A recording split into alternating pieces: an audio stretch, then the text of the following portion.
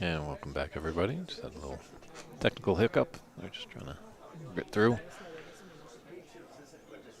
It's good that we're working through all these kinks here. Day one of the 2024 Pan Am Senior Snooker Championship. David Burney's in the booth. Got a great little match here. First of the day for Phil Snake and Robert Colburn. Robert took that first frame. Has a slim lead in the early stages of the second frame.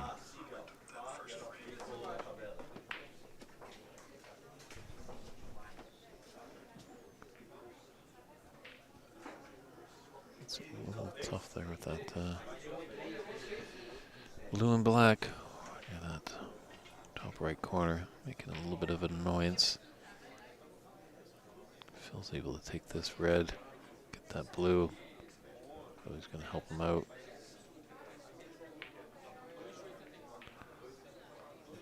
Kind of broke him up, but he didn't get the pot that he wanted.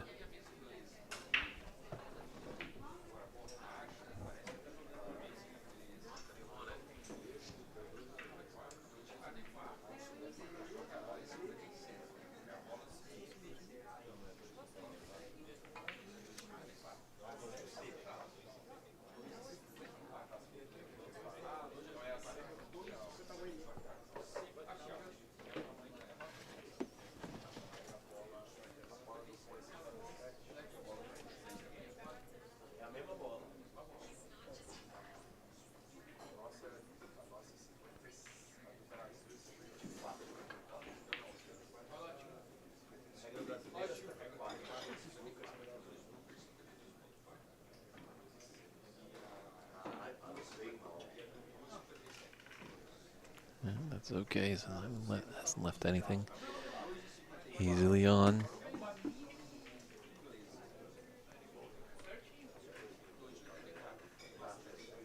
Oh,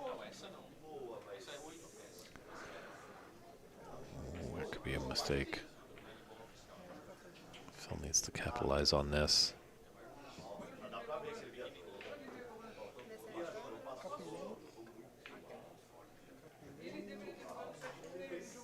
Looks good. He's going to have to come out the top cushion, or the bulk cushion, either with yellow or green. He's rather straight on the brown.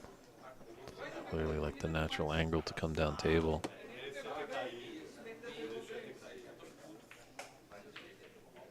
You just get down to the top end of the table, he might have a chance.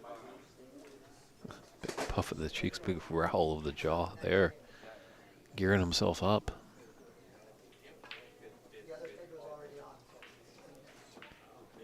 It's gotta run. Gotta run.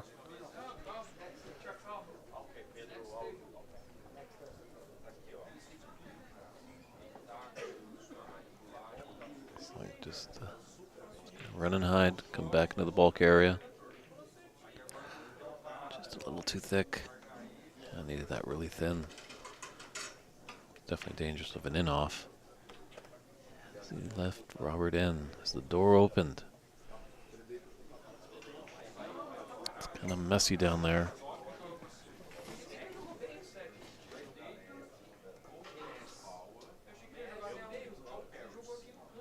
Pink actually might go into the top right corner. Looks like he's trying to put this into the left middle. Oh, he's going to go in the left middle.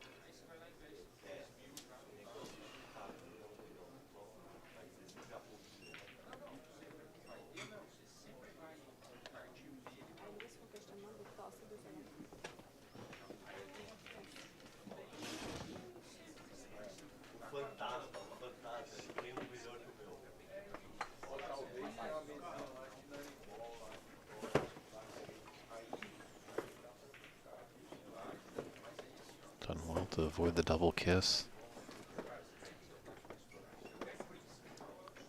He's got a result there, that's for sure.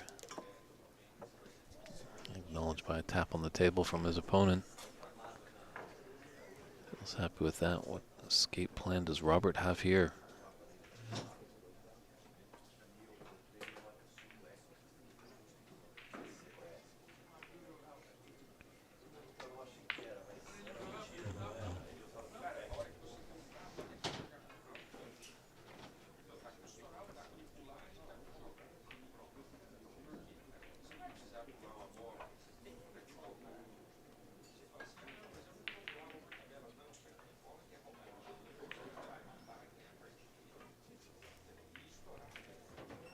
Things moving and shaking there.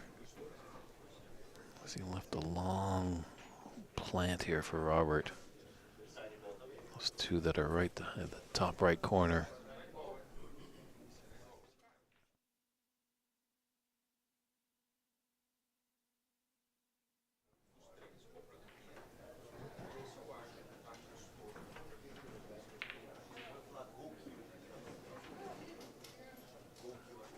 Starting a little bit at tail end of Robert's shot. He does like to pop up a little bit.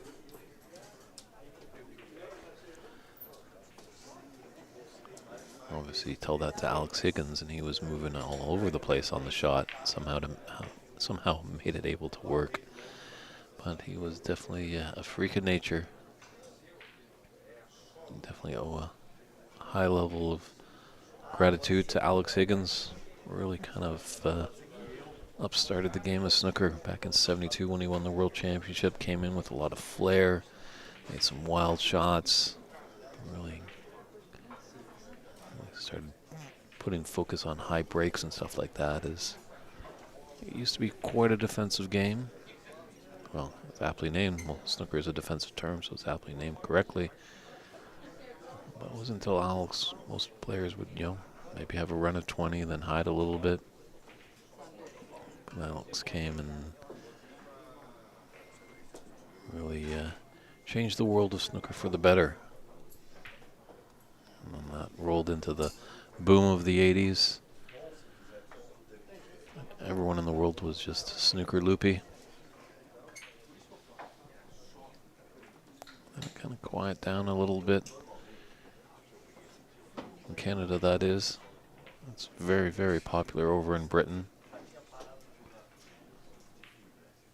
But I think with the advantage of the internet now, people are able to see the game of snooker. As I tell friends I'm going off to commentate on a snooker tournament, they say, "Snooker, what's that? Is that some weird party trick or something like that?" So that's how I got into it way back in the late 80s. The Canadian Sports Network, the Sports Network, TSN, started putting it on. And there was this young little Scot guy, young fella, by the name of Stephen Hendry that just started potting it off the lampshades, as I like to say.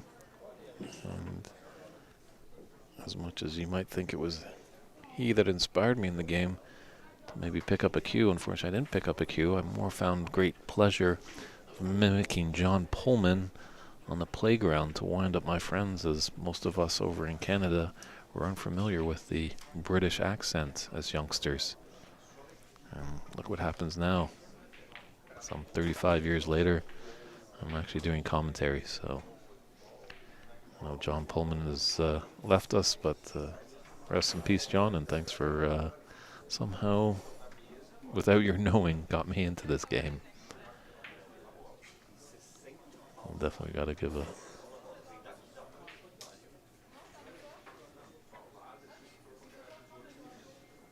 just gonna let Robert shoot there, because I just want to give a huge amount of respect, as we lost one of the greats this past week.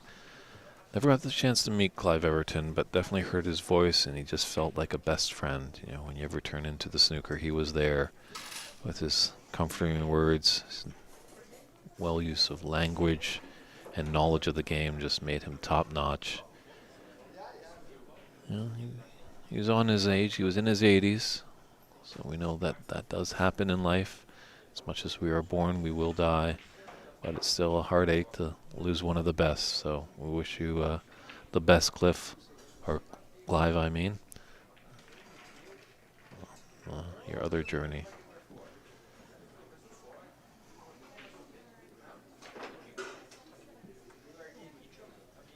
So this frame's just getting a little messy with a lot of reds down there.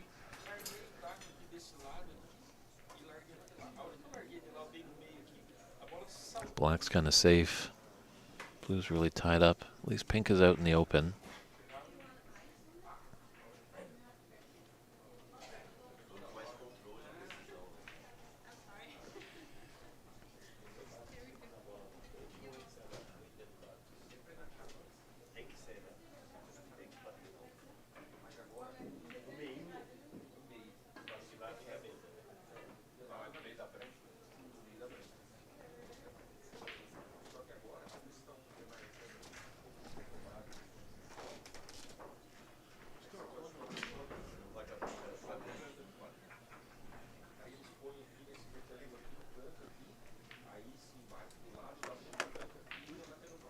Sure, there. I saw the corner of my eye, just had to fill out a big chuckle there.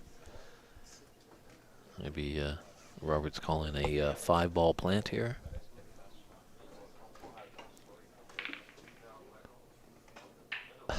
Unbelievable. He hit every cherry on the tree, but none dropped into his basket.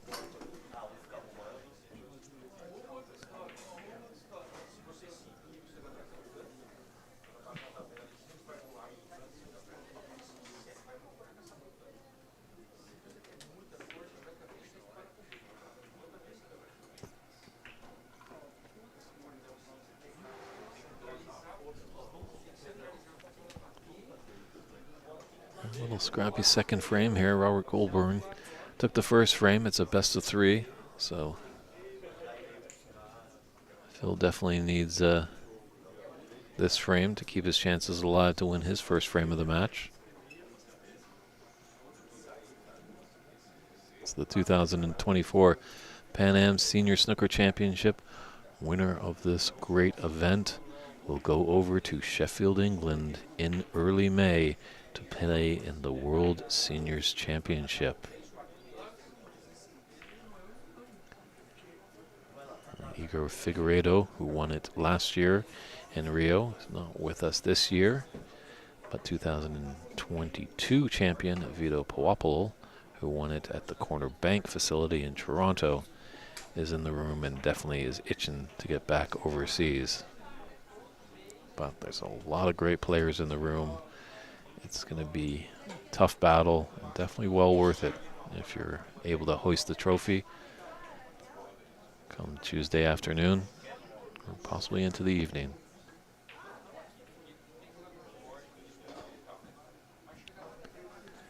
It's David Burney in the booth. We're happy that you're tuning in wherever you're finding us. We're up on PABSA's YouTube page. Hopefully we've worked out a lot of the kinks. And hopefully maybe we can get the chat up soon enough. It's always good interacting with the fans. Ask if they have any questions or comments and how we're doing and where they're turning in from. So hopefully that chat will come up soon enough. Good friend Louis is doing a fantastic job of streaming, producing. It's the early phases, and everyone was just coming at him with every question in the book, and he just kept calm, addressed everyone politely, one at a time, didn't get phrased. We owe him a high level of gratitude.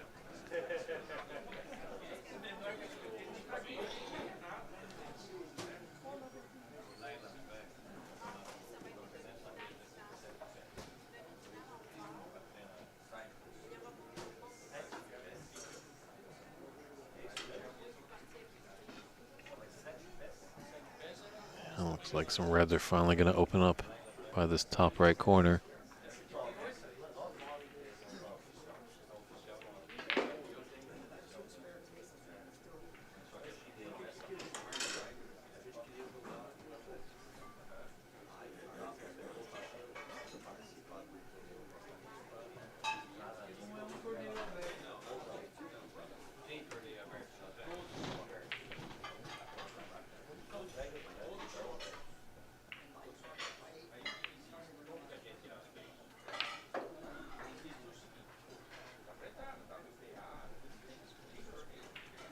just be having a little issue with our scoreboard system. So if we can.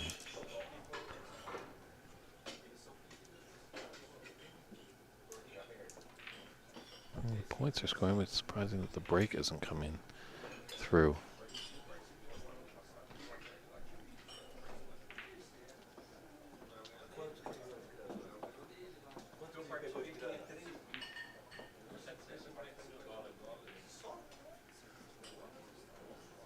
Yeah, the break ends there, and he's got a little bit of a result.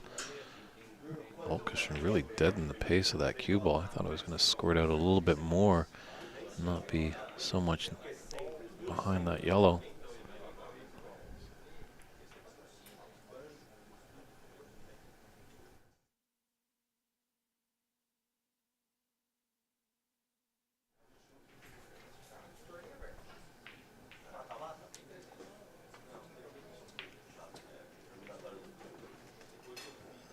And just came a bit up with his cue on that delivery.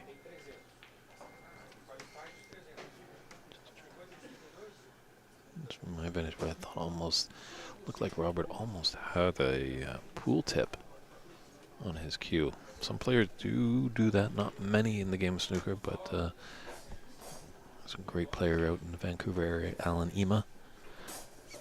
He is an accomplished pool player. He dips into the snooker game from time to time, but still uses his pool cue. So he's got like a 13-inch or 13 millimeter. 13 inches would be enormous. It's got a 13 millimeter diameter Q-tip that he uses. So, but he's a pretty good snooker player as well as pool player. So, if it ain't broke, don't fix it.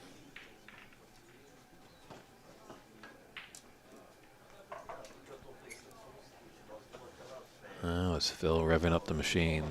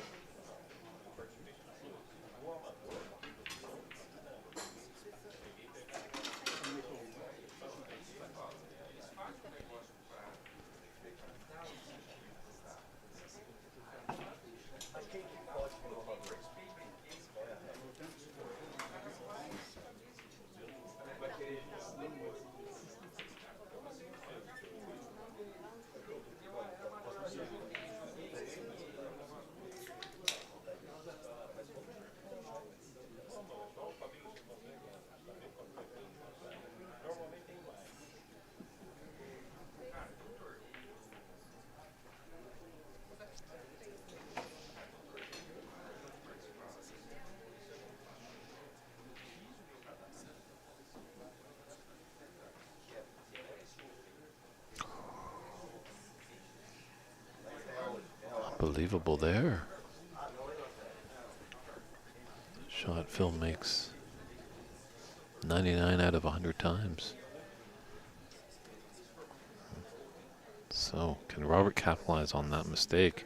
He's able to take this frame. He'll take the match. Get quick little sprints, these best of threes. You blink your eye, you're going to be on the back burner before you know it.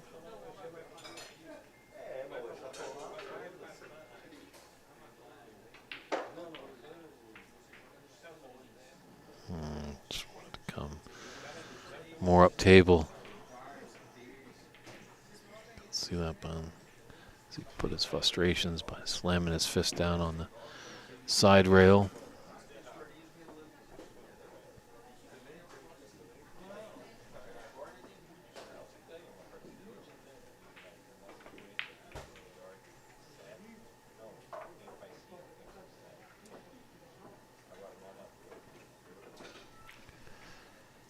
Now that other easy pink for Phil hasn't come back to bite him.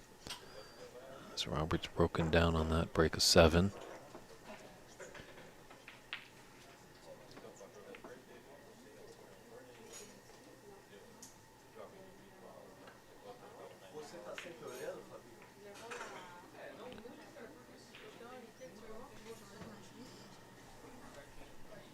Tough long red. Unfortunately, that pace has come off the cushion, so it's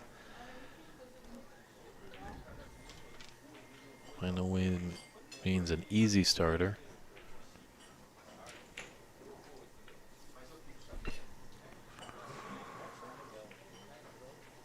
Again, just a little frustration there for Robert as he's snookered himself on the blue.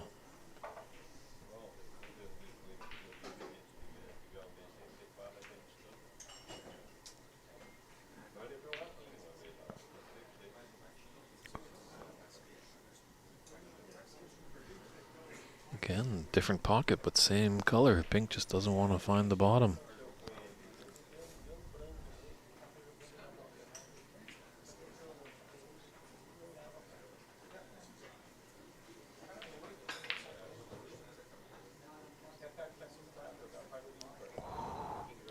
Just barely missed the double kiss there. That could have been disastrous for Phil.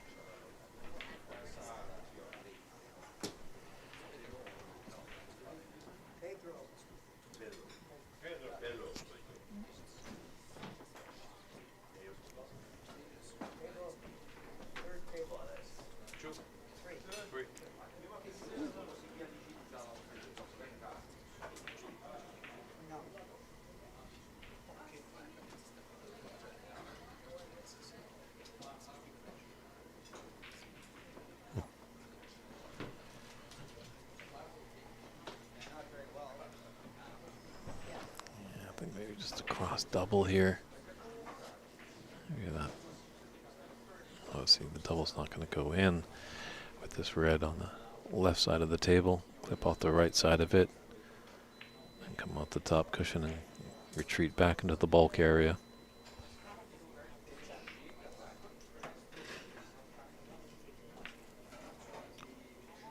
Elected to try and pot it.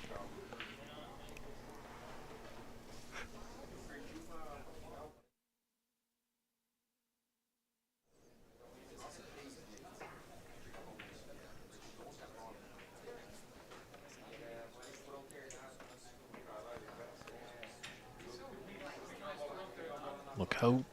Oh, it's okay. Could have been dangerous there. That red not going in. Brown was dangerously glowing close to pushing the pink to the bottom of the pocket.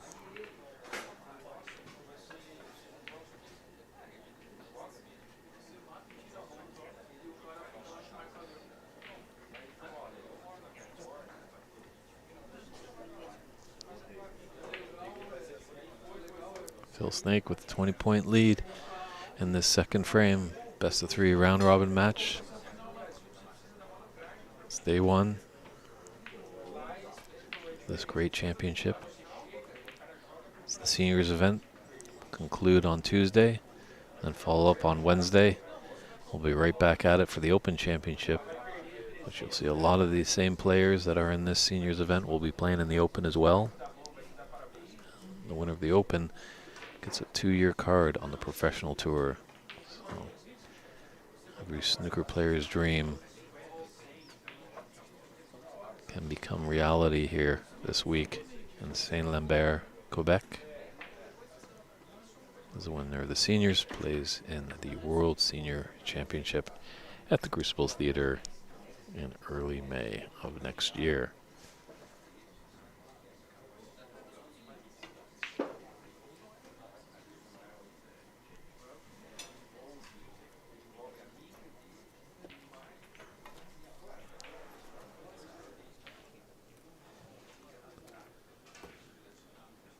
Just wants to slowly roll this in.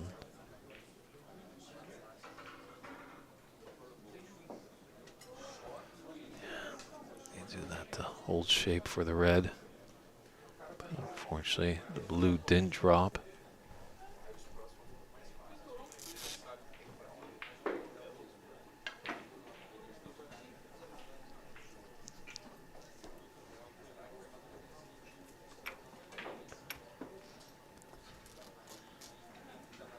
And we just want to come cushion first. Just slow pace. Greatly executed there by Phil.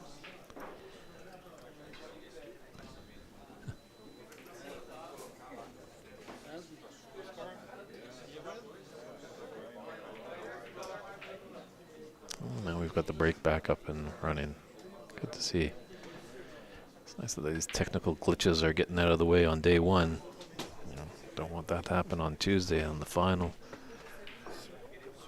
Or even next Sunday, a week tomorrow, when we find out who's going on the Pro Tour.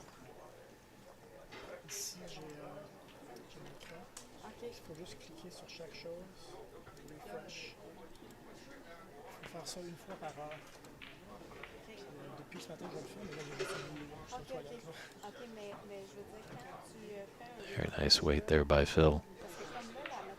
Pink was definitely elementary.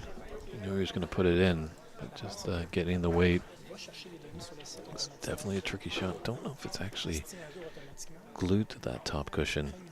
If that red is stuck on the cushion, obviously the philosophy is with your cue ball, hit object ball and cushion at the exact same time, and that will force that object ball just to hug the cushion and roll all the way down into the bottom of the pocket. Looks like it might have been there.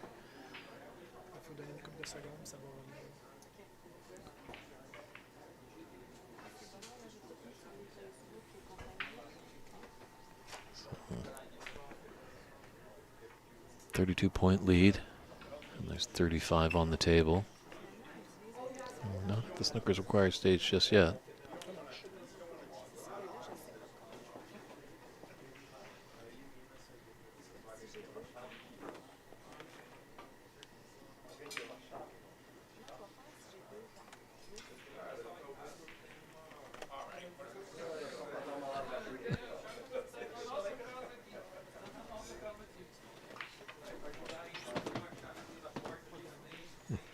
Phil just having a good joke there. I was telling him, put him back. Now with 36 and 35 on the table, we are in the Snooker's required stage. So not the case there because it was before the shot. So definitely Phil would like to put this red down because always the chance, you know.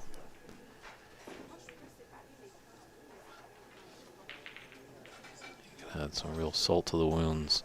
Robert could, if he's able to lay a snooker on this last red and get a free ball as a result. So lots of twists and turns that could still happen in this second frame. Although Phil Snake has a commanding 50 to 14 point lead.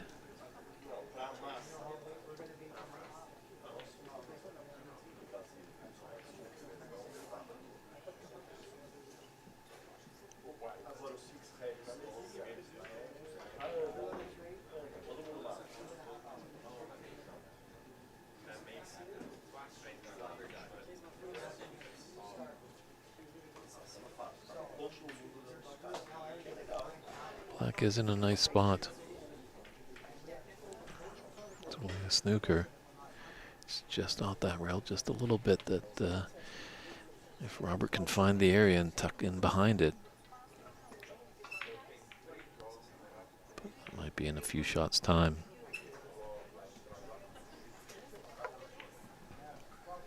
As our good friend Tom Fizz said, unfortunately Tom didn't make it out this year. We do miss him. Hopefully he's doing well if you're tuning in, Tom.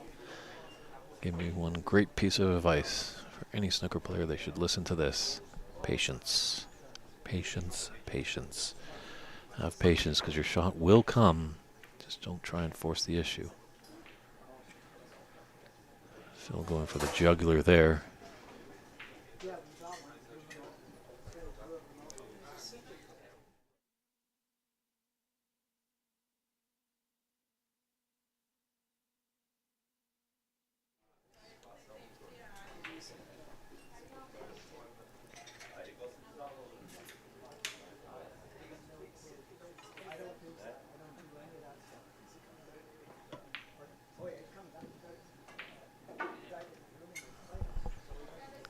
This is the thing. We need to teach these players, keep the updated score. Just so all of us at home can see what the difference is.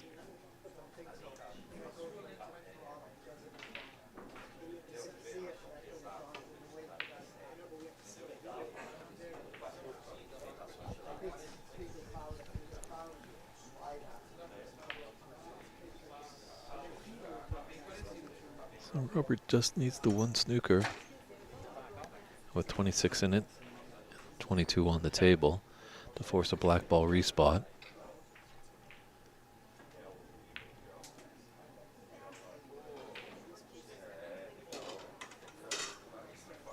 Does he have enough pace?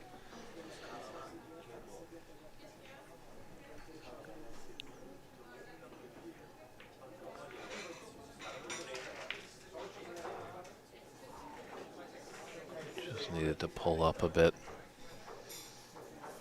Does Phil take this on, just roll it into the green pocket, or maybe just have the red, brown in the jaws? He went with force. He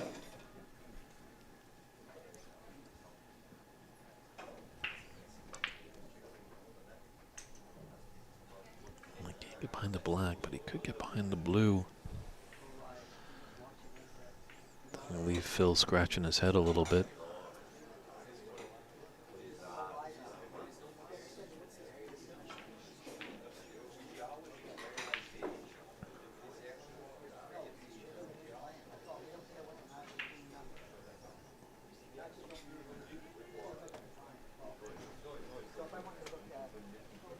That brown looks like it does go by the blue into the top left corner.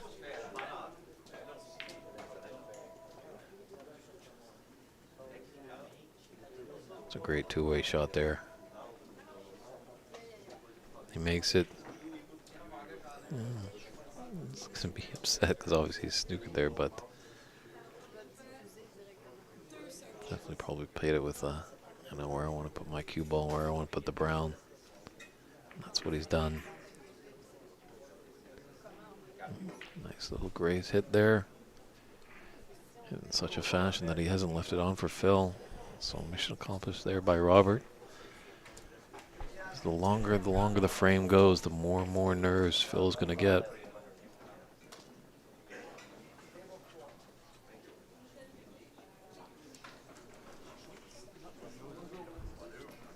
Robert just screaming for an opportunity to get behind that black. It's just such a beautiful opening there that he can just hide his cue ball behind it. Ooh, but didn't bring the black out. Actually, maybe knocked it a little safer against the cushion.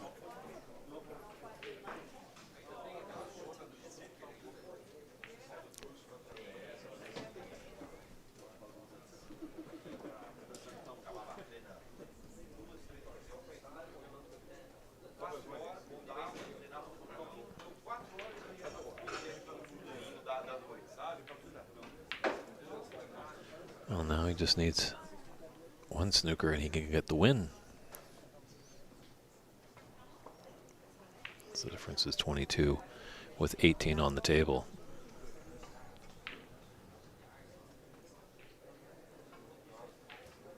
This blue might find the bottom of the pocket, though.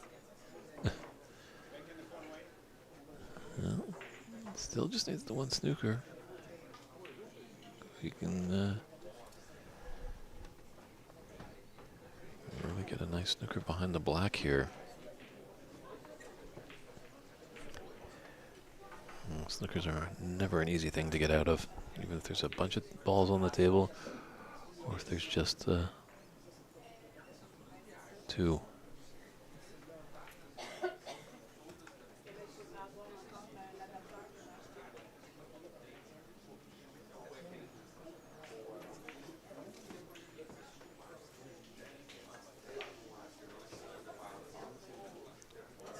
Ooh. Phil was going for it there. Valiant effort. If Robert's able to steal this and take the frame and match, really going to be deflating for Phil. A little eye and mouth exercises, just trying to refocus himself as Phil off table.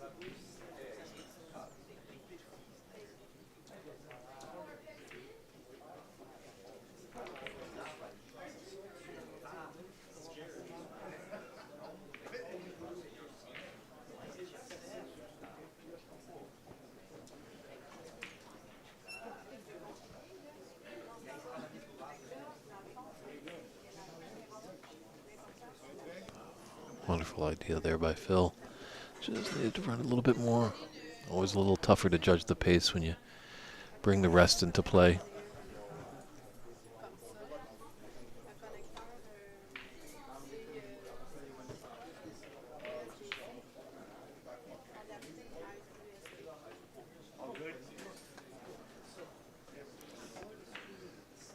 It's going to run.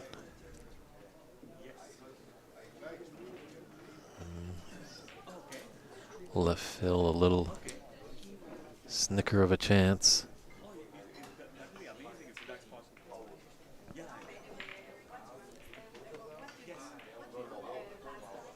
Let's see what the 2016 Richler Cup runner-up wants to do with this one.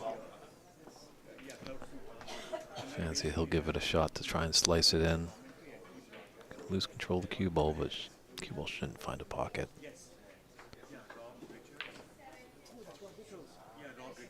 Oh, that was one way of doing it. So there you go. Phil Snake takes this second frame over Robert Colborne by a score of 56-33, and we'll step aside and come back with this exciting deciding frame of this round-robin match.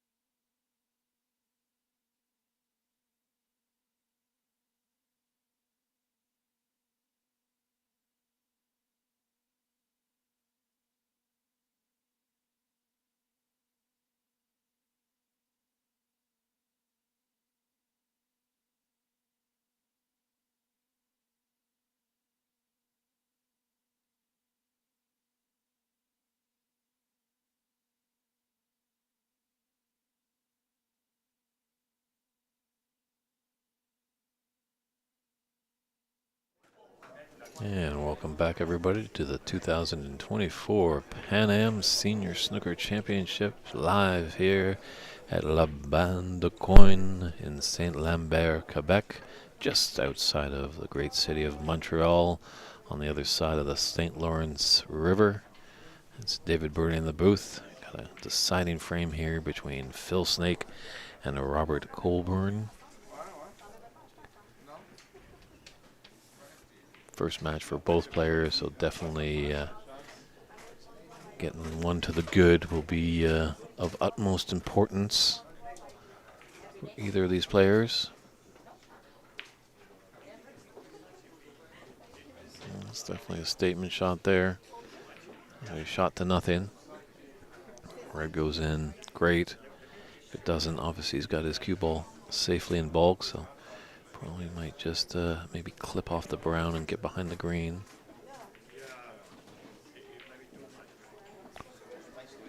Maybe just being a little aggressive.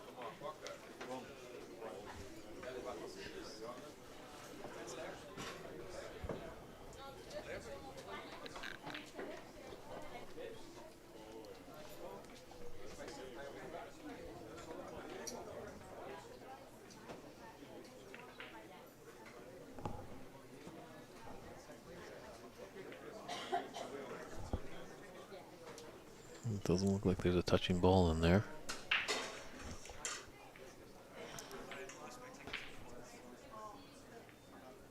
Maybe just a delicate shot here, just containing safety.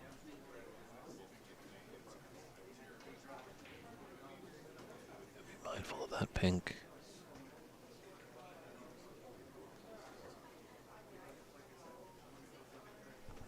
And all is good. This red might, looks like it does go by that black. This could be a good starter here for Phil.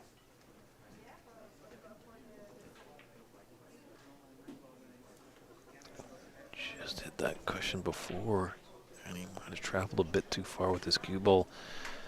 That he's left a rather easy starter here for Robert. Oh, the twists and turns of a snooker frame and match. You're never out of it until you're out of it. Oh. Deflation. Yeah, a few four-letter words there out of Robert's mouth. That was not happy with that at all. Knew he had a great opportunity. You know, in the amateur game, he should probably get another chance or two.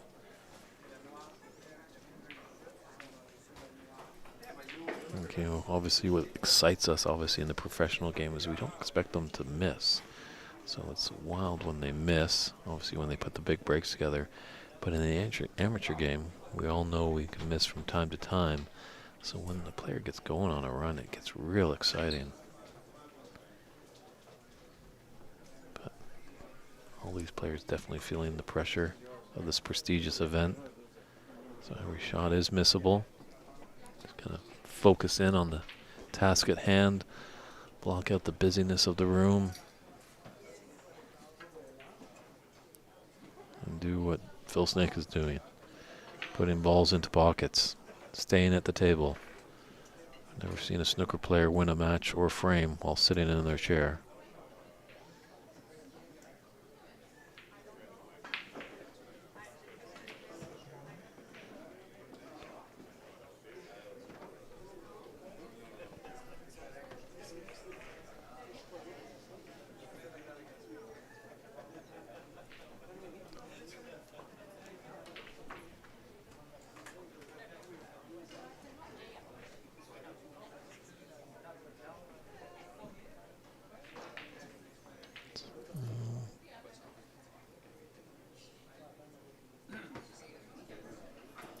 Some tough bridging there for Phil.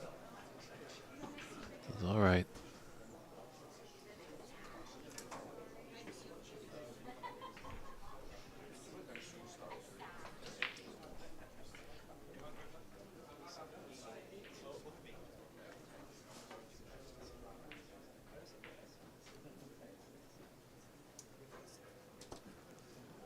The idea, yeah, just noticing a little bit with Robert, just kind of popping up.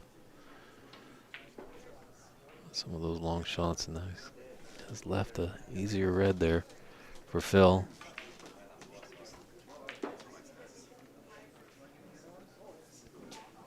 I think fancying used those cushions. I remember hearing once the great Ronnie O'Sullivan. If you know the game of snooker, I'm pretty sure you've heard the name Ronnie O'Sullivan. If you haven't, you've probably been watching too much of snooker in the 60s.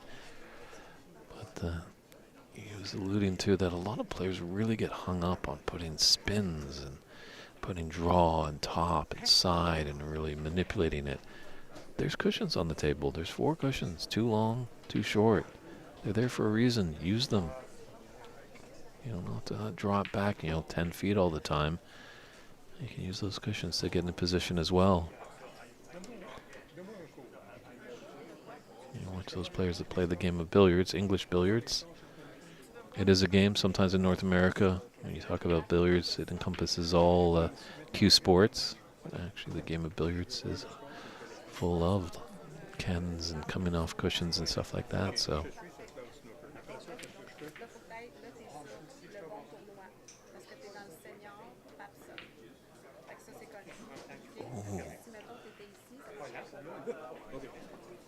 And characters just pop out of the cushion or pocket there. So, Robert's relishing the chance here. Just gotta be focused. Just going over to his cue case, looking like to get his mini butts. As we can see, he's adding a little more timber to that cue. All the players now have all the gadgets, the mini butts, the telescopic extensions. Because you just want to, it's nice to use your own tip that you're familiar with. In the olden days when they didn't have all these gadgets, there were house long rests and house long cues. We aptly nicknamed them the Redwoods. You're always using kind of like it was a different tip almost, where you've got your own cue. That tip is probably going to be in use 90% of the time, that's for sure. So keeping that consistency is utmost importance for these players. And Robert finding some rhythm is helping him.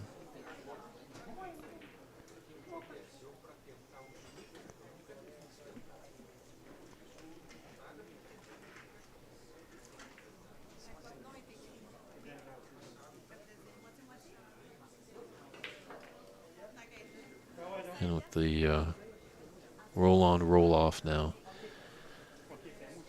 side of the tournament going, we're just not exactly sure who is going to be on our TV table next, but definitely will be an exciting one, as we've got players from Canada, the United States, and Brazil participating.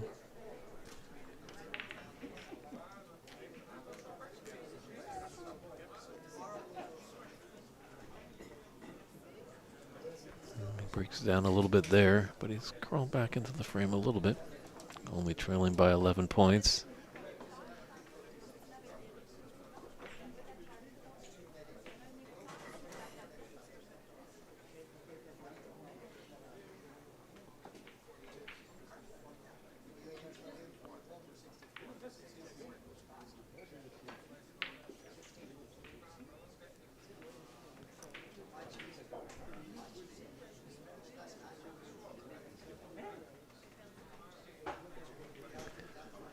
Probably are the 2 toughest tables, as we can see a little bit on the right side of our screen, a little leg of the other Rasson. There's 2 Rasson tables and they're quite tight, that's for sure.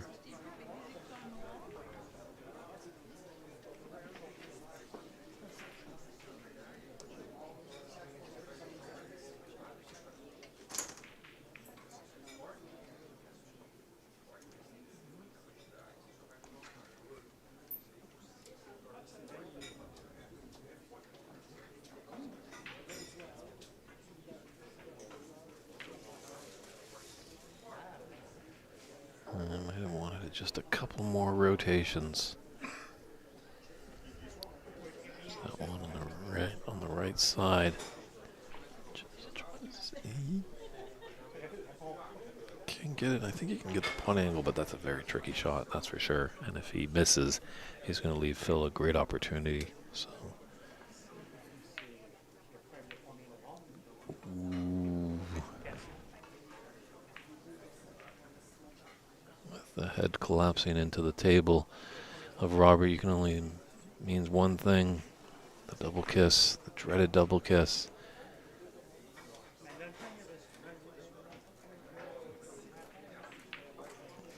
Advantage Phil Snake.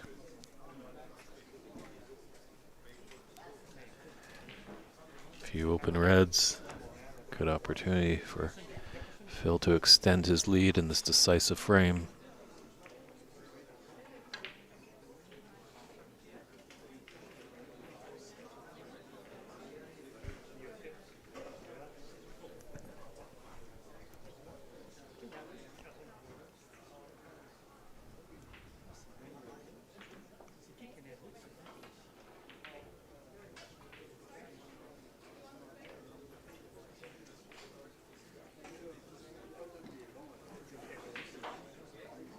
I think he's got a good angle on the yellow.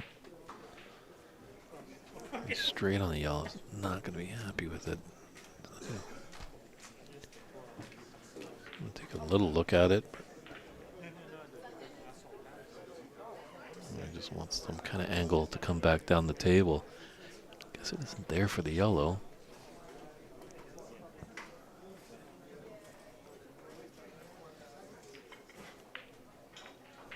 Really tight going by the green.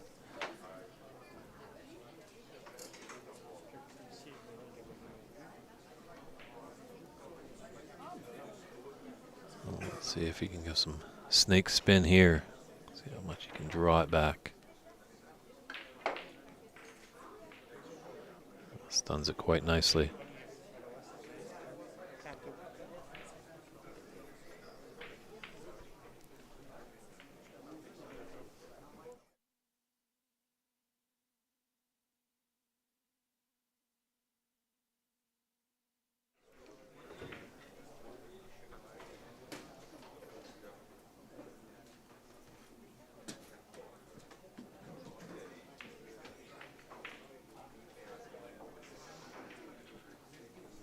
Something will throw him off a little bit.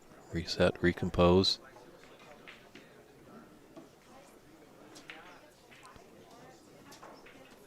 Oh, he just puts his cue into the blue ball.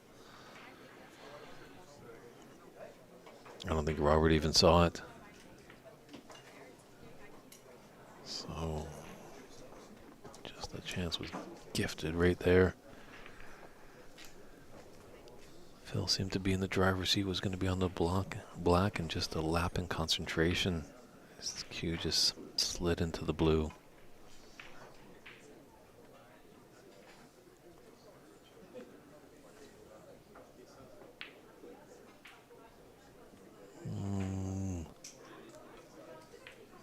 Really good opportunity for Robert. So no harm, no foul. Maybe the 5 points. We'll see how that plays out in this frame. But Phil back at the table. Not the easiest of reds to get going.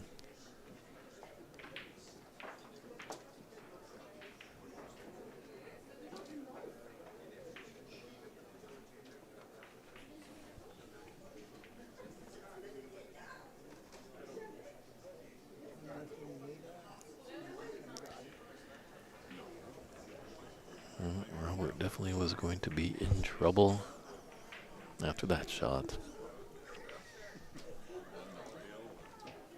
So, just putting down the coin for a proper respot if it needs to happen. How often do we see in this game when you don't want to find the gap, you find it, and when you want to find the gap, you don't? There's a free ball.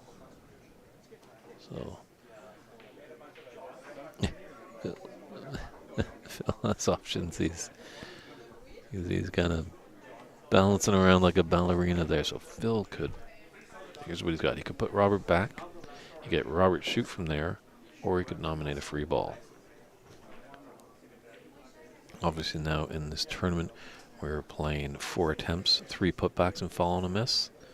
So this resets it all.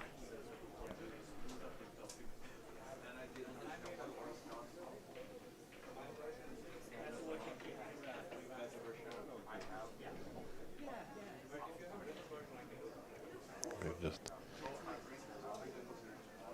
updated that red for Phil. I just haven't updated the penalty points that Robert incurred in that last shot. So that score should read 46-19.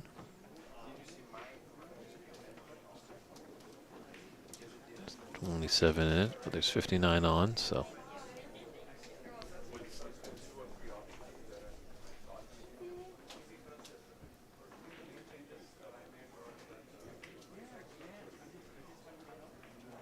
Good hit. Fortune's come off that cushion a little strongly. It's given Phil another easy starter.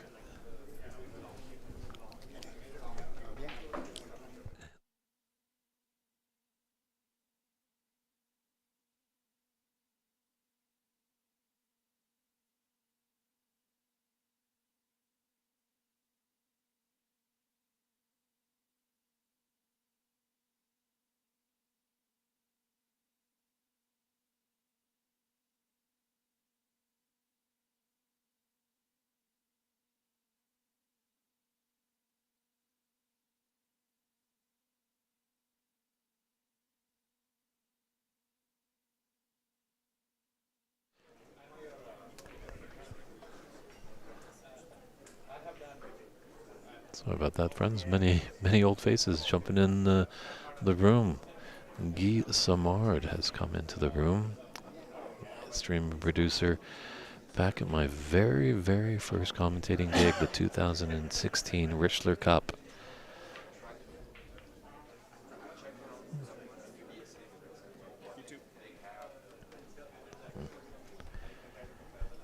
Great to see Guy in the room. Surprised he hasn't set up all his cameras, but he might be busy with other obligations. It's tough when we're doing it all for a labor of love. Fortunately, that thing called money we need to have to survive sometimes, just to pay the bills. But he's a little man, but he speaks high in volumes, that's for sure. So good to see Guy in the room.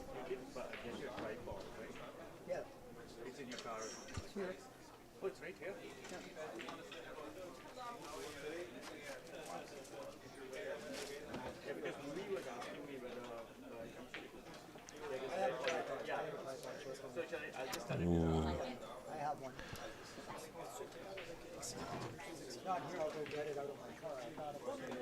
So,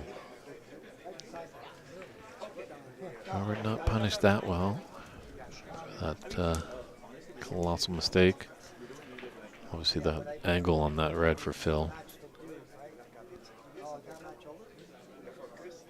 Wasn't he going to be able to hold for the black?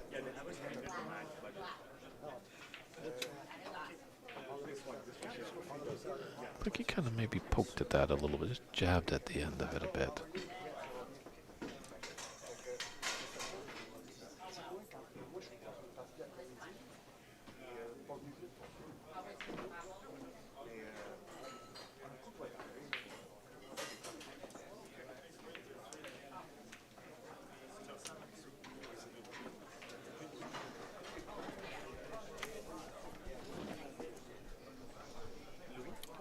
Just a second.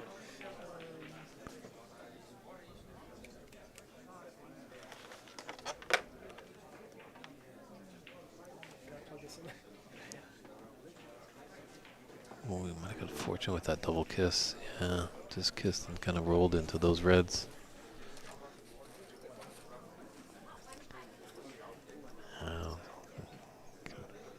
Phil judged the angle correctly. These two reds that are glued together. Just wondering if you can hit enough on the top one of them just to come off the side and get behind that green.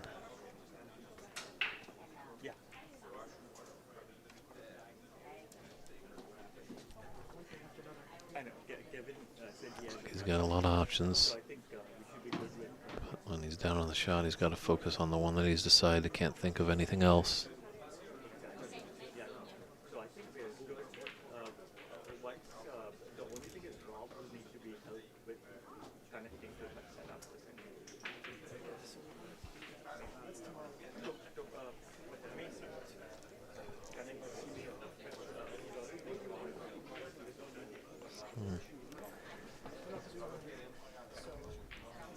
Robert with a mid-range shot.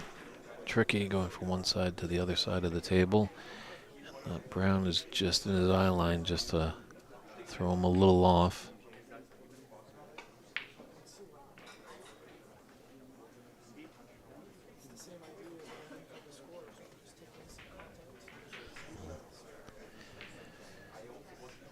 Left Phil another chance.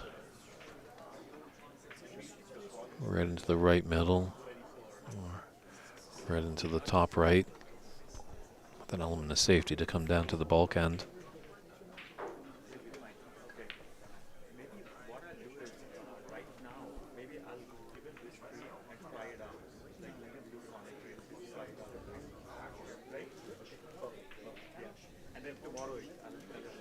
Just needs to hold on this brown into the yellow pocket and take the red into the left middle.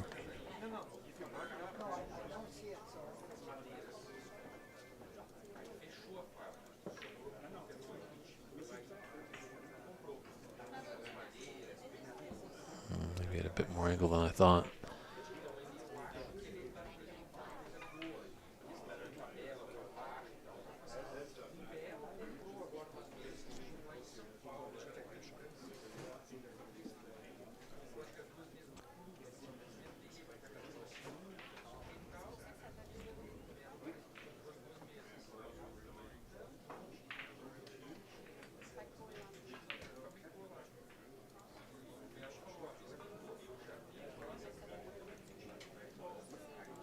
Well, the marching orders are in. The general is looking strong. Phil Snake coming from Oshawa, Ontario. A great home of the great minor league hockey team, the Oshawa Generals.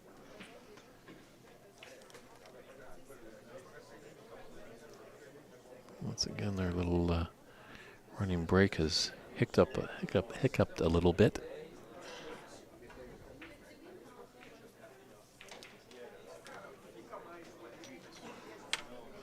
Robert will be coming back, as it looks like there is 35 in it, and there's 35 on the table.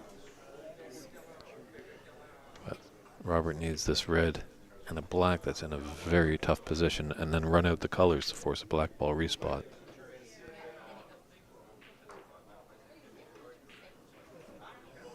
It's a thin one for Phil, but this might be the icing on the cake.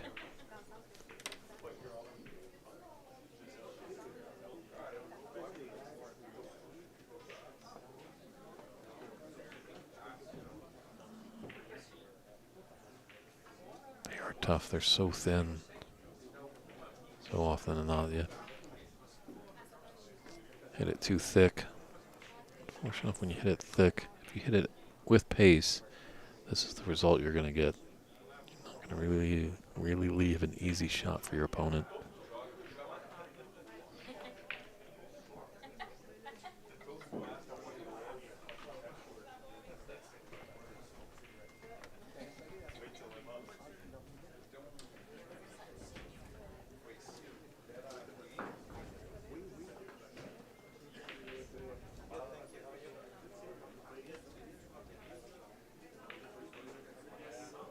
Oh, I don't know about that, Phil. Potentially for here. It's a long shot, but Robert could sneak in and get behind that pink. Was his idea, just a little pacey. Now the blue come to save the day. Looks like it has. Just navigating my look from the TV monitor through the large support beam, through a few players and officials and fans to see that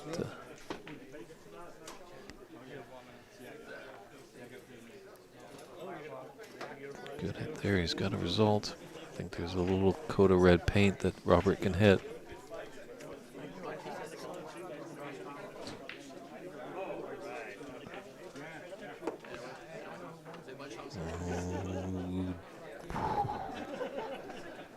Just avoided the double kiss.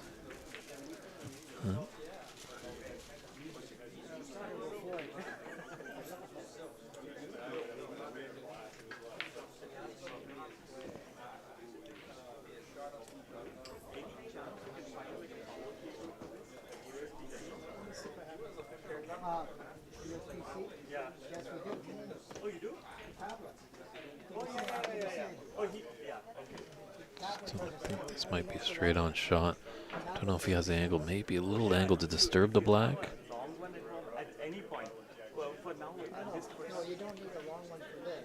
Now here's the option.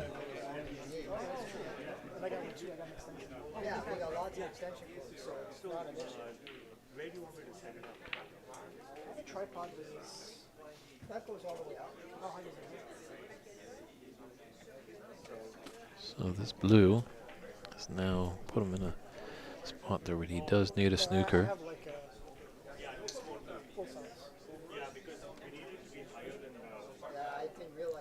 27 on the table and 29 points in it. Two really nervy matches early on. Both have gone to his side, or both going down to the colors.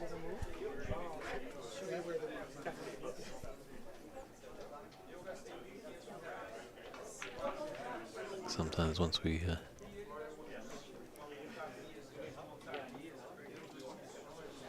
some of these players get their first match on the table, I think they'll probably come out a bit more guns a-blazing, letting the hair down a bit in their next matches.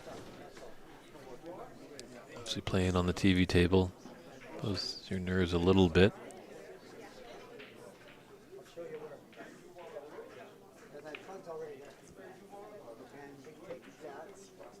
Just doesn't want to leave a free ball. So there's the snooker that Robert needed.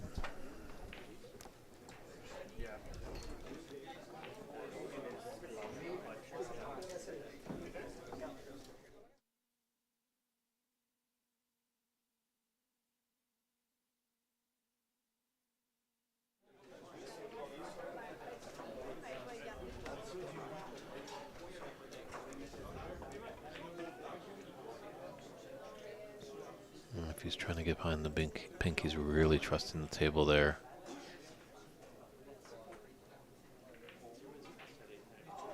Not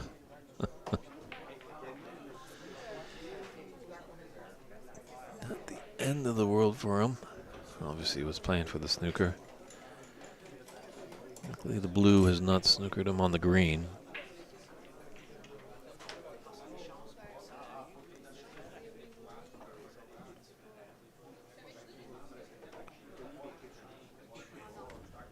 Looks like something has happened with their scoring tablet.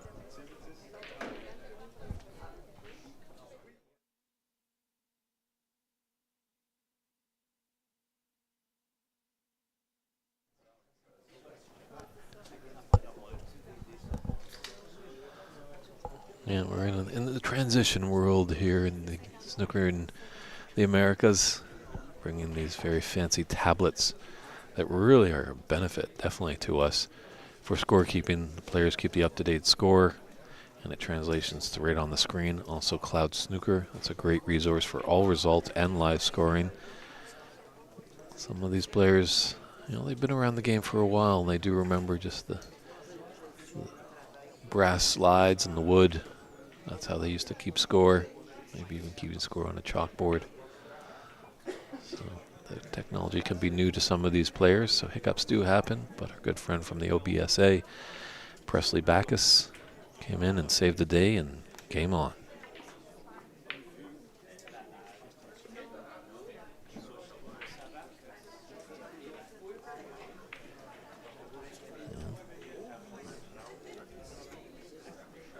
Look that too.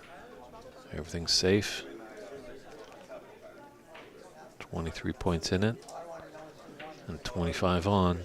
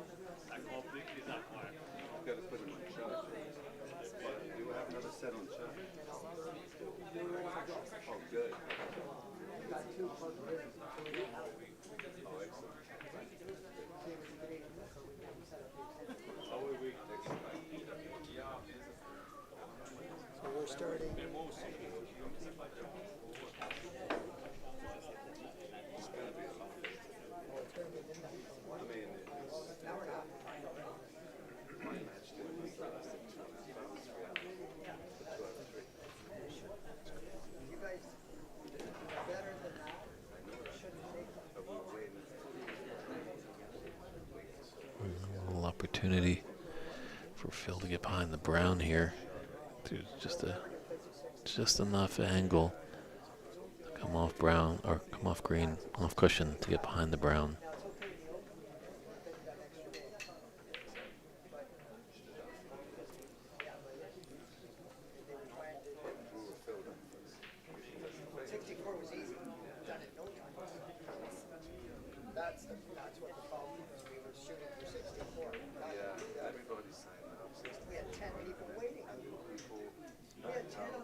Wow, that's a result. Big hand up there by Robert. Both players having a chuckle to each other. Obviously not intended there. And the cue ball's hitting that pink ball about 3,000 times. Didn't realize that that was going to be the result.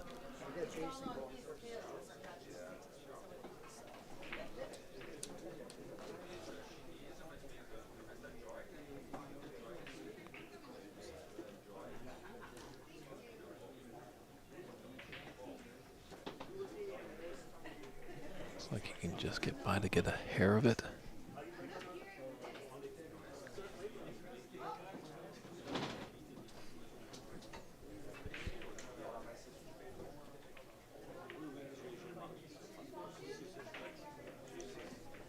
Good contact and good result.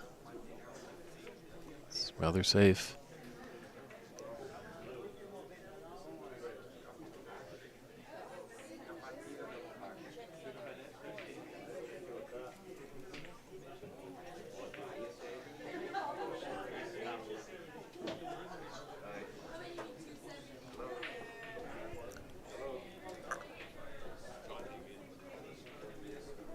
There is Hedgie. No player wanting to give an inch here.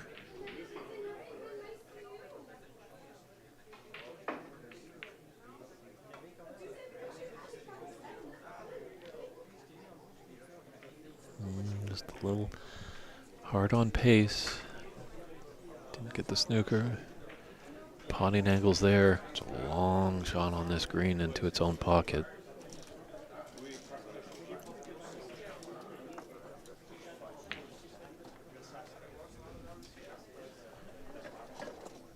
Definitely gave it a shot.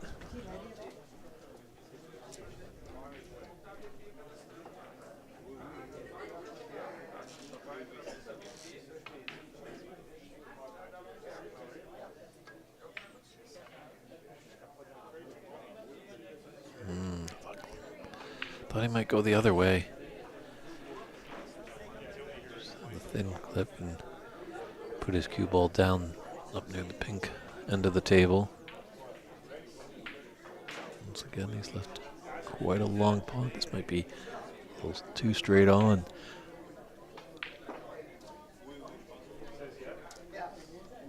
One of the toughest shots in this game is the straight on. You see your straight on your object ball, straight into a pocket. Very nerve-wracking.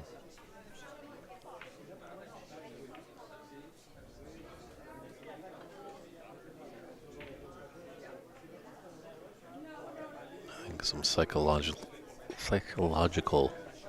problems happen there, as most of the time you think, well, it's a straight shot, straight in the pocket. How could I miss this? But definitely gives a lot of players more nightmares than dreams, that's for sure. This players always like just a little bit of angle because they can kind of cheat it sometimes a bit. Some side.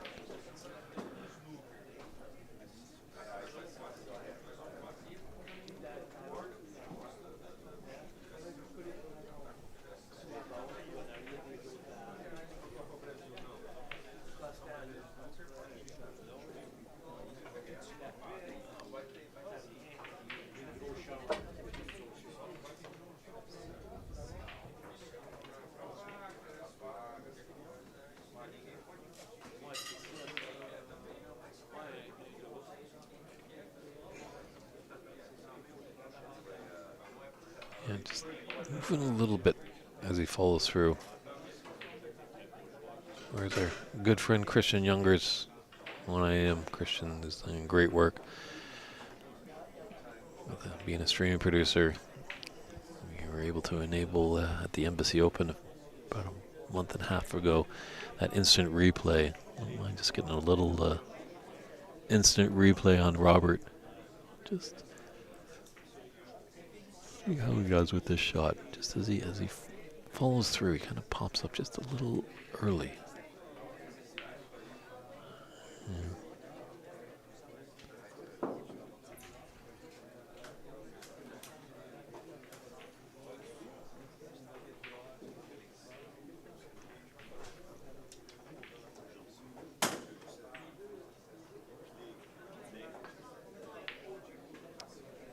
It's just seeming like a heavyweight boxing match right here.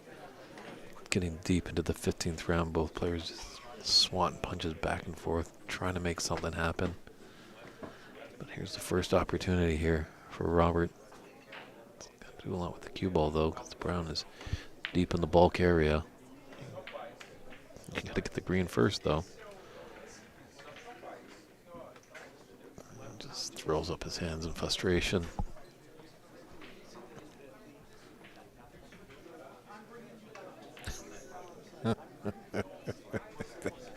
Robert just mentioned to Phil that he's bringing him down.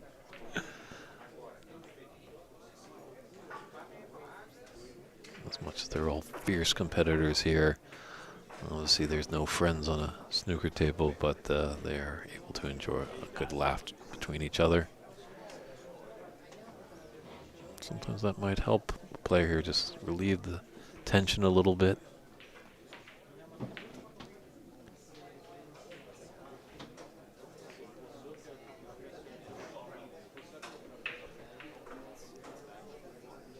Phil's just got to realize his opponent is hurting a little bit. Shots that Robert should be making.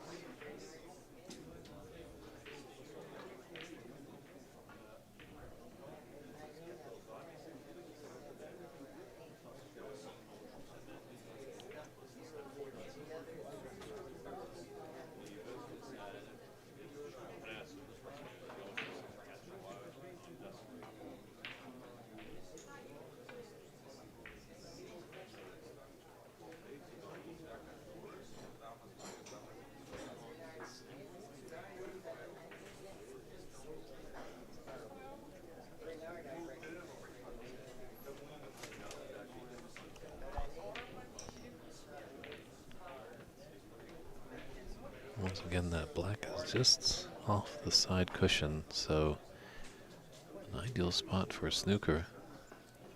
One of these players elects to do so.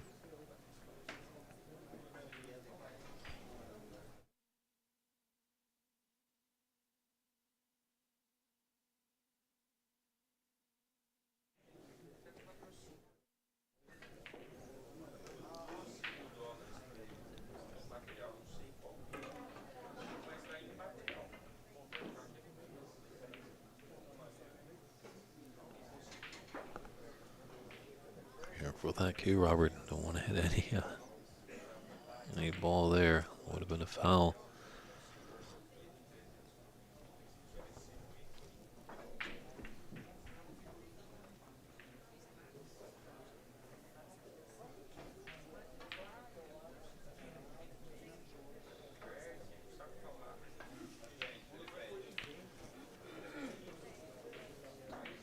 Ooh, is that the twist? Let's turn this frame and match into the favor for Robert Goulburn.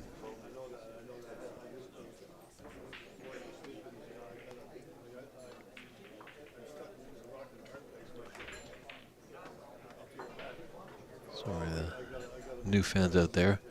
Obviously, when an in-off happens, that cue ball finds the bottom of the pocket, it can come out. It's tough to make out a little bit on the TV screen where that D is. It's pretty much in the middle of the table right where Robert's shooting from, but you can shoot forwards and backwards. Unlike the game of 8-ball or 9-ball, you can only just shoot one direction, and boy did he have a result there. He was going for the pot. Unfortunate enough, he's just rolled in a position where the brown and blue have hampered Phil for an easy pot on the green.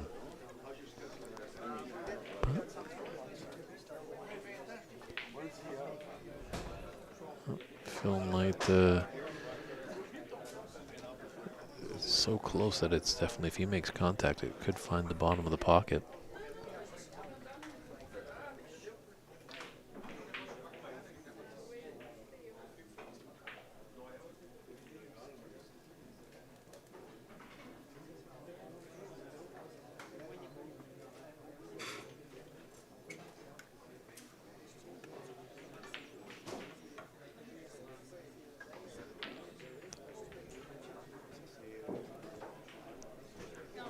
You can put him back.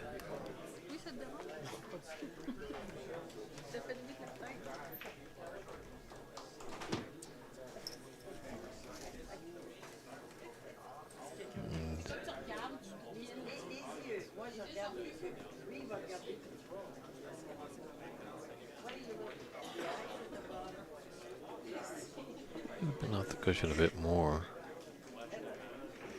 But, yeah, I think Robert's smart here just to kind of amass as many penalty points as he can. Run out, it really is very tricky. Both players agree with the spot. Sure, we can speculate up here if it was a bit closer. But they're in charge of the table.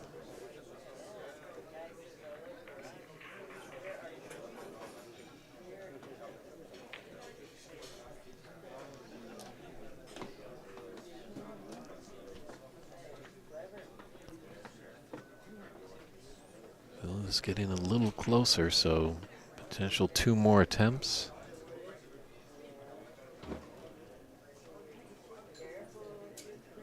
This time I think Robert's going to step up to the table.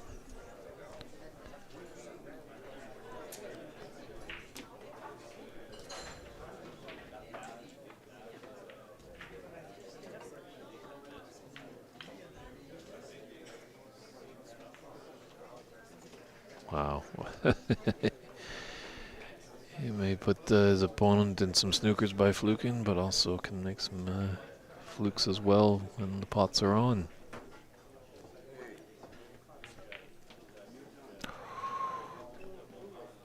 That's a costly mistake after quite a result after that green.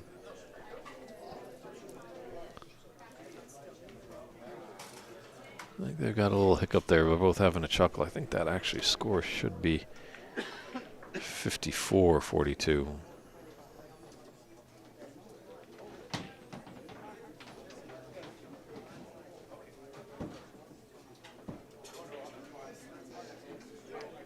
We might be having some troubles over there. We might need to get an official over there to take a look.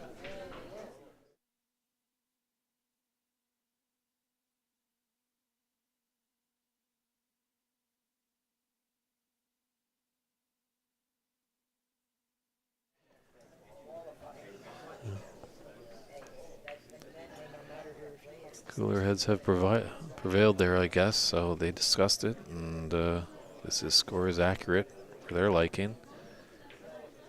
So that's elementary brown onto blue, the pink to bury it.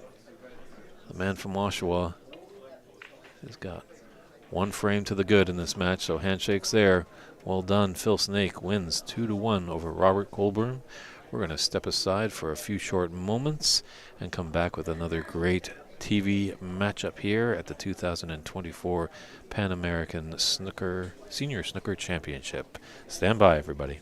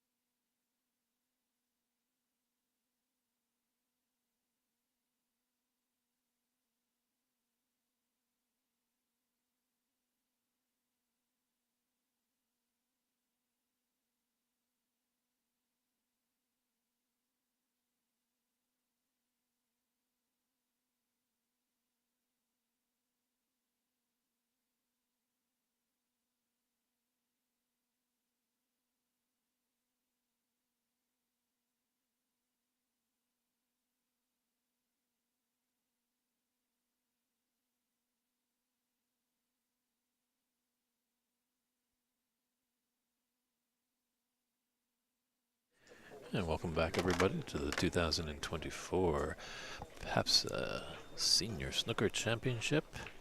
Got a fun match here. Yeah, Robert Colburn, my apologies, that you just saw have a defeat at the hands of Phil Snake, is back on the stream. Just happens with his roll-on, roll-off.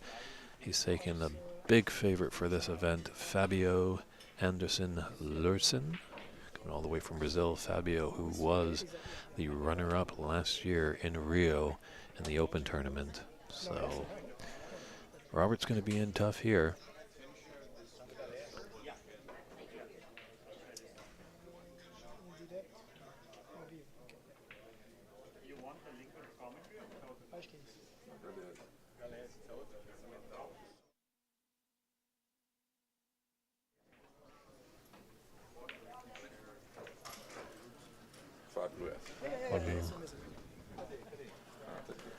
Robert was let off with a few mistakes from time to time against Phil Snake, but Fabio is a strong competitor, and I think he's good. Ooh, opportunity to punish him for the mistakes, but maybe just a little rusty there. Fabio, who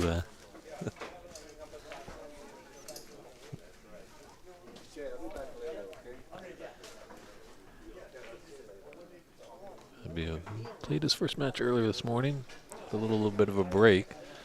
So maybe Robert just has a little bit of adrenaline still pumping through the veins.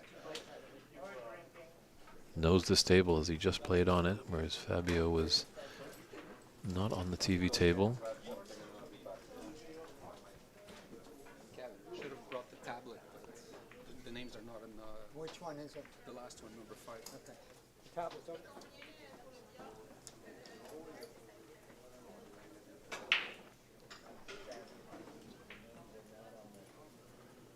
Always tricky with the these Pan American Championships is sometimes the North American players don't know much about the South American players. So there's such great distance between. But Robert, who's a fan of this great game of snooker, I won't be surprised if he tuned in last year when we were down in Rio. We just have to remember he's doing a good job here at the beginning stages, that's for sure.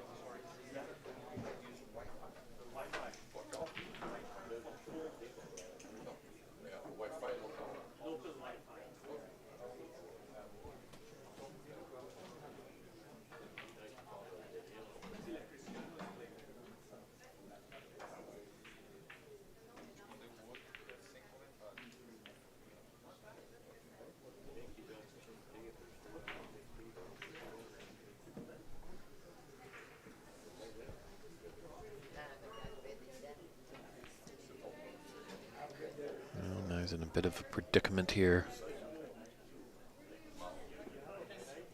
Probably bring out the spider. He's only going to take that red that's close to the top left corner. I don't know, is there an angle there to come off the top cushion to be onto the black ball?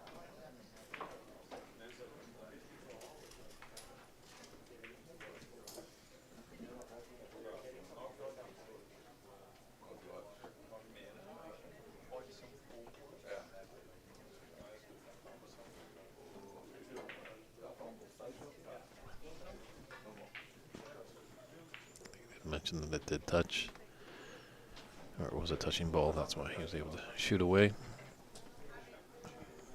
So definitely let you know there that Robert knows a little bit of who this Fabio guy is. Giving him the utmost respect there.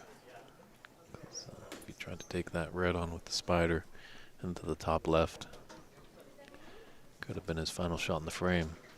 These reds are starting to open up quite nicely. But a great defensive shot there by Fabio. Gets in tight behind that green.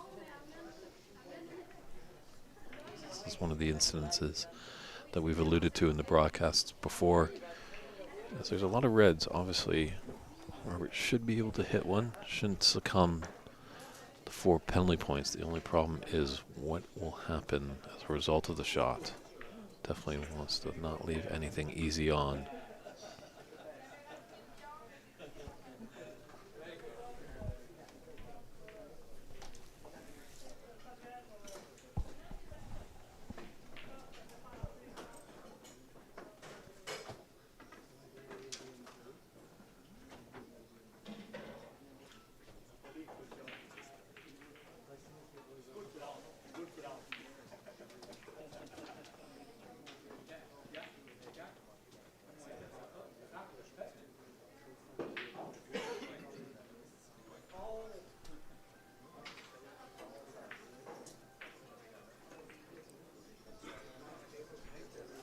Oh, just phenomenal sportsmanship right there by Fabio.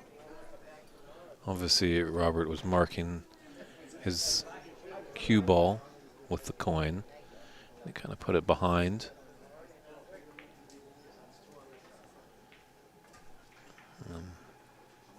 Robert was about to shoot. And that coin would have been hit with the cue ball instantaneously. And would have resulted in a foul.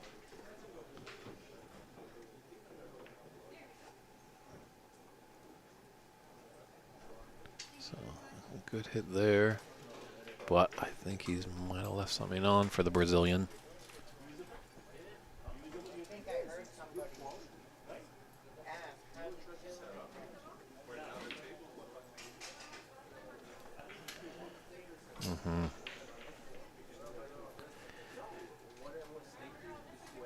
Ironically, actually, both competitors are almost wearing identical outfits. Maybe Fabio, who's at the table right now, has just a hair of maybe a little more maroon on the back of his waistcoat.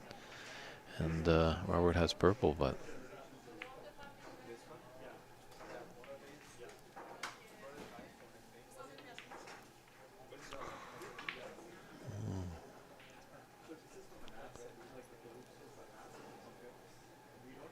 he's got to be upset with himself there. He knew he had a good opportunity.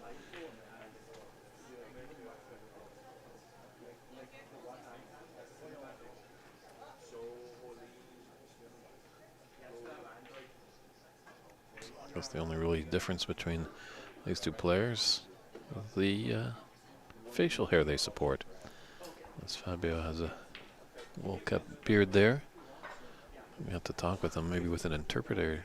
He just uses beard oil. Oh man, what a pot that was. Because sometimes, as I've noticed, he's using an ash cue. Sometimes when you're cueing through with a beard, it can get stuck a little bit. And sometimes beard oil helps. That was a great piece of advice from a good friend of the snooker community out in British Columbia, Sam Tonning.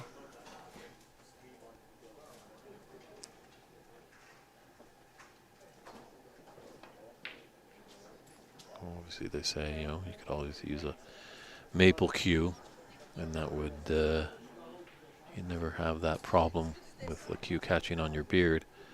But some players do like the ash, as the chevrons kind of act as a directional line for them.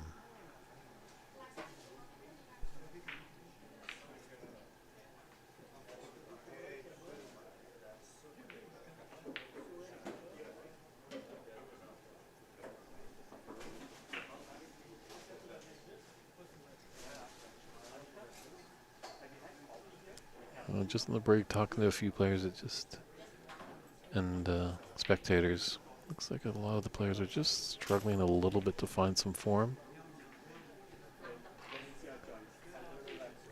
Obviously, players have come from all over North America and South America.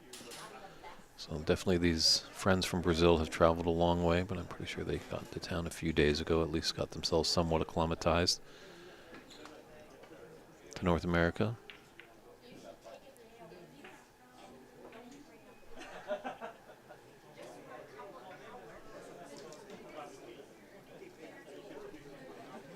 We're definitely lucky out for sure for everyone, as Louis, who's our great streaming producer this week, speaks great English, French, and Portuguese.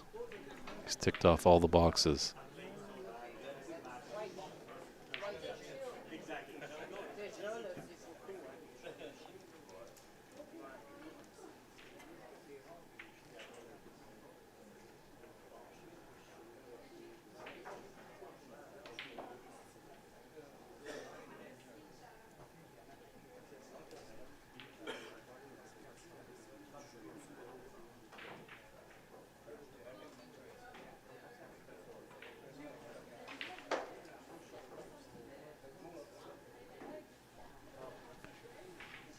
He's opened up those nicely.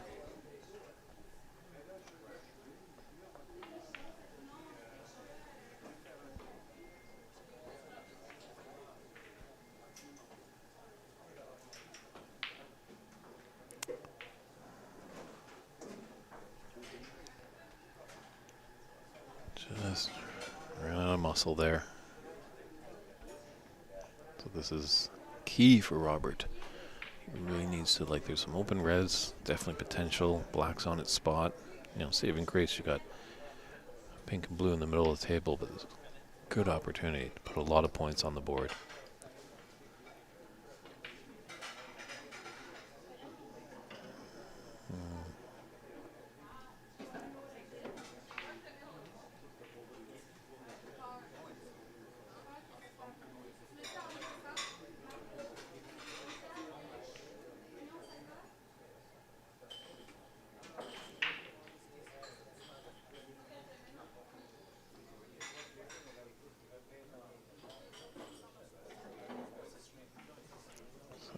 Wasn't able to take advantage of that uncharacteristic miss by Fabio.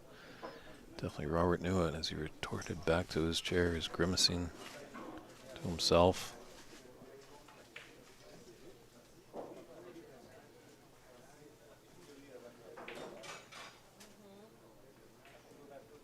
Very interesting in this club. If you come into Restore Billiard Snooker La Bande de Coin, great place here in Saint Lambert, Quebec, just out of Montreal.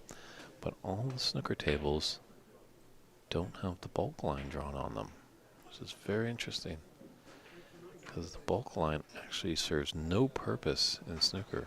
It's used more in billiards. Really just use the bulk line as kind of a reference point.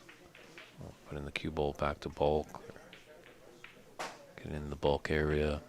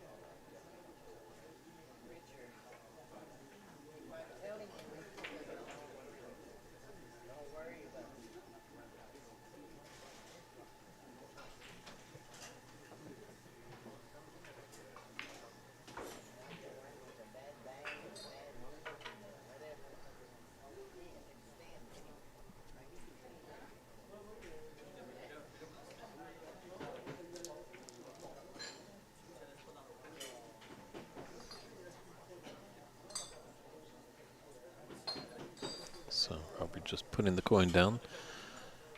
As in these early stages of the tournament, we don't have referees at each table. So referees are kind of, the players I mean, are to referee themselves. And obviously putting that coin down when you're in a snooker really helps for an accurate respot. But clipping off that black, it's coming 7 points. He's got a nice red on it. He could come off 2 cushions. No, very. Well, he's got better ability than I have, so that's why he just took the 1 cushion, popped up for the black.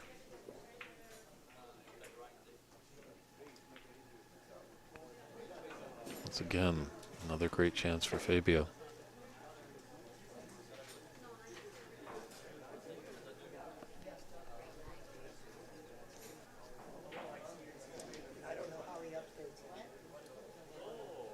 That's the problem. He has to do it. He has a program to do it. He doesn't do it automatically. Again. Yeah, but at least it's something you can see. That's way better to see. Yeah, hopefully Fabio can correct that. Those are chances that he's got to be making profitable breaks on. And just falling apart there after only a couple.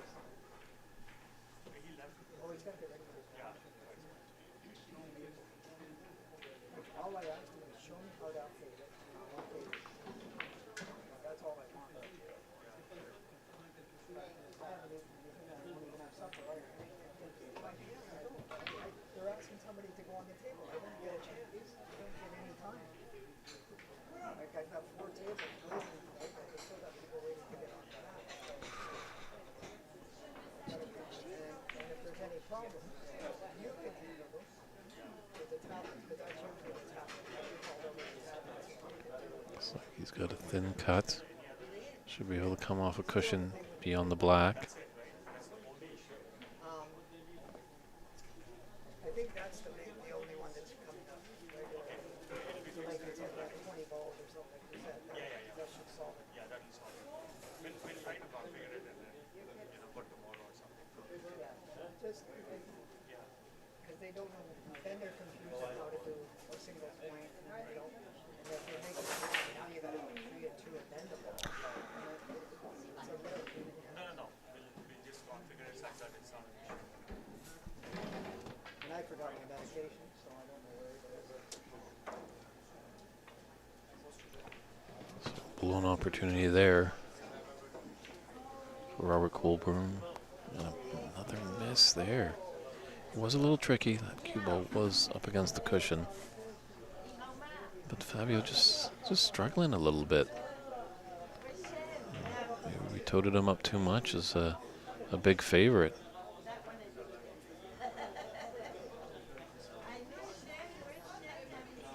Earlier today, we almost saw 2022 PABSA senior snooker champion Vito Puopel almost got upset in his first match. He won it in decider over Jeff Barker. So these quick races, the best of threes, you get one of these skilled players, you take a frame off them, then they're starting on their back foot. As they lose another, they lose the match.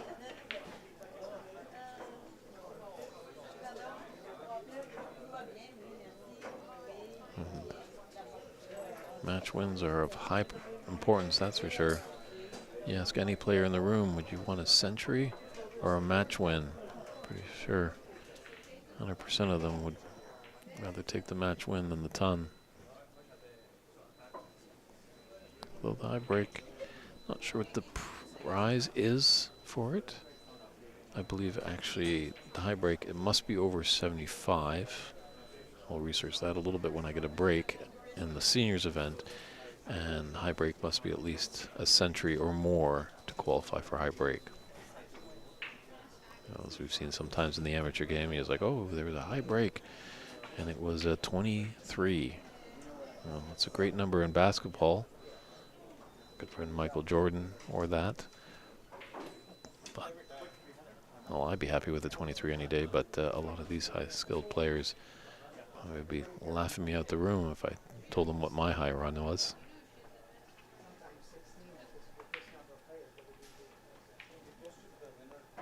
So, it's going to use a lot of lumber here.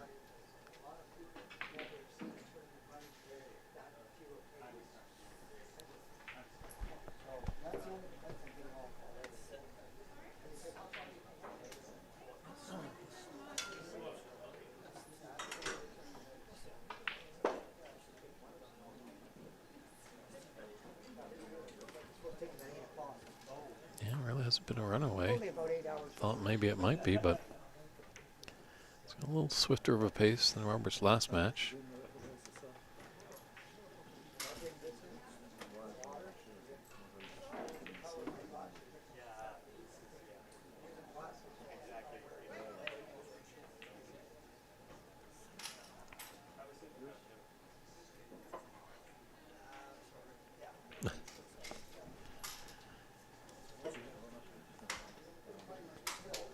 Hopefully someone can do detective work for me. Colburn. Now, is that an Irish name? 'Cause it seems like Robert has definitely been having a lot of luck at the table. As in our last televised match, he just seemed to be fluking some snookers as well as fluking pots and getting great position.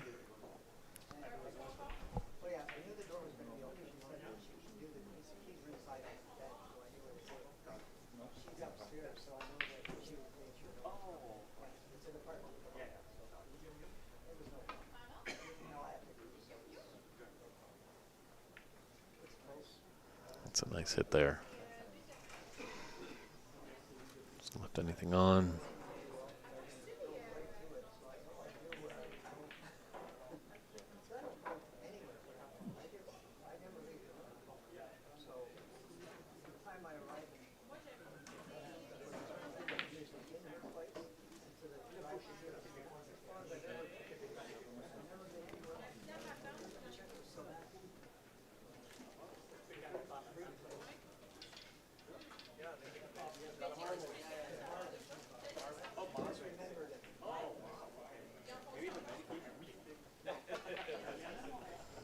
Cut that a little too thin. That protection from the blue. Just tough to see. Camera angle, just kind of looking at it live as well from my vantage point. Just on the wrong side of the table.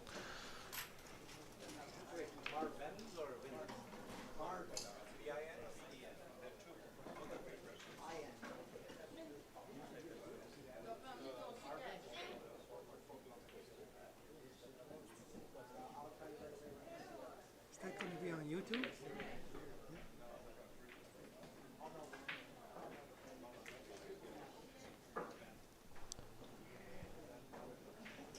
Might be fortune there. I don't think this. Yeah, red doesn't go past the pink to the side. Oh, Fabio. Ho, ho, ho. Millimeters away from excellence. Almost got snug behind that brown and would give nightmares to Robert.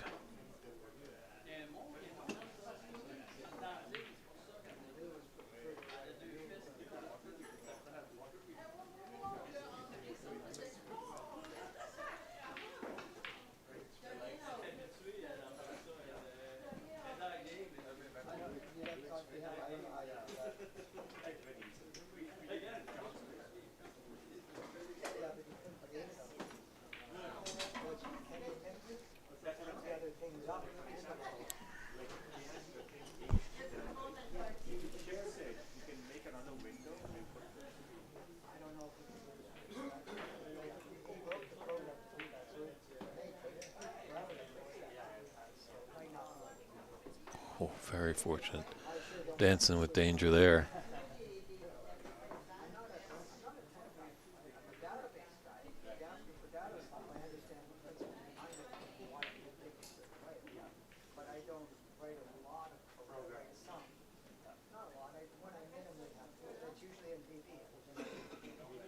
Yeah, he's put that red safe, but left a long red open for Robert. Is he tempted? Looks like he's going for it. Oh, no. Just missed a trick there. Kind of put the black and pink out of commission there. We'll have to see how that comes back.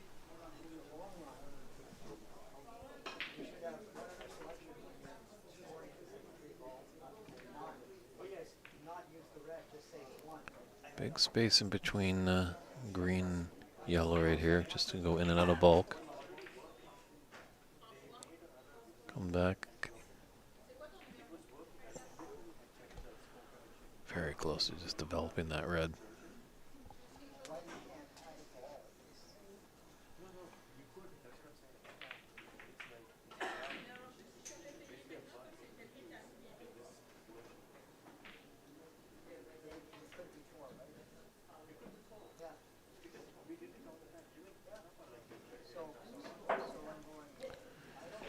He didn't get the snooker, but he got distance. It's almost like kind of a shot to nothing. With At that angle, that cue ball is going to come off 2 cushions and back into the bulk area.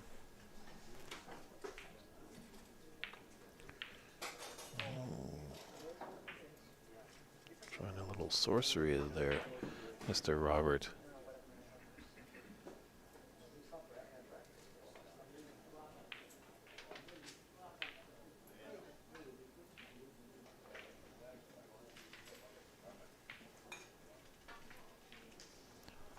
If you can get behind that black.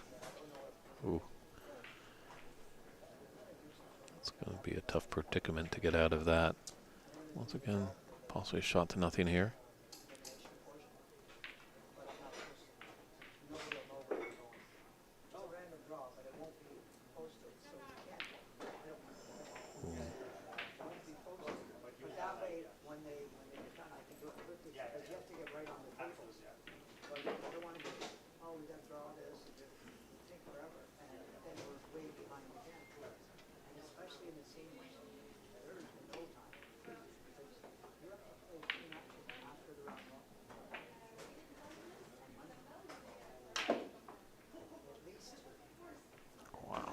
Cue power by Fabio. How does that? So you prefer to put the yellow into the top left corner, not the middle. It's an easier shot in the middle, but gonna have to go up and down table as he's done very nicely. Just needs up to the blue to put us into Snooker's required stage.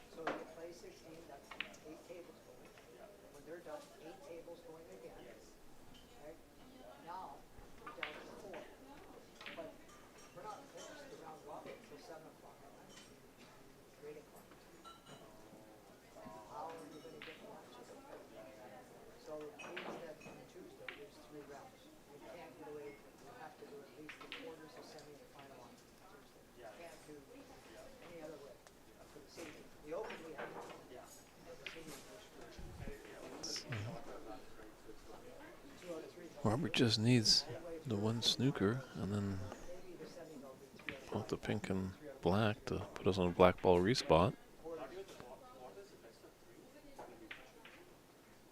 So I don't blame him for coming back to the table.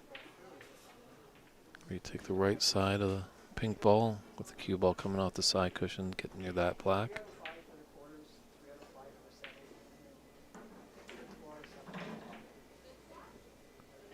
He had the idea, just the pace was a bit strong.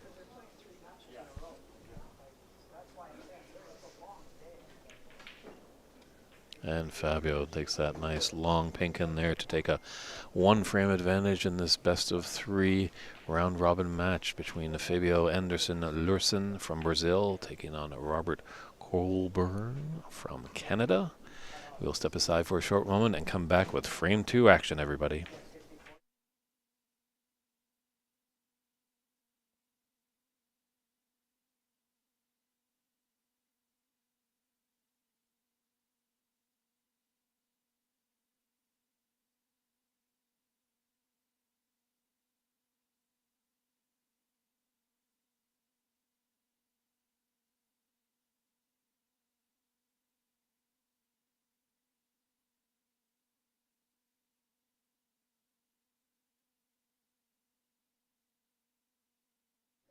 And welcome back, everybody, to the 2024 PABSA Senior Snooker Championship here at La Bande de Coin in Saint-Lambert, Quebec, just outside of Montreal on the other side of the St. Lawrence River. It's David Burney in the booth.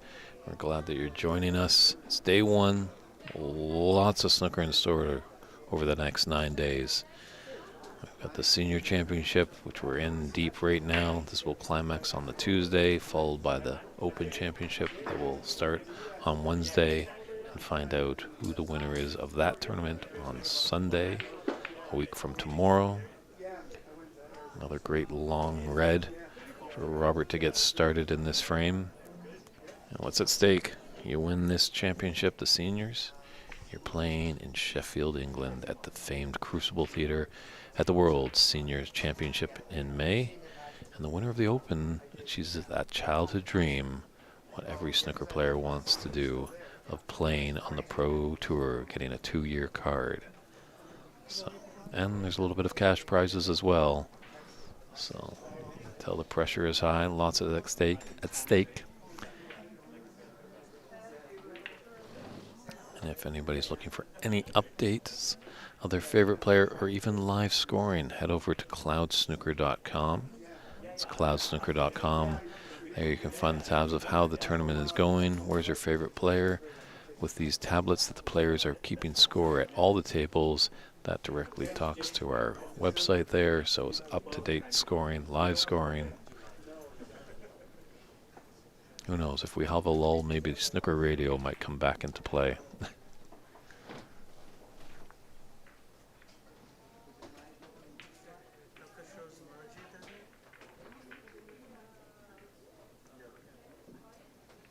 So Robert has a few chances, definitely in that first frame. It definitely wasn't a runaway.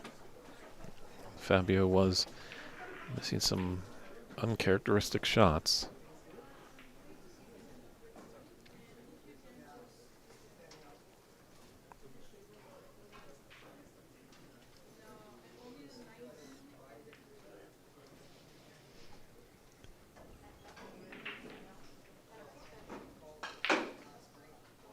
Fellow Brazilian Igor Figueiredo won this tournament last year in Rio, and did the Brazilians and the whole Americas quite proud of winning the World Seniors Championship last year in Sheffield, England.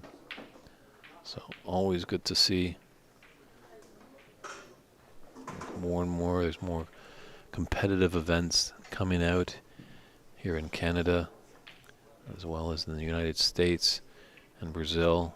Those are really the hotbeds that are making up Pan Am, but definitely we've got other countries that are involved. Colombia is trying to get some stuff started. Mexico, we had a couple Mexican players in Rio last year. Definitely here, Costa Rica is quite into their cue sports. So the future is looking bright, and it's great that we have these streams. Louis, the streaming producer, is doing a wonderful job getting all these pictures together, because that's what's really going to inspire people.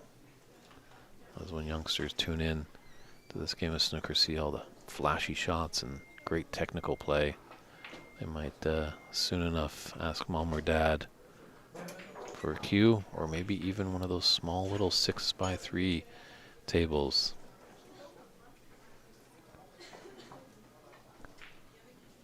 You don't have to start on a 6x12. As long as they get started when they're young, you never know what could happen.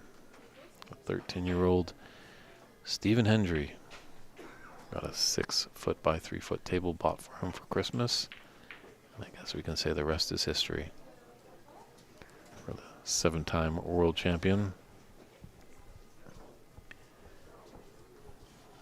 Will he be sitting there tied with Ronnie O'Sullivan at 7, or will Ronnie pull something out of the hat in the years coming and maybe be the only one to stand at 8?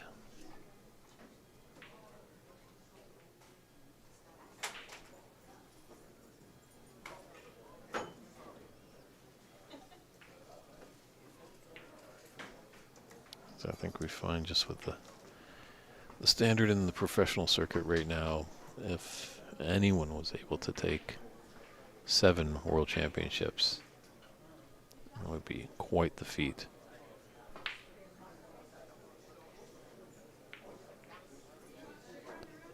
Some people might say Judd Trump might have the potential of doing it, but it's just so tough. He's only got 1 right now. So what is it for though? The balls? The balls, you know, the edge, show it as a multiple. Yeah. No, it's got like four reds, which make 5 reds. There's only 4 showing. It's got something. Colors are not all of them. Voided in off, and it's got back to bulk nicely.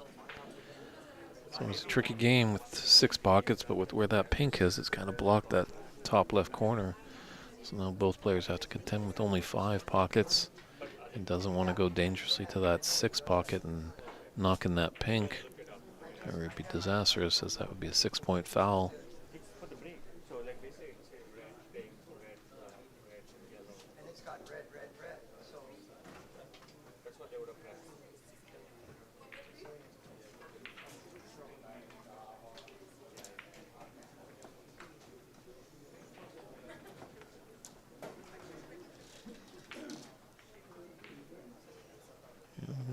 Tactical change here. The early sets of this second frame.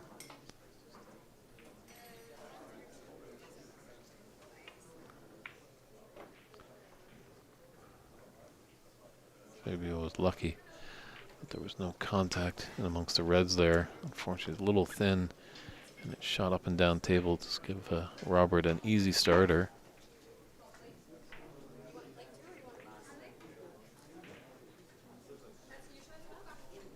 Just for you watching at home, I'm not nitpicking. You know, these are great players, but just watch a little bit with Robert. He'll probably pop up a little bit on this shot. See, as he's coming through, he's popping up. Now, let's keep that in mind. We'll see how this break goes. It's definitely working for him. But if you watch Fabio, Fabio definitely prolongs his rise after the shot.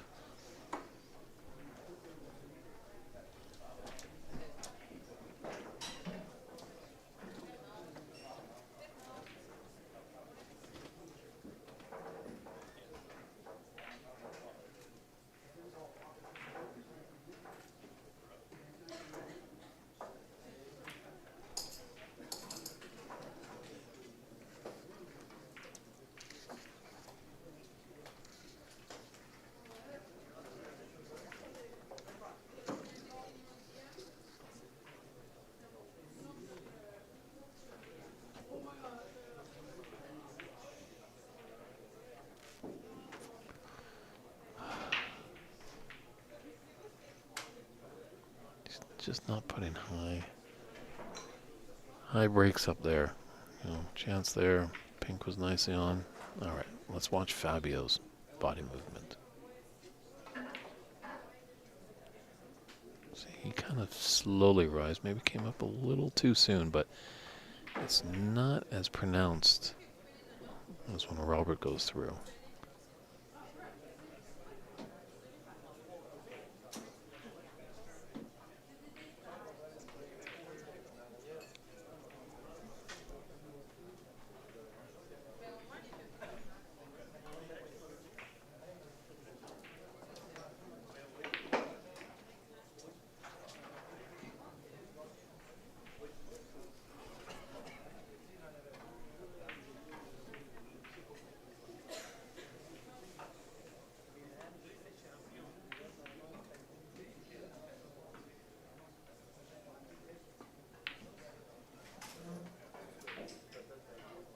Uh-oh, uh-oh, uh-oh.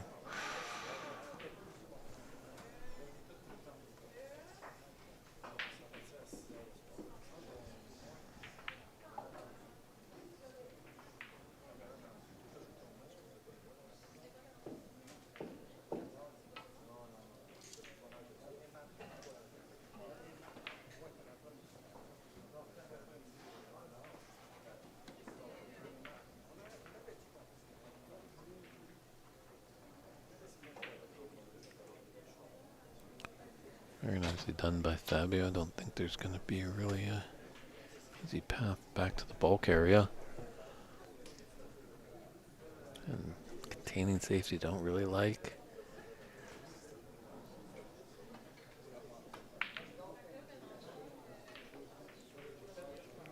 Oh, don't think he just didn't want to open up that reds. Now he's given Fabio a good opportunity.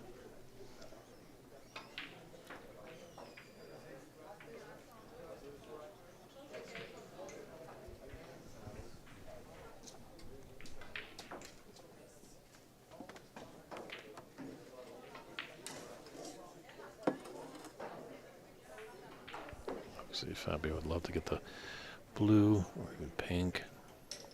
Just have the saving grace of the blue back on its spot.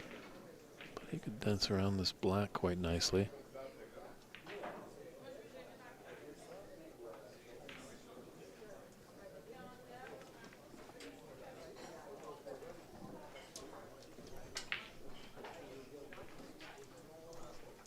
We're just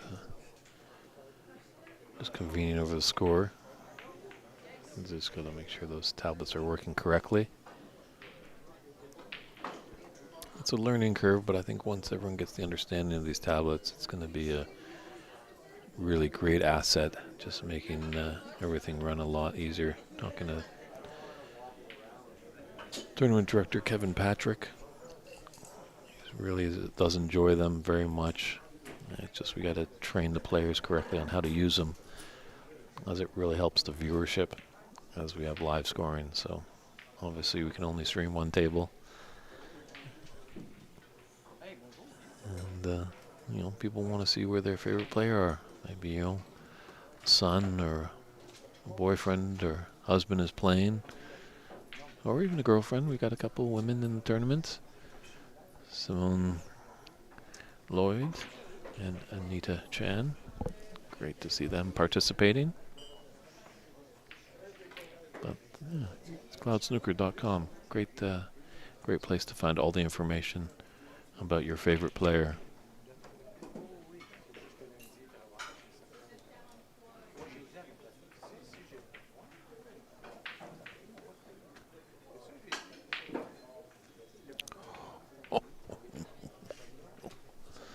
What a shot there. Right into the middle of the pocket. And suck that back with authority. Wow. Got some help there. Usually on the west coast of North America, you get a little help from maybe a subtle minor tremor that might let that blue fall in, but found the bottom there. Fabio's got to be quite happy with that.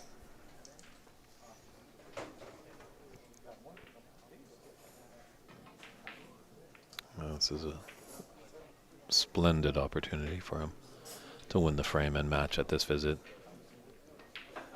Well, if he's not able to do it here, you might see a hole in the ground from a big Brazilian punch.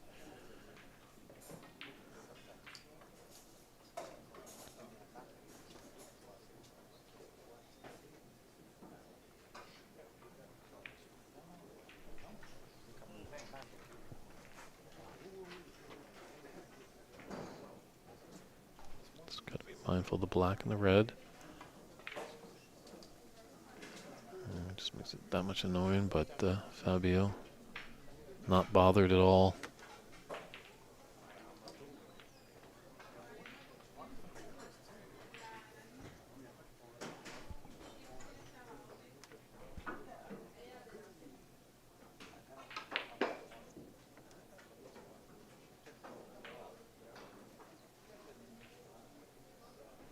And Fabio just waiting for the adjacent table. One of our friends was taking a shot there. Always something to be mindful in these round robin matches. There's lots of tables in action, continuously going. There's a lot of matches to get through in the day.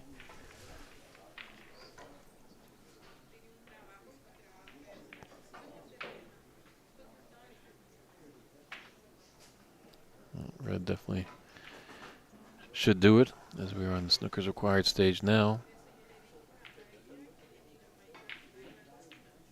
Ooh, just faltered on that black. So 55 in it with 43 on. There's always potential of a free ball in that. There's red still on the table. Obviously you could take the red and take the black. Black's in a safe spot now, so this is definitely an uphill battle for Robert if he wants to be victorious in this frame and push us into a decider.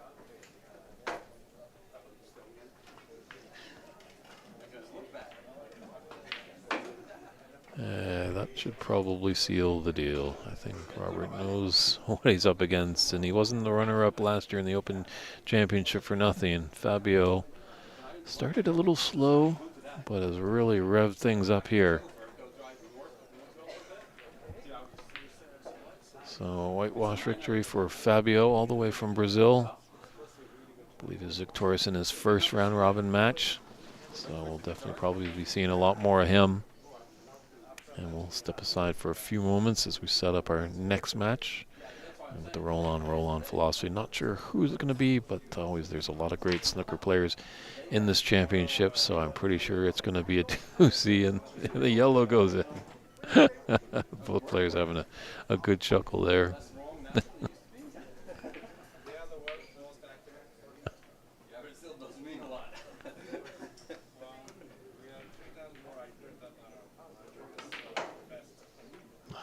Once the frame is yours, those pockets just really seem to open up like the size of buckets. Oh, he just couldn't finish it off. Handshakes around there. 2-0 win for Fabio Anderson Larson from Brazil. He beats out Robert Colburn. We'll step aside for a few short moments from this 2024 PABSA Senior Snooker Championship to see what the next match is. Stay tuned, everybody.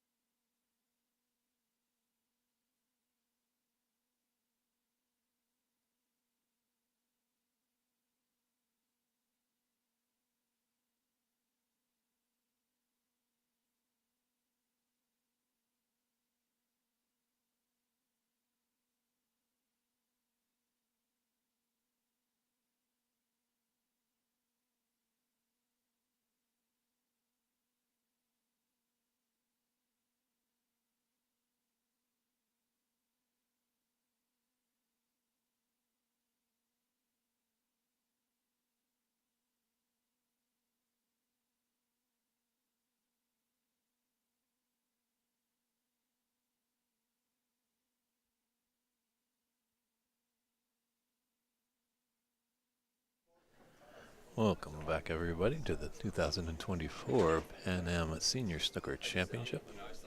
David Burney in the booth with you. Just jumping in. It looks like they got a jump start on me. I was just actually taking a little comfort break. We have Derek Claus, who's no stranger to this great game of snooker, taking on Gilles Bozminu. My problem, Jill. I completely forgot this great tournament is in Quebec. I should have brushed up a little bit on my French.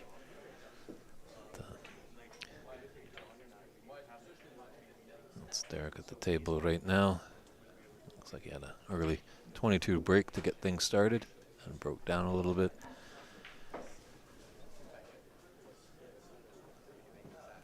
Here comes one of the locals, Gilles. And that's one way to do it. I think he didn't even raise a hand. And one thing about flukes, they go both ways, that's for sure.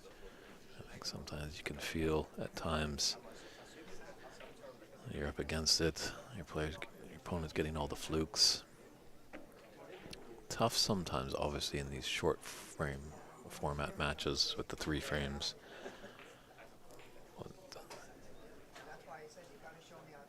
The snooker gods are always watching, so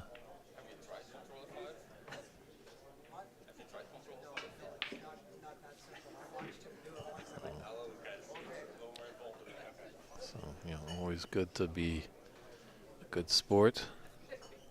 Pay respects to your opponent. If you make a foul and nobody in the room sees it, make sure that you do call it. Someone above us or something above us probably is watching and might make you suffer.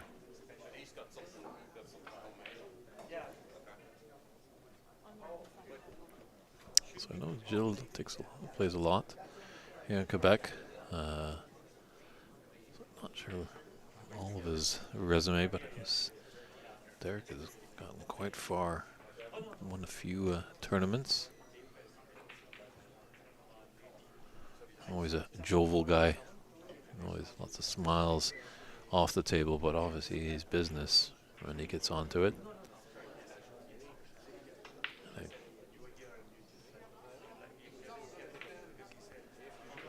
A good player, actually, if you're up and coming to kind of imitate, shall we say, as Derek always arrives on time. Really puts the tournament directors at ease. Sometimes when you get close to that match start time, you're not seeing a player, you get a little nervous. A bit more for them as well, because there's frame concessions and match concessions if you're really late. But Derek loves the game so much. I don't think he's ever been late to a match.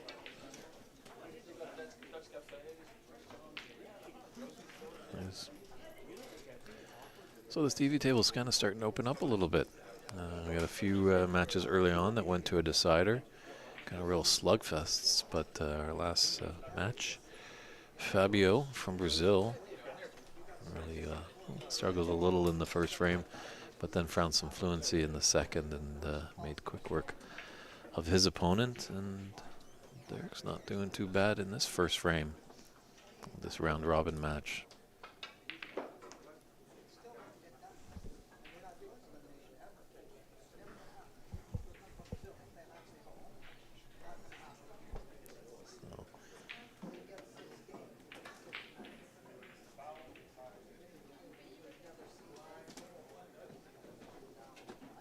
He's got a shot on this. Red by the top right corner.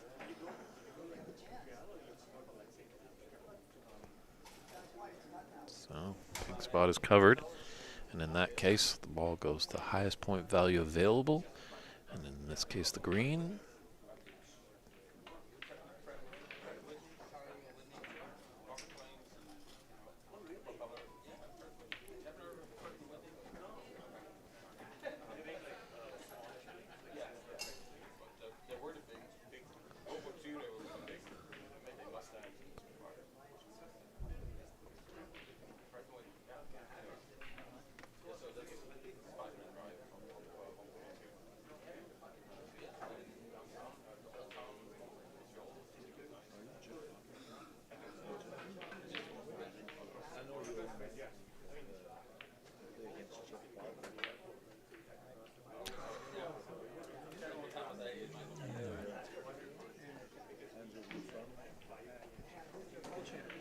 just breaking down on these 20 breaks, but hey, short little jabs, you know, can still win a frame. It's gonna make Gilles feel good.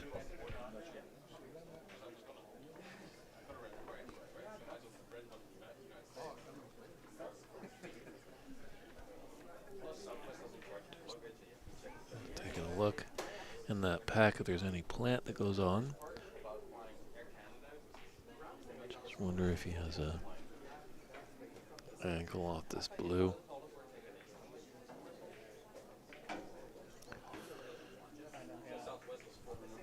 Gilles not one of the taller players in the group, so just needing to use the rest.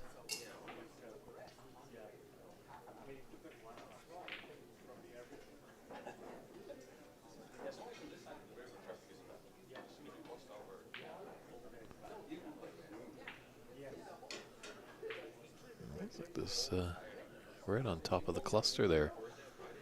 Looks like it should go. I just want to be a bit low on it, possibly, just to come back up for the blue.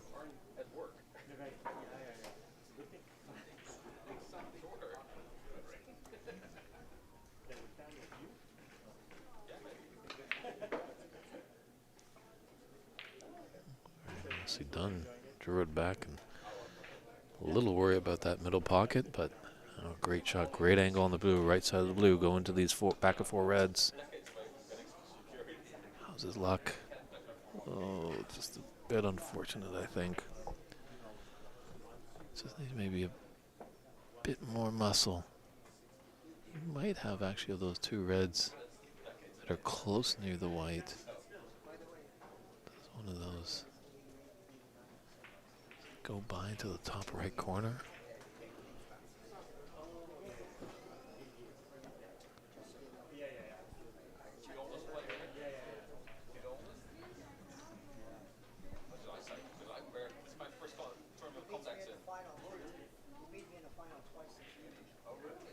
It's not going to go.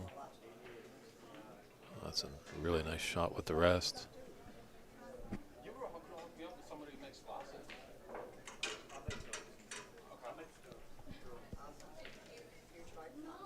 I'm wearing complex now. I will never go to glasses because I don't think we see the same way. I've tried God, I can't even get a ball. I'll stay with the contacts. I only wear glasses when I'm doing this. Yeah. I mean, I want to try so I don't have to put contacts in all the time, right? Yeah.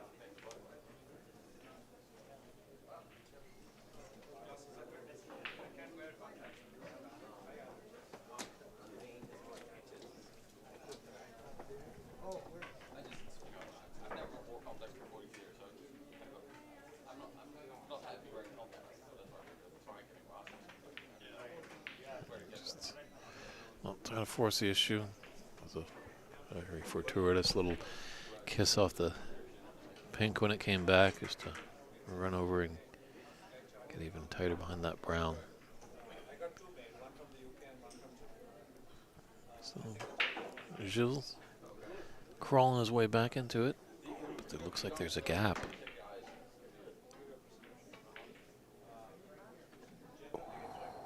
There was, but there just wasn't able to make it.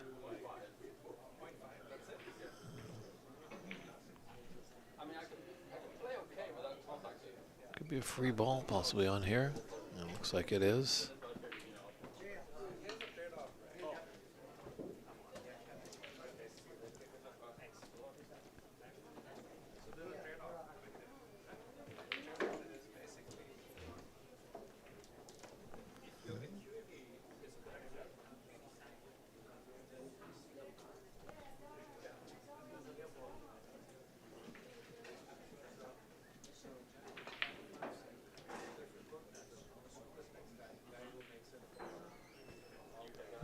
Turning into quite a nice little match here.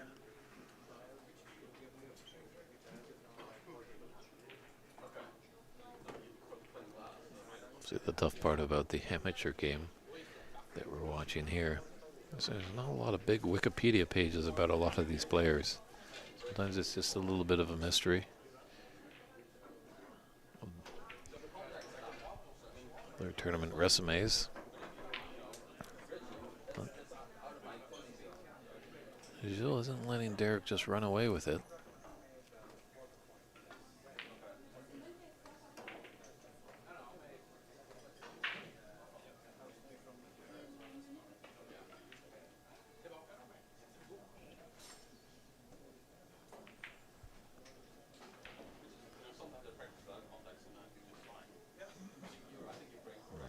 He's got the snooker there.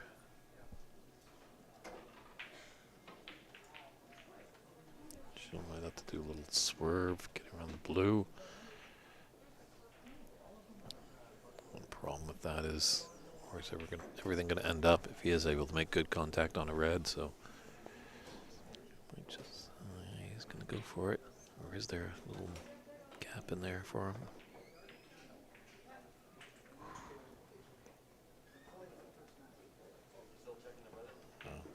Great sight there. Obviously, they know better than I am. When they're down on the table, they can see all the shots. It's great that we have these camera views, but hopefully in the future, more and more, we get more cameras on the tables.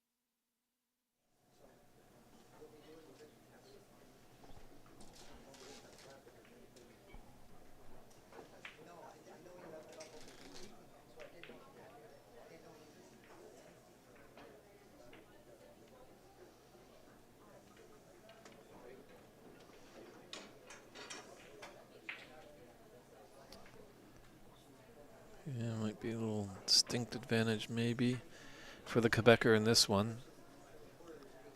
So I'm not sure if this is Gilles' home club. And my friend Stéphane has the Snooker 147 club in Montreal.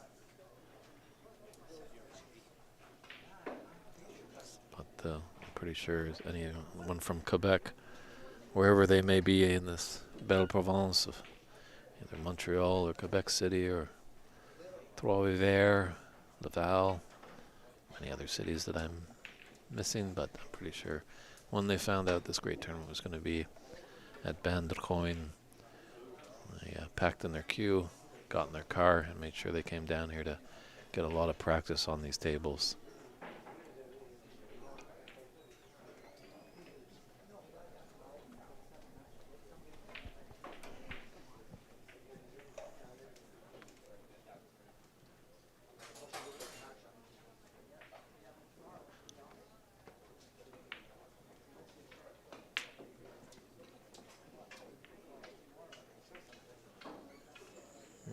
Unfortunately, looks like that red is not tight to the cushion, so that makes it a little bit more easier for Derek. Put in there right now with a 12-point lead.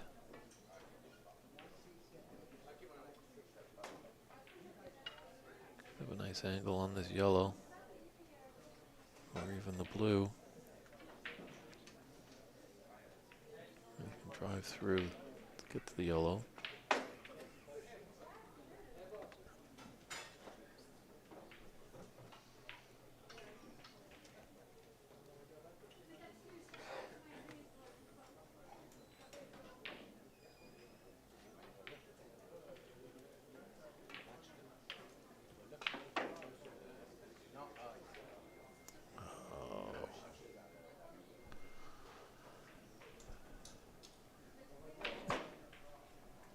Just nothing is phasing Derek there.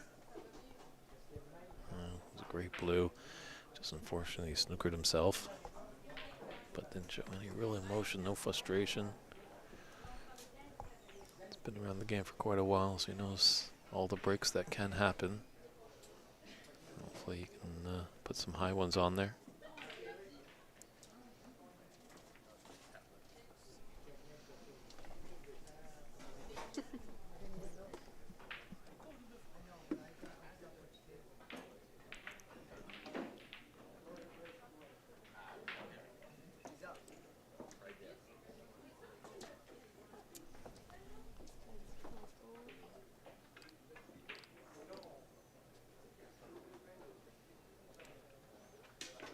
Oh, bit unfortunate there. Yeah, I wanted to put some deep screw on that shot. Hopefully be able to put the black to the bottom of the pocket, draw back and develop that red that's on the cushion. Unfortunately, a little miscue, maybe a little scooping might have happened there.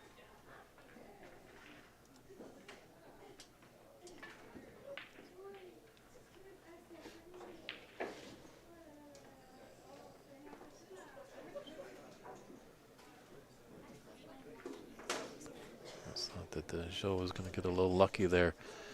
But that red continued to run. Jill definitely a little cluster of black and green. Great for snookers. Just couldn't make it there. He's left a long red for Derek.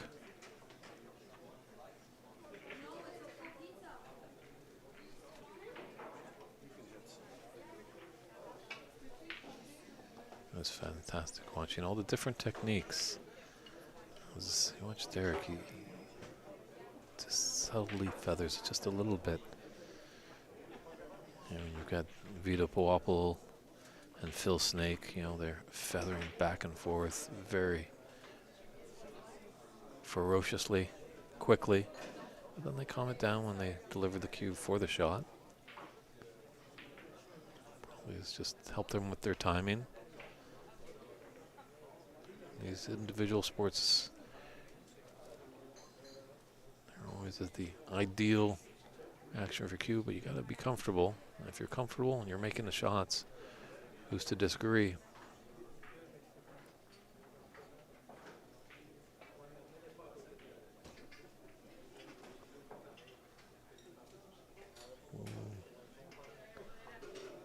It's going to be a free ball. So it's an option of a free ball. Put Derek back. Put Derek in from here. Now, you, as the striker at the table, you have the option of a free ball. But if you put your opponent back in from that position, they unfortunately do not get the free ball. So, if you're new to this game or if you're a seasoned vet, always a good idea. Pick up a copy of the rules. Our good friends at the WPBSA do have a little pocket-sized rule book for English billiards, snooker, and the snooker shootout. But you can also download a PDF file and print that off and always have it close by.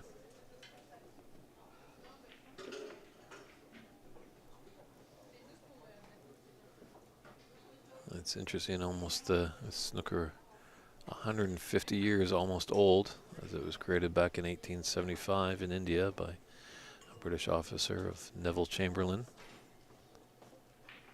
A lot of rules that are changing, even talking to Kevin Patrick, tournament director, who's done an immense amount of refereeing here in Canada.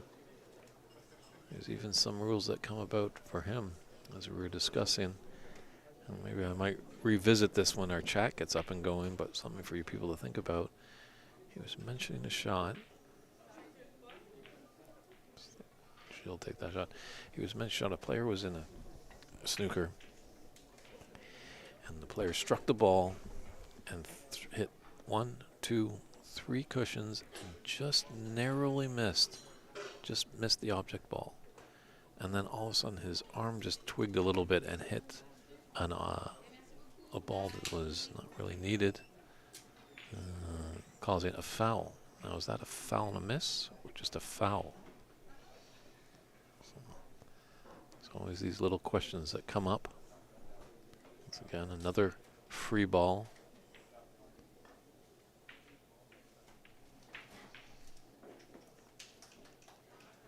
So Seemed like on the onset that Derek was kind of running away with this, but Gilles kept him at bay. It's Black who'll take the lead in the frame.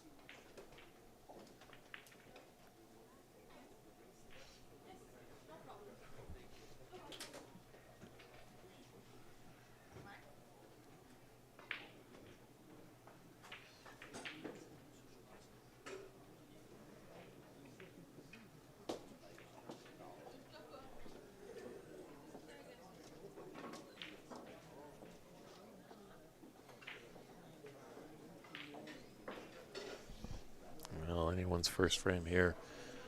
Only 3 points in it. There's 35 on the table.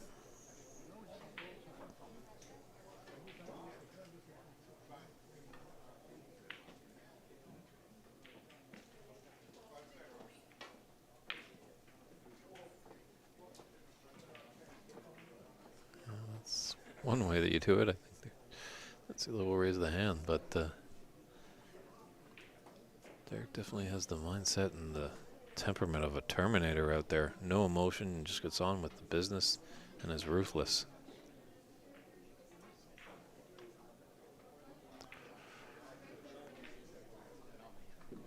So often there's praise that I bring for these players that they just make one amazing shot and then the next shot. You wonder if they've ever played the game before. It was a very tough game.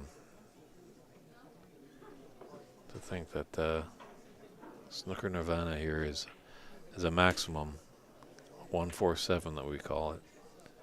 And that's taking all reds, the 15 reds with blacks, so 15 reds, 15 blacks, and then running the colors.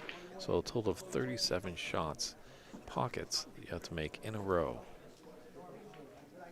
on a table that is 6 feet by 12 feet with balls that are about 2 1/16 of an inch in diameter and pockets that pretty much probably are 3 1/4 inch. There's not much room for error.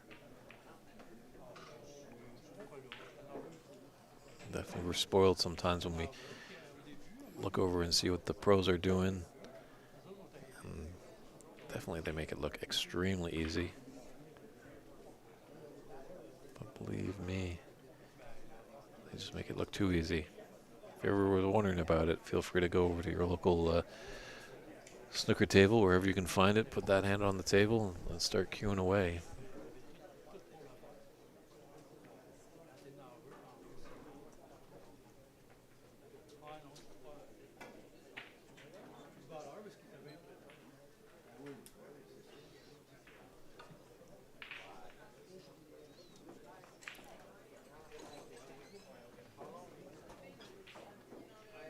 Building a website for my wife for her art classes. Now the red balls again.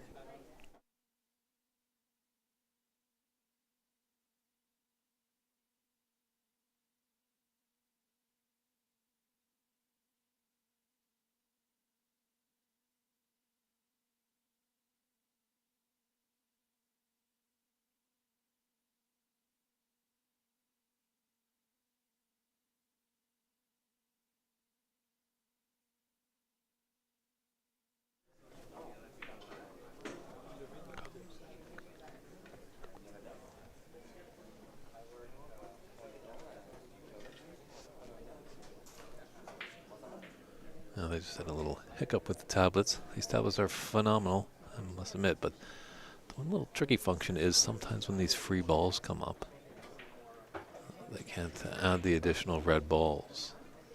So let's hope the crack team behind Cloud Snooker can rectify those errors on this software.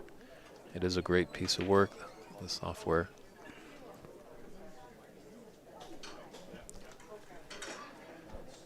So as we see so many times in the amateur game, a lot of these matches and frames come down to the colored balls. It's there for the taking for Gilles.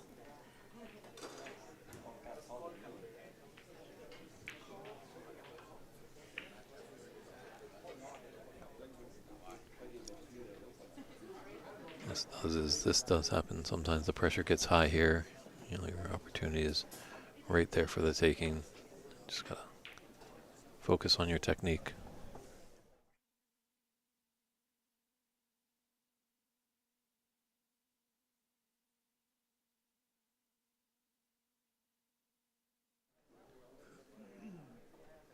So just a little bit more difficult using the rest. Wasn't able to convert. So see if Derek can turn the tables on Gilles.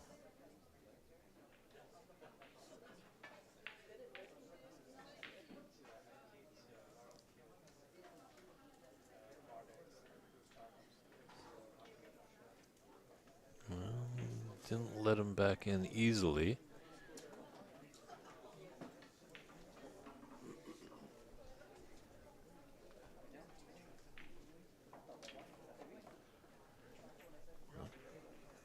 A great pot there by Gilles. Blue is his frame ball.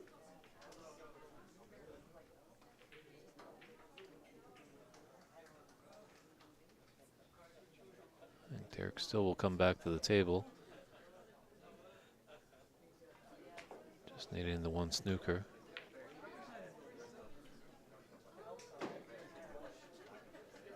Black's not in a bad spot, definitely for that snooker, so Derek's just got to execute a little bit of patience here.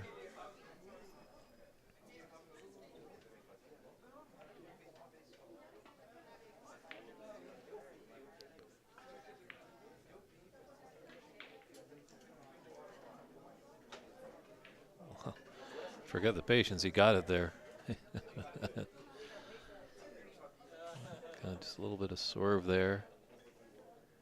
Maybe there was a little bit of paint that Gilles could see. But that was a last shot by Derek. I really enjoyed that one. Sometimes, you know, the opportunity for a snooker is not going to happen for a few shots. And he just forced the envelope there.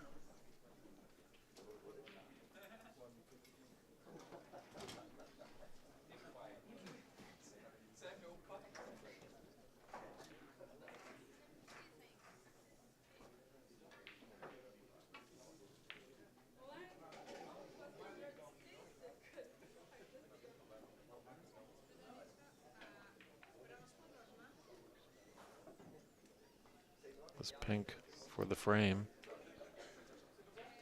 Yeah, just trying to roll it over the pocket. Not a bad idea, but I don't know, you kind of got to bury Derek when you get the chance. Just give him a sniff of anything and he'll leap at the opportunity.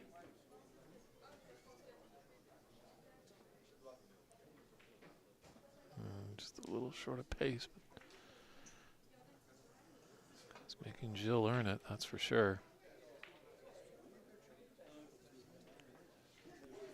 Part is he might start frustrating Gilles, and Gilles might be taking wild shots on that he shouldn't be. This could come maybe 3 cushions off one long, off another long, and maybe off the top cushion, get behind the black.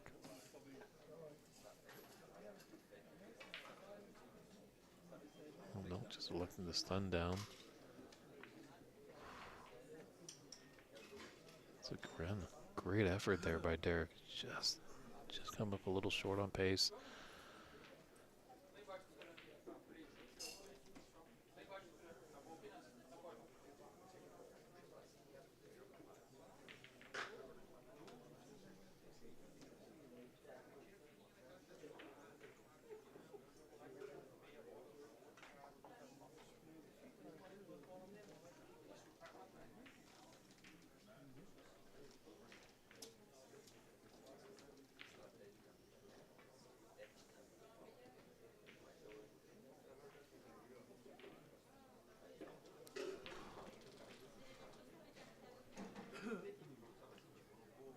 Gilles got to know, he knows Derek from the circuit. Got to know that soon enough Derek is going to find that correct pace. Seems like Derek's just been a little hard or a little soft. Hasn't been right in the middle where he wants to be, but soon enough he's going to find it.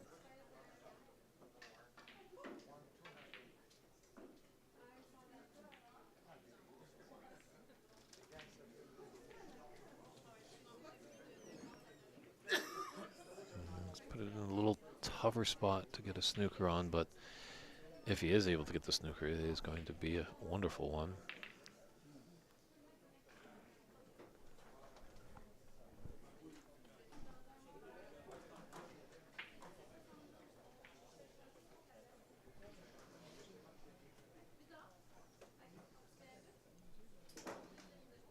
Yeah, an exciting little frame here.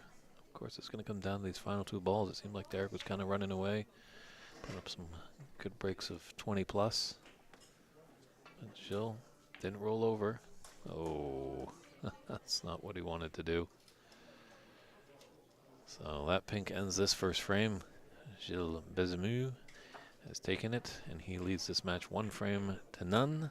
And we'll be right back with frame 2 to see if Derek can push us into a decider.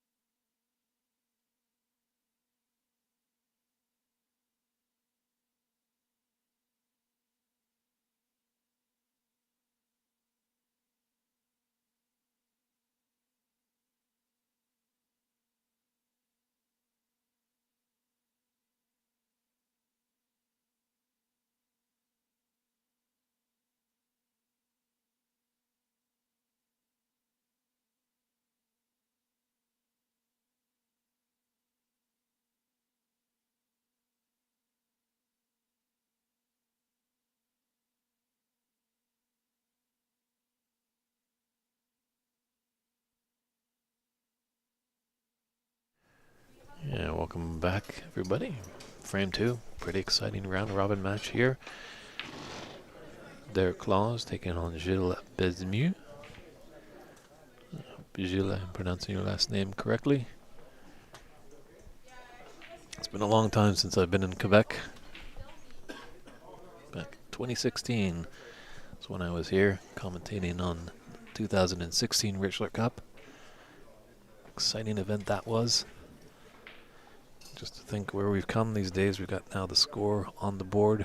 Back then, myself and Guy Simard, David Putty, Dominic Labasso, Patrick Gigi, all of us were doing commentary at separate times, obviously, in the tournament. But in the room we were at, we could see the monitor, we could see the action, but we couldn't see the actual table. And we didn't have any scoring software. So the late, great Gord Mawhinney had to come into the room with post-it notes to give us updates on the score. So we've come a far way, which is great to see. Obviously, we had that little nasty incident in 2020 of the pandemic when just everything shut down. As there was getting some good traction in the 20-teens. But, you know, a little pause, and we've regrouped. And snooker is coming back with authority.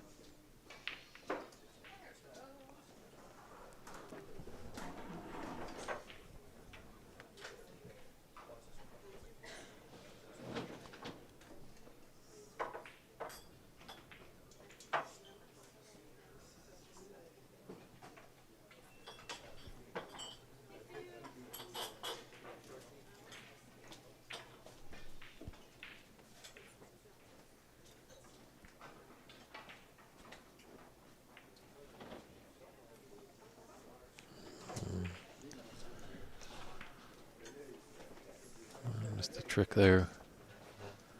He was trying to break out some reds, but just on the wrong side there. But no harm, no foul. So here comes a returning safety shot by Gilles.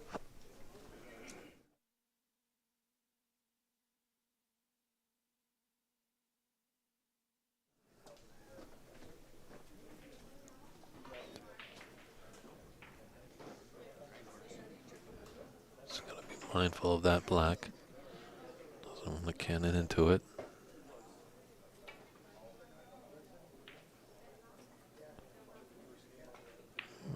It's a different way of doing things. Not sure if that was intended, but definitely worked out.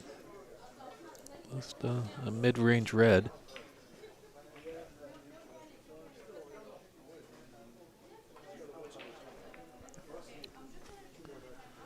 There's so many things to think about sometimes in this game. Maybe he was thinking about just Derek baiting his opponent into a tough shot.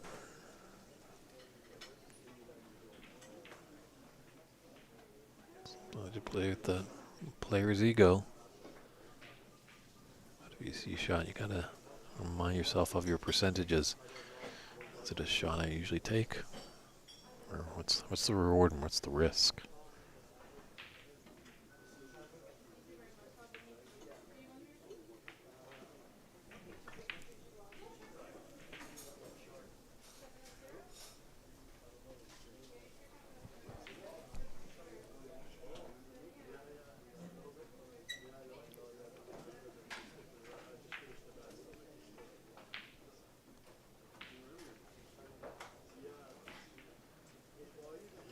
Just didn't get the distance there.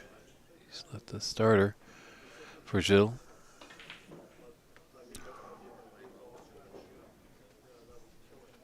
Just tournament pressure sometimes. Derek can roll through this. Get onto the pink in the top left corner.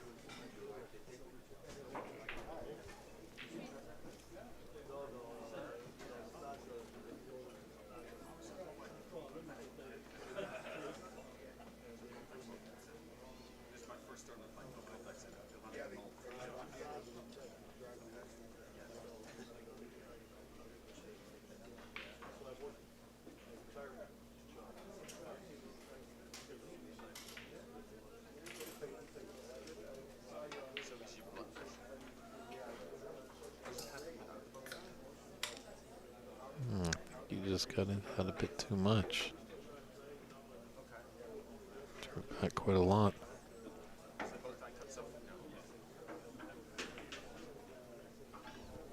Oh, time to run and hide back in the bulk area.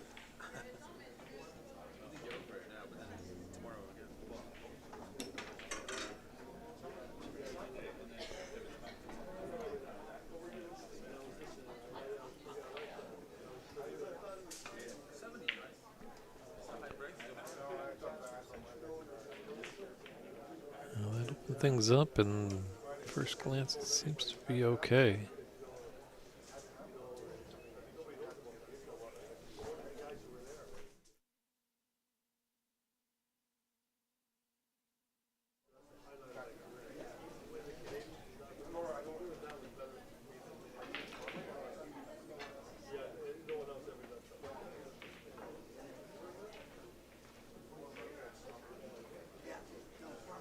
Might have a little safety bell in store here.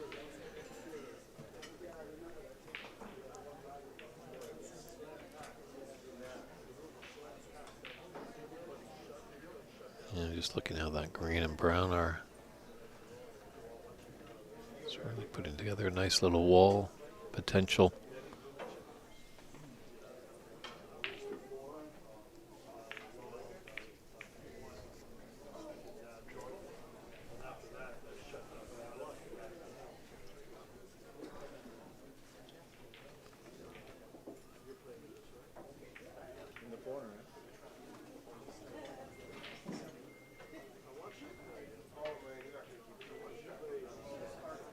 Wow, how did he find that gap? That was impressive.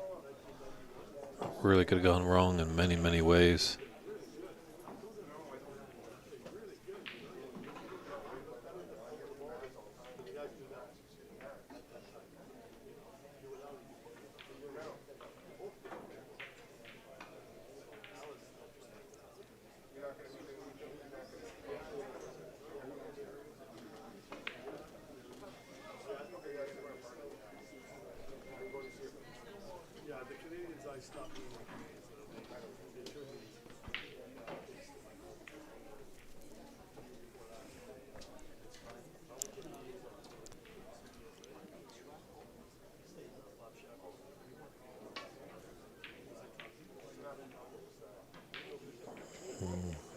lots of reward, but it was risky. He's left.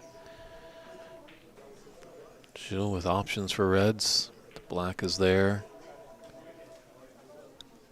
If you'd like to get another high value color ball back on its spot, whether it be pink or blue. Always good to have those down there just in case on the off chance you just get a little out of position.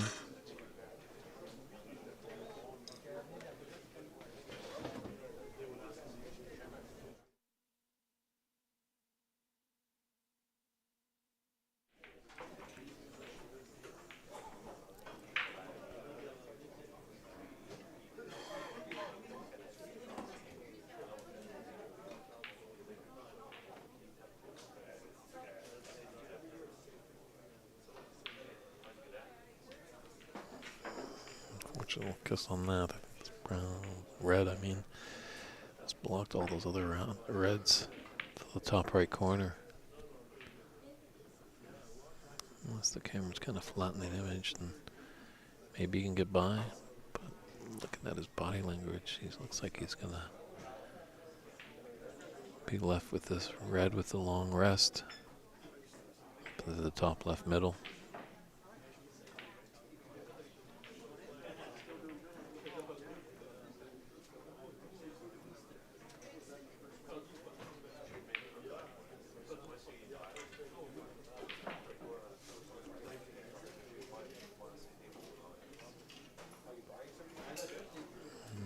He's going to take his medicine, run and hide.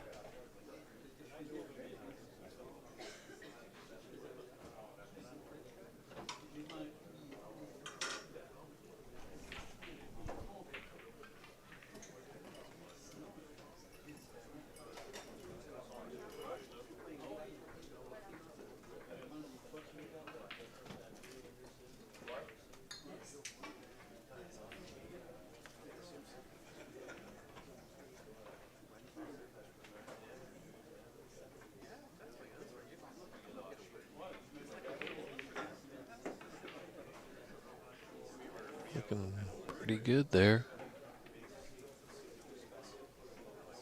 Just don't see anything. Good to come back. Coming back in the bulk.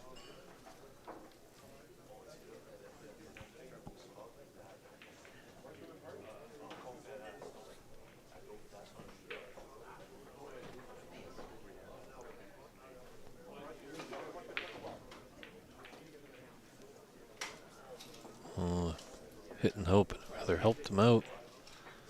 Sometimes you just get thrown in those positions and you just throw it up to the gods to pray for some help. And he was fortunate enough. Getting this pink back on the spot's going to help both players. It didn't fall, but that's a good chance for Derek. Looks like this red passes the blue. There's a sitter of a red down there on the top left corner. A few reds out in the open.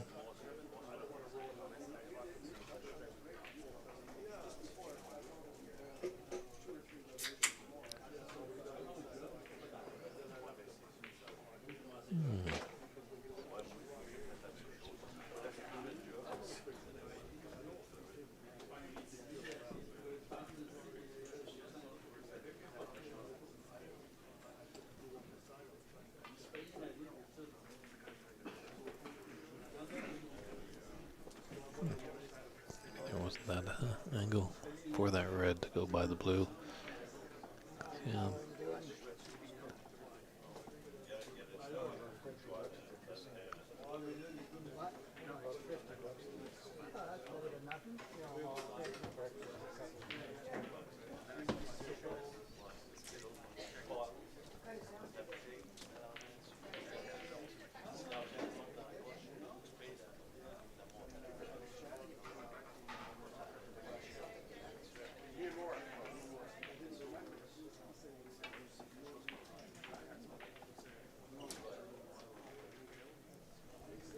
The side, with a couple cushions.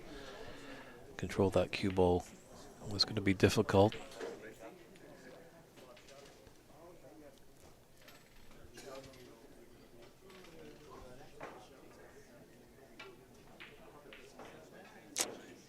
Just he's putting really well at the beginning of this match. It just kind of deserted him a little bit. Still definitely has a little opening, it looks like, for 3 reds near the top right. Oh, it's rather closest. Kind of.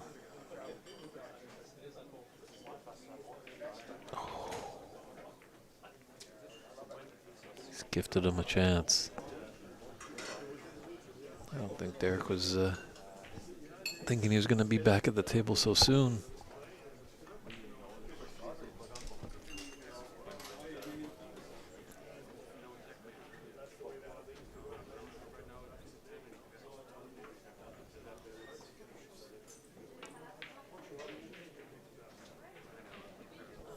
This is a good opportunity, Derek, to regain some confidence, start putting some balls in.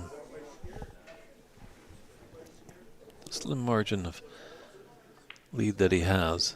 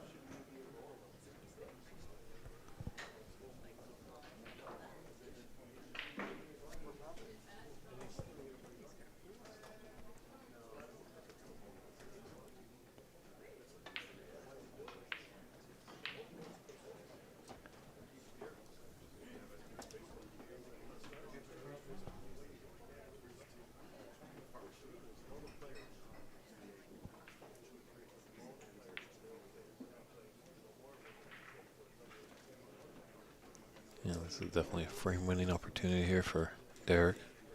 Put us into a decider.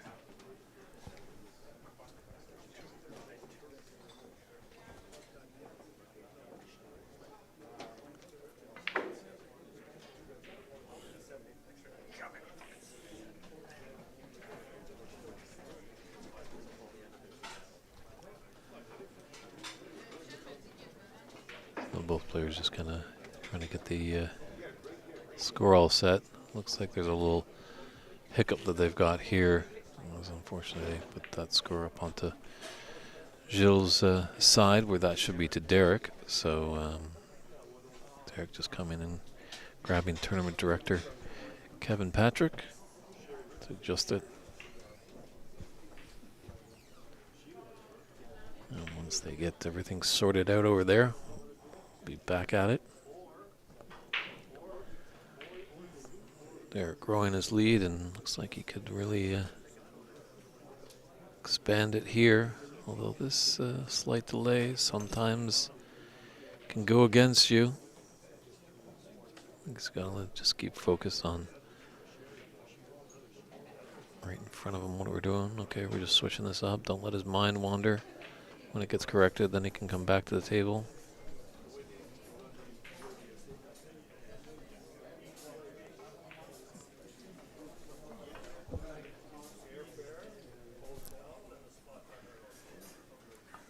And we're back in business.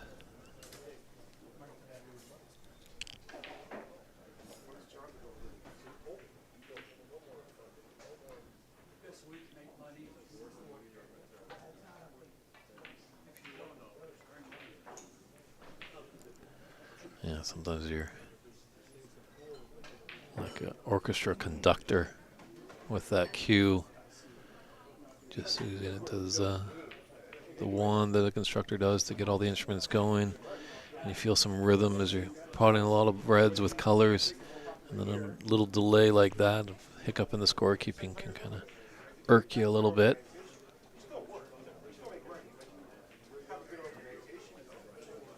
Good organization, proper council, runs tournaments. Someone, yeah, that's what he's saying. Someone who's interested in helping the game, not the product themselves. Put money in the car a little bit.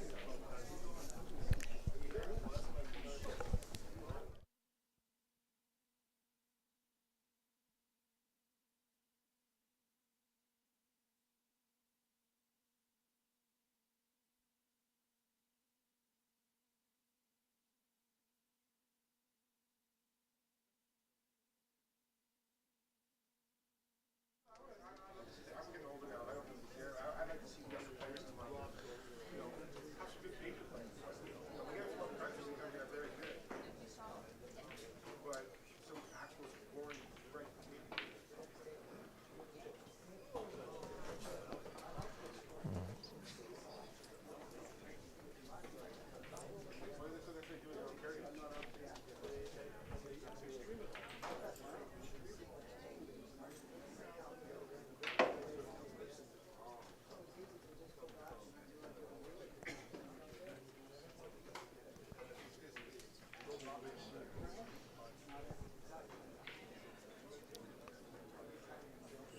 Does he have a little?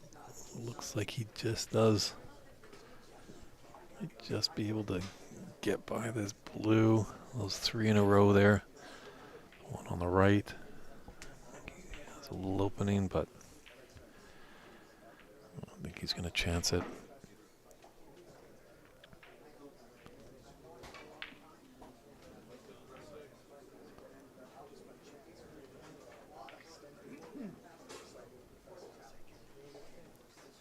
Pretty strong lead here, 48 points to 10. 67 still on the table.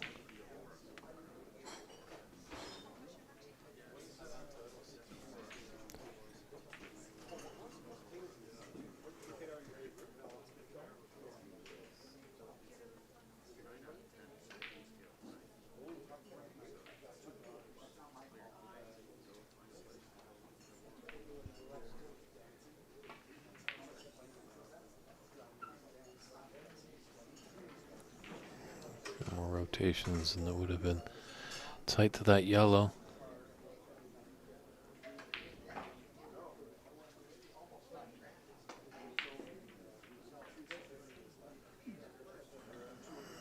Gilles really stepping at it now.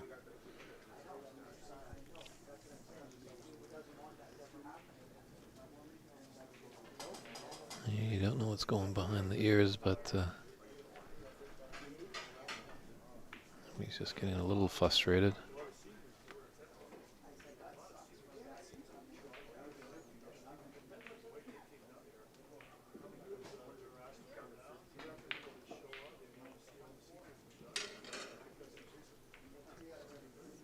Got a good color here.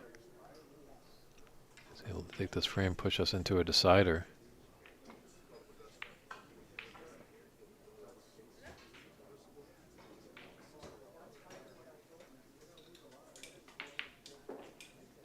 Oh.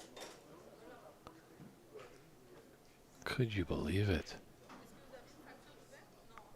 Pretty, that pink touched every part of that pocket except the bottom.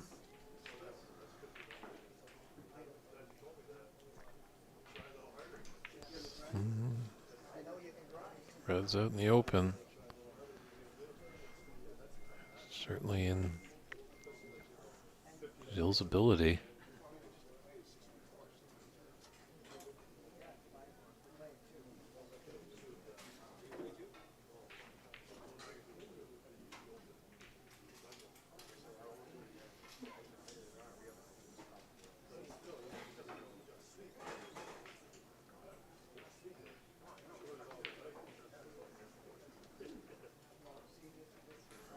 This one's come up a bit more. It's rather low on the black.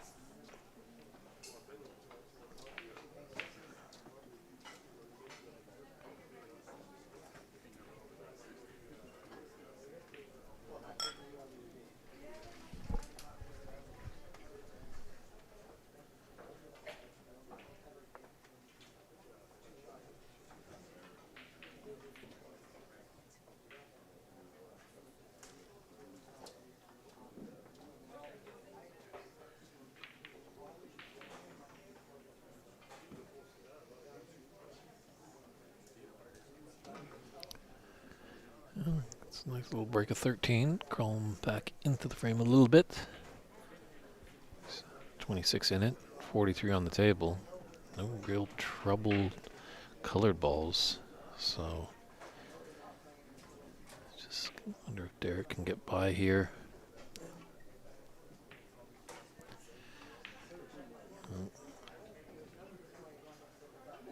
Clever shot there. Very clever. Kind of contained him a little bit with that safety. Put that red close to the other red, so they're really kind of not really potable.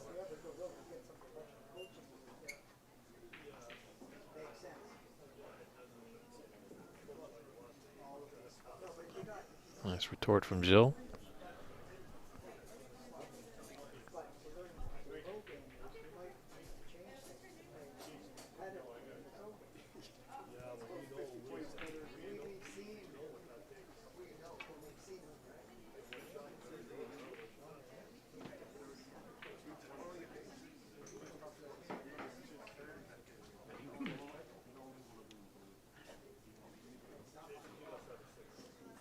Just hampered a little bit with this yellow.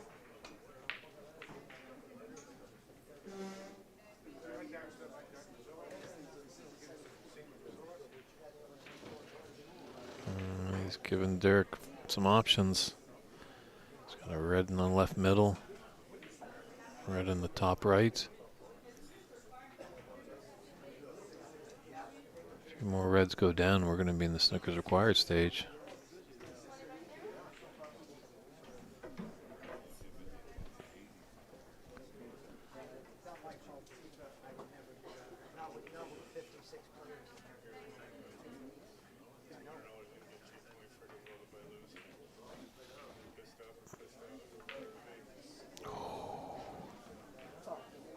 Wow, he's fortunate enough to roll behind that brown, but that blue would drop on any day, but not this Saturday. Which is okay in the seniors. We got too many. We don't want 56 anyway. Well, we want 64. 64 we got shorter. 64 is easy. We do 40. 60 is just 40.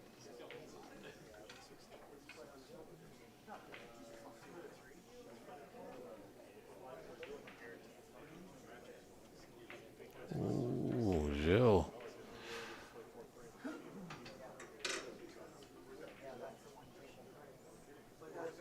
So got out of the hook and almost put that red in.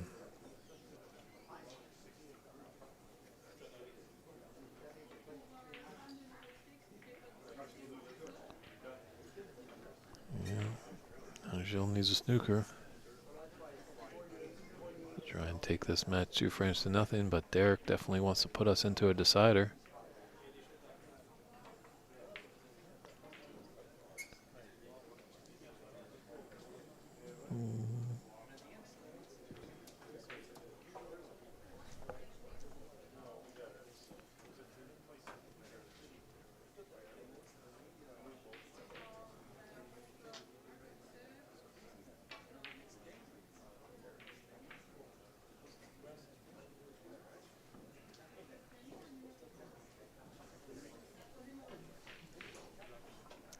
All right, 32 and 27 on.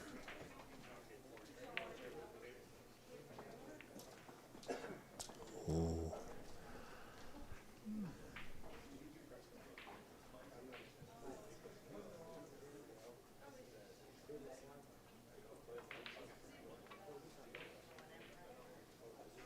That should definitely do it for Derek there. And it will. So there's a concession there. So we've got an exciting decider on deck. Be coming up shortly. So stay tuned, everybody. We'll be right back.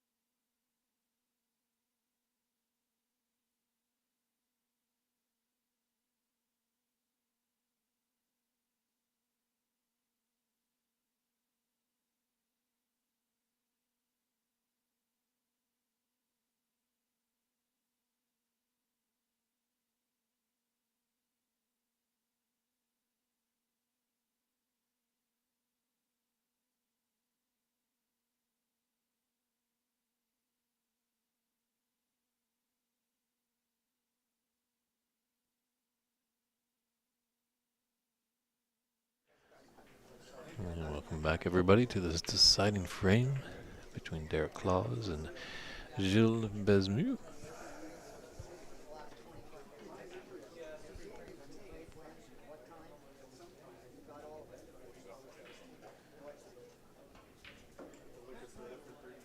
Looks like Derek is in a little bit of bother right now.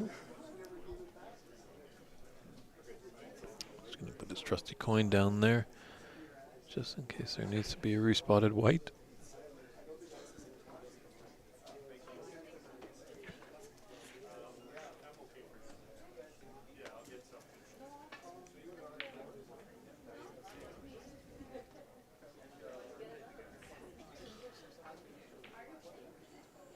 Could have gone a lot worse for him. I think he's going to be all right there.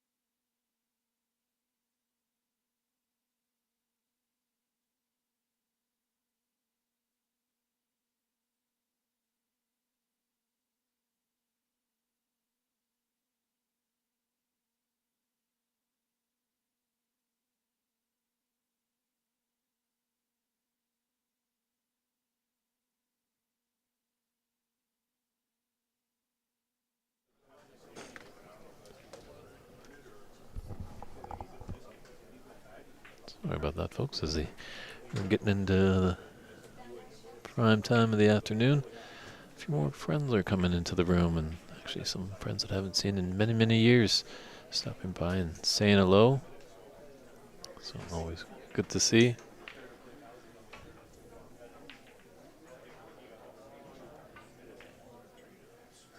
All right, now it's just a tense affair in this decider.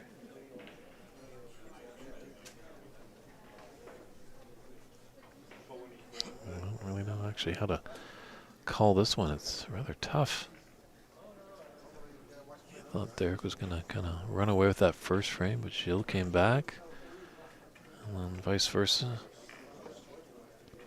So I was having some fun in the first one. Oh, that could be a turning point there. Obviously on the pro ranks they always say in a decider they just want one chance. Well, I'm pretty sure these guys just want one chance, but they're probably going to get a few more. It does get tense. I just feel like you're playing a friend in a friendly.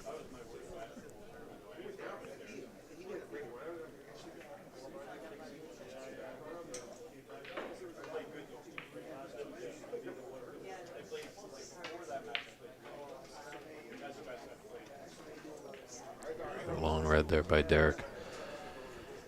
Some open reds, so see if he can just keep his composure, not get ahead of himself too much.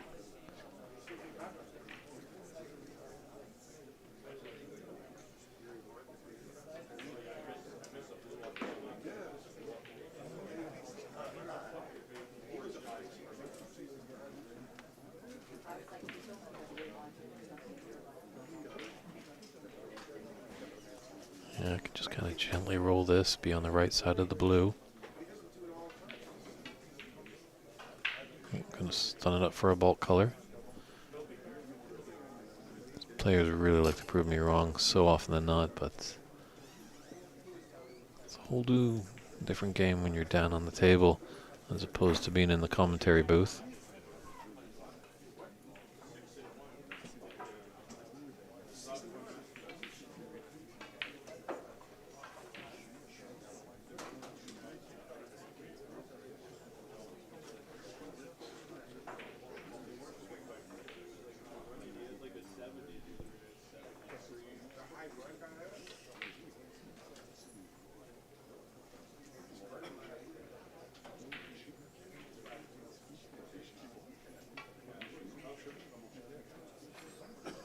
Just trying to make a red bottom of that cluster, and unfortunately he hit the horn, so it's not running deep into the bulk area. Black, though, is a little bit tied up.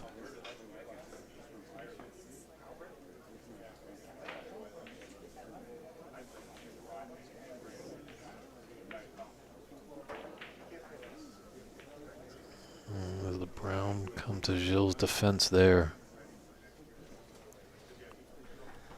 Black might go into the top right. Just tough to tell from our camera angle. And I'm on more of the bulk end. That's where our booth is. So it's a far ways away there.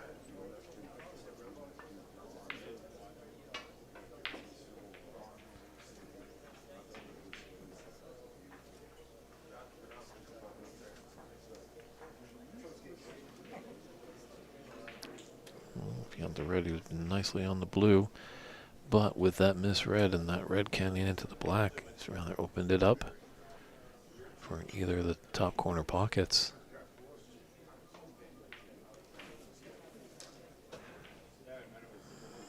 Gilles just can't pull the trigger on that one.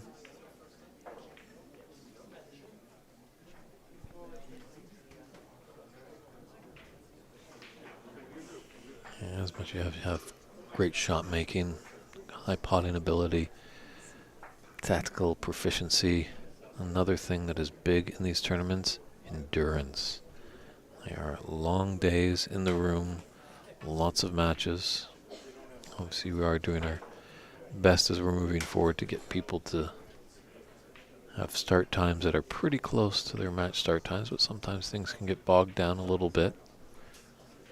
But at least it's not like the olden days where pretty much everyone would come into the room, the tournament would start, and sometimes some people could be waiting many number of hours before their even first match. I think just giving the schedule just shows the players that we're committed to giving them a level of professionalism as best we can. Most of the times it is a skeleton crew behind the scenes. So if you love this game, just as everybody else in this room, you may not be the best player, but you can always give back to it, help out the game grow.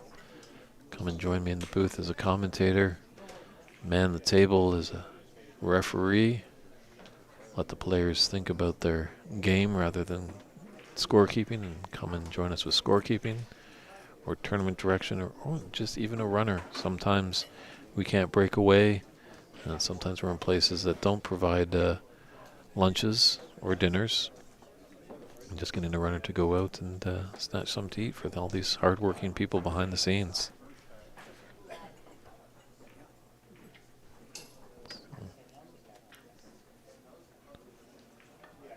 That's what we're going to do, you know.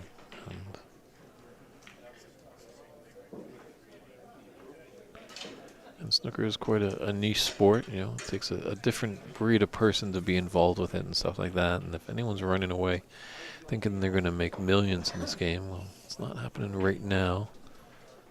We kind of have to put the bricks down before we pour pavement.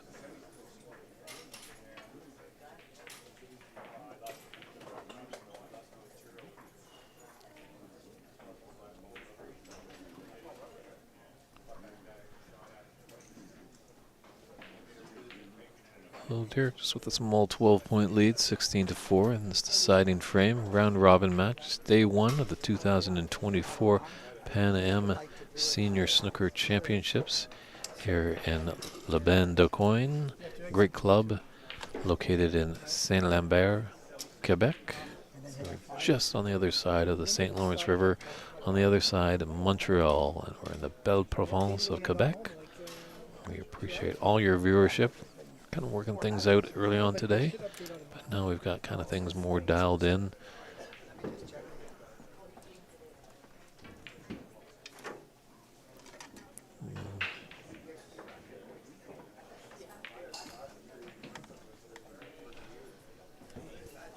There's matches that were done an hour ago, still on there.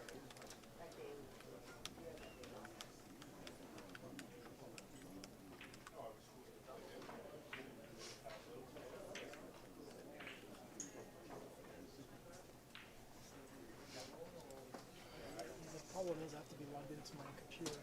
Like the best thing, honestly, is if you. I'm gonna try to do it every hour. I understand.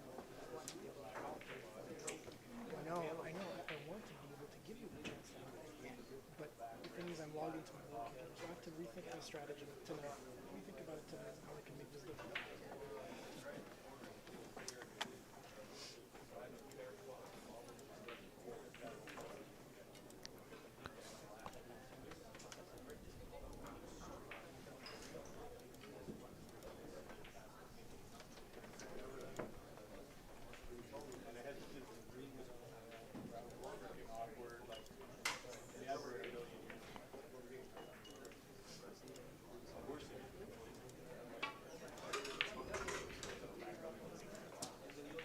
Derek was going for it there. Let's see, is he going to get punished for it?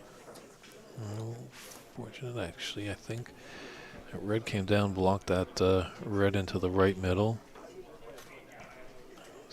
Two reds just above the pink. They might be blocking each other. Fortunate enough, he does have a red into the left middle.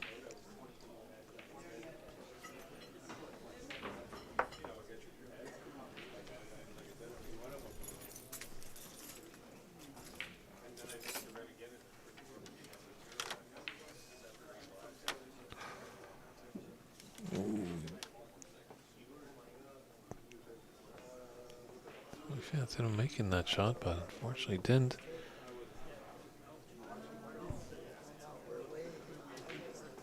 So Gilles kind of little chipping away, but he needs to get some colors with those reds.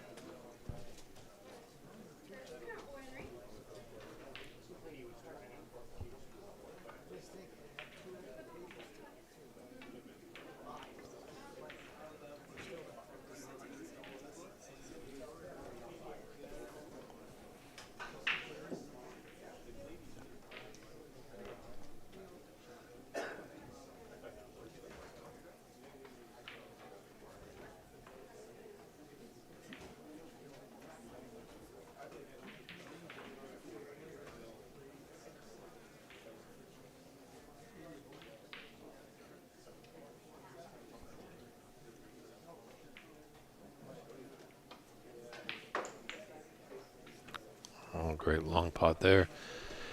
The problem is not a big reward again.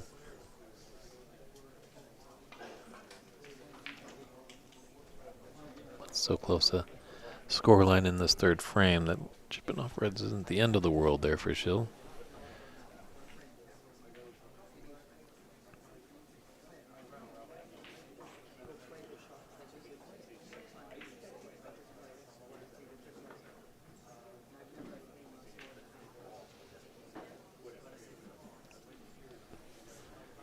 Gilles was actually to take those reds without colors to be right back in the match. It would be 16-15.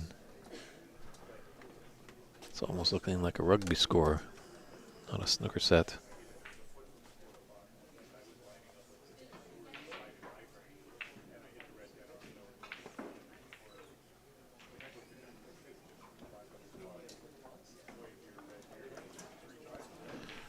Fortunately, he had a little kiss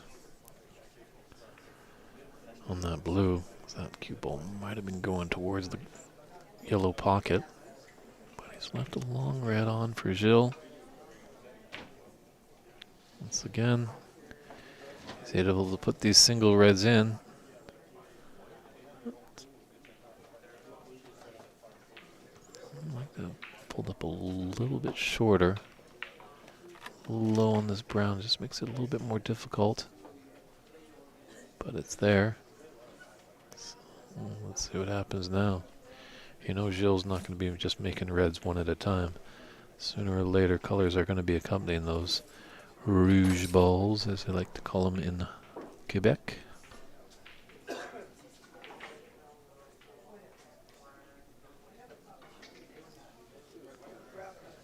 sure if that black is going to come back onto its spot. Now we can't because they're using both tables. No, you're one against a bunch of guys. Right, they're battling for me, but they need to issue it. That's the only one. Problem.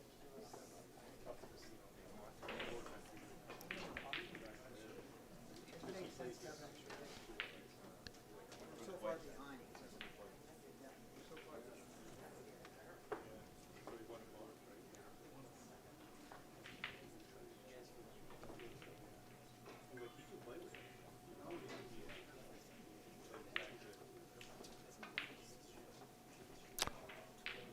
Ooh, Gilles. Just so many times, the previous shot, you just throw yourself out a bit of position. So you got to go for a different ball, and more often than not, it just collapses on you. Unfortunately, it's now left Derek with a real prime chance here. He's got a natural angle off this black into the left middle. He's just waiting for the opposing table to take their shot. Great sportsmanship.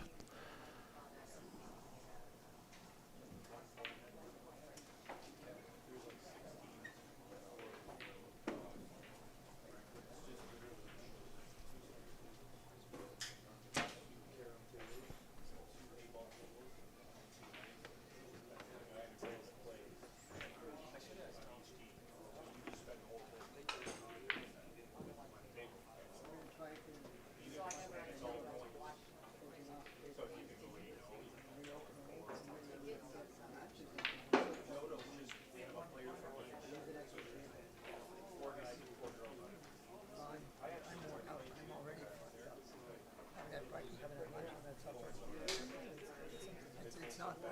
I still got to put matches on, so I'm just about to eat, and I have to go find a tablet.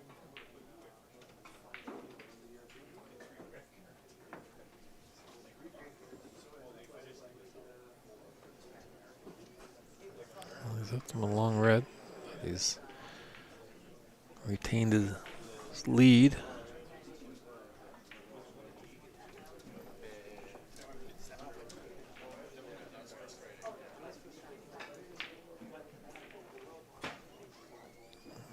That's a miss, and he's left a easier red out in the open. Yeah, we're going to add another table.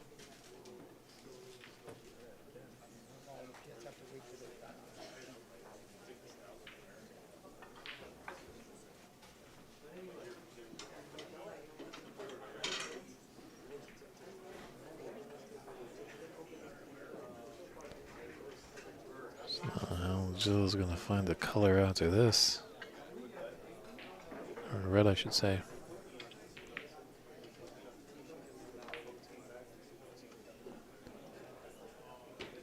Sometimes in those situations when you've got it colored on, and red is looking pretty difficult, you want to put all your focus and put that color in. All your concentration into it, because you'll still be at the table and you'll have to be in control. The problem is now that he's missed that color, he's kind of given the reins back to Derek, and Derek's in control. And Derek could bring this back.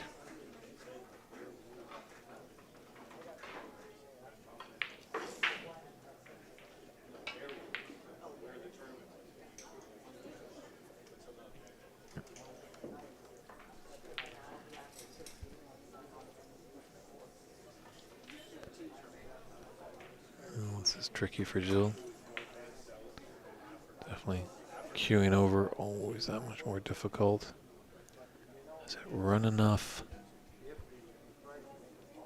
Just might be a thin cut into the left middle.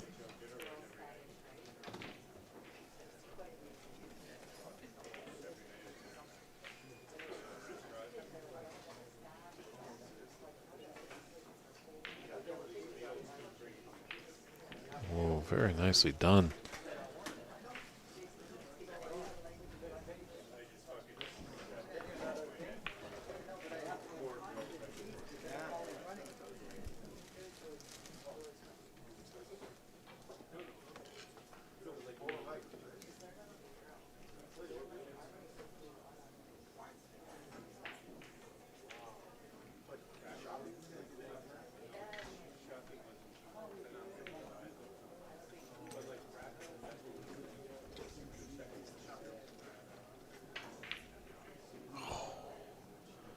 Disaster.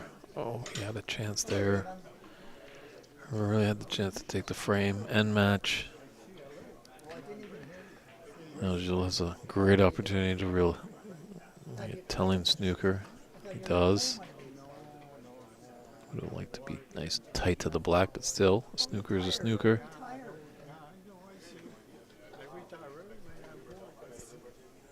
Tomorrow I go to 7 hours for drive to go to New Brunswick tomorrow.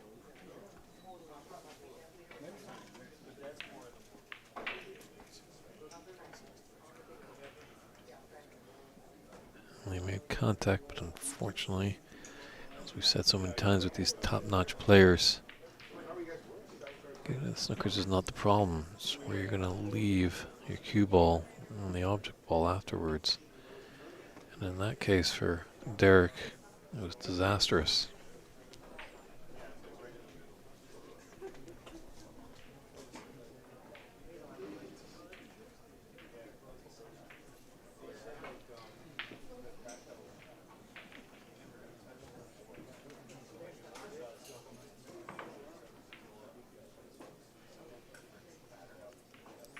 Steal this would be. Green's in a tough position.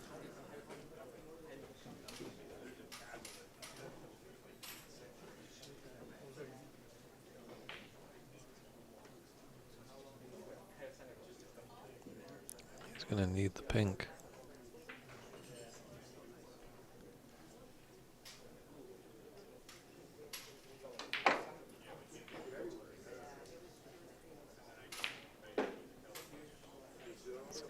Gotta run, bring the sweepers. But an opportunity, clip off the left side, get behind that pink.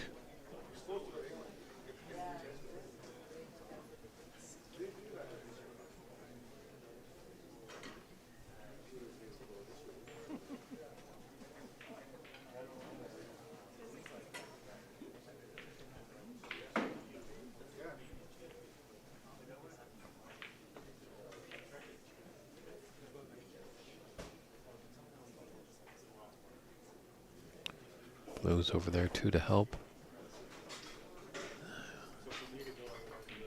I think there's a gap.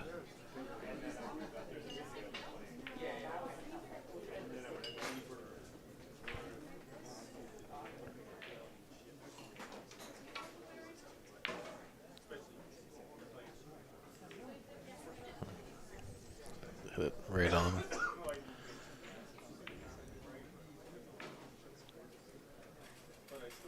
It's getting nervy out there. Another exciting decider. We've had a couple today, going all the way down to the colors.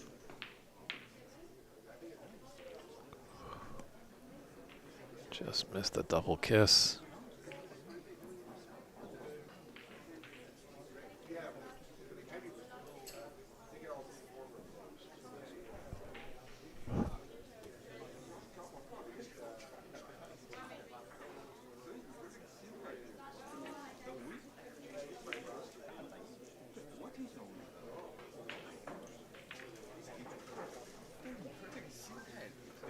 Decent pace. That green got past the middle pocket.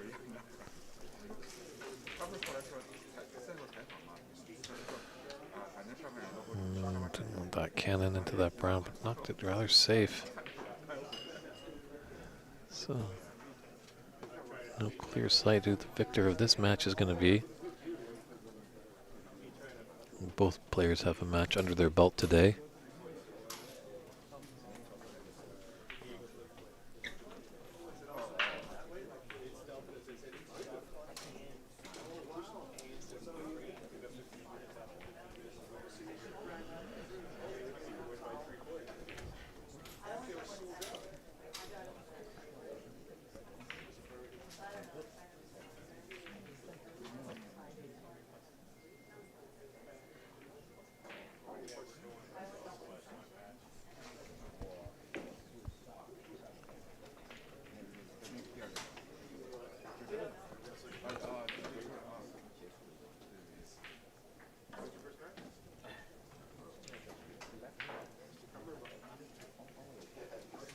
He's left Eric with a little shot to nothing.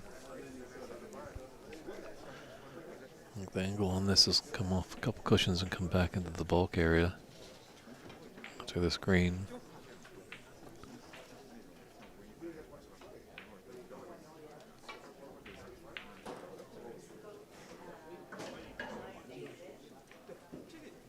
Ooh, ran just a bit too much for him, so he's gifted Gilles a chance, but fortunate enough for him, the brown is tight to the left cushion.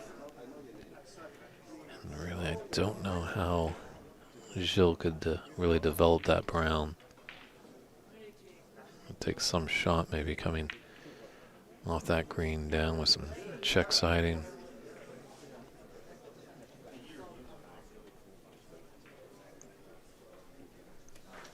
There's a potential for a double.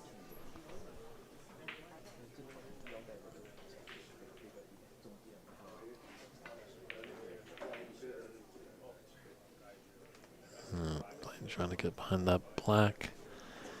Don't think he got the pace. So 1 in it, 22 on the table.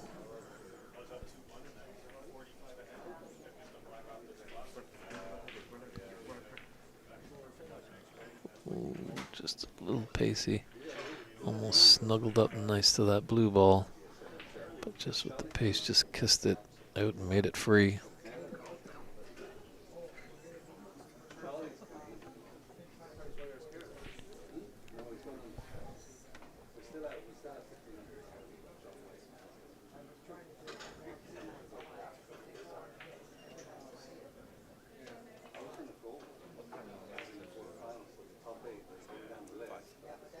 Might come cushion first here. Knock the brown ball down table.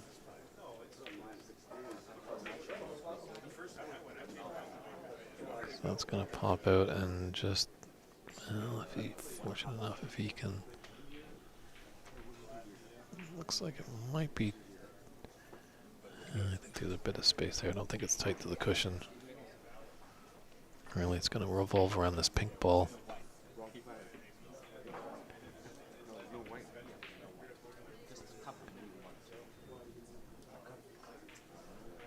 A little bit upset. Really skated around the table quite quickly.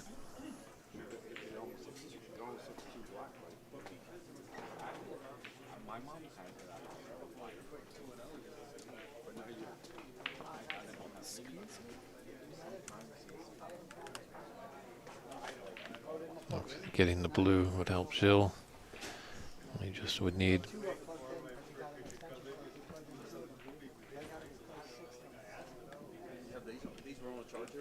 Yeah, these are all charged. It's just you can't take them off when you're playing.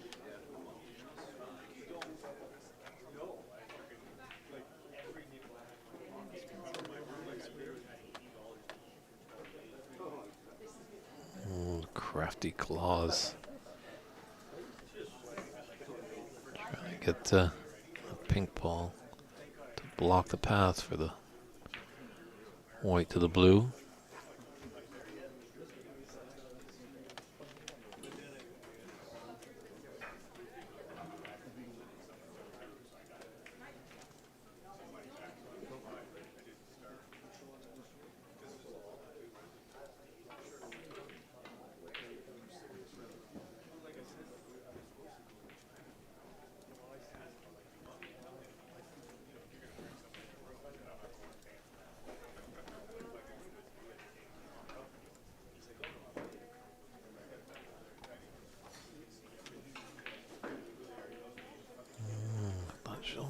tried for that, but opting for a little safe, and honestly, it's gone a bit wrong for him.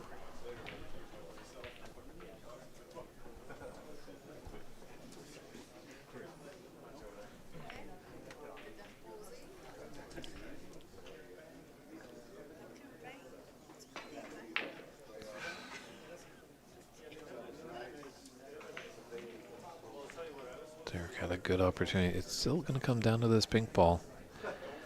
You Jill able to take it, put him 10 points ahead with 13 on the table. Derek able to take it, tie us at 37 apiece with 13 on the table. So, of course, every ball is important on the table, but as this frame is shaping up, that pink is going to be of utmost importance. That's got to slow down. That's a gift. A gift from Mr. Claus that usually gives away the gifts around December. So 5 points to tie us up at 37 apiece. Derek has a rather easy starter, but he's definitely going to be taking a look. Where is his best shot to come off this blue and develop that pink? Let's see what he can do here.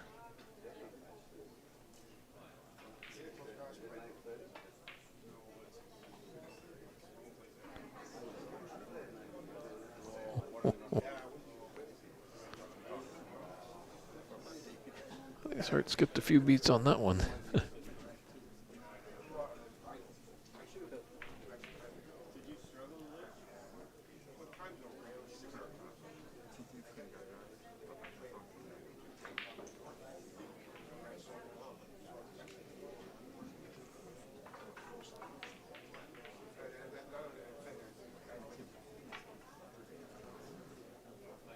So Derek just needs the pink because of that foul. And Gilles leads both of them. Lots of people in the room now glued to this match. It's only day one, but they know the importance. Any match win is a good match win. Finally, Gilles stuttered a little bit on that safe. He's left a long open pink for Derek. Frame and match here with this pink. Wow, what a shot. He's not going to miss many of those, so Derek Claus takes this match 2 frames to 1. We're going to step aside and get another match lined up for all you great people. We appreciate all your viewership today. We're still going to chug along. Lots of matches to do here at the 2024 PABSA Senior Snooker Championship. It's David Burney saying stand by, everybody, and we'll be right back with live snooker action.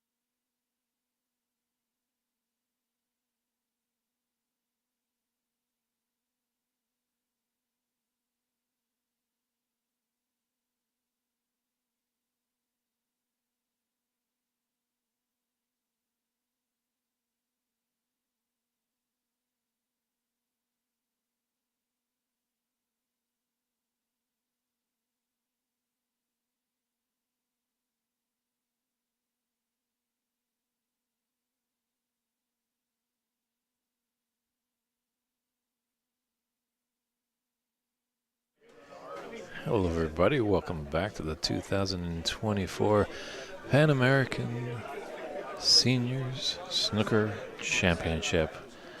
And we got a real interesting one right here. We hope you enjoyed Carter, defending Canadian champion. I just had to step away just to get some lunch into the old system, or I might have fainted in the booth.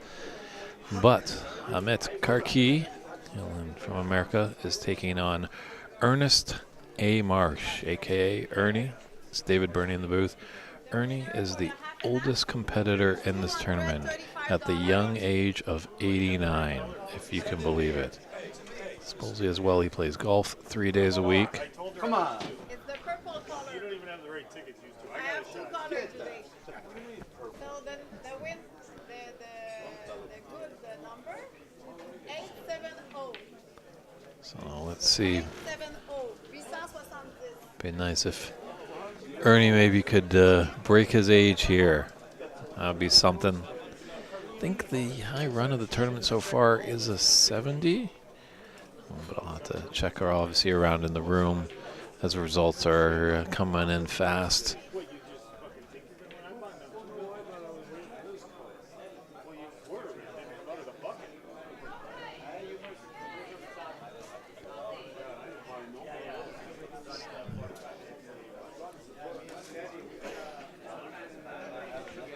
Yeah, that's going to be like high flowing. Might have to put a little bit of an advantage maybe to Amit, but Ernie's got lots of experience.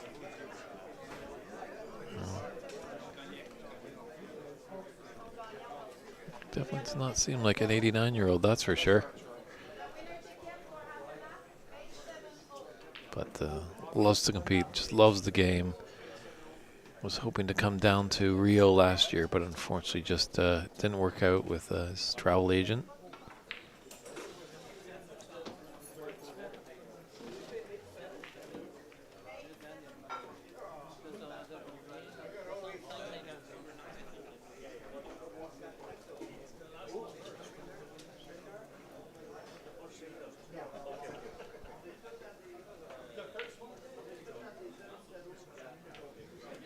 Well, he's just missing just by fractions, that's for sure.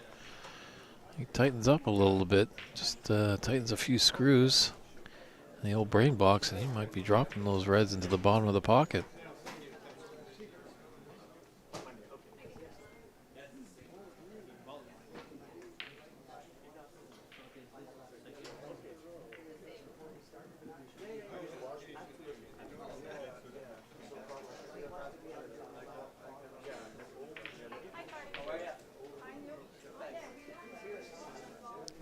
He's put him in a rather finicky snooker here. Be just a containing safety shot for Ernie. Maybe come up a couple cushions and just nestle onto one of those reds that's right of the black.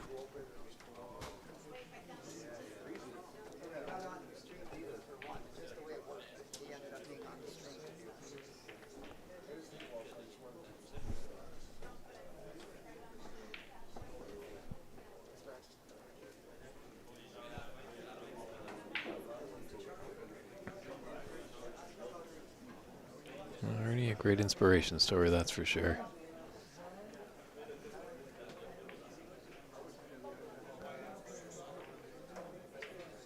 That's okay. Might be a touching ball. We'll see what Amit says. Just couldn't tell by my vantage point if he did point and nominate. I was just kind of looking at the live table there rather than the video feed.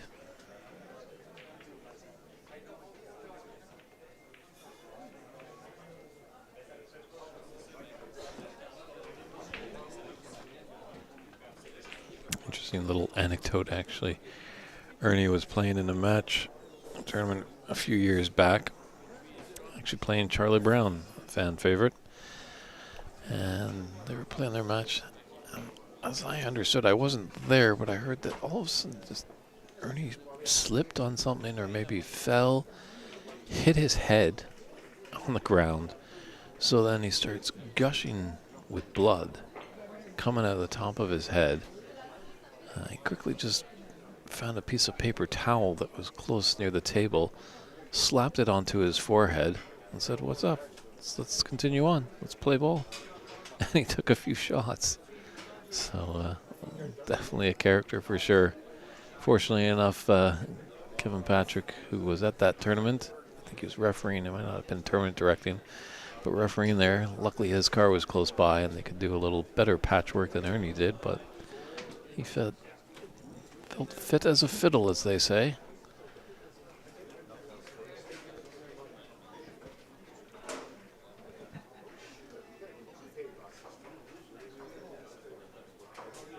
And maybe when I have a chance, and I could cross paths with Ernie, just find out the secret.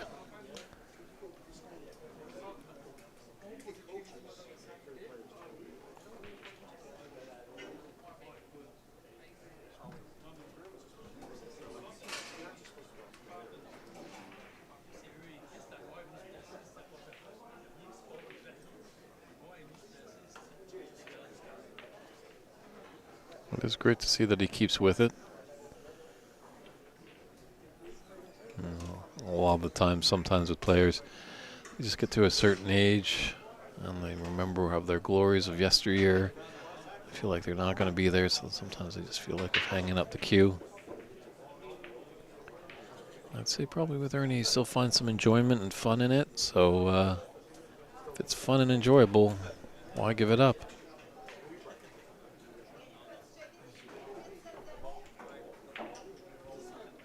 But either player being productive right now. Both are struggling just to get something going.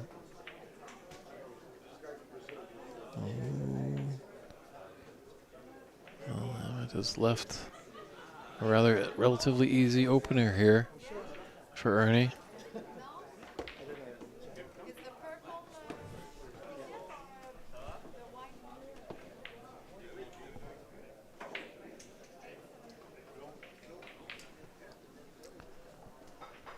It's going to come up nicely. He's going to be on the right side of the blue.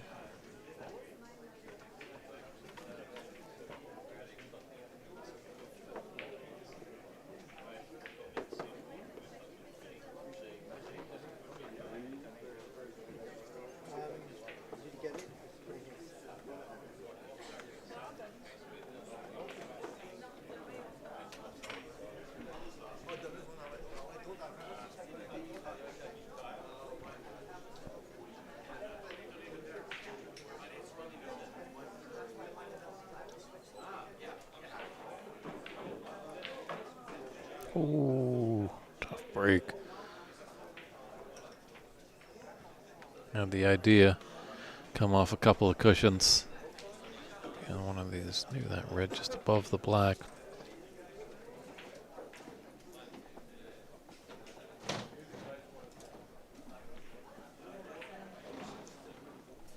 Well, it seems like the sun is setting here in Quebec, but the action is just heating up.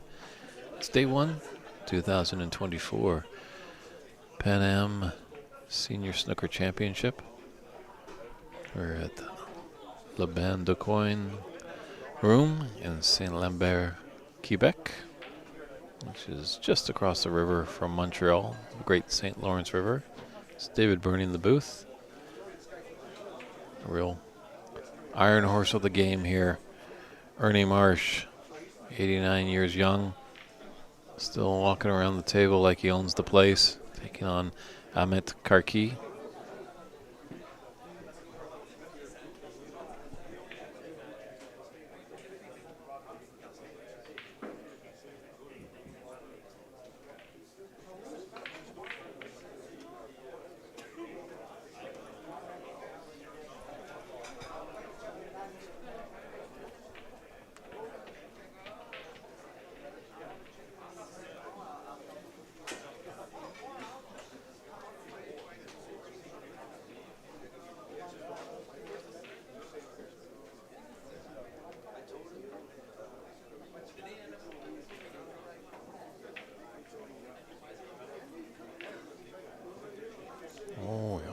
Took that plan on quite nicely.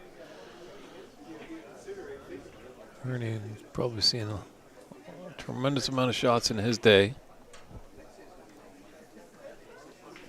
But even though he's been around, you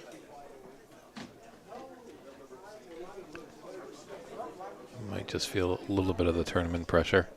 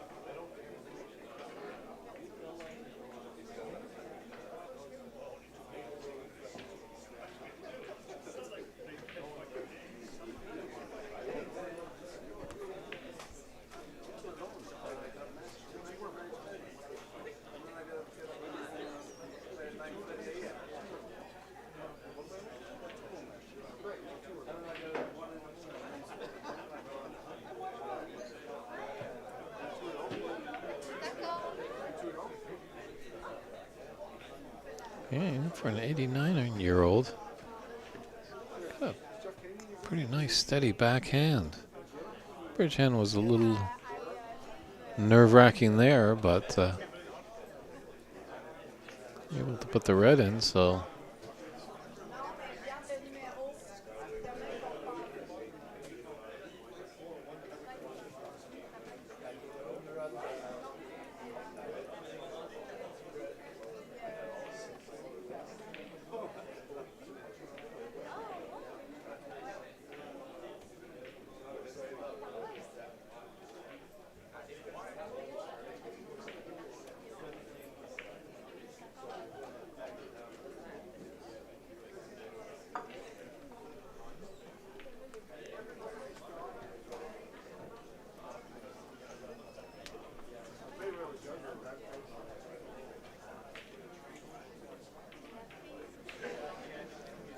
it might be a little bit difficult here for Amit.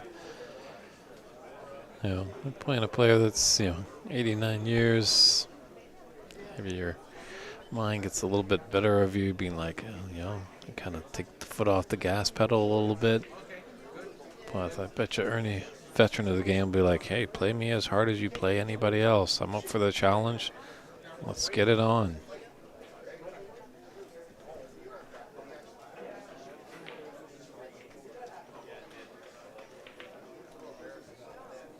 Ooh, ooh. Oh, thought that cue ball was going to stay out.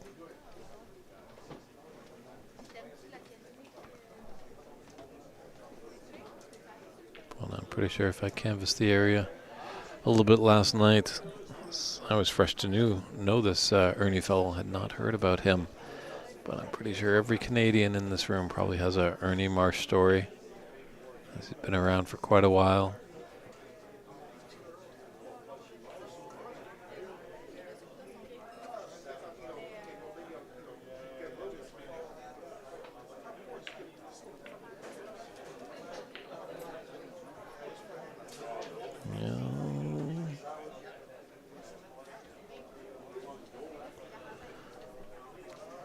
Tricky pot there for Ernie. I wonder if he just kind of maybe draws it back a little bit towards that brown. Is that in his capability?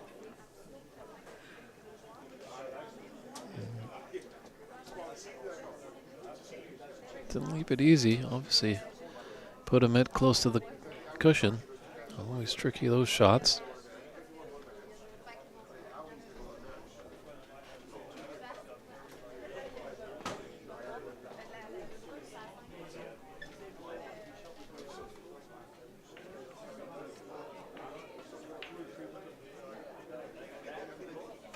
Mitt just struggling to find a little bit of form on the early stages.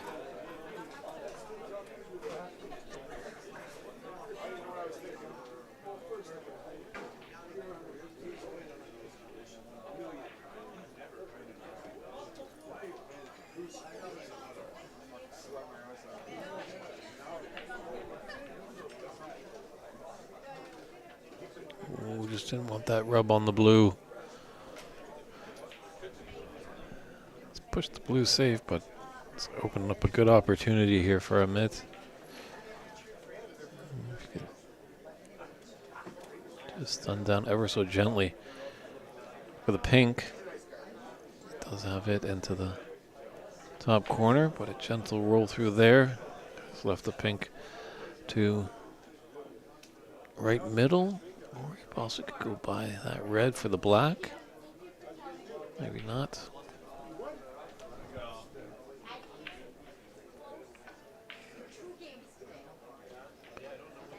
Let's see what this does now. This might have been the wake-up call that Amit needed.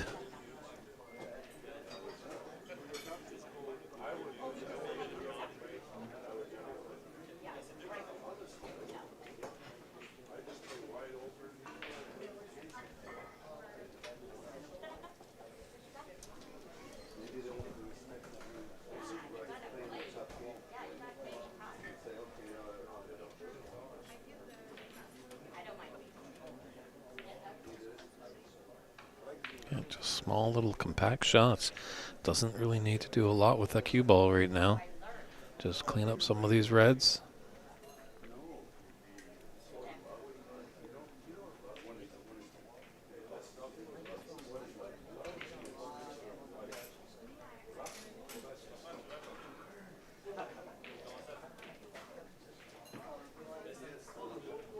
Yeah, can he come down to have a good angle on that red that's just below the white ball near the top cushion? Looks like it's off the cushion a little bit. And if he can kind of put his cue ball rather tightly to that top cushion, that's going to give him an angle on that red to come back up for the black.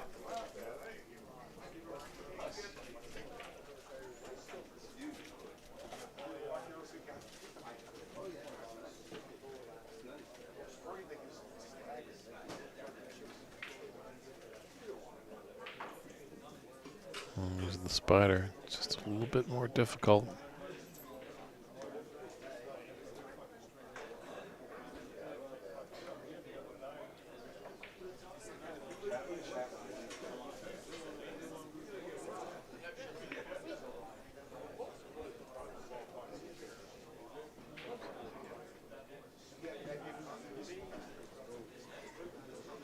I think he might just have run out a bit of position here.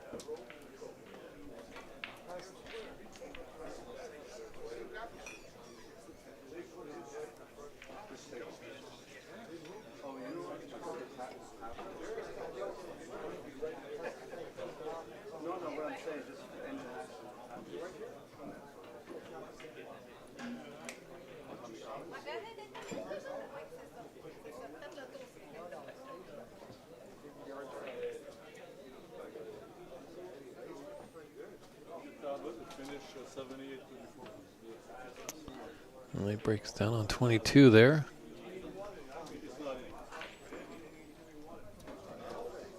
Just not sure if that's touching ball or not.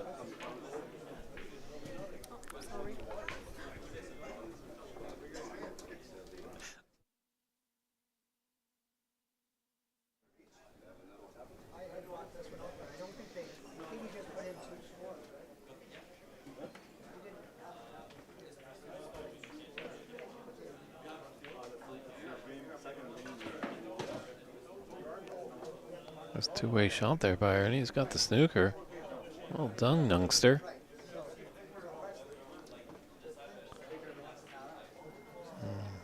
Big area down there for a mitt to hit a red. The problem is he's going to leave one on.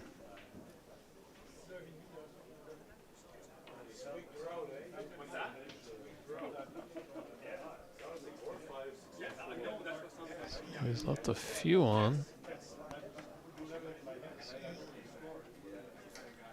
That three reds, and then that one red that's just above it. That's straight on into the top right corner. He's got to be going for that, as he can just stun or fall through a little bit and maintain position on the black.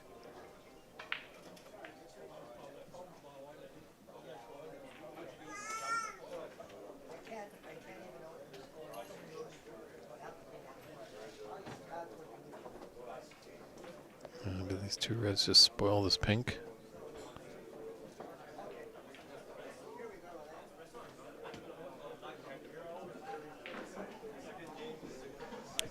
He was there, he just didn't get the right potting angle on it.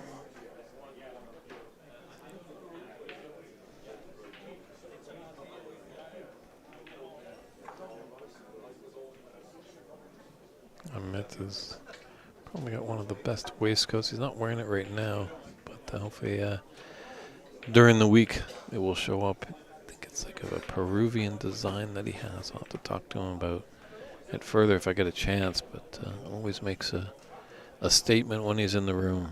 Really nice looking vest. It's nice when players kind of bring some of their own personality to their wardrobe. It gives them some individuality.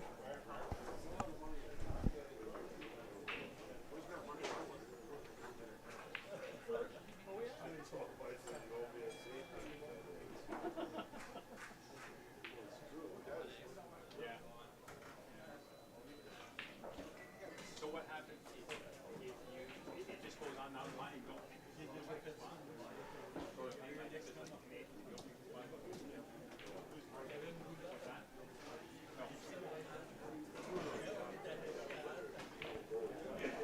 More often than not, Amit's probably going to be taking on more shots than he's going to elect to play safe.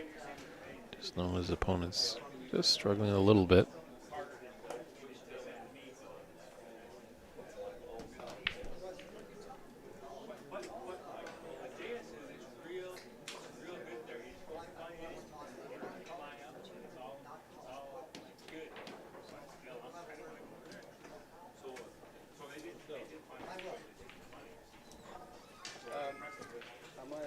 Yeah.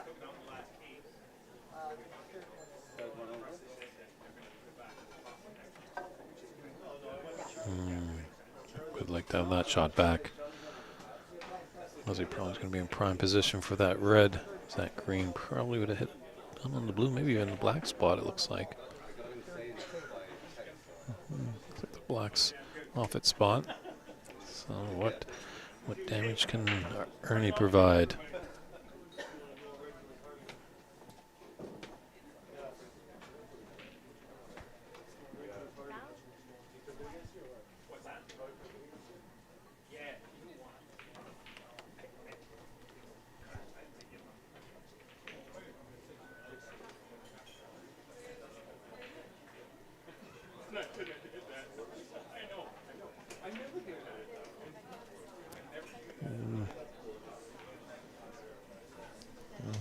They call sometimes the Chinese snooker. I've heard the great Joe Johnson, world champion of 1986. Why is it a Chinese snooker? Because the Chinese actually bottom to top, where we're usually in North America going top to bottom.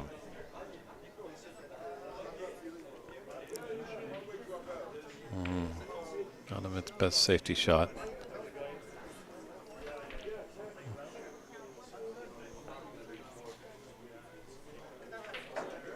Ooh, maybe just a little too much head movement on that one, Ernie. Yeah, he's wondering too. He's going to have a word with himself about that one. That's a shot he's made more than 1,000 times in his career.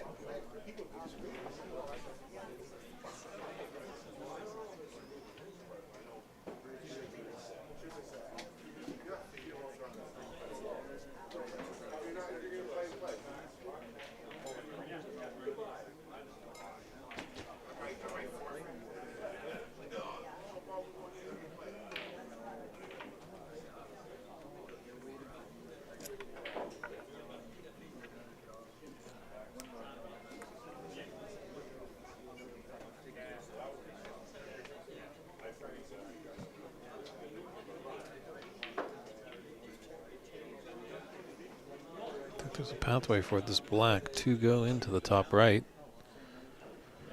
A little bit of angle.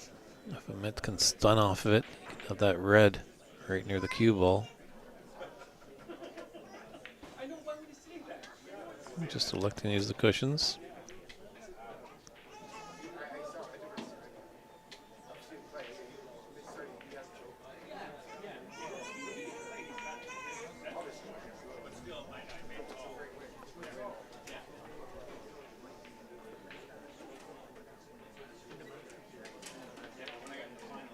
Ooh, same guy. Oh, nice little late there.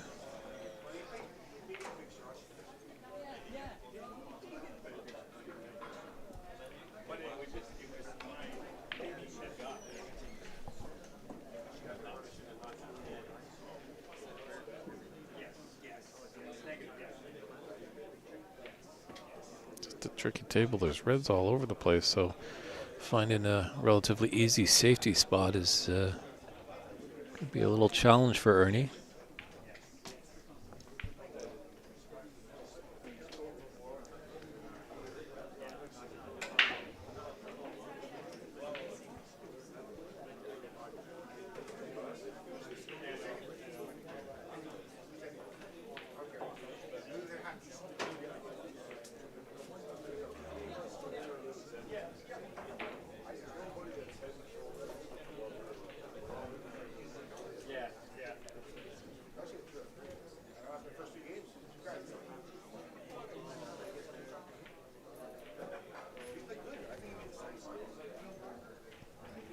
If you're looking for any updates, we do have live scoring. That's what the players are marking their score on these tablets. Head over to cloudsnooker.com.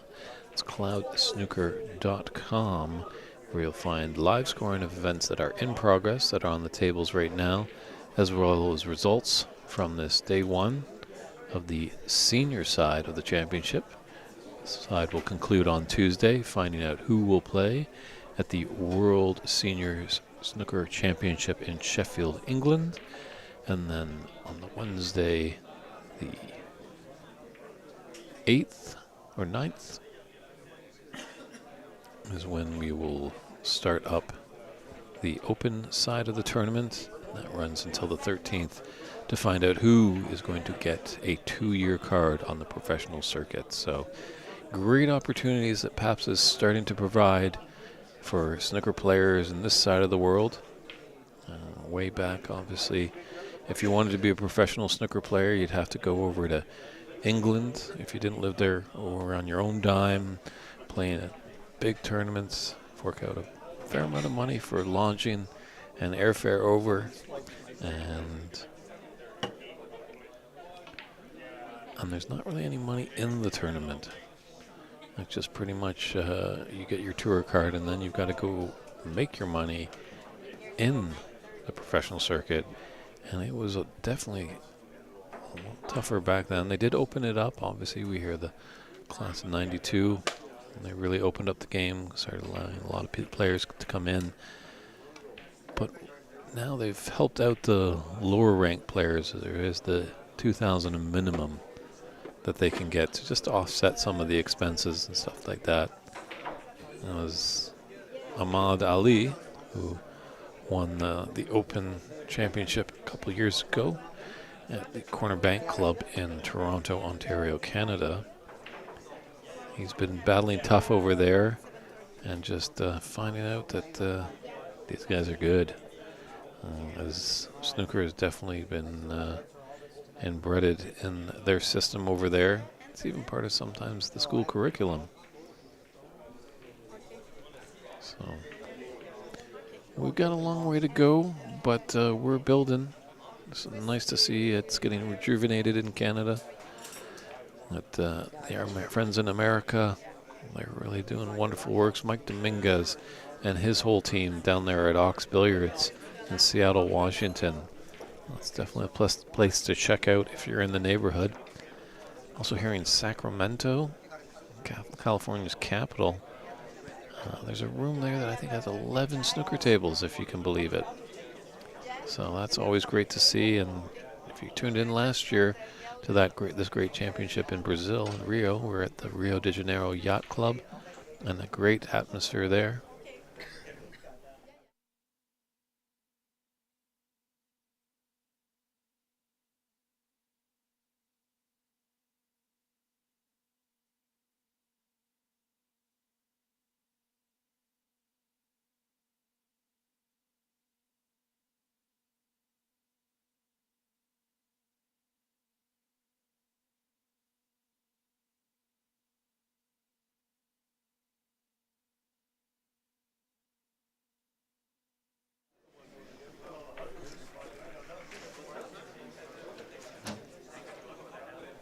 So yeah, we're getting it's getting lively in the Americas for the great game of snooker.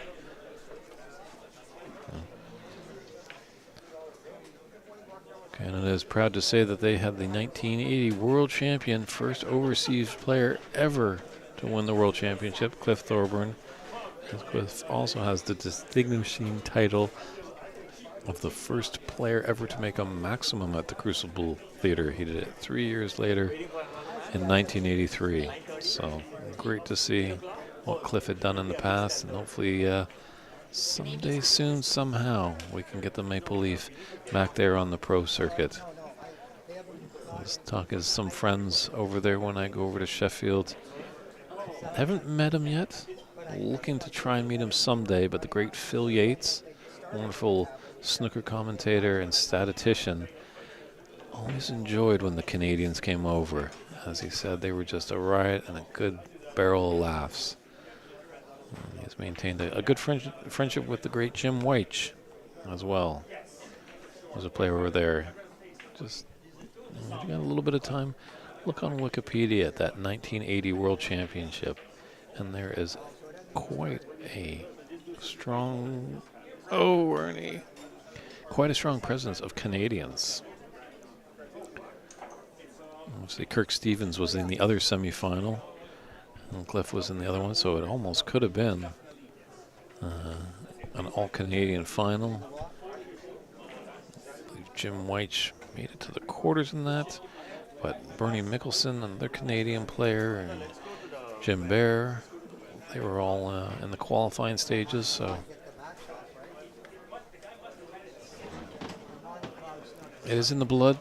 You know, these Commonwealth places possibly are a surge in them. But right now, Ahmed is slowly starting to pull away on Ernie.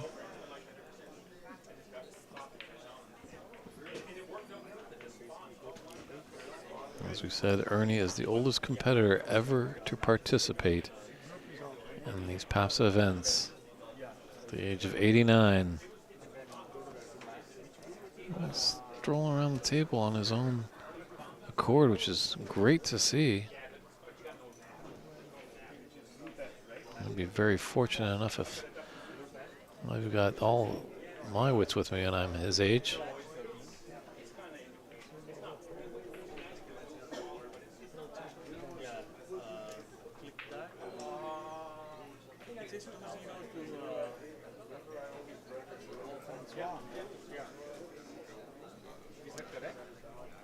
Doesn't look like that red cuts by the other red, so just kind of sliding this one into the middle. Ooh, a little pinball wizard over there, is he? Don't think that was his full intent, but he'll definitely take it.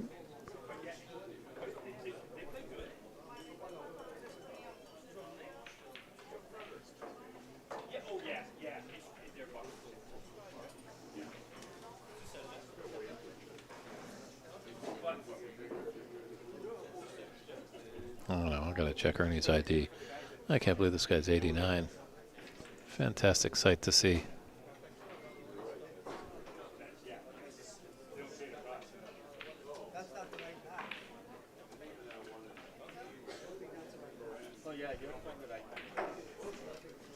Also, when I also speak of Canadian players, also the great Bob Hargrove. Oh, Bob, if you're tuning in, we miss you.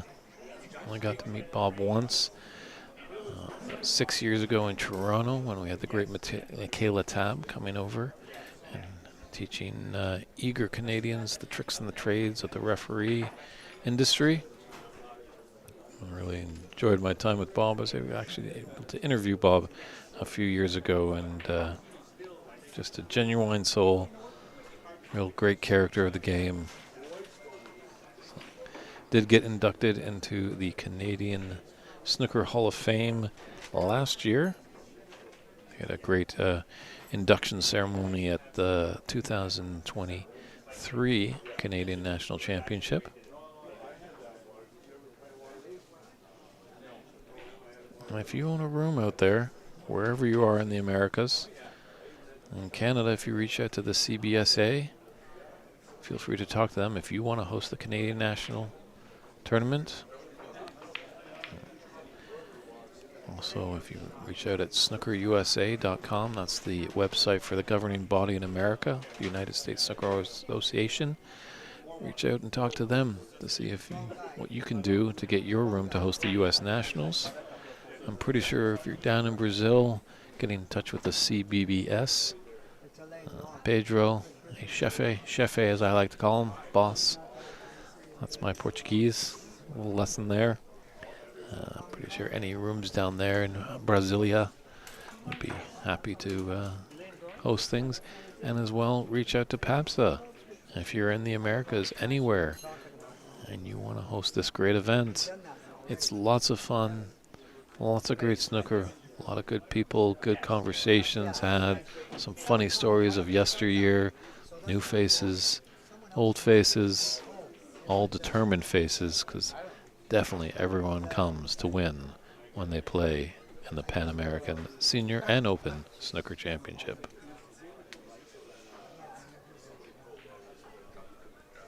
Let me just look, I'll recognize the name.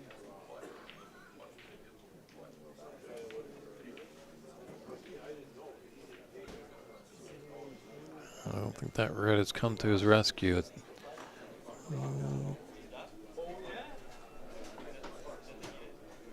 It's close, it's close. Ernie might have to pull the old plant out of the garden, and he does with ease. Take that, youngsters. The 89-year-old still doesn't miss a trick when it's in front of him.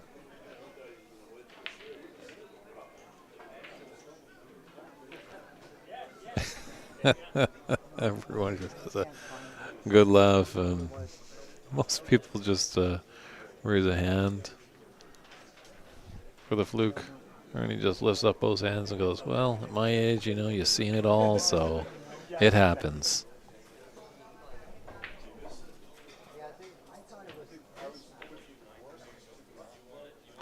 So he's got a shot of this red in the right middle pocket.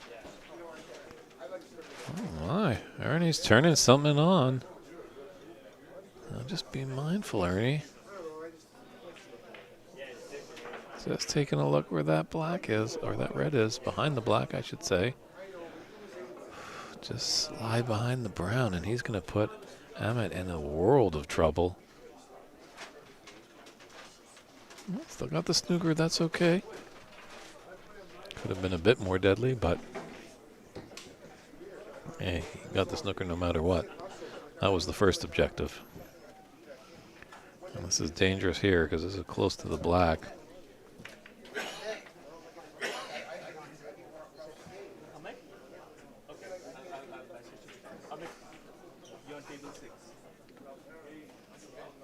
Yep.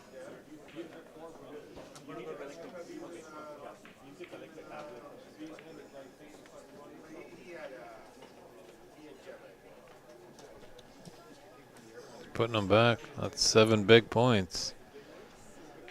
This frame could turn around before you know it.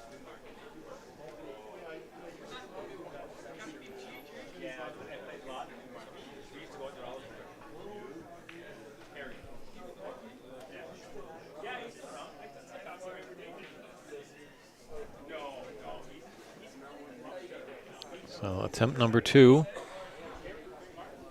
on the stage of the tournament. Another black. It's 4 attempts, 3 putbacks, so this could be 28 points all of a sudden.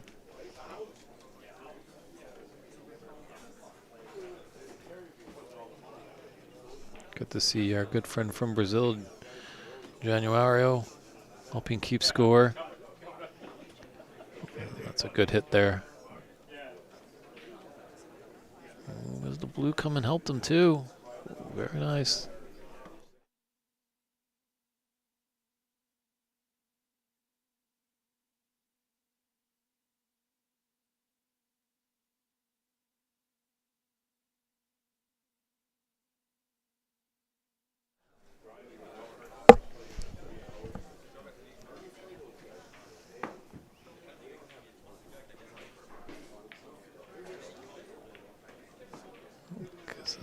Nice little kiss on the pink.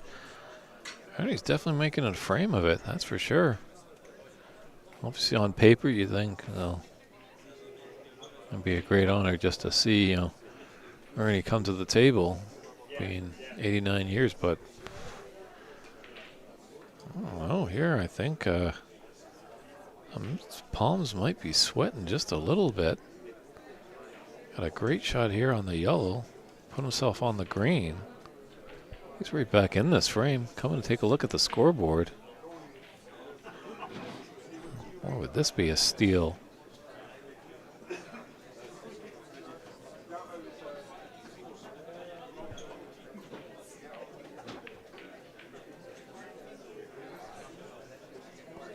Yeah, as the frame gets older, Ernie gets younger, channeling his inner youth.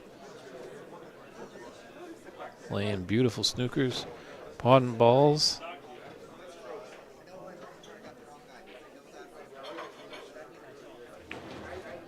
Oh, just as we said, the commentating curse. Ow, just as he's crawling back in his frame, but he's made something of it. Only 9 points in it and 25 on the table, so still anyone's frame. This first one, best of 3, round robin match between Amit Karki taking on Ernie Marsh. Yeah, there's a nice pizza place. Oh, really? It's called 900. 900. Okay, it's like amazing. Really good. We had a nice Caesar salad and shared this, it's called smoked pizza. Oh, okay. It's amazing. Oh, okay. Maybe just a little pacey.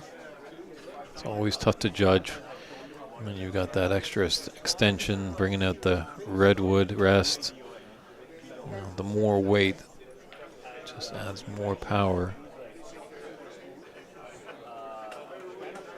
Obviously, this is not a bad angle on this brown to shoot him back down up table, but making the pot that much more difficult with the more severe angle rather than being straight on. Oh my goodness. Great shot there.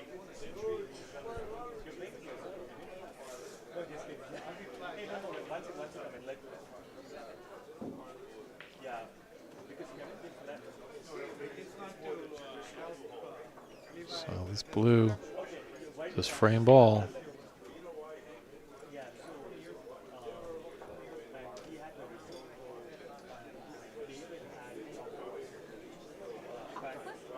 And the frame continues. Ernie's not out of it just yet.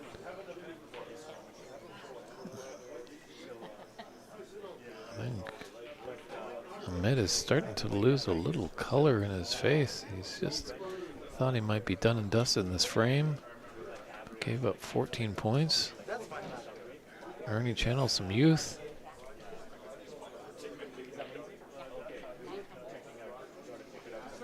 And here we are. You don't have a break?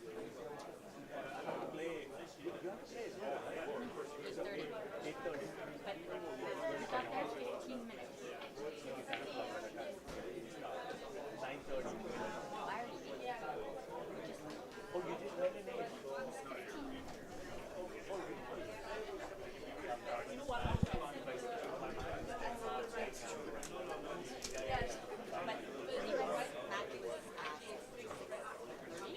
How did he do the 6:30 match?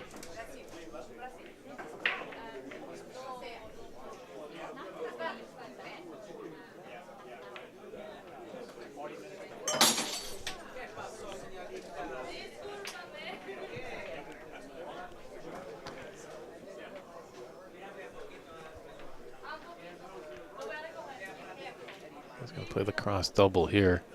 Take this blue into the right middle. Oh, no, just electing to play safe. It's not going easy on Ernie. That's for sure.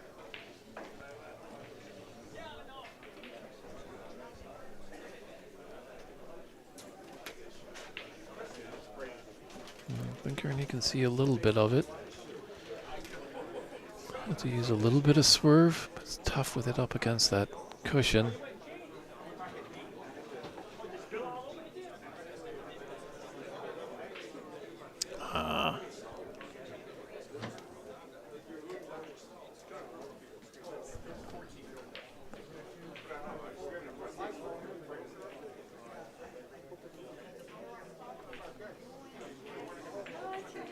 So I'm not going to put him back.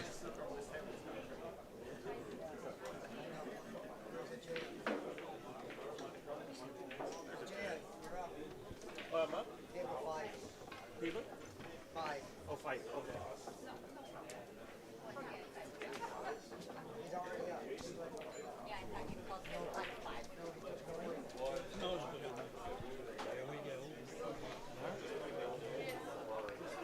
Oh, and that looks like a little concession there. So Ernie concedes the first frame. Ahmet Karki takes it 59-39, and we're going to step aside. But stay tuned. Keep with us. This Ernie has got a few more tricks up his sleeve. The 89-year-old. We'll find out in a moment's time.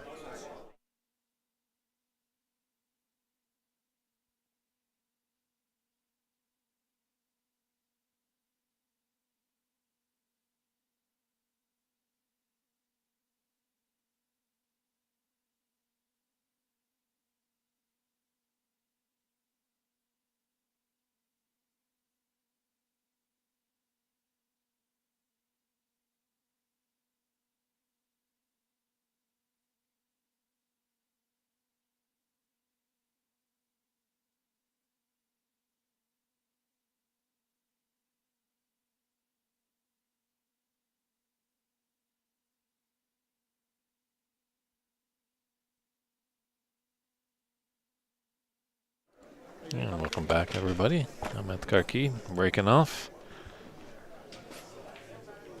That first frame got a little exciting at the end, that's for sure. I thought Ahmet was going to run away. I'm pretty sure all the bookies thought about that. You know, Ernie, 89 years old, obviously a true competitor there. But he stormed back in that first frame just to keep us on the edge of our seats.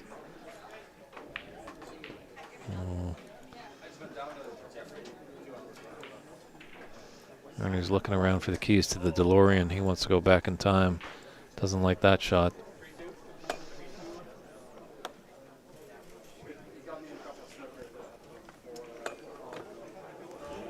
So let's see what Ahmet can do.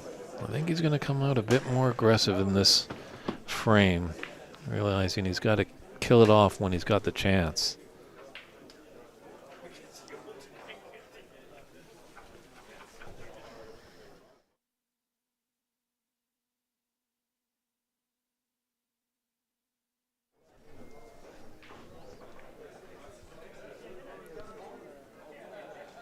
Very awkward bridging there.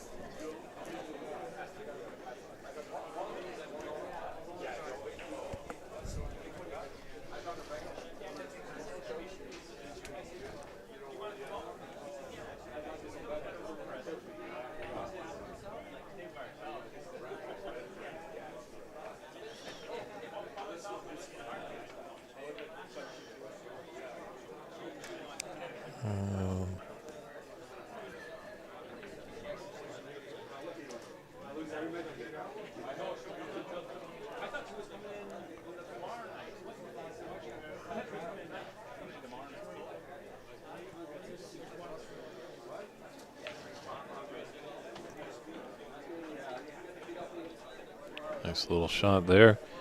Cannon wonderfully into the red to hold position for the pink. Only a little issue here, he's got to negotiate the black, the pack of reds. Not a bother for the youngster there.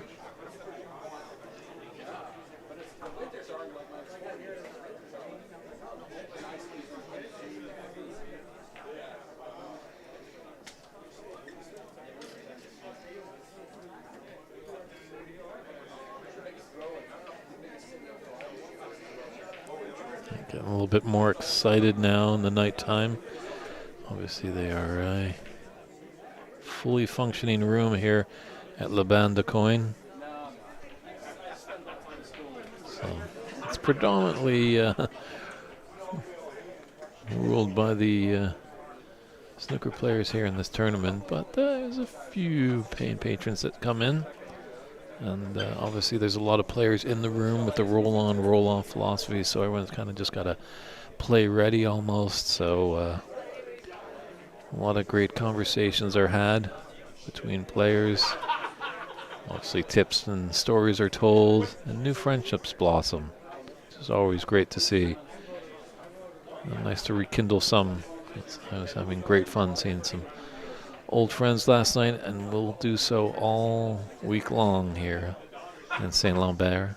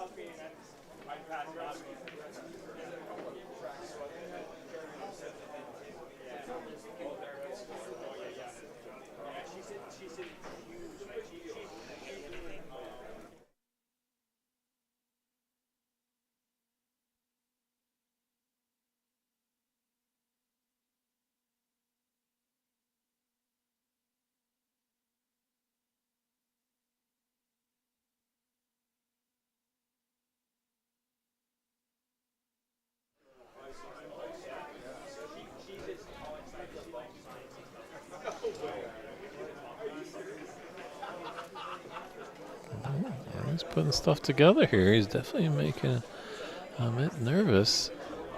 And he'd love to put it into a decider. I think some of the locals are a bit actually surprised when they come in here seeing the complete setup, just thinking it's going to be a regular Saturday night at the old snooker room, and didn't realize that they're coming into a international event here. One that goes from north to south. Northern of Canada all the way down to the tip of Argentina. Not sure how the Argentinian snooker world is. I know last year in Brazil there were some players that were Brazilian, but they now lived in Argentina, so they played a little bit. I think having that tournament down in Rio last year really is going to start to inspire other countries and little young Brazilians. Zico Figueiredo was on the tour, kind of slipped off, but won this event. This is the senior side of the PABSA Championship last year, and went on to win the World Seniors Championship in Sheffield, England. That's what these players are playing for, a spot over there. UFC 2022 champion Vito Puopolo is in the hunt. He'd love to get back there as he made his Crucible debut going against Tony Drago, which is always tough because Tony is just lightning fast. You blink and pretty much a frame is done. But I've heard Vito had a lot of good coaching as he comes out of the Toronto area, right around where Cliff Thorburn lives. Cliff probably gave him some good pieces of advice for just handling that pressure and the nerves. How do you do that when you just sit there and dream about it, just hitting balls on a snooker table? You never think that you're walking down those famed steps at the Crucible Theater, and then when it's actually happening, you kind of almost have to pinch yourself, make sure that you're not dreaming. But that's what this great tournament is providing, making dreams into reality.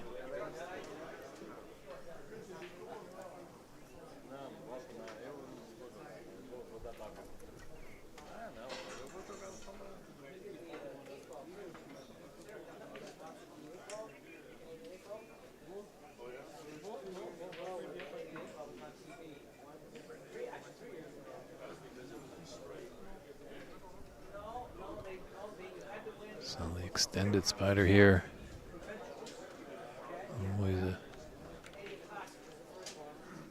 tricky piece of equipment. They've got all the tools here. Surprised the Swan. Now the tournament is young. It's only day one. I'm pretty sure we'll see the Swan at some point in time during this lovely event. Well, sometimes some people actually, when they see that Swan, they think of it actually as a slug. So when it comes out, we'll have to have a little bit of a debate on the stream about that.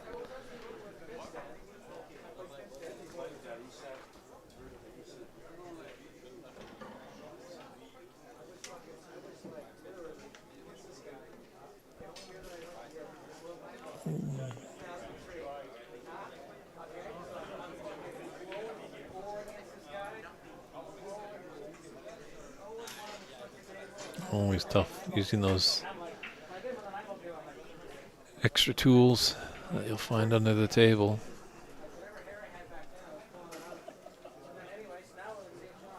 So I guess that red by the blue doesn't pass the green, so maybe a thin cut here with the element of safety.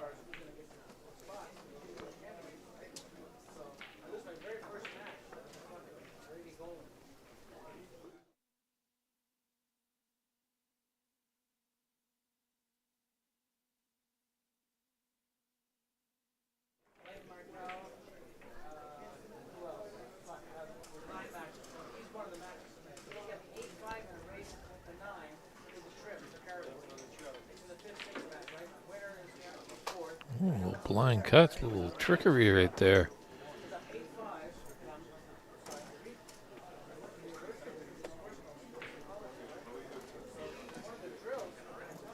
Even at 89, he can still surprise us.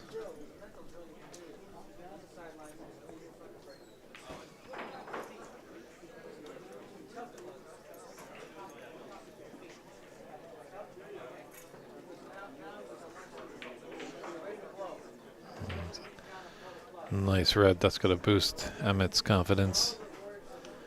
Definitely needs to put something together. Lots of points on the table and only trailing by 10, 12-2 in the second frame. Obviously, he'd like to get it done and dusted. But Ernie'd love to push us into a decider.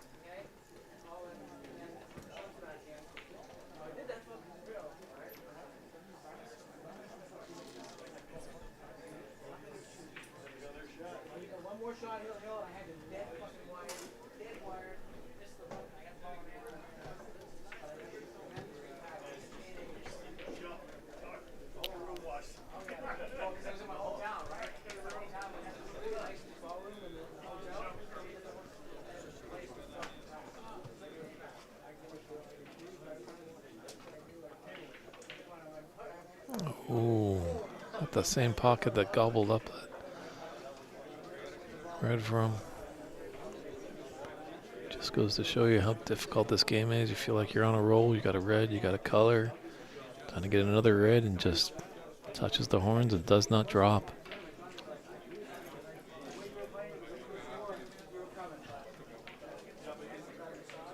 Oh my golly, look at that shot. Go from one side of the table to the other. Thin cut. Didn't even touch a horn. Well done, Ernie. Can he do it again with the blue? Oh, it's empty for the side. Almost playing a great billiard shot over there. It's a fascinating game, billiards. Not familiar too much with it. Know that sometimes you do want to hit a ball and put your cue ball in the pocket, and that gets you points. So, but funny enough, it was the game. Oh, scintillating shot there by Emmett. And it's going back to that note. Billiards was the game way back. Played it a lot. And then just as an exhibition during the intermissions, they brought out the game of snooker and showed it off. And then all of a sudden it started getting momentum, taked off. And now it's played a lot more than English billiards.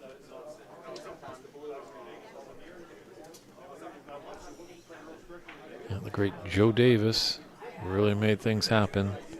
First ever world champion back in 1927. I believe he's in the double digits of world championships, but obviously a lot different back then. I think the world championships was between two players, they might have played over 70 frames, so it might have been a weak final, shall we say. A week, as in a W-E-E-K, not W-E-A-K. A week-long final. And now, obviously, the World Championships is just over 2 weeks. And you're playing many competitors. You've got 32 to start. They're moving down into 16, into a quarters, semis, and finals. So you really have to bring your game as much as you can be an accurate potter and tactical snooker player. Is really up to endurance. Just I think a little bit like these players are feeling as well. Getting up to 7:15 here in Saint Lambert, Quebec. And we started at about 9:30. Maybe really got things going at 10 o'clock. There's a few hiccups that we just had to get over, and finally plowing through. Definitely going to be a long day, and we're happy that you're tuning in wherever you are finding us. Hopefully tomorrow we'll be able to enact the chat so we can interact with all the great fans. They always have something great to say, always good debates going on there, some good anecdotes, laughs, and just where we find the game of snooker. It's really the chats when players tune in. It's quite global. We see friends from all over.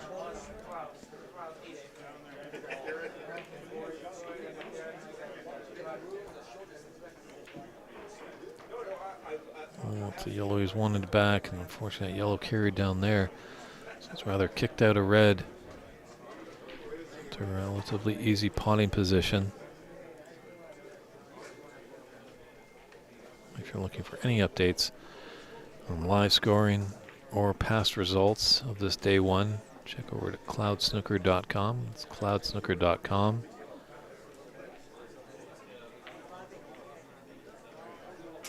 Right now we're in the second frame of this match between Amit Karki and Ernie Marsh. It's really a special sight to see. I know it's not the all-star high breaks, great tactical play, but you do have to tip your hat, I think we all do in this room, to Ernie Marsh, 89 years old, still going strong, still able to take his instruments off the table, put them back, and still able to walk on his own accord around the table.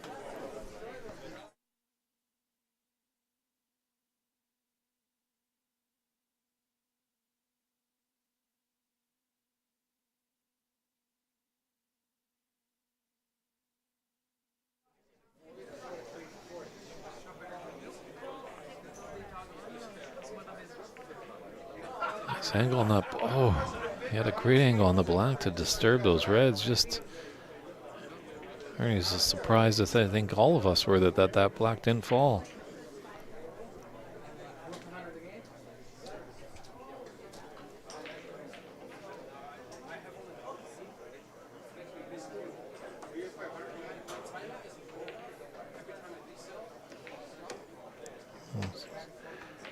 Hopefully he's got a bit of angle on this black. It is going to be tough if it's straight on. With queuing over those balls, and I think it's straight on because he's just came around and looked at it and really refused it rather quickly.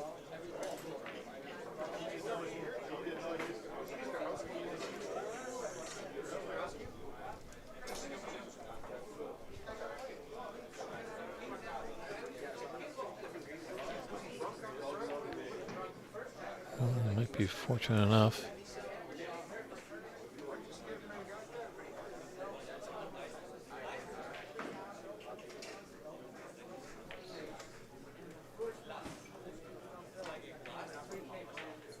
Very nicely done. Wasn't able to disturb any of the other balls, because that would have been a foul.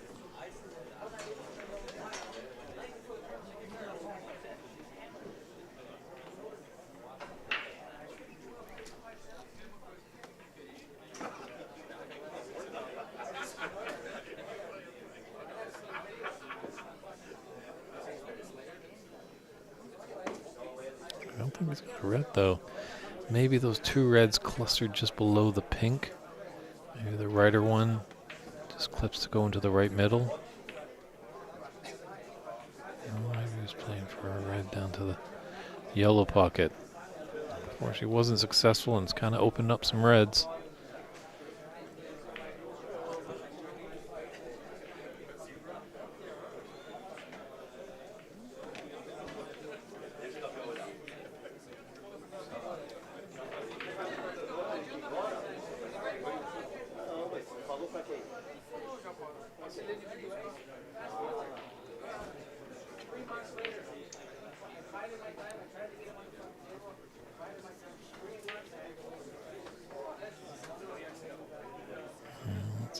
It's got a shot to nothing here with a 23-14 lead. The second frame.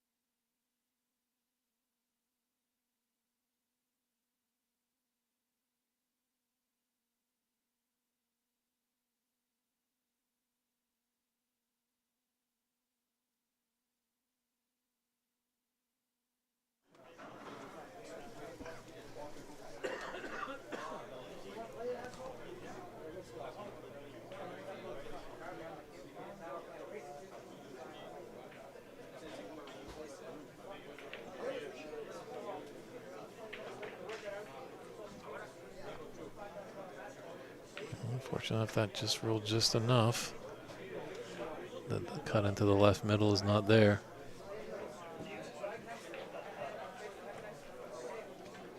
Might be a double here for Ernie.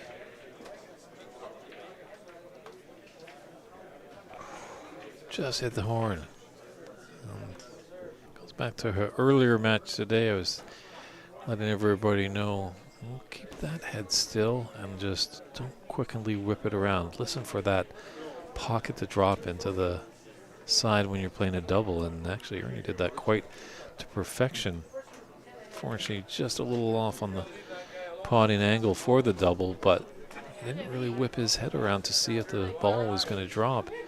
He got firm, focused.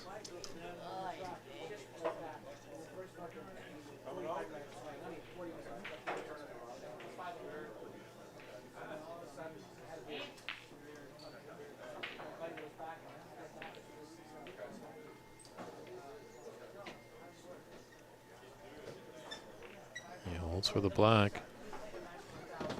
Good opportunity for Ernie to get right back into this frame.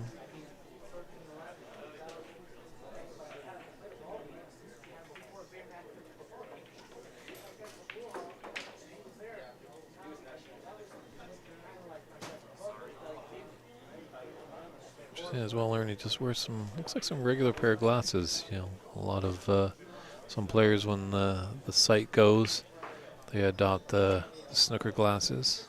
Obviously made famous by Dennis Taylor. Really created his identity. And there's not many people probably would know his name, but most people say in snooker, what's that guy's name with the funny glasses? Well, that was the 1985 world champion, Dennis Taylor, who played in probably the biggest game the game of snooker is ever to see. That 1985 final against Steve Davis. Was trailing heavily after the first session, 9-0. People think it was going to be done and dusted, but Dennis came back to at least make it 9-7 overnight. They battled back and forth, and they got to that illustrious final 35th frame. It went all the way deep after midnight, all the way down to the final black.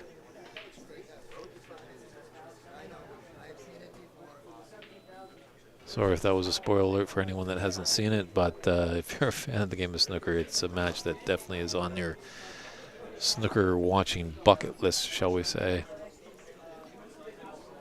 But definitely, if you haven't seen it, it gives you goosebumps, that's for sure. The hair on the back of your neck will stand up as they go deeper and deeper into that final frame.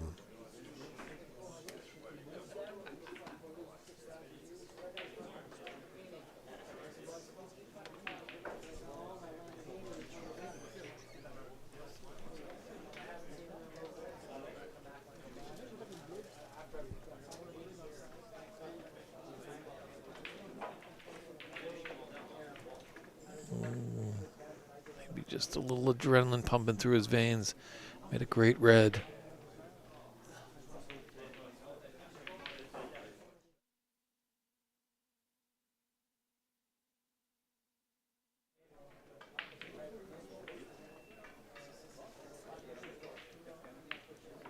Oh, needs to pull up a little bit, Vernie. Ooh, he's left it.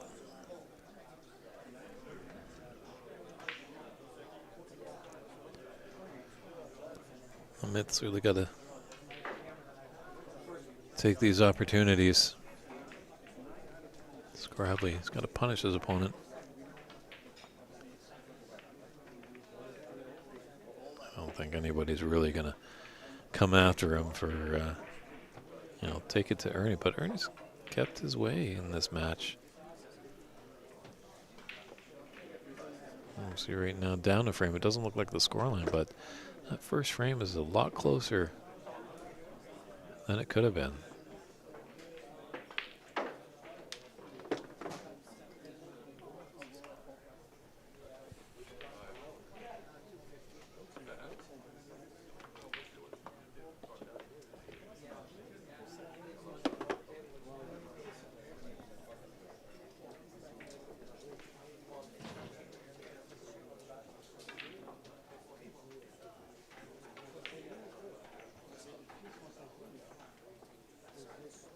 That's coming back. Look at this. 3 in the side. There's more going for 2 in the corner.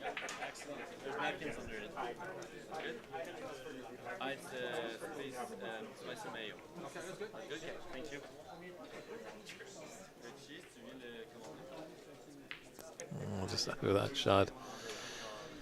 Well, he did raise a hand. Did Lugat wasn't intending to put his red into the middle. And it extends his lead to 18 points, 43 on the table. But Ernie's a fighter. Yellow and red are rather kind of tying each other up. Green looks kind of safe up here on the bulk cushion, so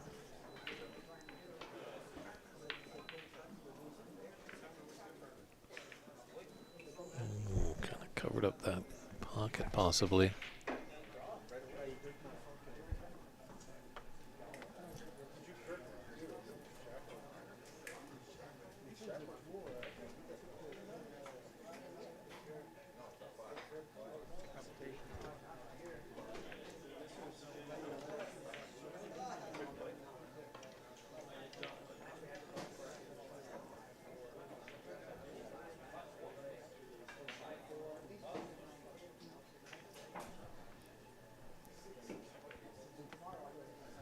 At least left a long pot on for Amit.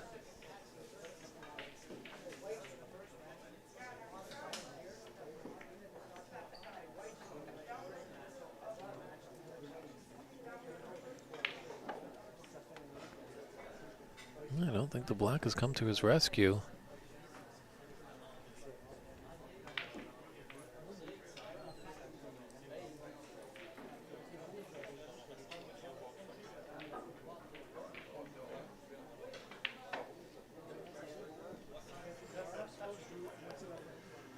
We can't believe it.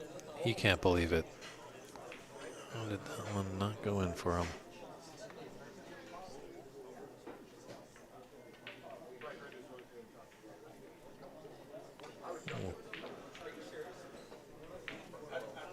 May have definitely shown us that he's not afraid of the cushions.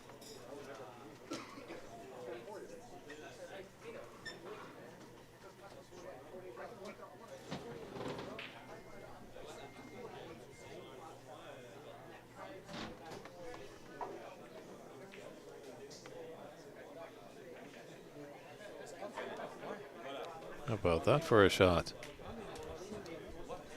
Nice lily. There might be a little opening that it can hit this red.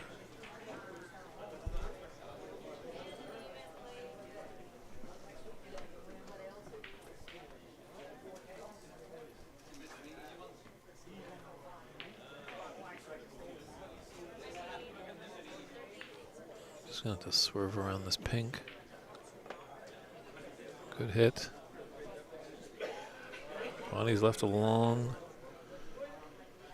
well-traveled red into this green pocket for Ernie. Shaking his head a little bit. It's not his favorite shot. He's definitely gonna. He might take it actually on into the middle. Oh no, he went for the other red.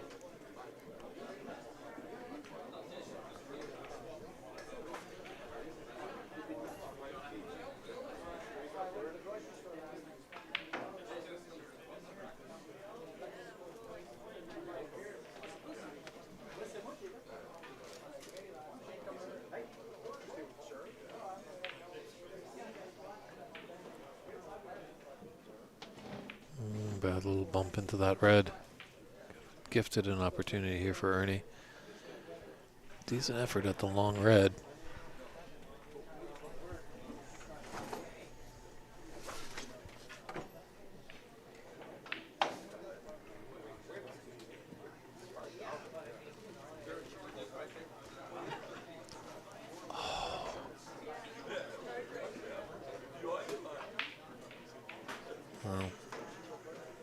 Ernie's going to find his card tonight. He's going to go right to the hardware store and get a jackhammer to pry open that pocket a little bit more.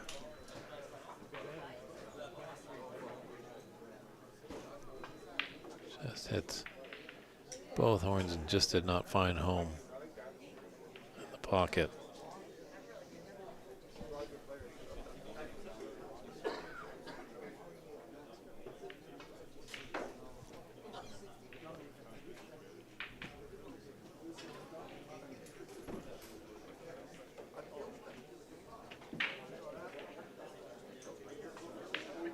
Ooh.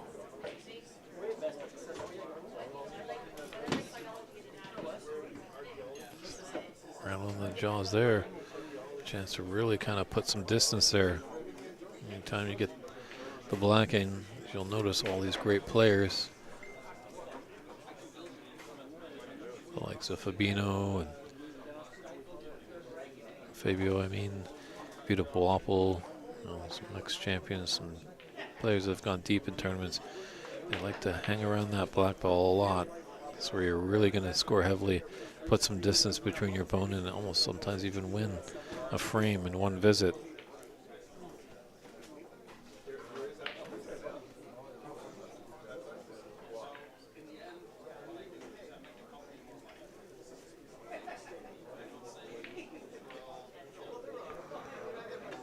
Ooh, dreaded double kiss. Looks like Ernie's going to go and try and find the redwoods. Definitely some extension here.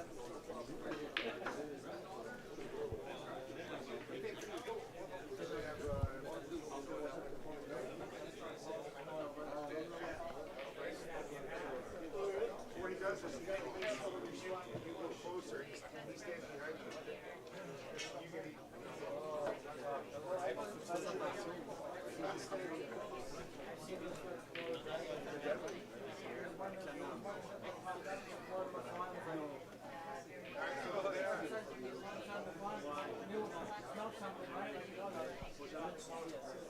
Relatively easy red to get things started here for Ernie.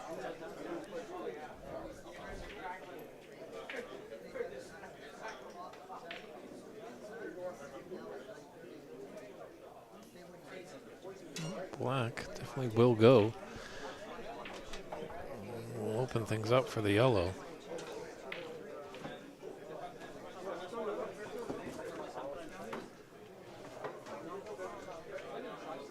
It seems like Ernie kind of in the early stages of frames kind of just lies in the weeds a little bit, but then as they grow longer, the true competitor comes out and the fighting spirit reigns. And oh, just a little too thin. few choice words to say to himself there.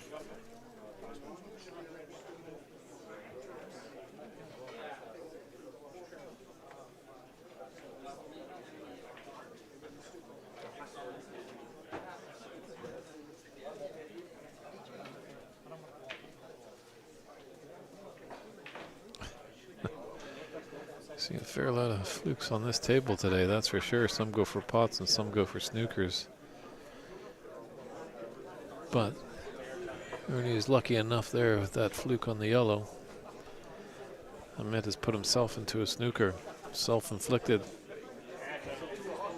And players don't mind if they lose to just the better player, but when they start beating themselves, that's when it gets really frustrating. 'Cause, Ernie does have the choice of putting him back, so could be costly here. We saw him get back in the game in the last frame.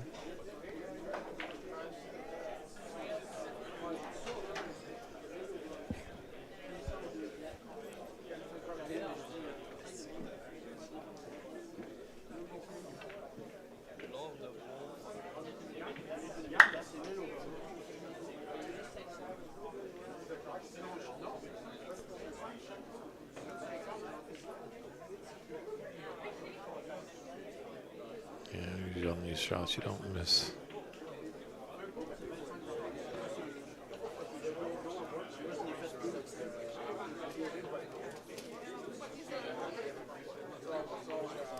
Very sportsmanship. You never lose that, no matter how old you are in this game. Ernie tapping on the table to acknowledge a good hit by his opponent, Amit. Jeez, Ernie, well done. Puts the cue ball tight to the ball cushion, leaves the snooker. Green is very close to the black, so this could be really costly.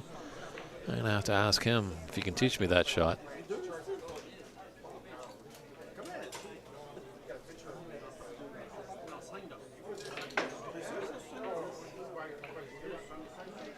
I think just tournament director Kevin Patrick just coming in just to mark with a little bit of chalk.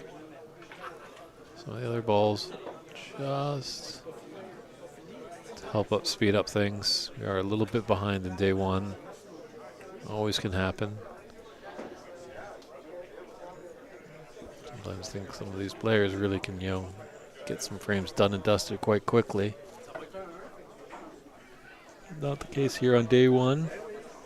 The 2024 PABSA Senior Snooker Championship. Or La Bande de Coin room in Saint-Lambert, Quebec. Just on the other side of the St. Lawrence River, on the other side, the beautiful city of Montreal. That's a good hit. And did he come back with snooker him? I think Ernie has got the pathway there.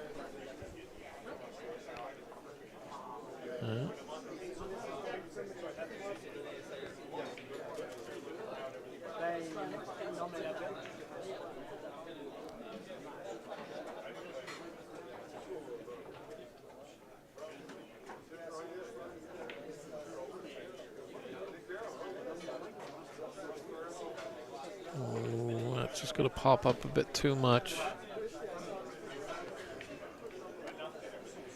He's kind of slowly shrinking the lead, but this is going to go back up in the favor of Ahmed.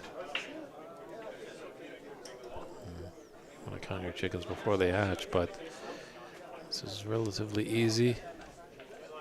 Just needs brown and blue to put us in the Snookers required stage. Let's slow down a bit. Slow down.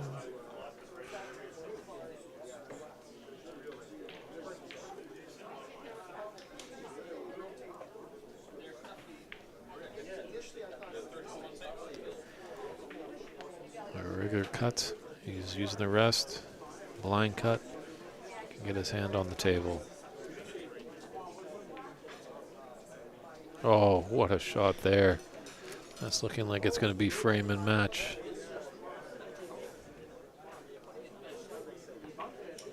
Ernie does need a snooker. If this pink goes down, it's going to be handshakes. Wow, what a shot there. I should just seal the deal here, but great effort there. Great to see Ernie, 89 years old, on that table. I think you can hear a good round of applause from the audience just saluting what a true journeyman he is. 89, maybe we'll get him again on the TV table, we're not sure. But definitely come down on the 17th because there might be a little presentation for the young fella over there. But anyway, we're going to step aside and set up our next TV match. It's David Burney in the commentary booth. Glad that you guys have been joining us all day long here at the 2024 PABSA Senior Snooker Championship. Don't touch that dial. We'll be right back with an exciting match of snooker.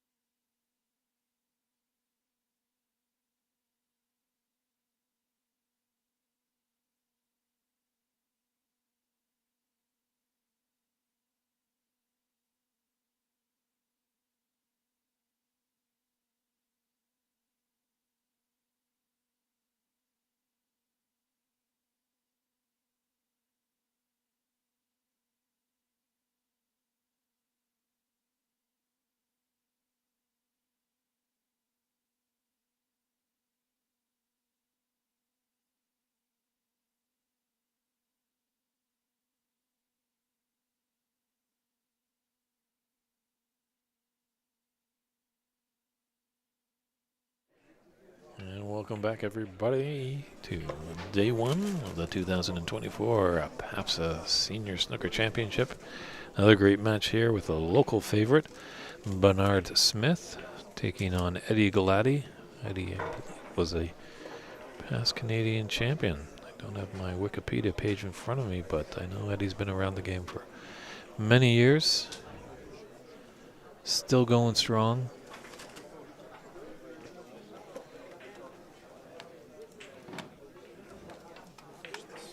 And still able to put balls in the bottom of the pocket. So first chance to Galati. Let's see what he can make of it.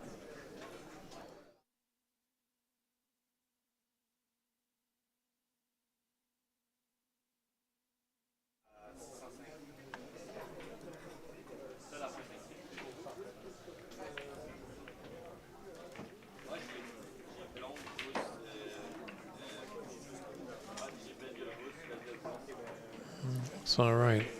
He's got a thin cut, but he can come up back for the blue. Just got to negotiate that big cherry tree of all those reds.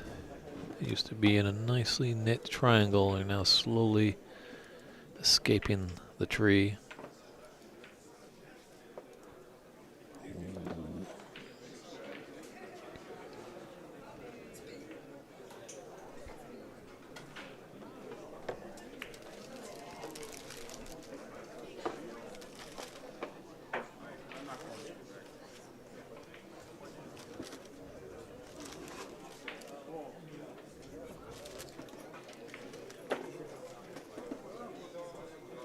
Maybe just first frame jitters there. Neither of these players have been on the TV table yet. Players definitely find out sooner than later what is the TV table. And when they're summoned to it, they usually step up to the task.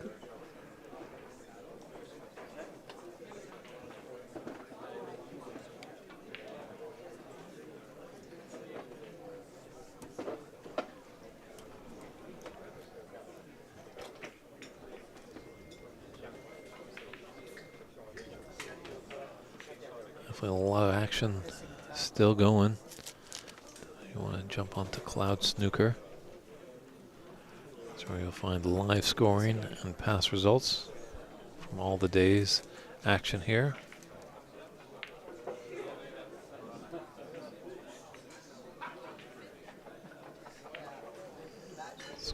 Hold just enough.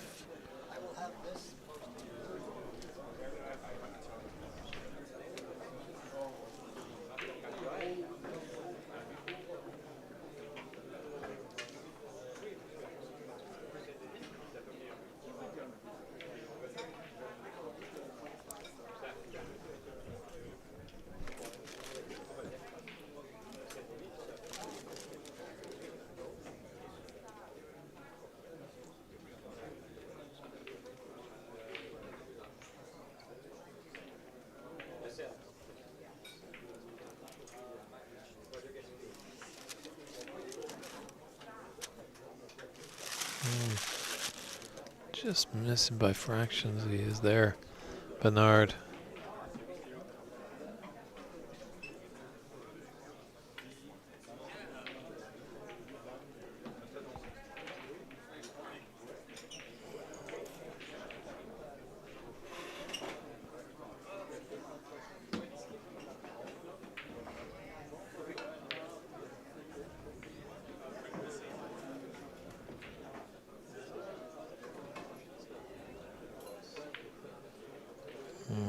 I'd like that to pull up just a little bit.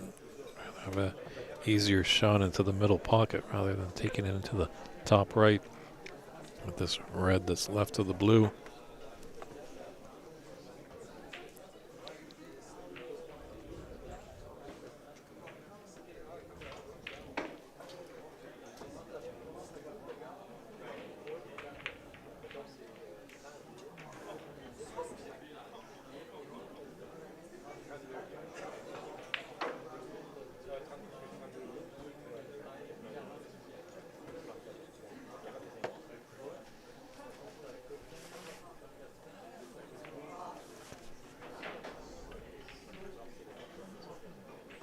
And what used to be a flow of cool beverages in the room, now switching over to some hot beverages.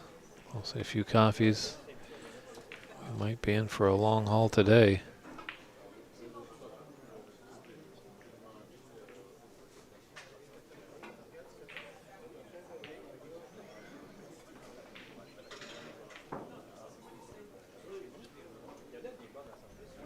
So we have, I believe there's 57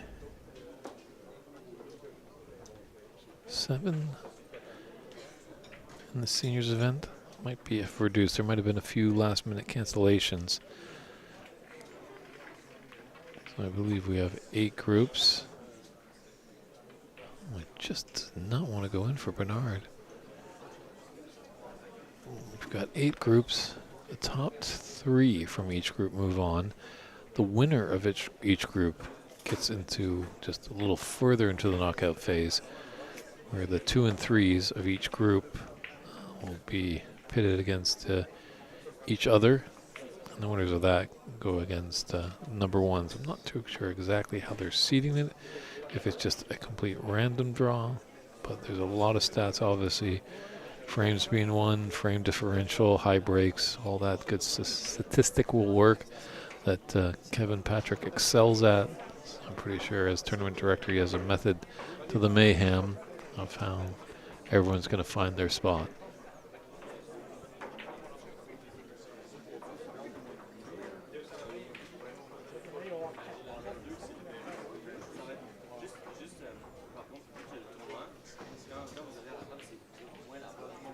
So Eddie's got the redwoods out. Black is open to the opposite corner pocket, so Eddie, supreme veteran, should know just the correct pace, as the extensions will add a little speed. And he gets up there very nicely on the black.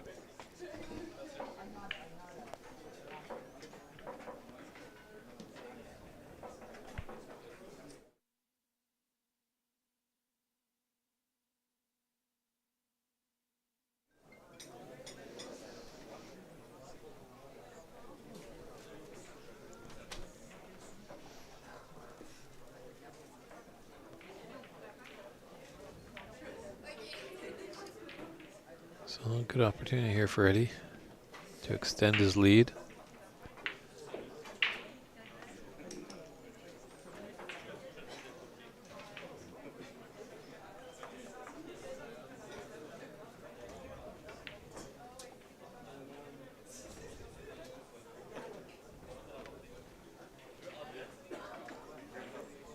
We're always trying to get sponsorship, but there's no harm and foul, I think, in individual sponsorship.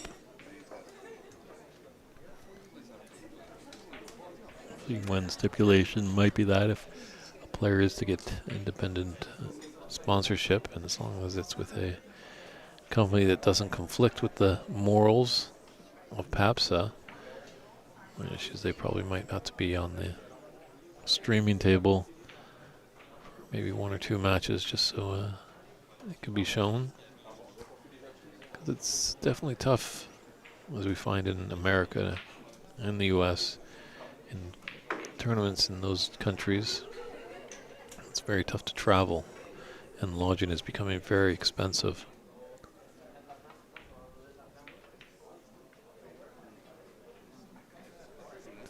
So somehow if we're able to curb that, I know we're always trying, busy behind the scenes, these organizations, to get sponsorship, to grow things and maybe help out some players.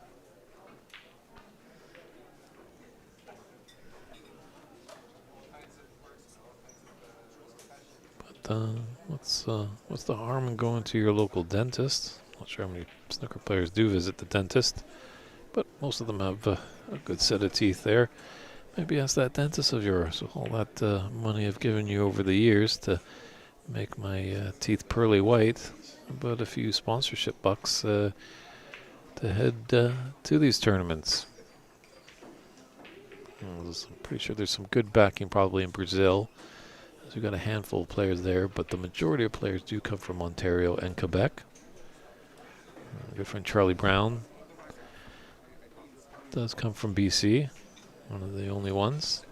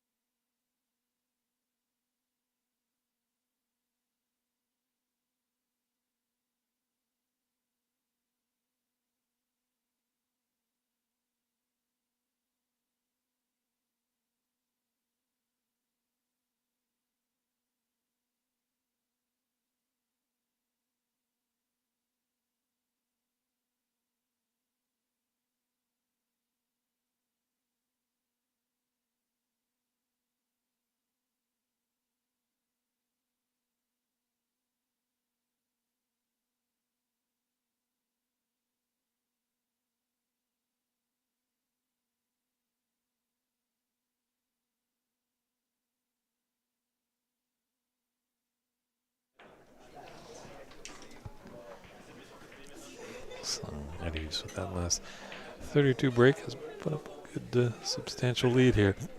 The first frame of this best of 3 match. That's a bad miss there.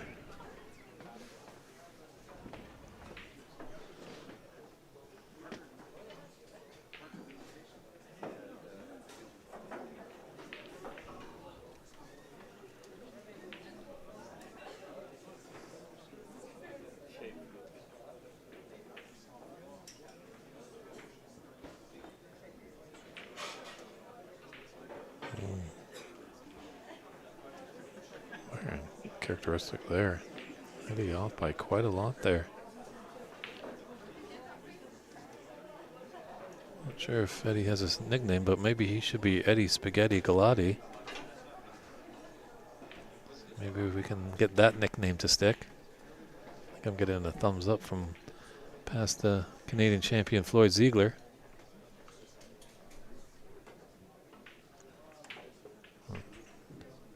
Good response there. By Bernard, there might be a little path. You can really thin on this red, avoid the top left corner.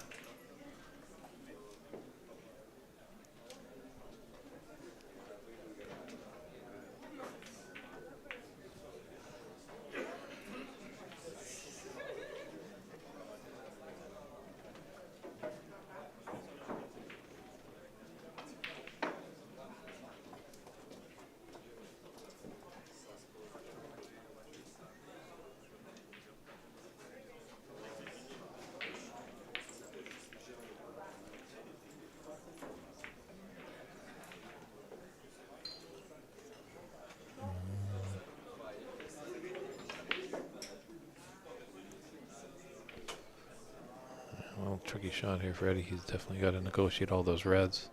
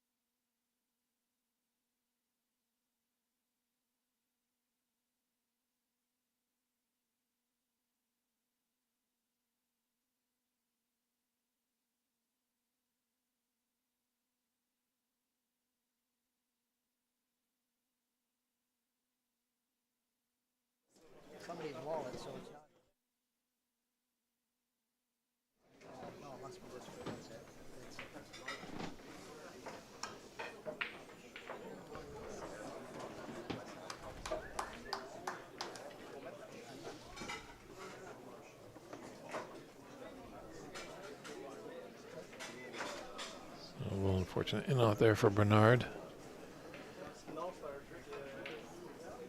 It's not really a fun table right now. And he's going to have to do a lot of work to put together a high run. And after much deliberation, does not fancy it.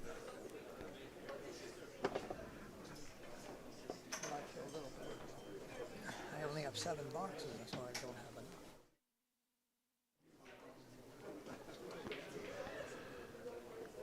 enough. So Eddie's putting him back in.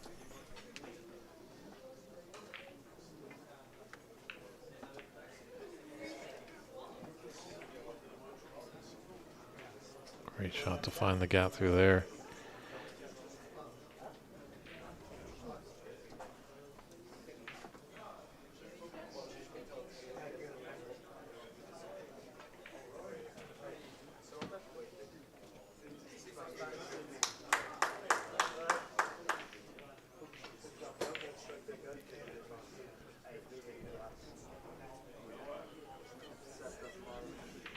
It's already over. 2-0.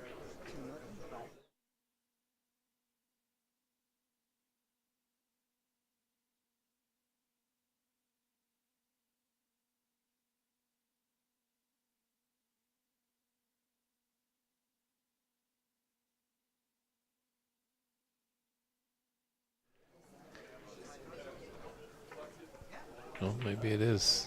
Just talking to Kevin Patrick, tournament director, he was just saying that he just had put on Fabio on the table, and just like that, that match is done. So maybe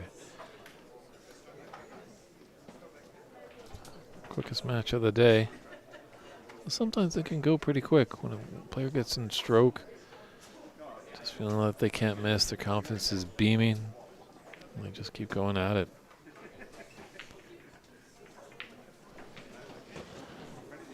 I just wonder with the TV table, these guys kind of just maybe clench up just ever so much. You do need to forget about it. Just pretend you're playing in your local room with Bud, just having a good time.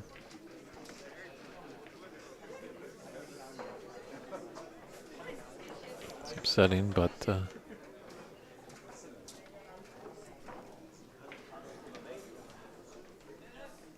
hopefully he's not punished too much. Got a blank cut here by Eddie.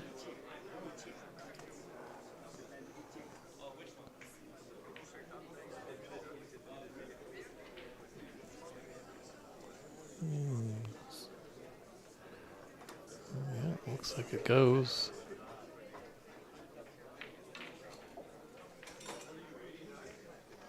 First, didn't think that was going to go on first glance, but Eddie's got a great look. He's down at the table, continuing to extend his lead over Bernard Smith, local player.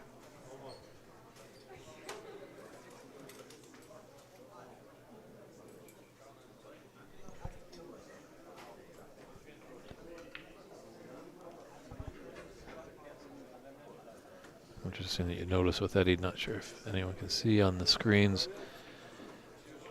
He's got a condition many, actually the older kind of generation players definitely start to get. They get a little shaky in that backhand, or pendulum arm as I like to call it.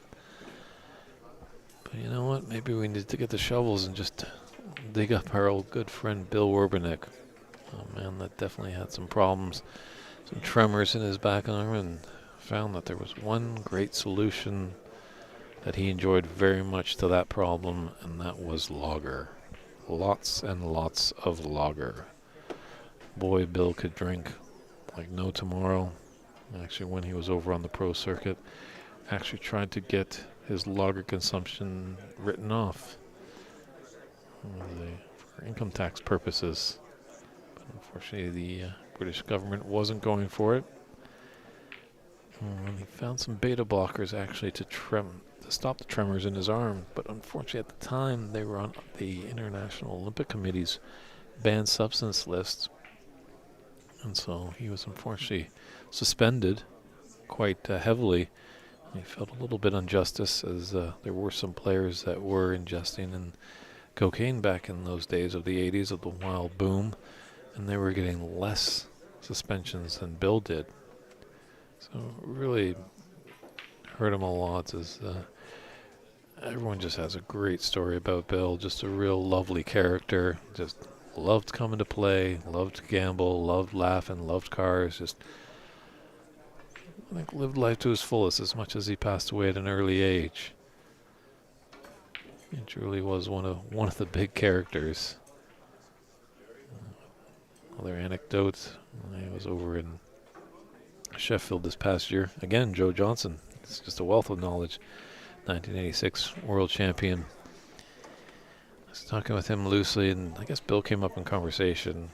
Now, the other gentleman's name will elude me, but supposedly Bill and this under gentleman are going to have a little drinking competition, shall we say. Hopefully there's not too many minors listening. But so there we're going to douse and have a competition with lager. And at about the 45th glass of lager, Bill's opponent was rendered unconscious, and Bill promptly corked around, well, where's the 46th?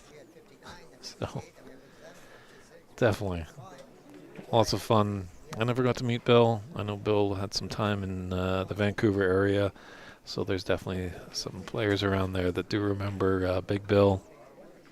And he will be missed but not forgotten.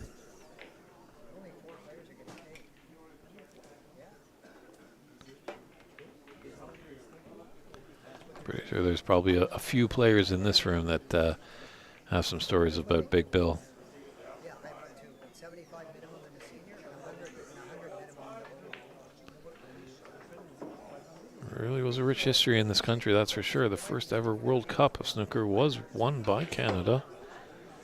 Team comprised of 1980 world champion Cliff Thorburn, Bill Werbenick, as I talked about, and a man with so much flair, so much grace, the young and very attractive to the ladies over in Britain, Kirk Stevens. Down in that all-white jacket or suit that made him quite famous. That's not all that made him famous. He was definitely a wizard around the table. I haven't been able to find it, but if you can find it, it was, I believe, the 1984-86. Feel free to help me out, viewers. Semi-final of the Benson and Hedges Masters between Jimmy White and Kirk Stevens, and that's where Kirk had his 147. You can see that online, the 147. But supposedly that match was just, the standard was just unbelievable. And the ferociousness of play. These guys weren't two players at dilly-dally. They got on it. You know, they didn't call Jimmy White the whirlwind for nothing.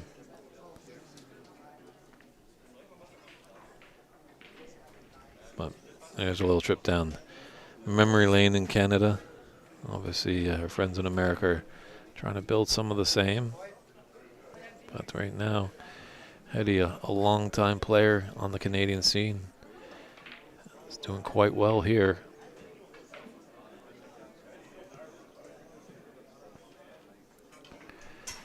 You know, it's got a feel of concessions coming up.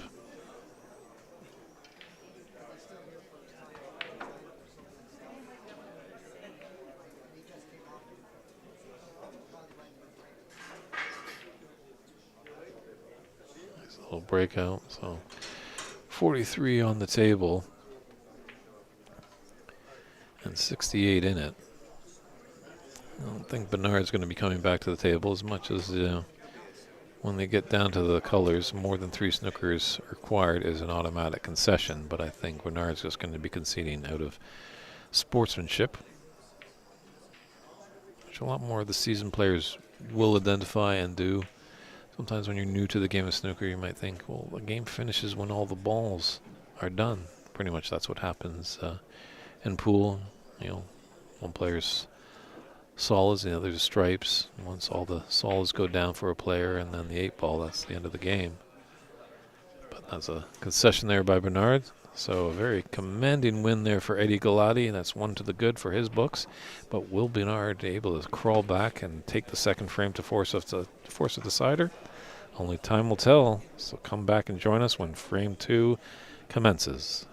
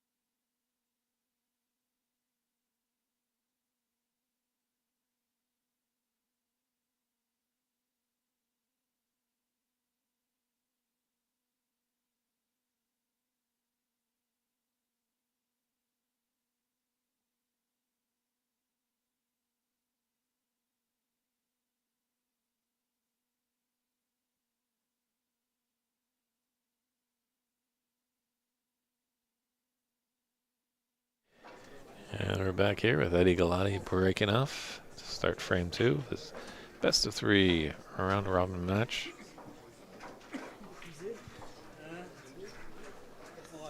So let's see if Bernard can rebound there. Really never had a chance in that first frame.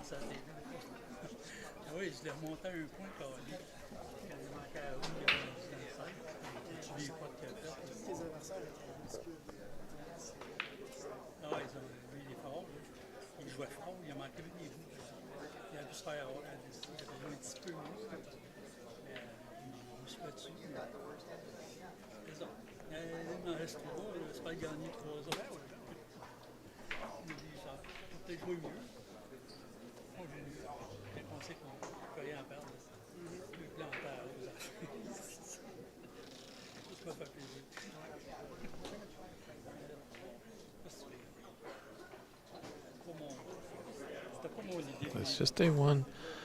It's a great championship, senior side, and then obviously come Wednesday, we'll start off the Open Championship.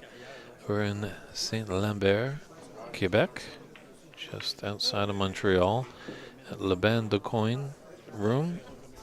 Lots of great seating in here, and lots of high-powered snooker, so feel free if you're in the neighborhood to come on down and check us out.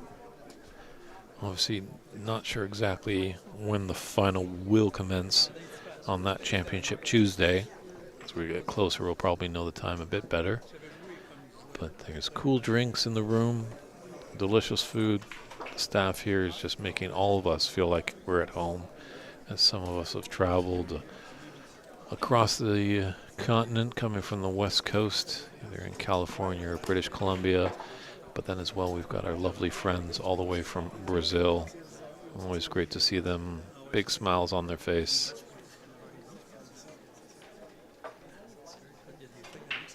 So, pop on by and say hello. And get a chance to talk to your favorite player, get some insight, maybe get inspired yourself.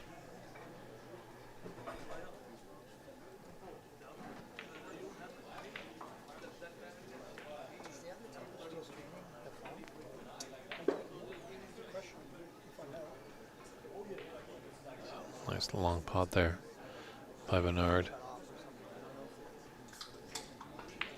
Color isn't desirable, but it's nice to put it in a nice long pot. Just kind of builds up your confidence. Know that you're here for a reason.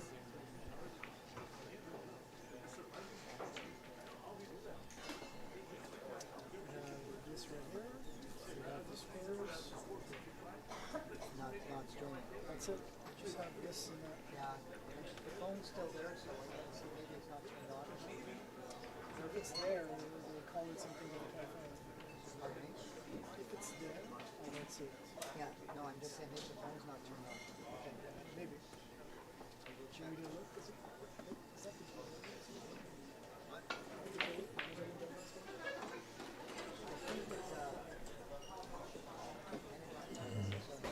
Playing a little bit, I guess, there with house money.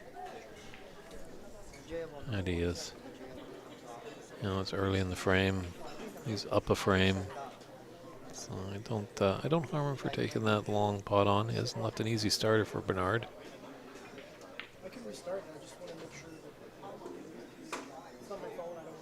I don't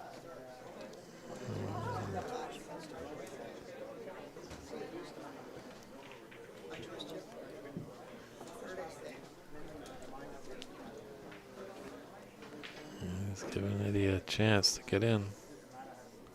They haven't come over to him yet, but they don't think that I don't see her.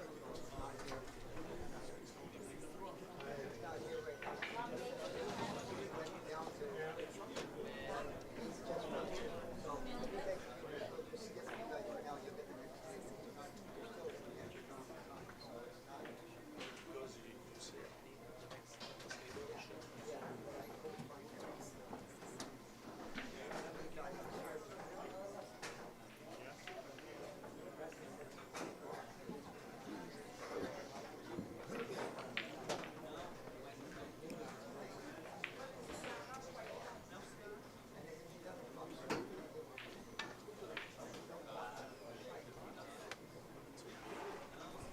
To me, if you're a half an hour late, it's not an issue. So far, anyway. That's why I think right now, an hour late. That's why. I think on the web, last. Able to put that right in. It's giving him a little another easy chance for Bernard.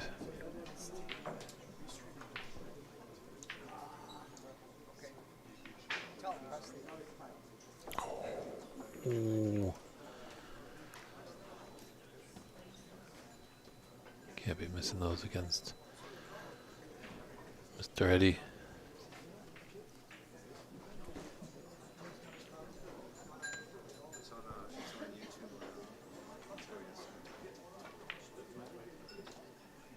Ooh. Huh? Wasn't punished there. Bernard back to the table quite quickly. This little thin red. Gentle pace, and he'll be on the black in the top right corner. Oh, and he misses it too. It's falling apart here. Just taking a look, is that a plant there? Those two reds.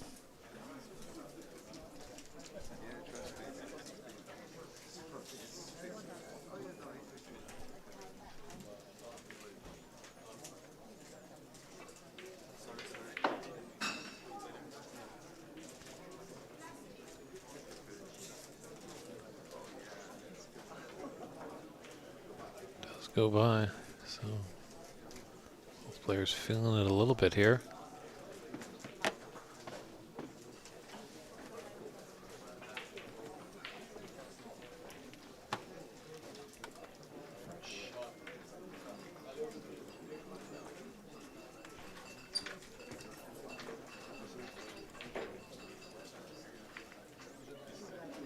It's a tough cut by that red, by the blue ball, so I'm just going to be playing safe.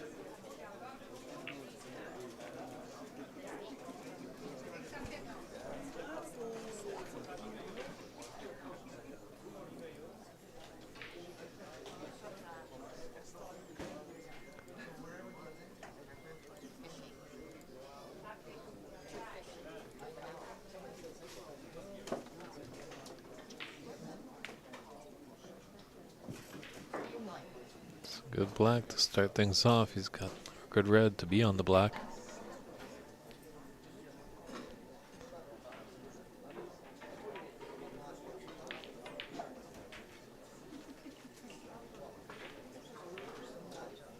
A nice pace to just skim off those reds. So here's the chance Bernard wanted. What can he make of it?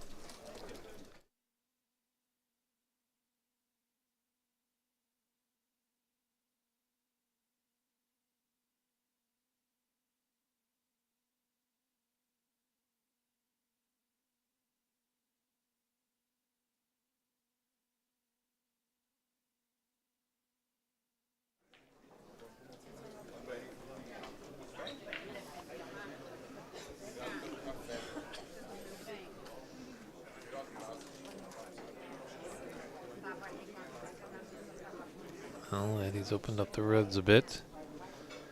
And he didn't get back into the bulk area. One saving grace is Bernard is going to have to use the rest on this red just above the black.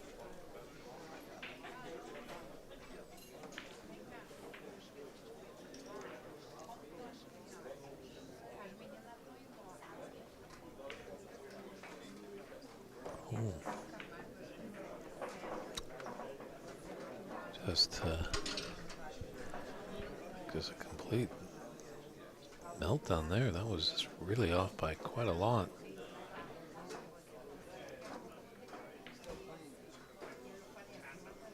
So he's gifted this opportunity back to Eddie. Like to get this match done and dusted in 2 frames. Doesn't really want to go to the decider because then everything gets a little bit more nervy. Every shot has just that much more importance. I think he's going to bring up the redwoods, or he might be able to. He's able to scooch around for it. So keep steady. Well done, Mr. Eddie.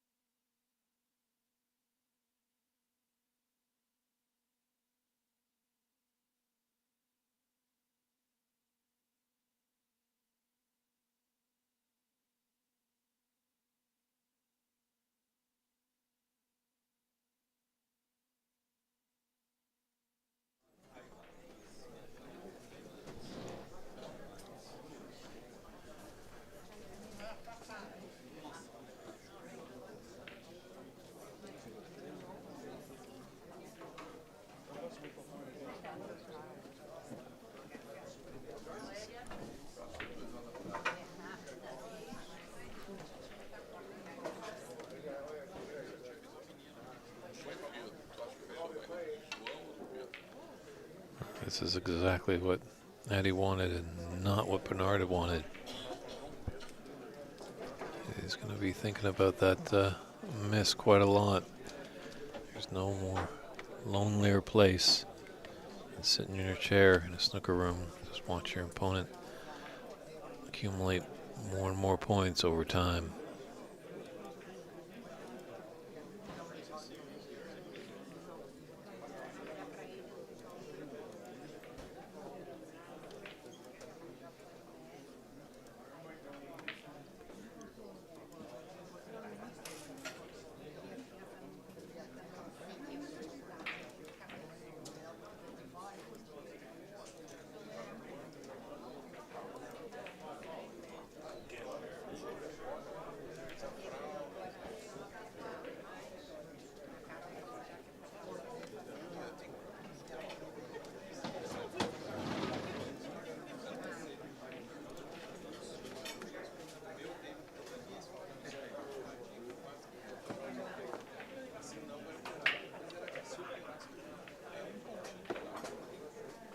Ooh, 2 for the price of 1 there.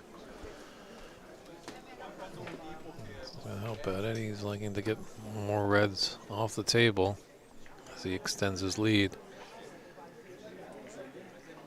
Tough black here, needs a good recovery shot to keep the break going.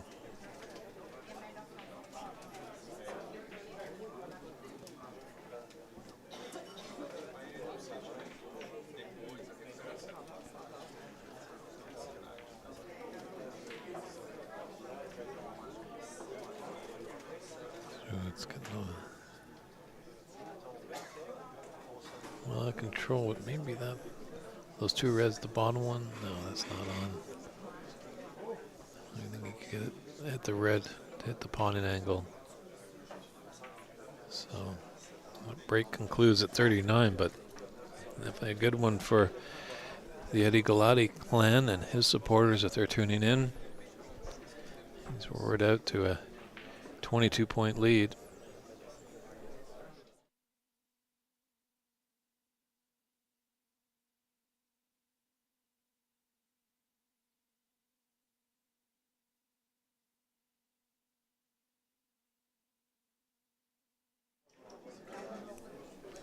This is incredibly thin.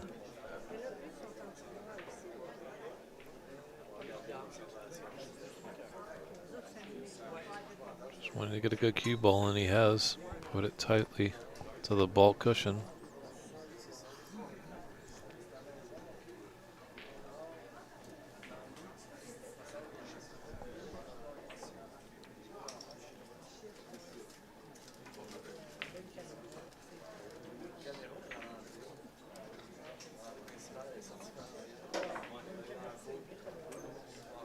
Keep an eye on that green.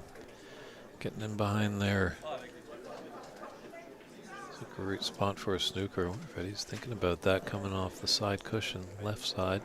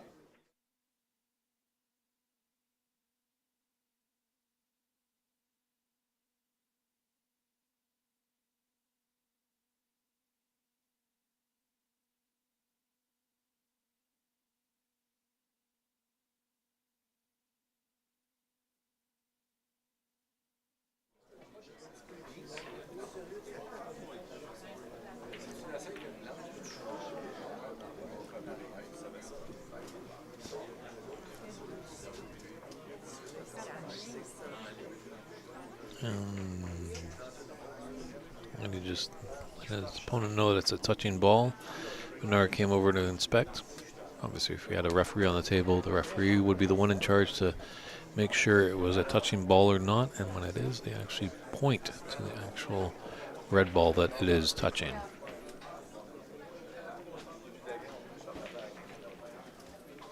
A bit too much pace on that one, and Eddie knows it. Lost a trick there.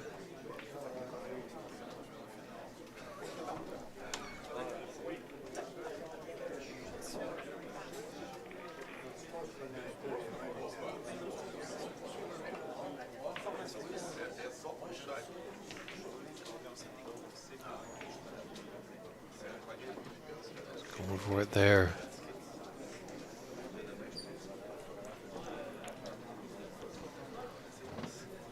Push his chances there.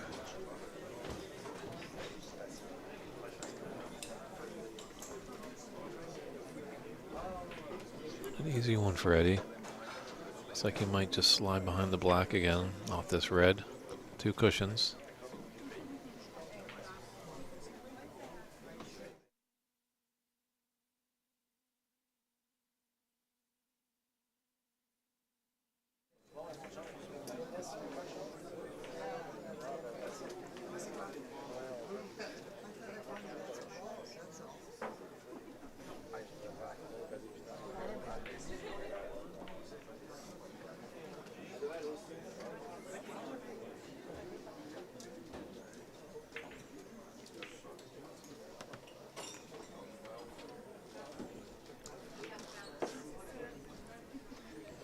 Looks like it's going to be a golden chance for the first player to get in.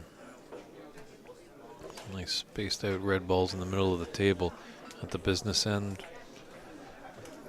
A couple of reds dancing around the blue.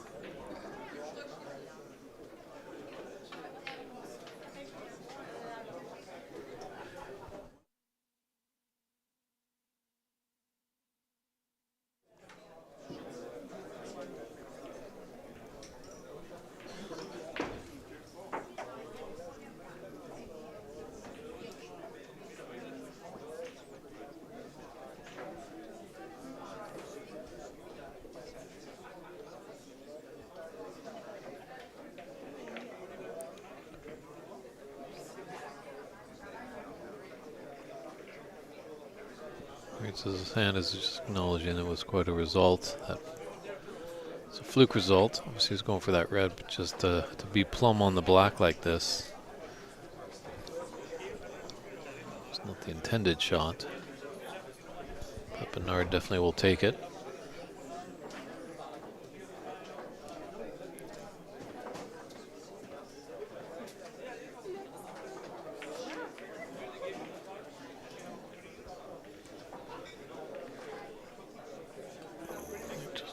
Just a bit much. Yeah, if it pulled up, it'd have a better angle on either the red that he's closest to the left middle, or that red rather in the middle of the table to the right middle.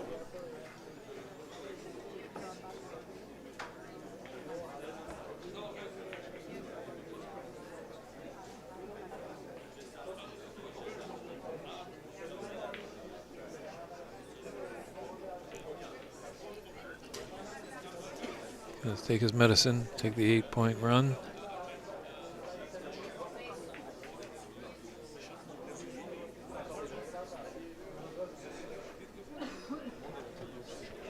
Not sure where that break's coming up there for Eddie. Peculiar, but 14 points in it. 67 on the table. So lots of snooker still be able to be played in this second frame.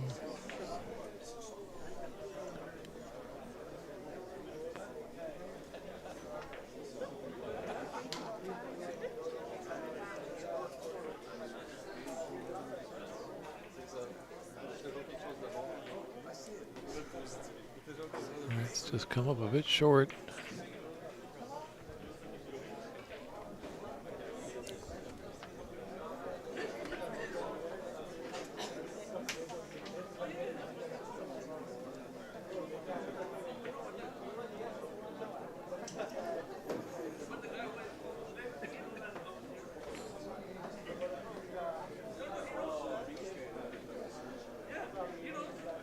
It's a bit better of a shot.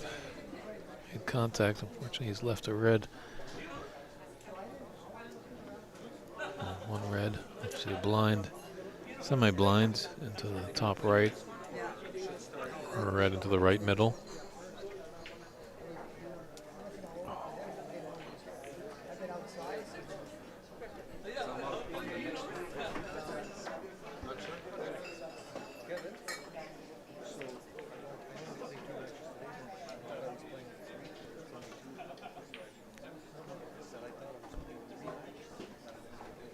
Ladies and gentlemen, just need to step aside for a quick little comfort break on my end, but I'll just let this match continue on. Hopefully I can be right back before the conclusion.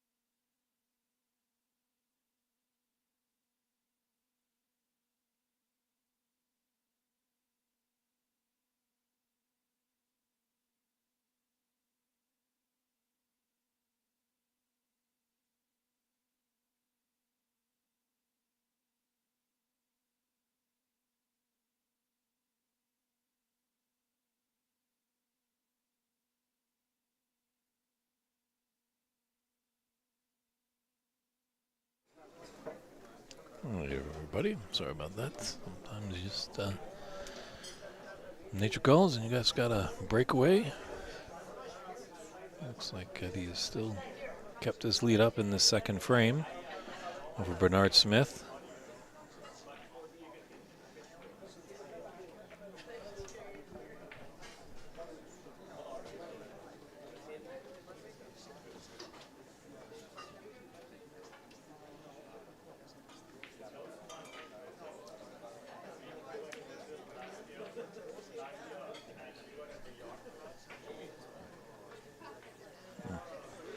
My good friend Pedro, the chefy from the CVVS, just taking some photos, and there might have been just a little bit of a flash or something. I was wondering what was pulse hitting on our screen there.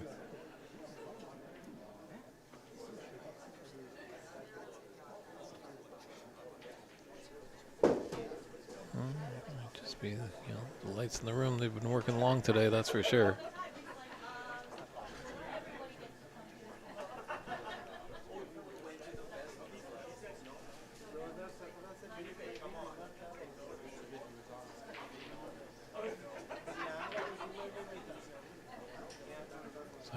Bernard has excused himself for a comfort break as well. He's just trying to take a look at what was happening there.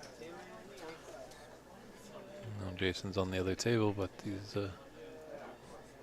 maybe breaking. Yes, here comes Bernard.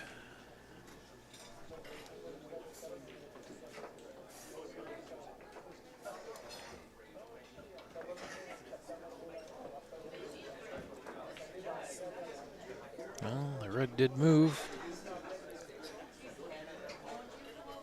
He hasn't left anything really elementarily easy. If he's going to try and take this red to the green puck, he's going to want to follow down table with it, and he might be just leaving that red on if he is to miss.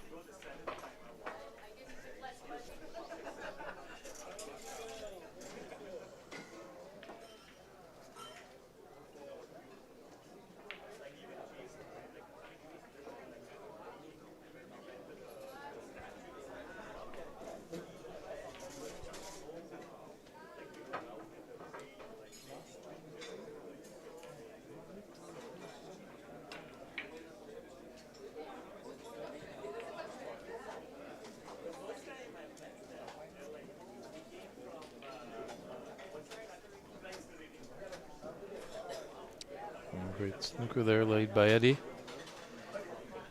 Bernard might just pull out a coin just to put it down behind to mark where the cue ball is, just in case it needs to come back. This tournament, we're playing 4 attempts, so 3 putbacks.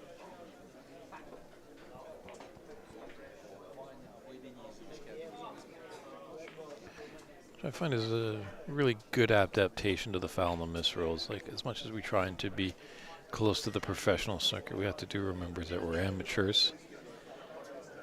And sometimes some of these players might really fluke a really fiendish snooker, and an opponent could be sitting there for quite a long time and around, submitting quite a lot of points with penalties.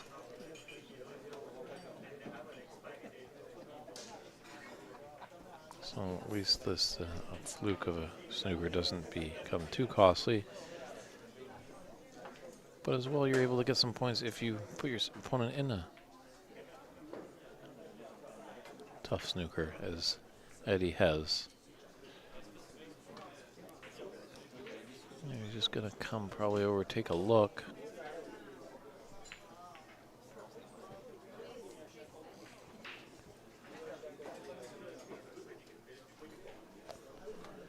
You just kind of wonder how many times he's going to miss it, because this is an opener for Eddie. Eagles actually going to put him down on a bulk color. Or as our good friend Marianne McConnell likes to call the family colors. They're all kind of grouped together up there when they're on their spots on the bulk line, hanging out in the D. That's a surprising miss there by Eddie.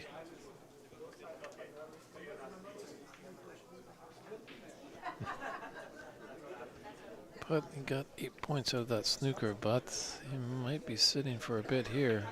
As Bernard definitely has that thin cut into the right middle. Kind of the same kind of feeling. Is table 18 open? It looks like it. It looks like it.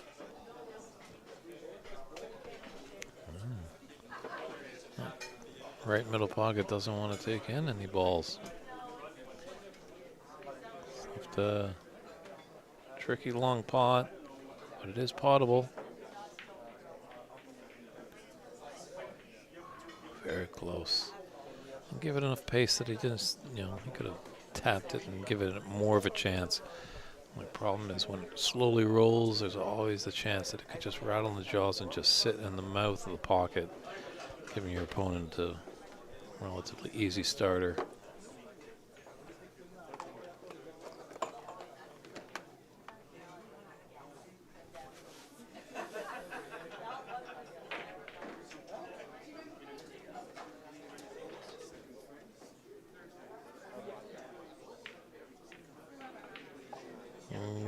Double kiss. It's going to come back to hurt him, but he's coming to that right middle.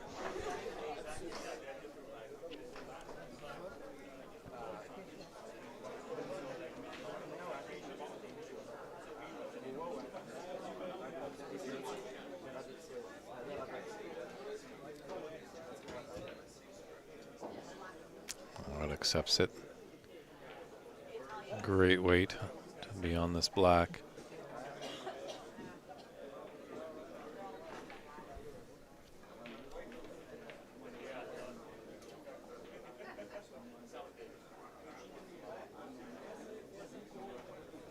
Still at the table.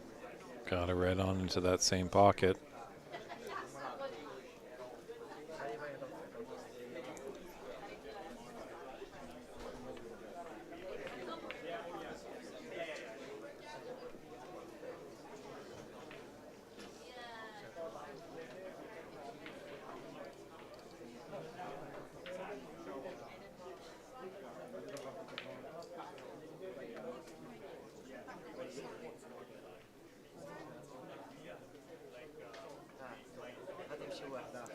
Pink has put us in the snooker's required stage. 39 in it and 35 on the table. But Eddie's on a nice position on this red.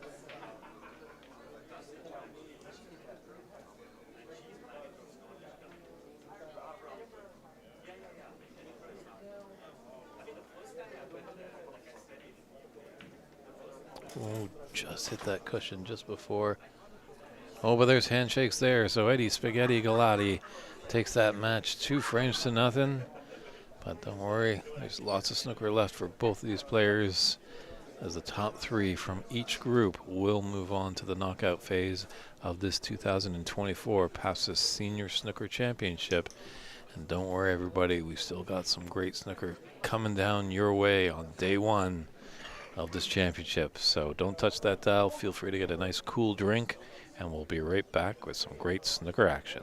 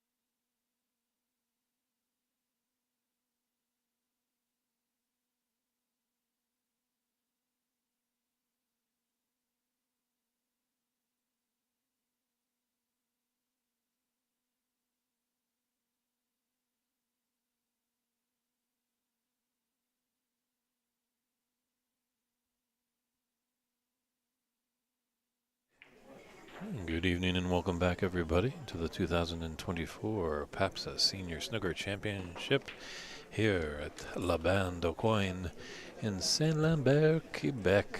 We're happy that you've been tuning in all day long. It's David Burney in the booth. Fun little match here, little Canadian-American battle here. Alberto Camara from Canada taking on Amit Karki. So, I did see Amit on the TV previously. He's playing our oldest competitor, Ernie Marsh, at the young age of 89. I think he got let off a little bit, just because Ernie's quite a senior player at the age of 89. But that first frame was definitely, it got a little exciting, and he kind of crawled a little bit back in frame two, Ernie, but Amit was able to ward it off and get the whitewash victory 2-0. But I don't know if Alberto's going to let him off. Looking at that shot, very tricky, very nicely done with the rest. Thin cut, maybe just a little gentle pace. Hold for the black, would like to be obviously a bit lower in the black.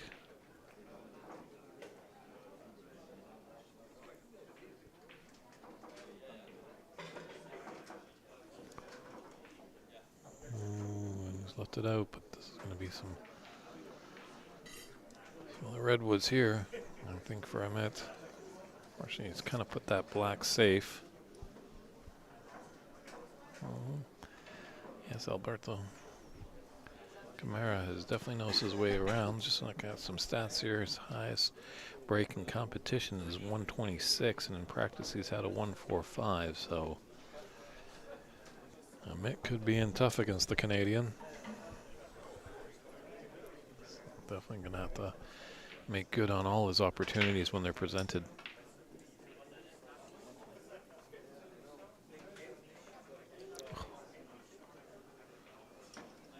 Yeah, can't just have those unforced errors.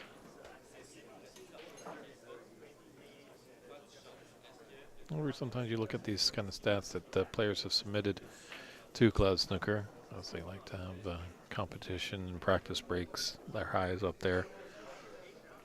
And really, honestly, that's just one frame. So they could have got lucky one frame many moons ago, because you do need a little bit of luck in this game. Skill is definitely of paramount importance.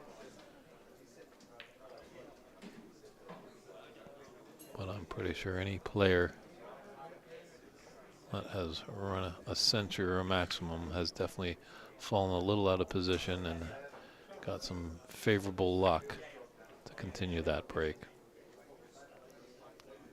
But Alberto, you do have style. You're looking strong.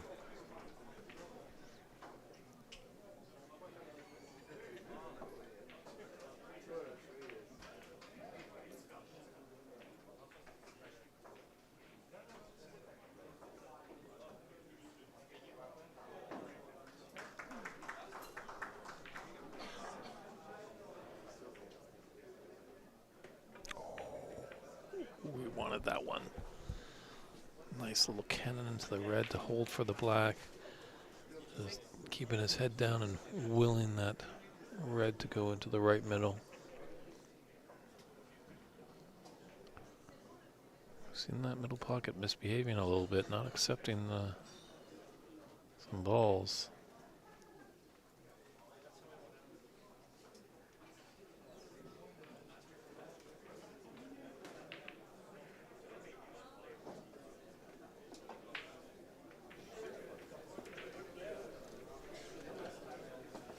And just a rather easy safe shot here for Alberto. Does look like the red near the right middle is on more of the... Still refuses it. How did that not go in? Alberto can't believe it.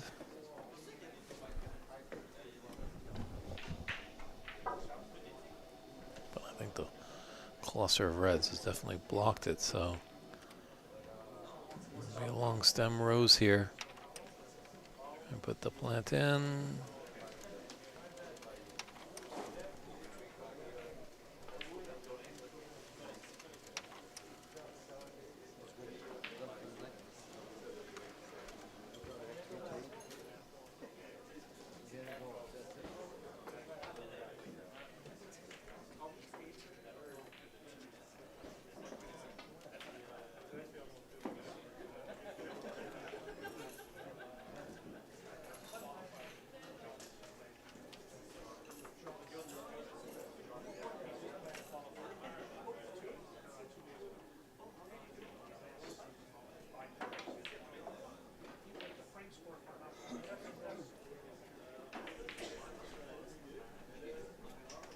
You can dance around with these family colors up here.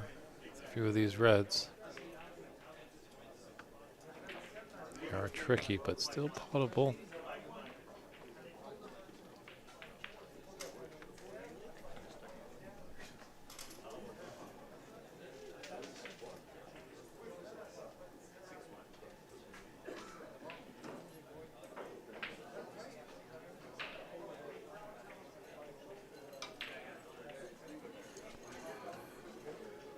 Oh my goodness. I'm amazed of how many flukes we've seen. But it's been quite a long day.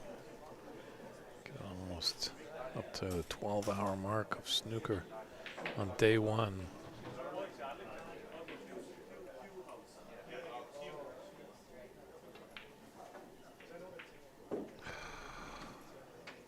Oh, Alberto.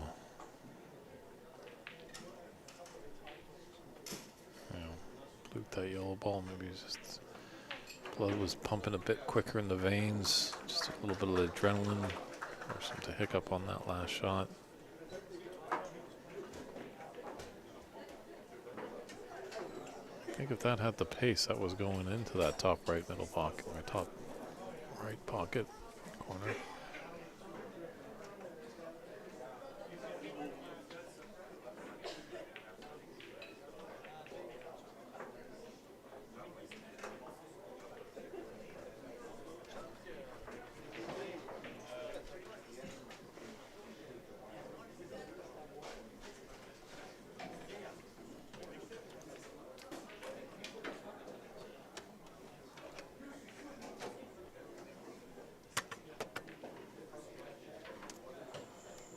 Slow down a little bit. Not too bad.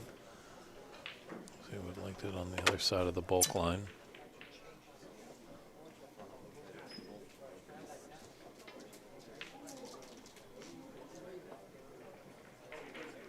Shot there. Looks like there's an angle on this green. Maybe just come down table, maybe not disturb the pack of reds. Be on that red near the top cushion.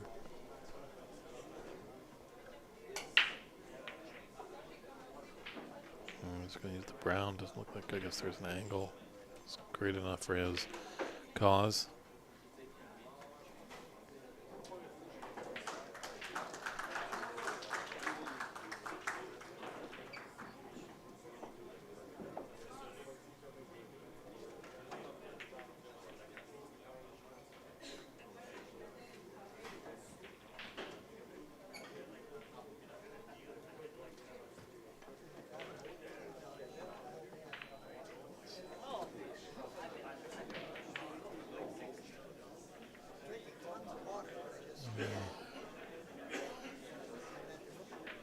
If he has an angle to go into that bunch, he just screw back for the red on the cushion.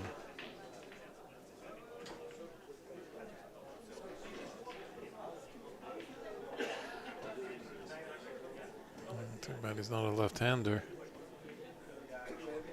Being a right-hander, do I say in Quebec that maybe shoot left? Hopefully our good friend Elaine Robidoux is not behind me. I'm pretty sure that's way in the history books now. alluding to, there was one point, obviously, when not many players were playing, switching hands. And at one point, Ronnie was in the world champion playing the Canadian from this area, Alain Robidoux. Ronnie had a shot, and he just kind of switched hands and played it left-handed, which was really unheard of back then. And Alain thought he was kind of taking the mickey out of him a little bit. He said he had practice, and he just wanted to give it a try, and look where we are now. There's a lot of players that play both right and left. Some do like to get that asset under their belt just so they don't have to use the rest as often. It is a very large table, so right, left, you're still going to be using the rest at some point in your snooker career.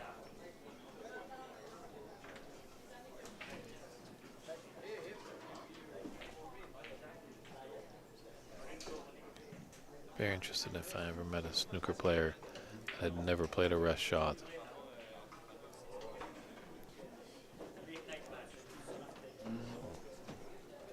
Coins put down just to mark that cue ball, and the result of a miss here on Alberto's stroke. A lot of reds. Got right into the middle of the bush. Nothing is touching.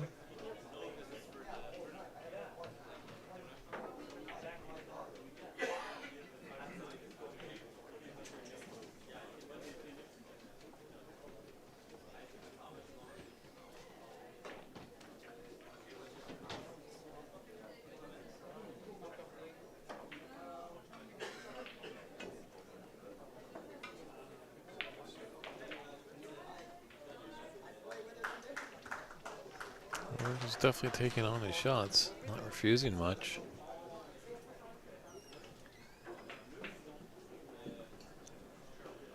It's going to be a nice advantage sometimes. Sometimes when you play too much safety in this game, you kind of forget how to pot. But I think a safety shot will be coming up here now for Alberto.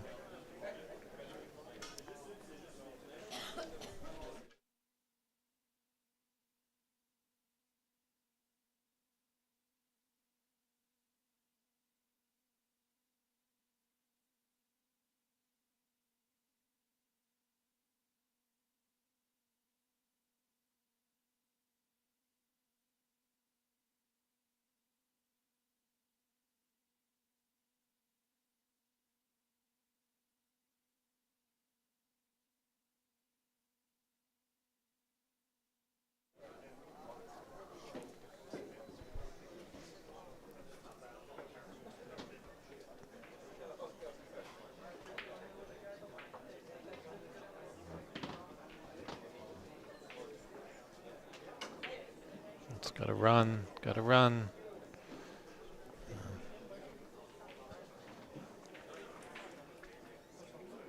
It'd be a little bit better to be a left-hander, which Matt is. Being a right-hander, you're kind of black and yellow and brown getting in the way.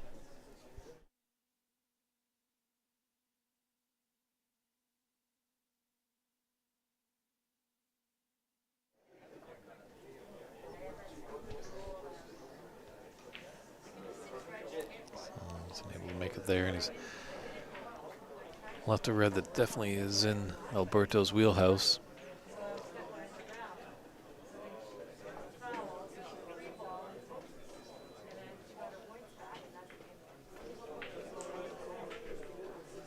What score, Charlie? 2-1. Yeah, she said it wasn't coming through or something, Mark? She couldn't find my score on the phone. It wasn't on the. Oh, they're not, the TV isn't being updated, but it's like the guy who does this. Ooh, Alberto. That might be a costly miss.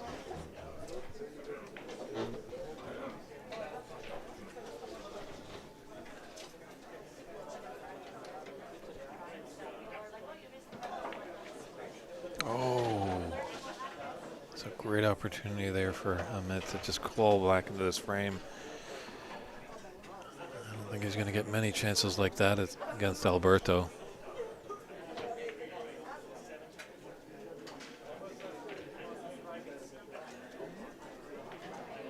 Very nicely done for that red, just to avoid canning in the pink. And he does have the snooker.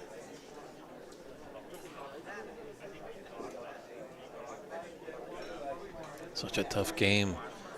In your mind, you've got to be able to be on offense and in a moment's notice switch to defense, back to offense, keep on the offense, and then just when you're going with great offense, if you get thrown out of position, got to put back on your defensive boots.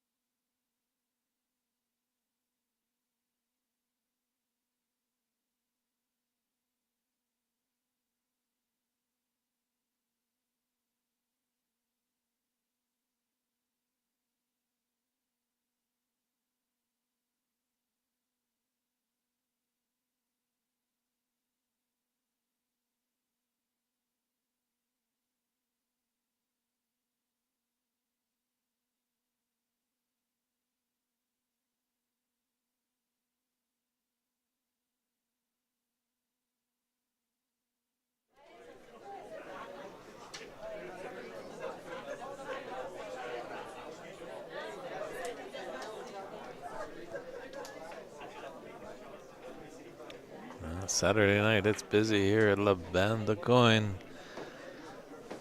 So we've got a lot of the snooker tables filled up with this great championship.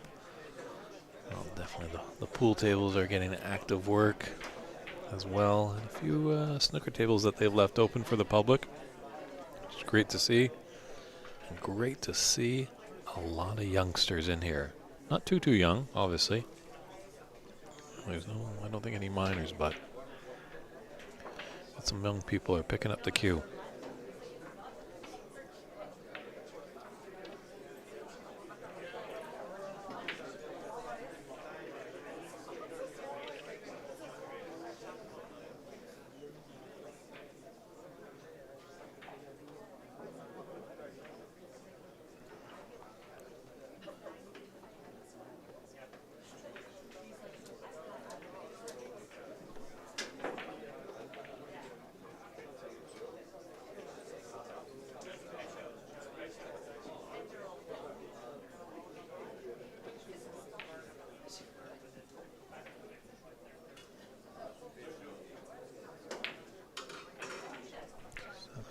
Be mindful, queuing over that pink. Doesn't want to clash with it, with his red shirt, and didn't want to cannon into that blue that thickly. Fortunate enough, Alberto does have to negotiate all these brown, yellow, black, and green if he's going to go over for this red into the left middle. But being quite a tall fellow, one of the taller players in the tournament, shouldn't have too much trouble. He didn't look for the thin cut. Played that nicely with an element of safe, actually. Like his shot better than the shot I would have taken. So, always learning from these players.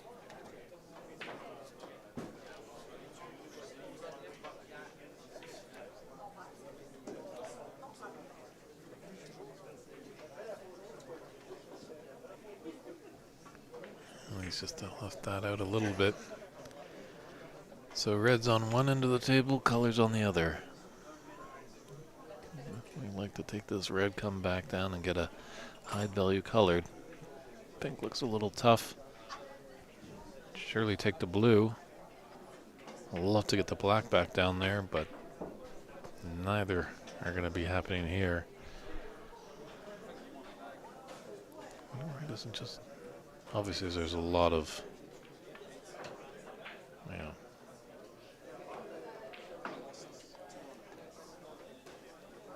Actually, that's very smart. At first, I was like, oh, the pink is right there. Just roll snugly up to it. But putting that green safe and putting him tight behind that brown. Because Amit probably definitely at some point will need that green, but good hit to get out of the snooker.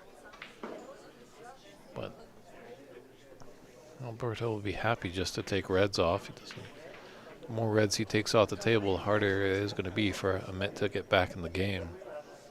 As going red to color to start is going to create a lot of distance.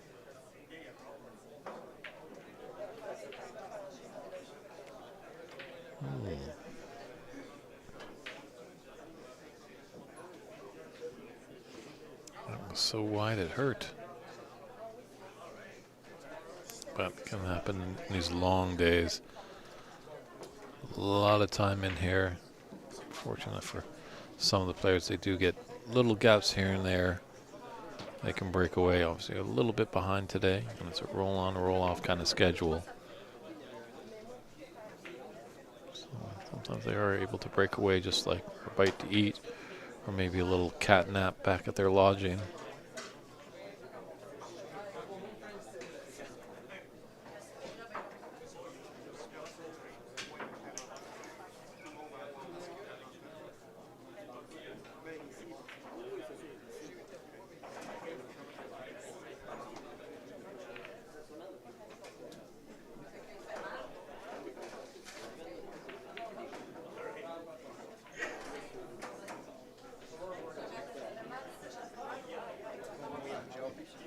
Very nicely done by Alberto.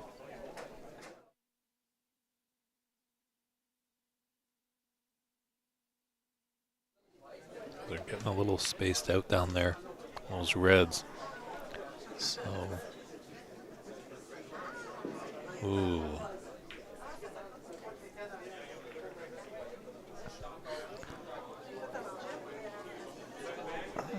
I'd almost be tempted to take one of these on for Alberto. I don't know if I want to really put him back. But he's motioning too. It is his choice. It's just if Amit is able to get the weight just right, just to snuggle up against a red, he'll be in good stead.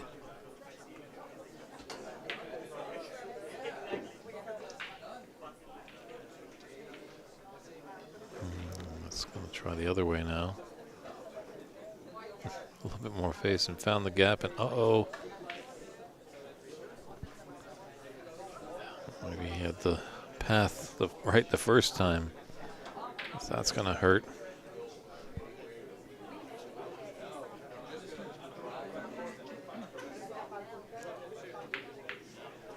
So a little hiccup there, just going to have to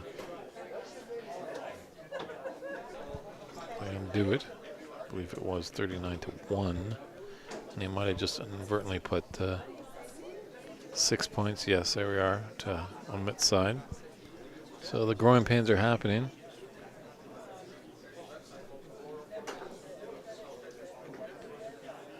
Looks really good, maybe a little closer to the pocket. But Mitt will talk it out with Alberto. Before the shot is taken, both players will agree on the placement. If both agree, it's time to play on. Uh-oh.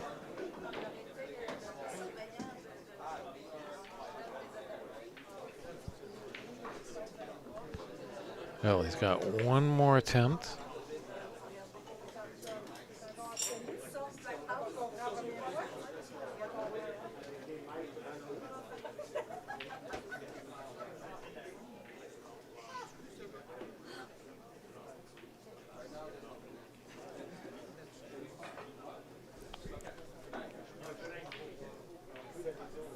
There's just a little questioning there.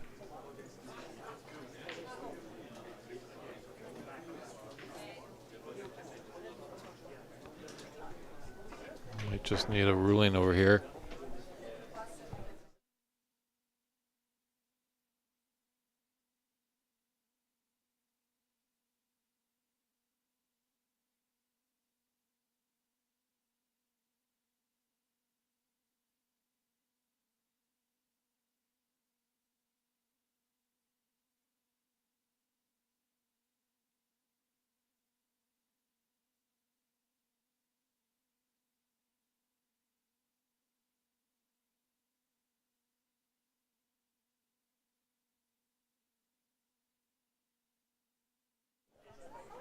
I think unfortunately in that instance, Mitt, I think you might be a bit wrong. It is 4 attempts, 3 putbacks. He was arguing that it's 3 misses and 2 attempts.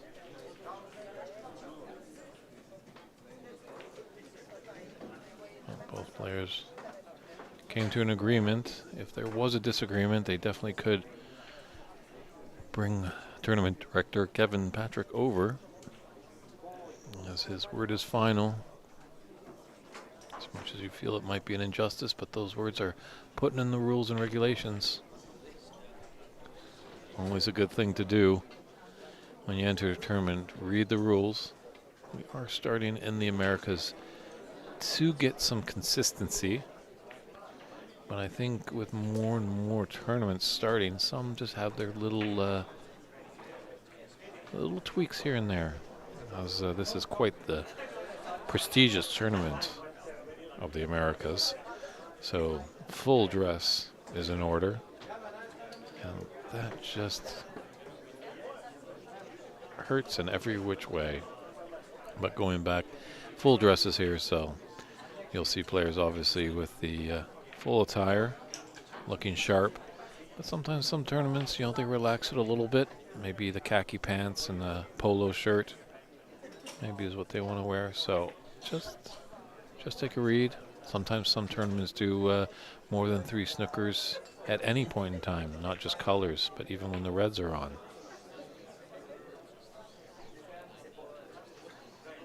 But if you can't read, it's always good to find a manager and maybe they can read the rules to you.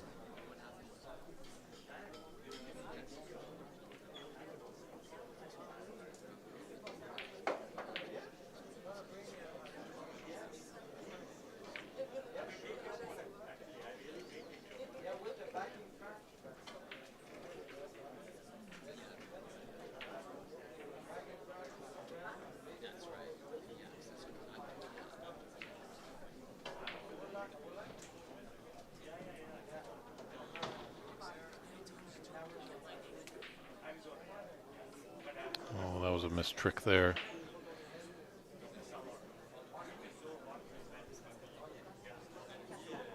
That red and the color would have been his frame ball. But second place in the beauty contest. Not going to nail him $10. He's going to get a snooker.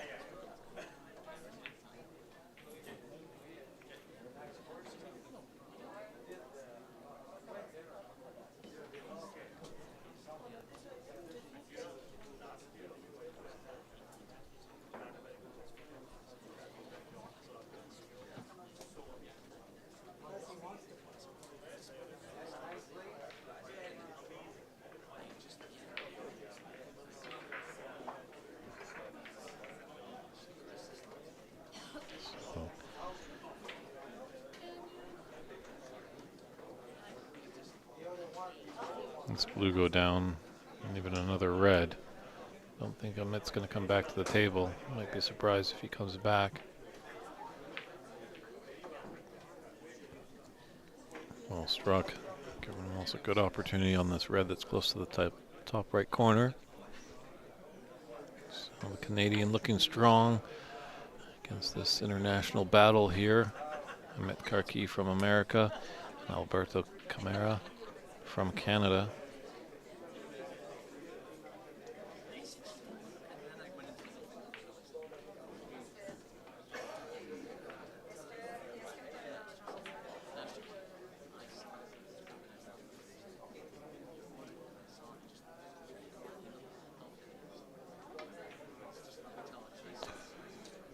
Not the horns there.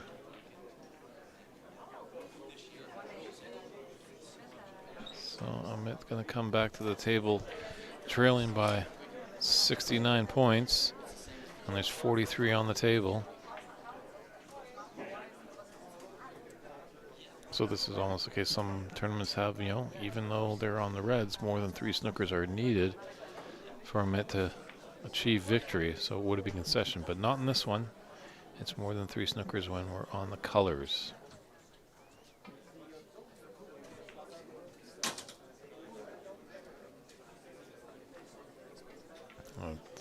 Just looking how the balls are,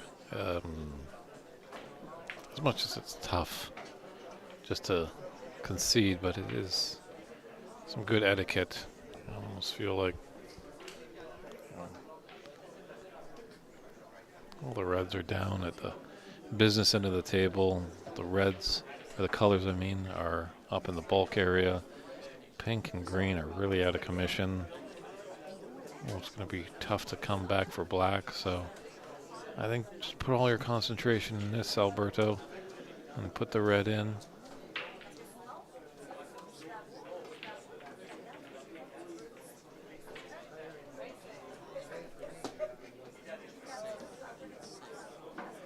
Let's give him a bit of a chance because this red is going to go in the green pocket. Be able to run through to close the angle.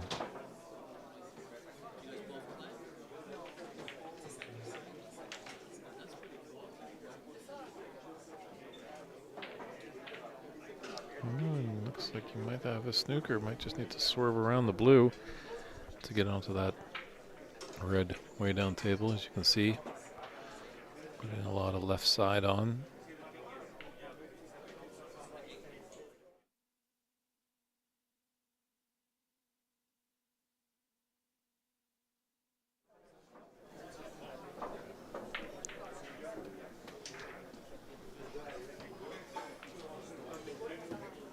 And this might be the end of this first frame.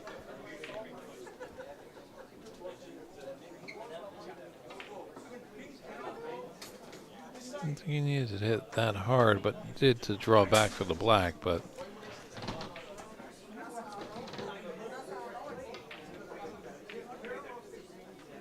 well, definitely if he puts this red in, it's going to be an automatic concession.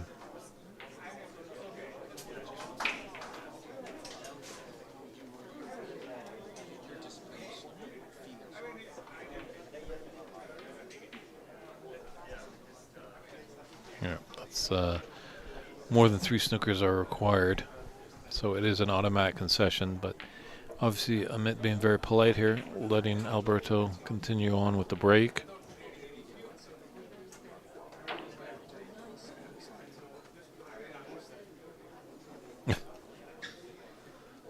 Lots of concentration there. Sometimes your mind just swirling out in a different place when you're losing.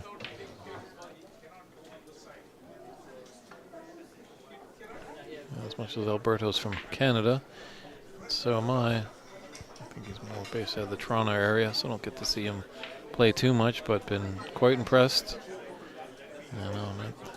Reaching into the pockets to pull out the balls, that's a concession. So Alberto Camara takes this first frame by a scoreline of 83-1. He's got a 1-0 advantage in this best of 3 round robin match. Stay tuned. Frame 2 is coming up shortly.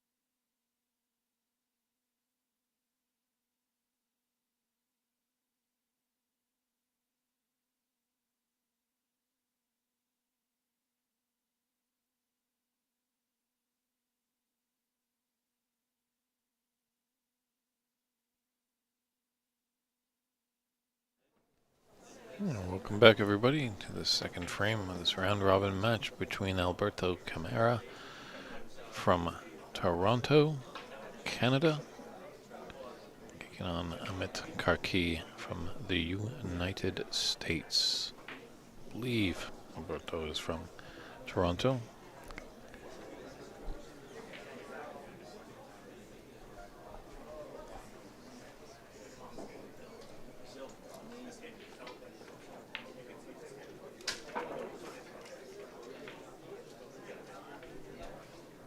So Amit did have a few chances in that second frame, just got to capitalize a bit more on it.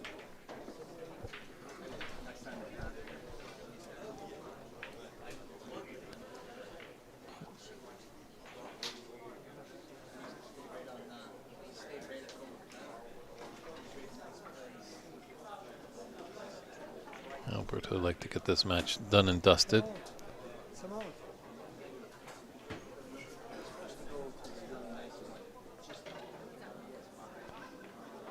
That's not a good safety shot. I can see it, and Amit just slowly, sluggishly, head and hands going back to his chair.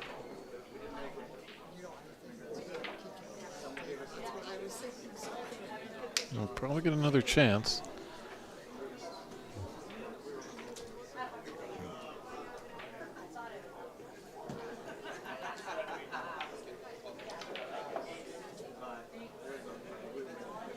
But this is a good chance for Alberto to score heavily. Black is open to both pockets.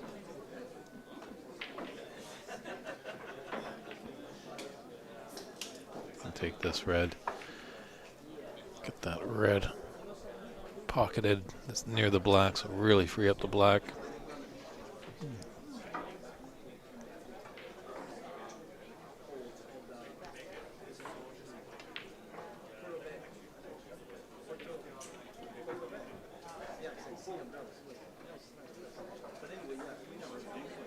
So he's probably going to have to come up for the blue here.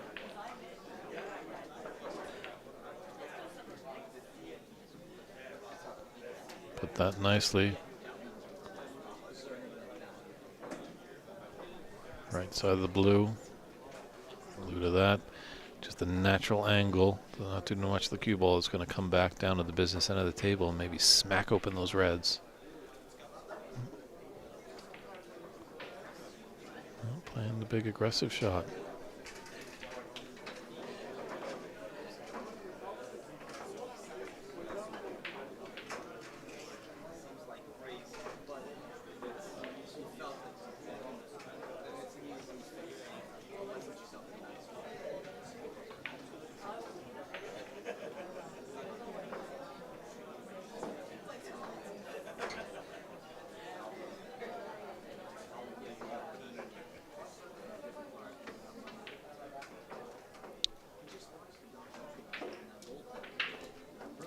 Yeah, I wonder why I didn't smash him open.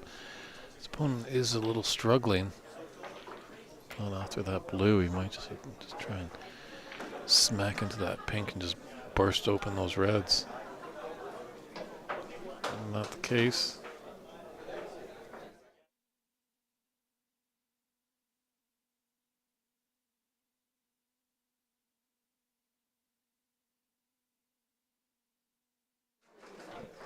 He's not doing that. He's done that a bit in the first frame. Those unforced errors will catch up with you.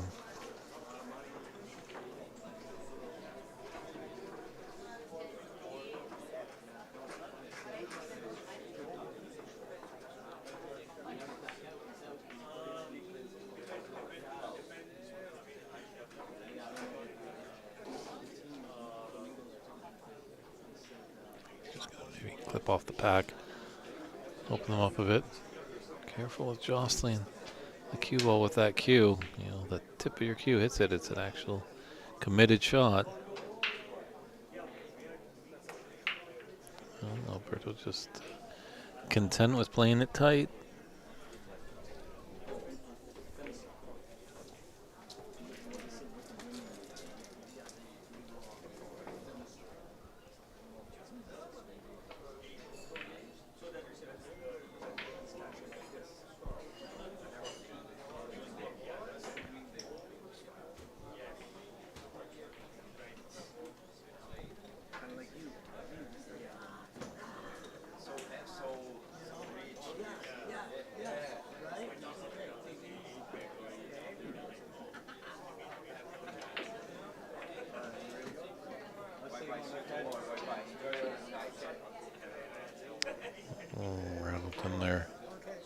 left it on.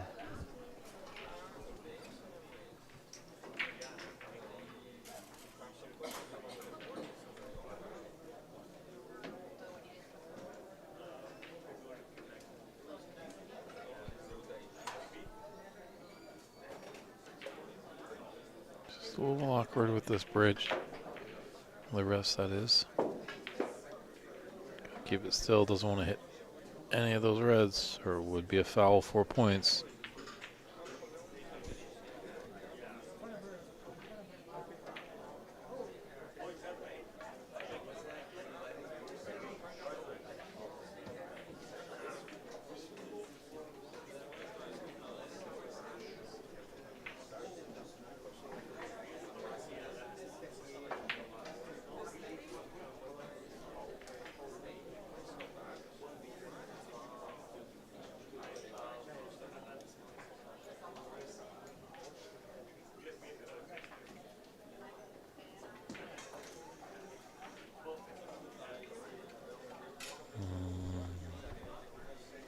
This next red was going to be a bit difficult, that's for sure, but he had the option at least. If he does the black, get 7 more points to his favor, and then maybe he can run and hide.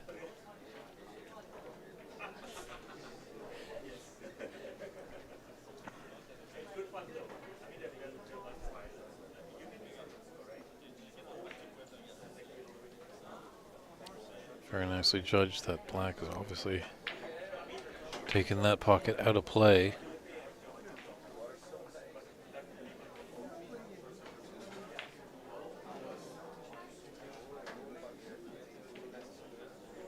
He's left one onto the left middle.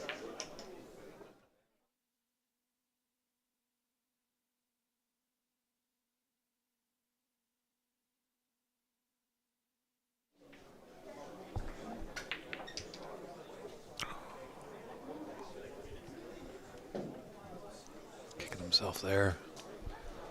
Because black's just a sitter. Reds are starting to open up around the black spot. Definitely a big opportunity for one of these players, if they're to get in, to score heavily.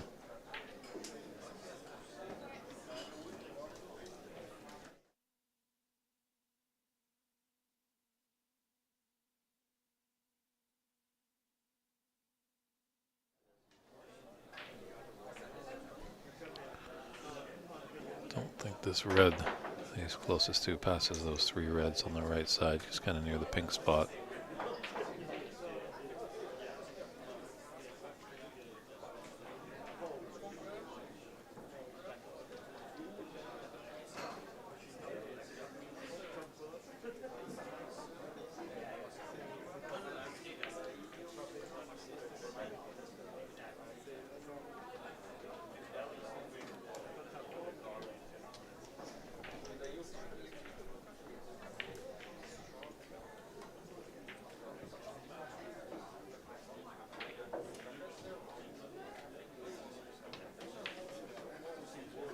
Oh, he's liking those doubles. He's just missing them. You know, minor adjustment by Amit, and those doubles are going in. This is going to be trouble for Amit.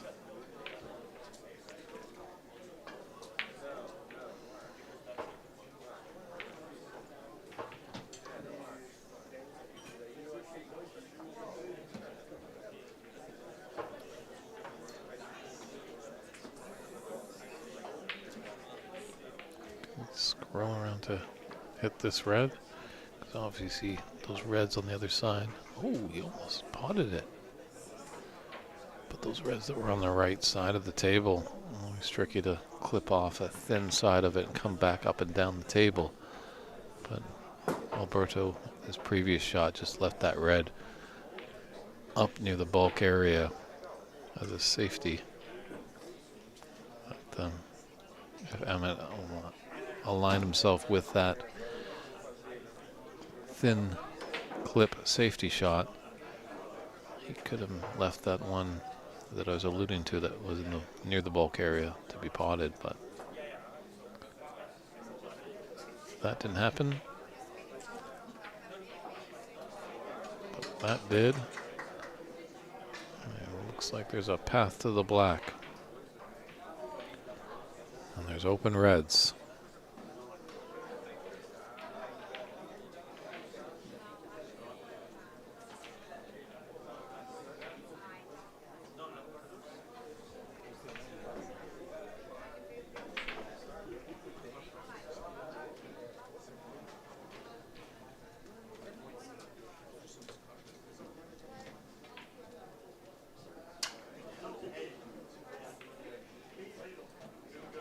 Good opportunity for a frame and match clearance. And Emmett can't do nothing, just sit back and hope that there's another chance. Maybe just a lapse in concentration. It might have happened there. He might have gone, I think, just a bit too far for that red near the top cushion.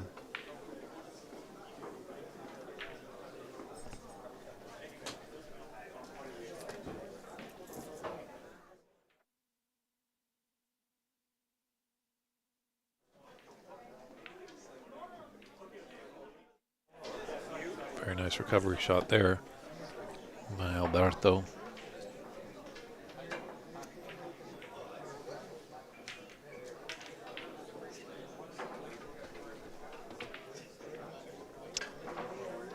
But that black just doesn't find the bottom of the bag. So Ahmet has got that chance.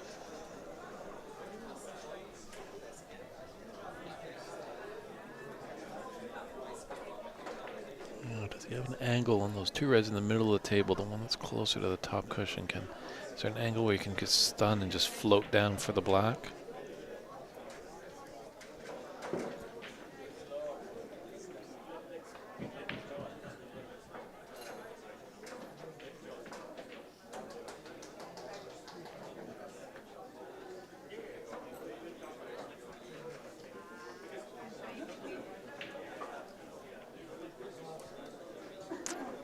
Almost got it there. I think he's just... That red spoiled the party.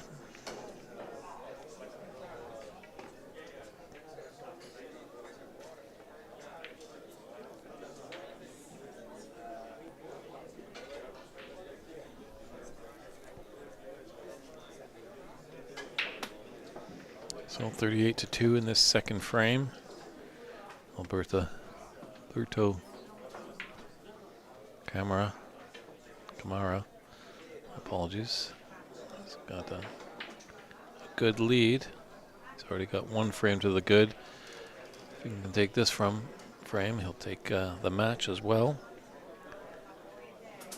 Short little sprints, best of threes in this round robin phase.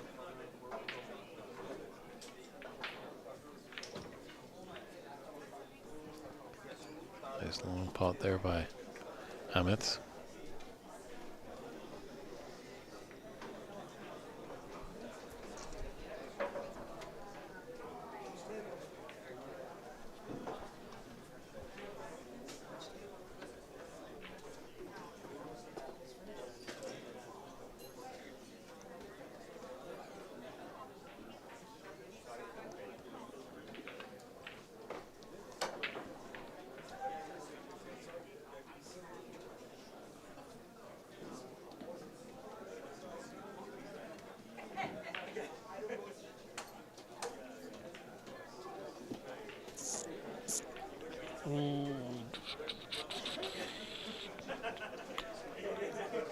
Is there a pathway here?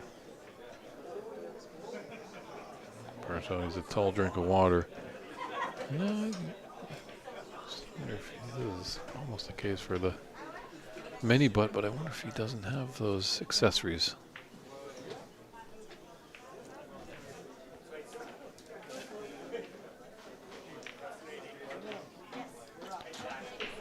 Some of our more seasoned players sometimes got their cue way back. As are some players, once they get a cue and they like the feel of it, they have it for life. And they don't do many changing around. So at that time, Maybe a cue wasn't available with the telescopic or the mini butts, the screw-in ones, that's for sure. You can get the kind of suction cup telescopic extensions.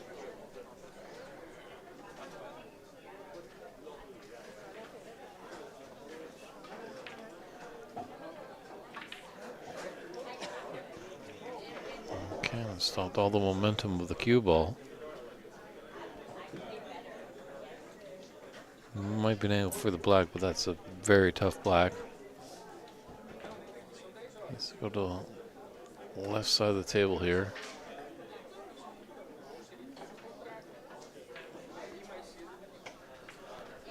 Well, that's the worst in the world.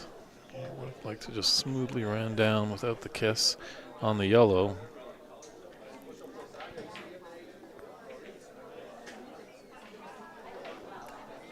Once again, he's got a wrist shot into the top left corner. Starting to pull away. We're getting closer, and we're getting close.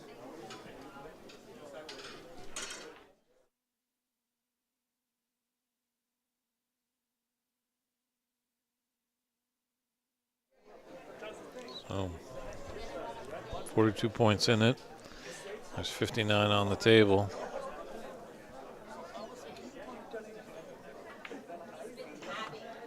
Man, it's lucky that the black is on its spot. Obviously, the black could run safe or be in a tough potting position. Be tough for Emmett to get going. As much as there's plenty of points, he doesn't have to take all these reds with blacks.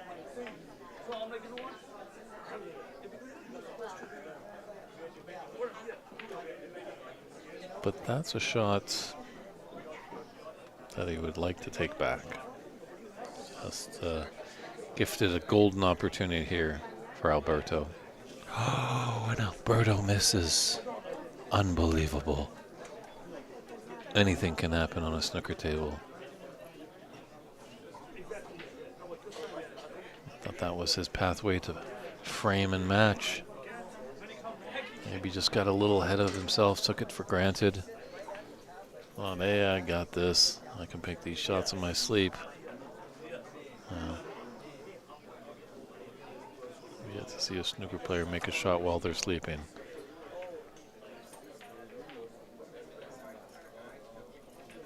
So this is the chance for Amit.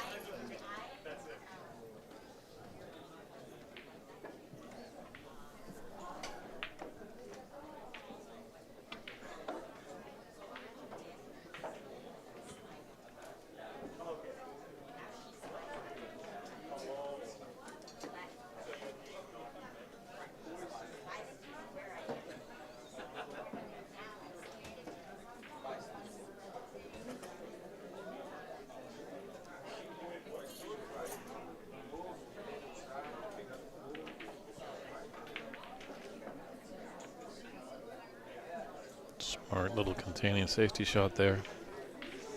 Just kind of pushed into a safe position, but Amit could click off the right side and come back down into bulk. This is going to need a bit more pace than that. It's left a mid to long range red into this top left corner.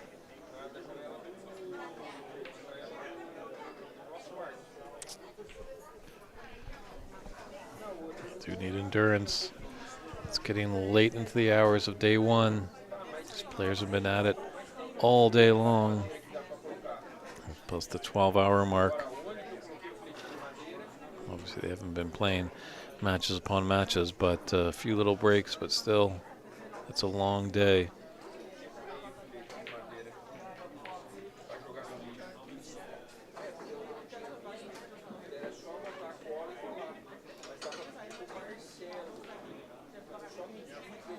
See what the gap. Is there a pathway through there? It looks like it. He's coming down cold-blooded. Just to thinly slice this red into the top right corner. And it's there. Thought about it a little bit, wiggled into the jaws.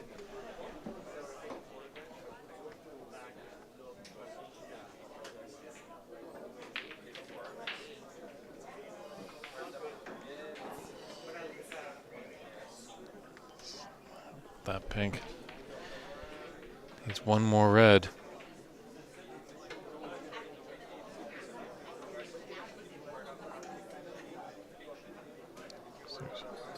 41 in it, 43 on the table.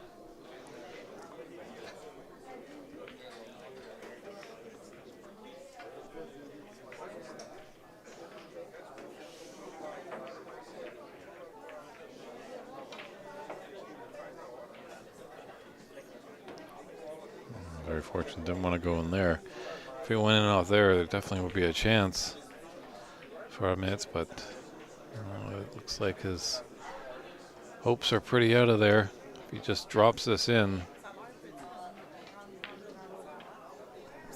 Definitely thought about it, shake, rattle, and roll. So, Alberto, you do have style, Mr. Alberto Camara.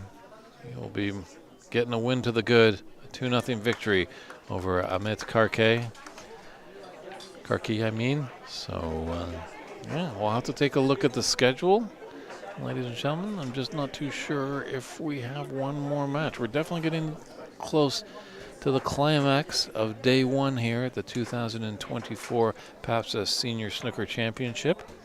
And just stand by on that stream. I think we might just have another match going on our TV table, but it's getting close to the end. So thanks for the viewership, but stand by for another great match of this wonderful tournament.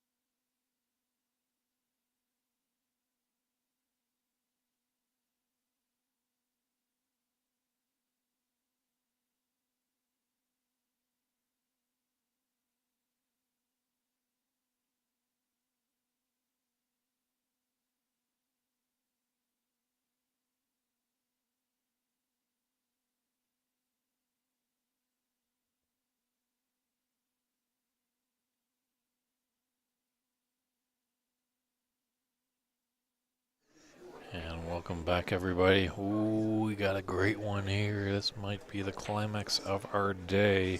We're to finish it off in style. We got Phil Snake from Ontario taking on Andre Roy from Quebec.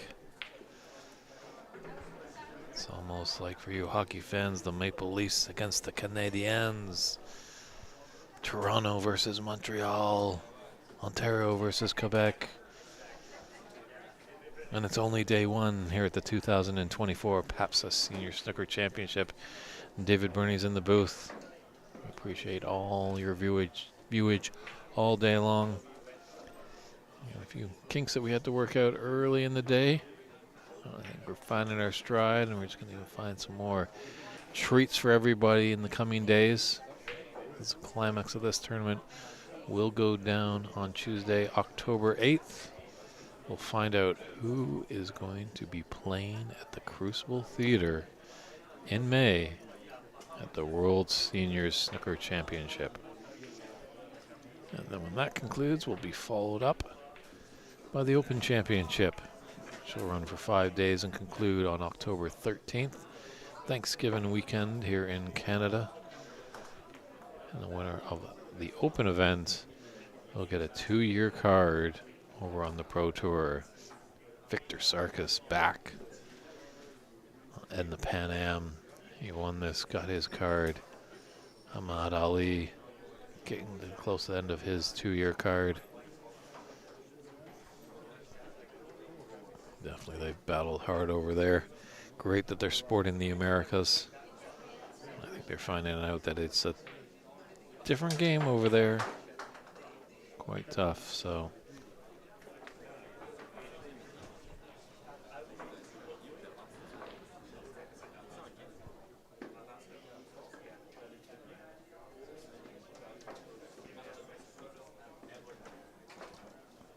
Phil draws first blood with the first point, but just one. Was able to put up a hefty break there.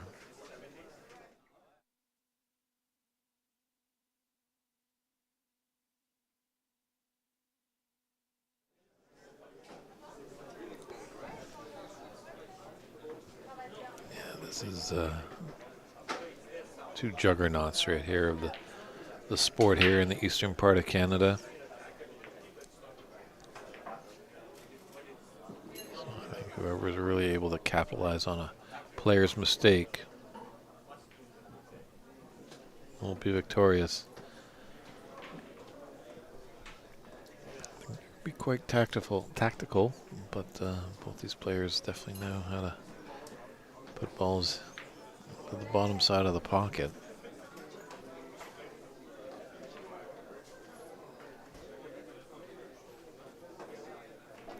Maybe a slight advantage to Phil Snake, as he's been on this table already. This is virgin territory for Andre. However, Andre is from Quebec, so I'm pretty sure as soon as this tournament was announced and the venue was selected, he made quick work to come over here and practice.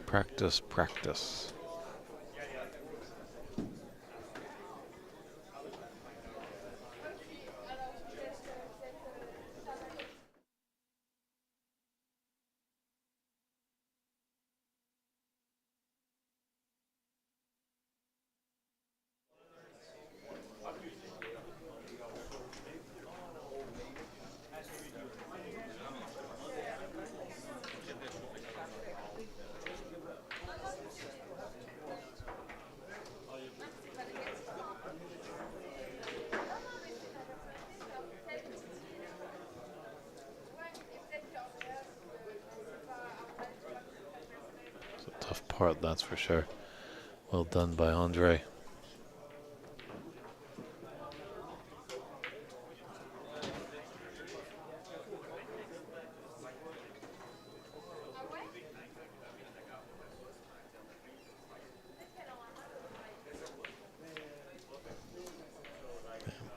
Both these players quite familiar with each other. A long history in this game. So definitely a lot of respect. I'm not going to take any careless chances. and make their opponent earn the victory.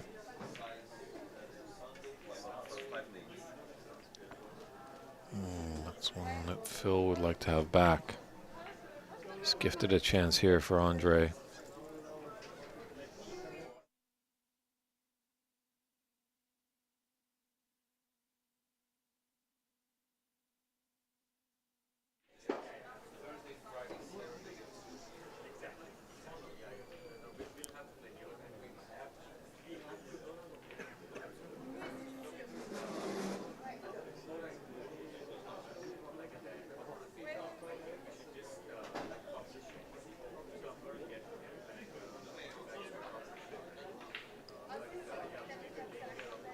So, first chance, Andre.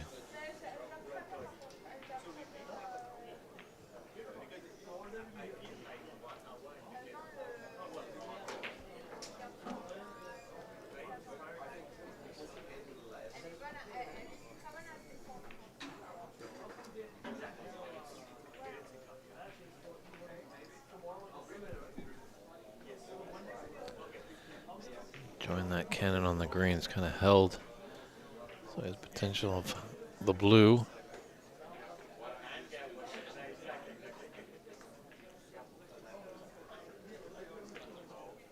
A trace of angle on the yellow. You can bring him back down the table.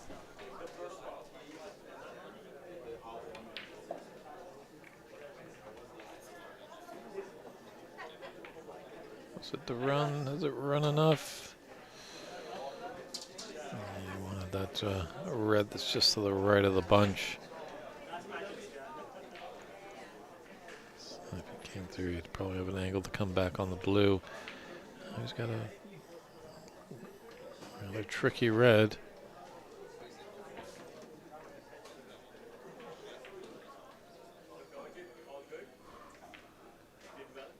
Definitely thought about it, but he's in.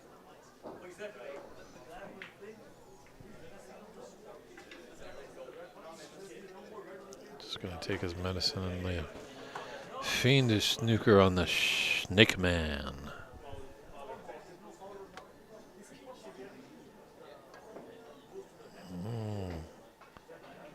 I'd be a little clever trying to the top horn, bottom horn, shoot down the table.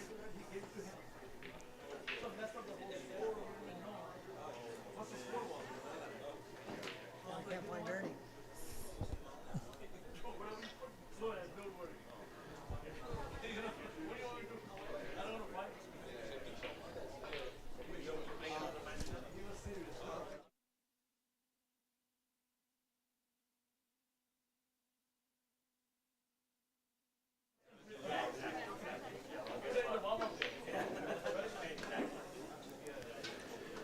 And Phil trying it again.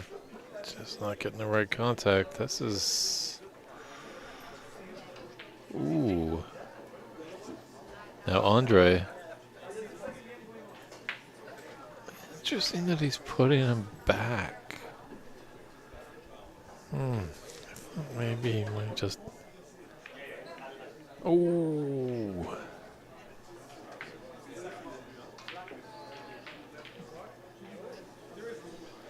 It's getting quite costly here.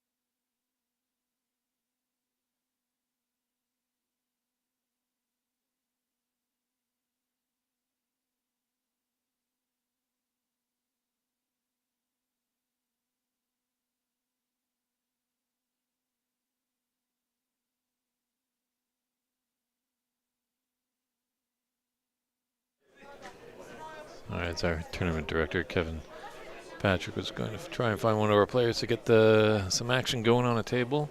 Just had to step in, let them know that this tournament has, on foul misses, it's 4 attempts and 3 putbacks. Not telling him he can shoot again or put him back or anything like that. They've got to do a little bit of thinking themselves. I can only state the rules that are in the rule guide of this tournament, being 4 attempts and 3 putbacks. So I think Andre could have put him back again on that one. I think there was only 3 attempts that Phil had. But we continue on. Both players are in agreements.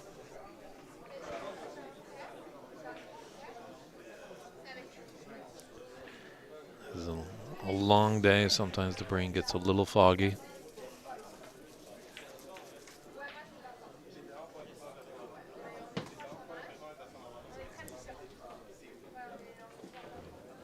And one thing they're not dilly-dallying around, that's for sure.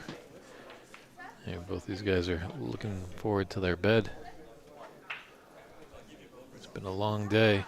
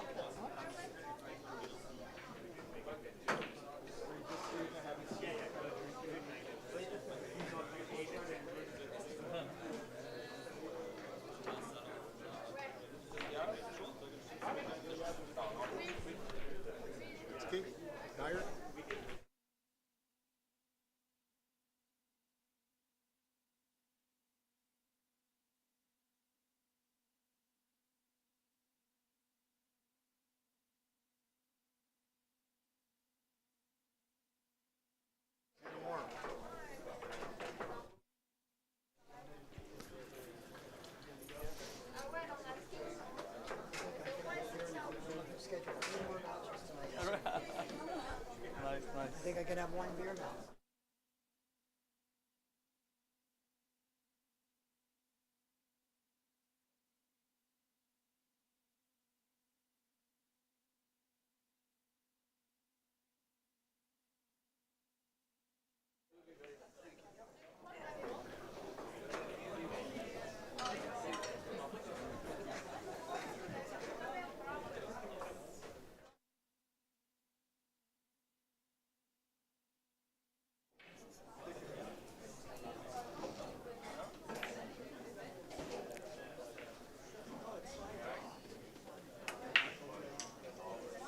And does Andre have a path?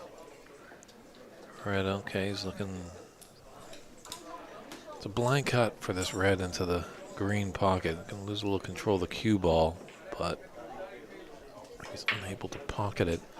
He'll at least be up at the bulk end of the table.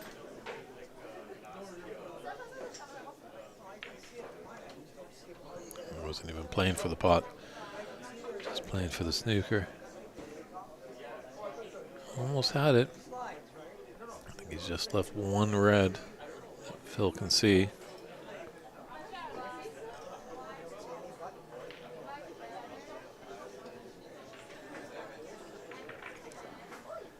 I don't think that white ball came up too much, so I think Phil is okay.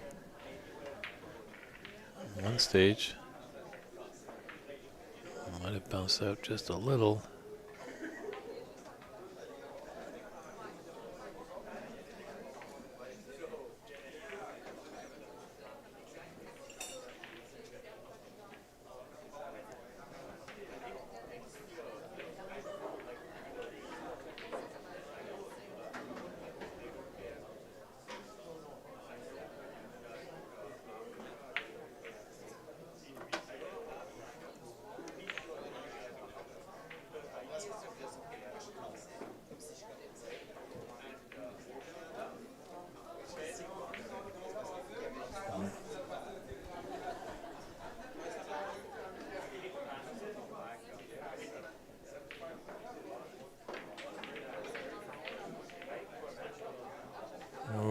stuff is moving.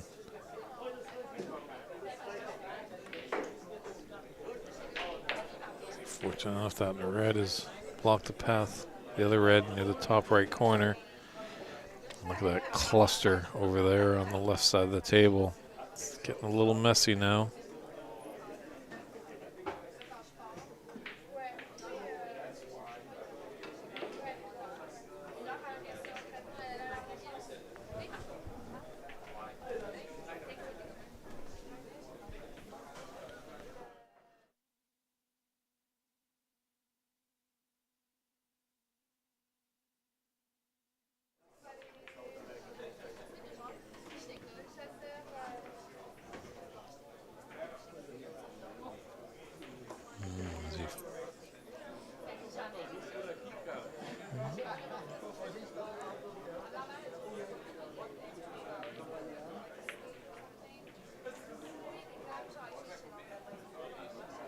What if you had the ankle on that right into the right middle?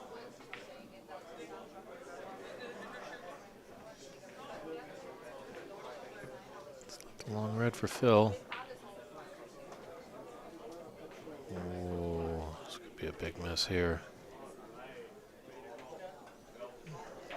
An easy starter here for Andre. What can he make of it?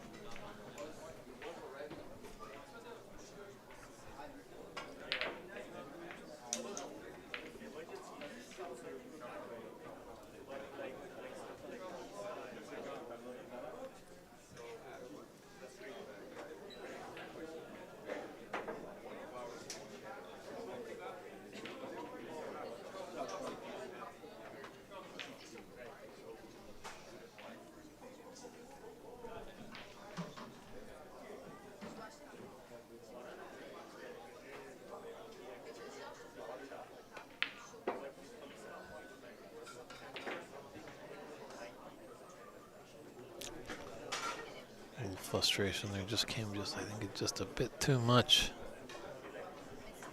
for Andre. So unfortunately looks like it's going to be end of break here.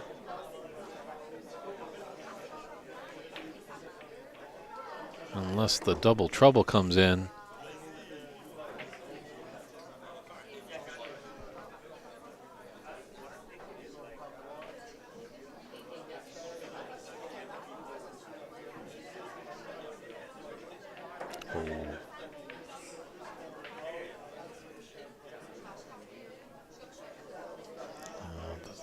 Too bad, but extends his lead to 39 points, leading in this first frame 40-1.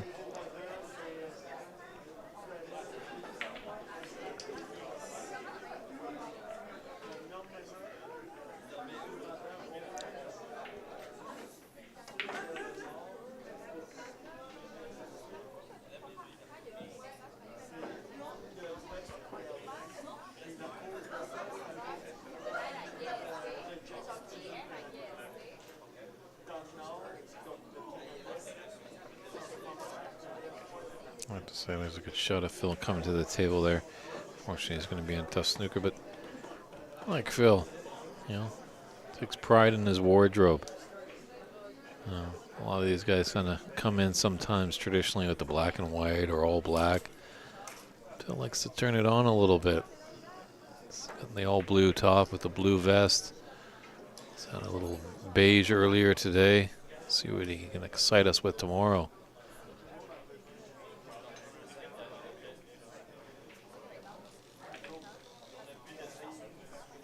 He's left an opener for Andre.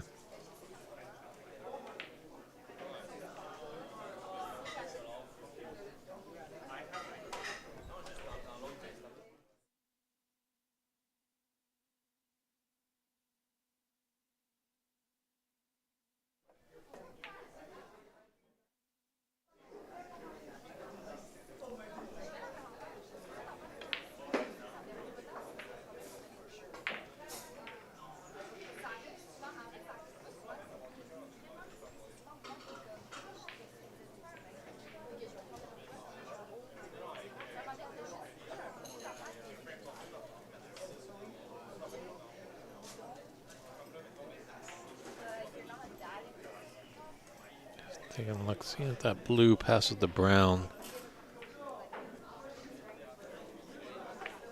It doesn't look like it is.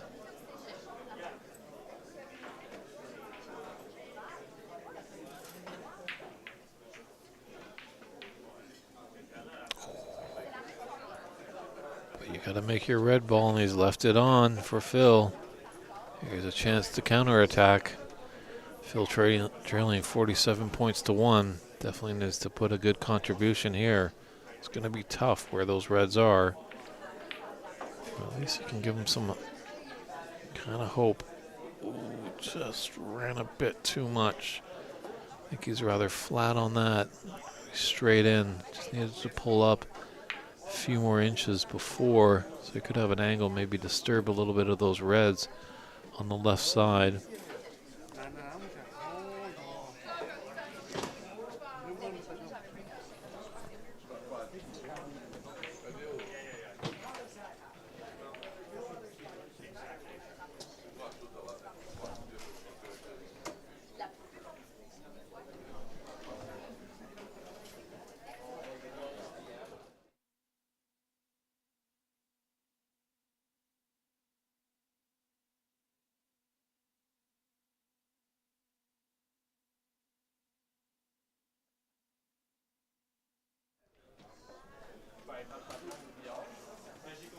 Yeah. I just wanted some angle there.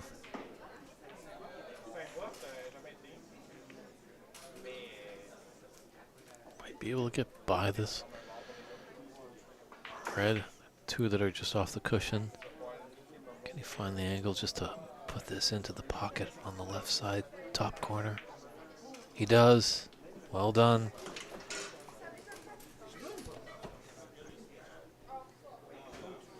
It'd be an amazing clearance if Phil can clean up from here, but at least get a good amount of points just to get him back in the frame, just get him the feel of it, just push it to the colors. Most of the time in the amateur game, that's got to be your mantra, really, is just get me to the colors, give me a chance to be on the colors. Because all of us practice that routine, running the colors many, many times.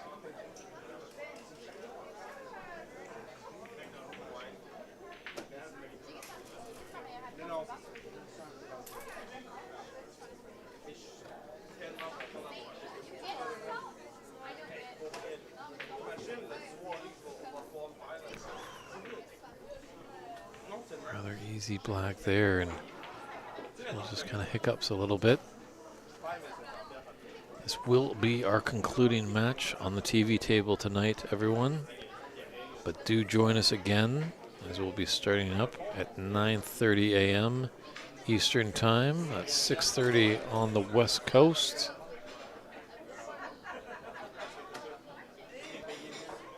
Do a lot of moving and shaking, and I think actually tomorrow, correct me if I'm wrong, but that will have the conclusion of the round robin tomorrow, which will push us into Monday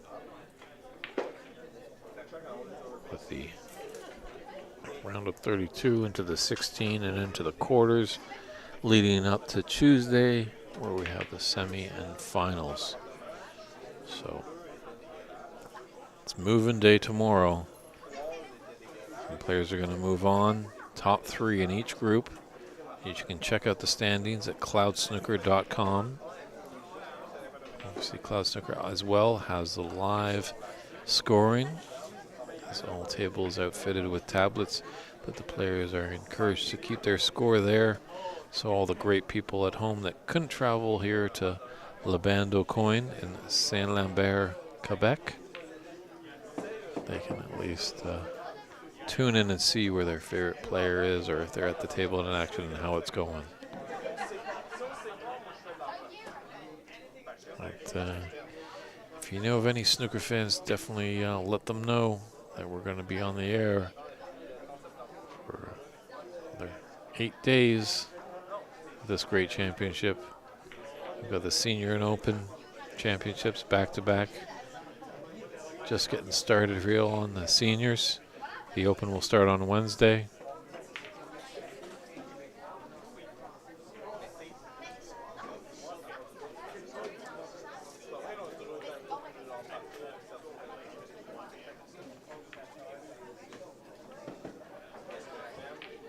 Looks like it was tight to the cushion there, so Phil knows the philosophy. And you got an object ball on the cushion. If you want to find the bottom of the pocket, you got to hit with your cue ball, hit the object ball and cushion at the exact same time, and then it will just hug along that rail and drop gently into the pocket. But I think Andre, well, there might be a millimeter or so. This just might be off. But scores are updated. So 28 in it and 35 on. Andre Rory with the lead, 55-27.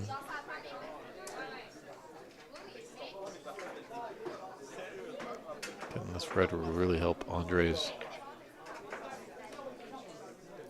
Oh, and the double kiss. Oh, really did not like that. It was a tough pot. He'll definitely take his feeling that, okay, I missed, but when it comes back in double kisses and just leaves rather simple pot for Phil. Although it was a thin cut and definitely losing a lot of control of the cue ball when they're thin cuts.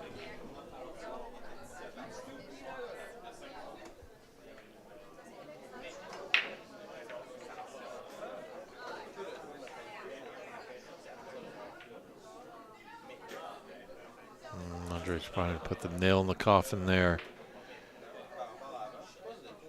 Nice little wall here with the blue and yellow. As well, that green just off the ball cushion. If you can find a pathway to just slide it behind there, you're going to give your opponent a world of trouble.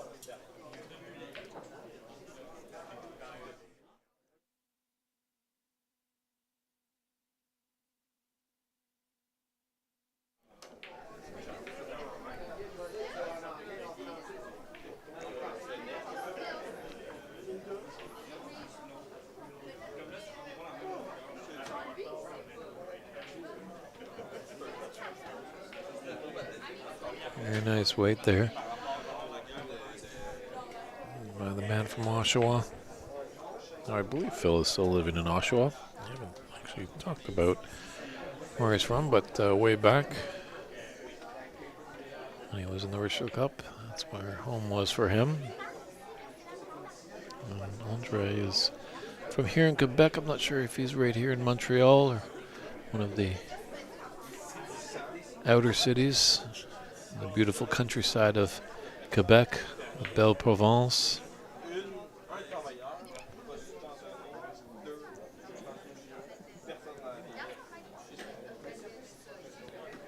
And if anyone's out there listening and they are living in Quebec, I will give you a big shout out if you can bring me some great pure Canadian maple syrup.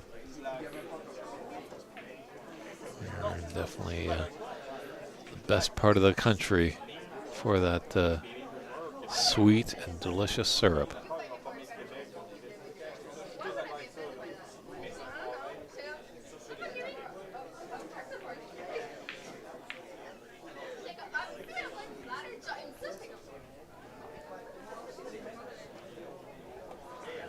Well, there might be a little pathway, and there might even be a pathway to the potting angle here. It's a thin cut, but it does go into the middle.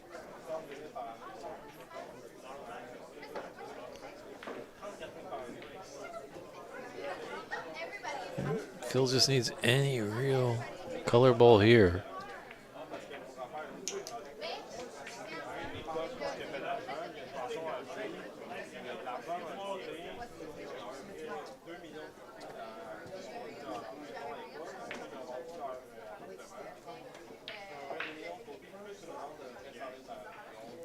What clearance this would be. It's there for him. Looks like he's got a good angle on the yellow.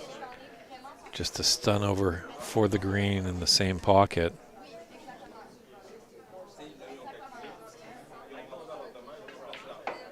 Just needs to settle his nerves. He's got a touch of an angle too. Snake Man just can't get ahead of himself. Just got a plan, but when you're down on the shot, one shot at a time. Did that green think about it? I think his heart stopped for an eternity there.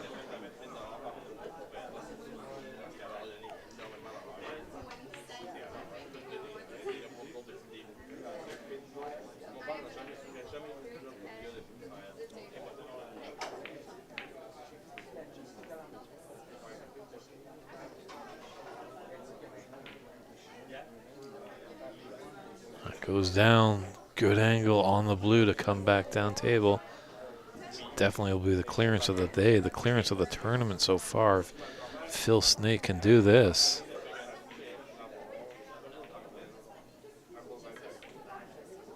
Oh, he just can't do it on the blue.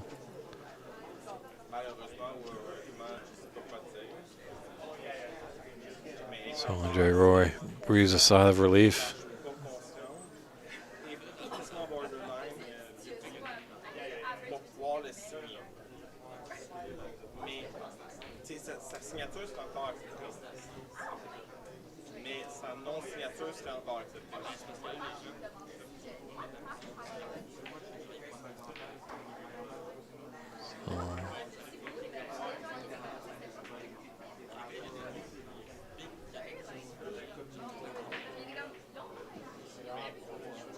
Andre feeling that there's just a little moisture in here, some humidity. So Andre just kind of wiping down that cue, doesn't want any sticking. I don't know if there's much humidity though, getting into the October months here in Montreal, or shall I say Saint Lambert. Montreal is on the other side of the Great St. Lawrence River. But maybe you just felt a little bit of something. Just wanted to make sure it was smooth. So we got a little frame here. 16 points in it and 18 on. It's a battle of the blue. Blue for Roy. Puts it in Snooker's required. Blue for Snake. With pink and black out in the open. Could be his frame.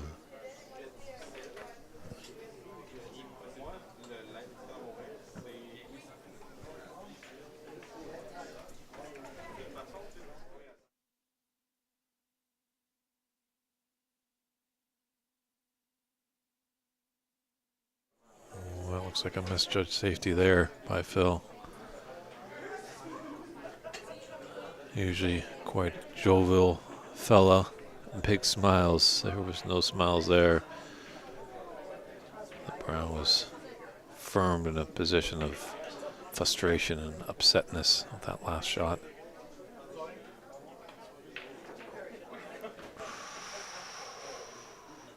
But the chance goes awry for Andre.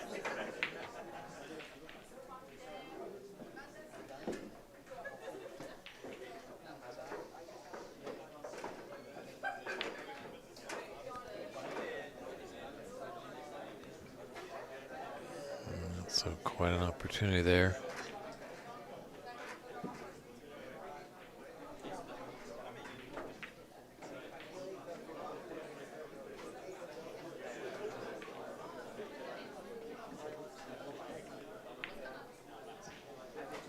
Ooh. Oh, Andre. Call up Doc Brown. Juice up the DeLorean. He wants to get back in time on that one. He's given Phil Snake a golden opportunity. Yeah, Phil didn't really have to work for that. It was an unforced error. Needs to roll, needs to roll, needs to roll. Would have loved a few more inches there.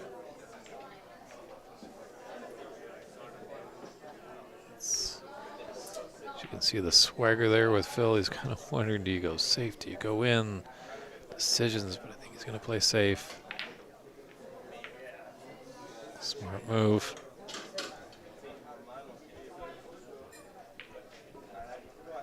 Don't know if he's got the snooker, but at least the balls are safe.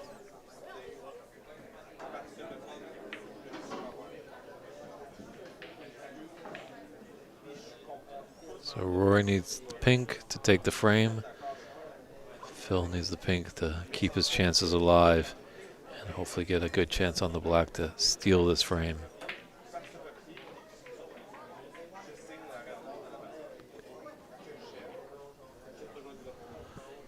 Might see a little cat and mouse here.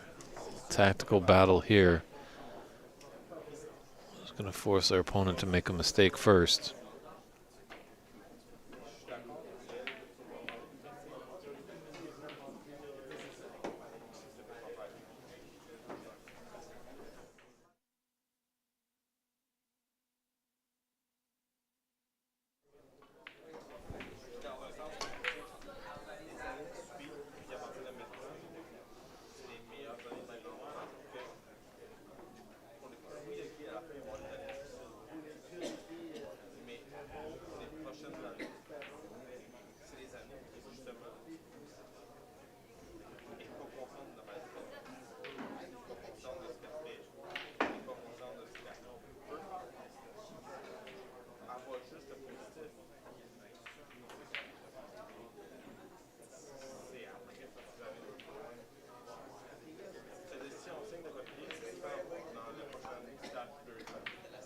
First chance was there for Phil.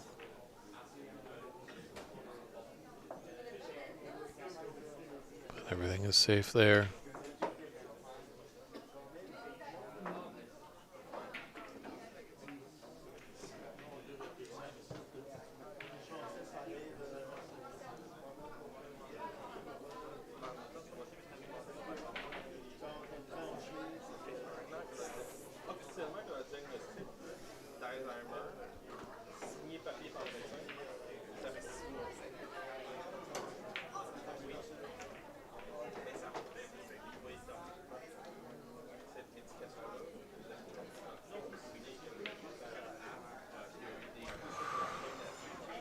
Just narrowly missed the double kiss.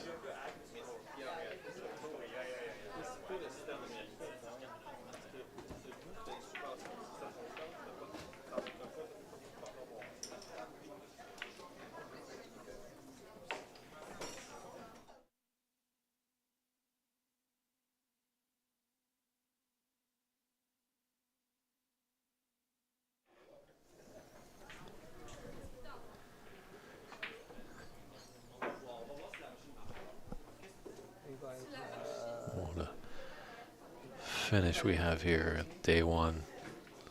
It's just the first frame of this great match. I just got one. Sure. That's group C or D? C. Okay, so Richard. Okay. Blonde. Blonde. Blonde. Just ask for blonde. Blonde. Yeah. Oh.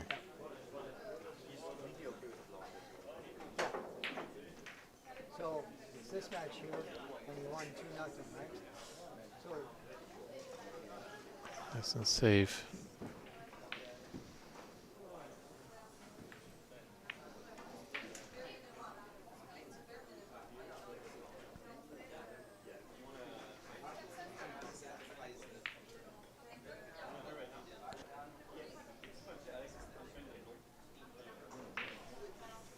I think if you just listen carefully, you can hear these players' heart beats just pounding deeply. Pressure is immense here.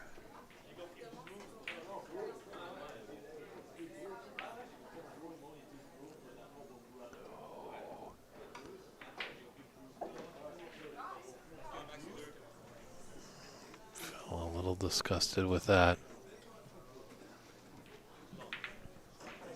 It's not over, but it certainly is an opportunity for the Quebecer.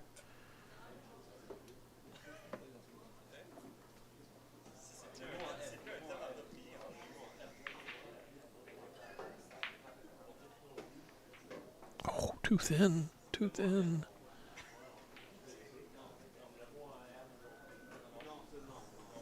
Phil breathes a sigh of relief. He's definitely in enemy territory here. And most of the crowd here is backing the local Andre Roy. Does he elect to thinly cut this pink into the yellow pocket?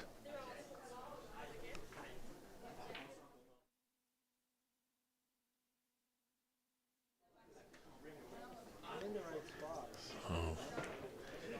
Didn't elect to go for it there.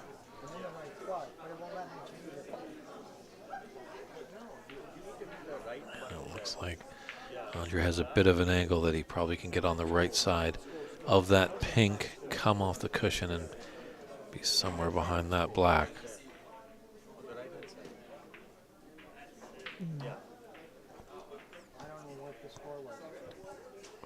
Fortunately, I think he hit that a little too thin. But luckily enough, pink went pretty close to the cushion, and his cue ball went tight to the side cushion.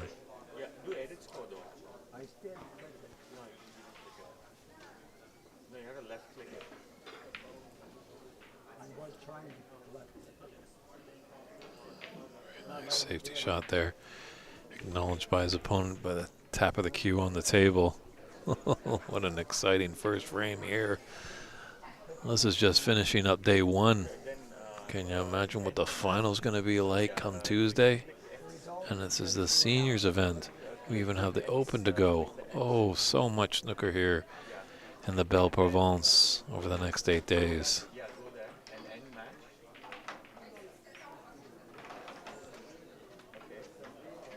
Very nicely done there by Andre. Kind of raised a little bit of the hand.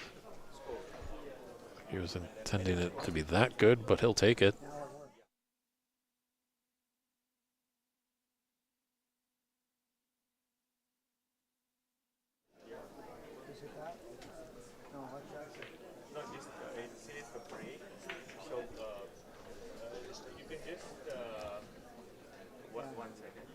Just hit total score, just hit the total score. Or just hit plus. That's what I did. So you can just put a little swerve on this to get by that black. Oh my goodness, can you believe it? The pink goes down. Ball in hand. Phil will battle on, obviously. Just needs the one snooker, but the odds are against him right here. Andre to take the inaugural frame. Short little best of three match, but a big one. Very nicely done. Just calmed his nerve there. So Phil Snake concedes an exciting first frame there. Don't go anywhere, everybody. I know it's late, but this is our last match of the day. Frame 2 coming up.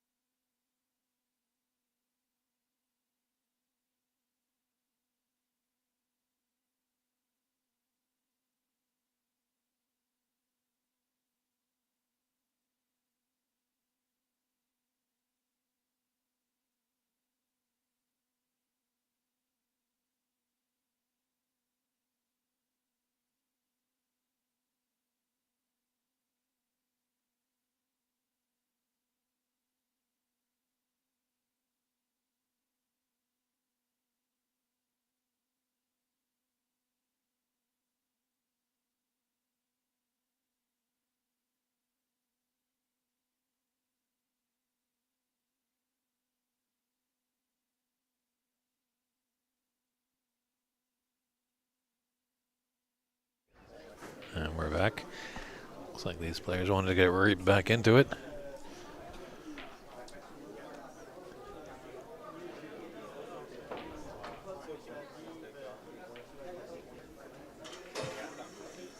So as I saw, it looked like Phil had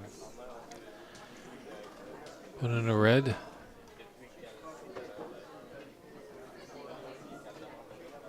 He's touching ball so he can shoot away.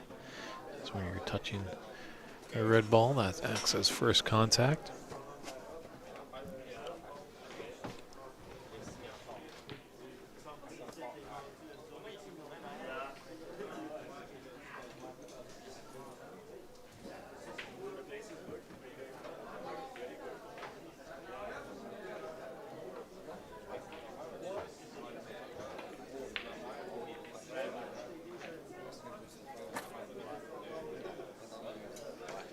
Looks like Phil got a brown with his red.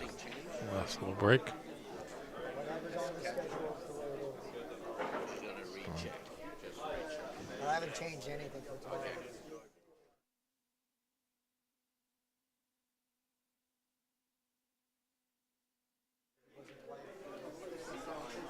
I didn't change anything on Saturday. He wrote it down.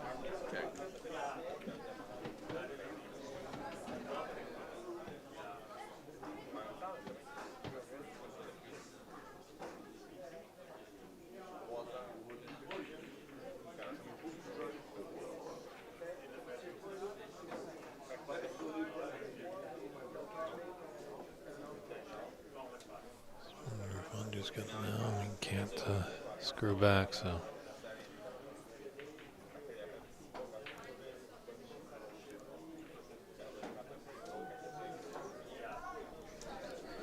Gonna peek to see if it's a touching ball, but not awarded there.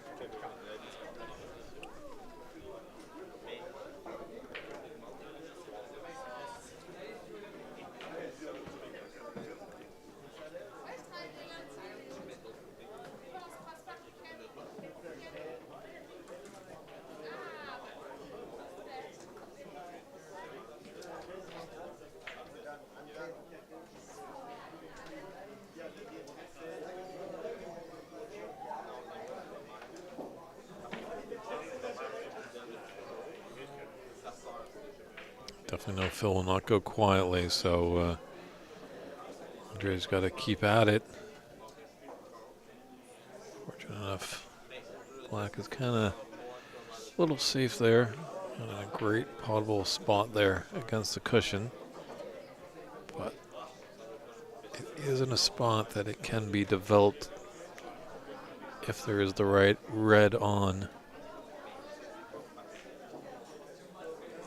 So Phil likes to get in and get a little aggressive.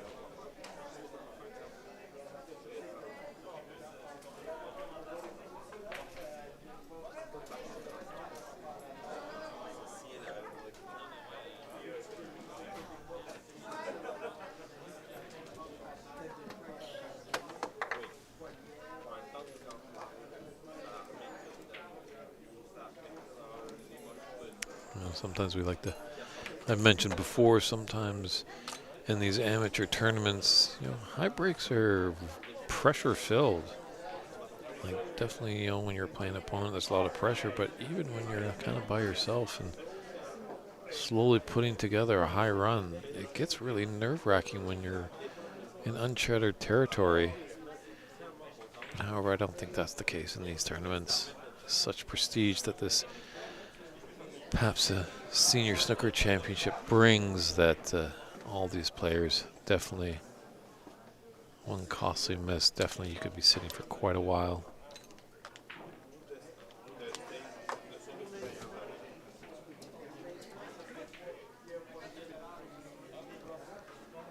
Do really like that exaggerated pause in Phil's backswing. Good look at it right here.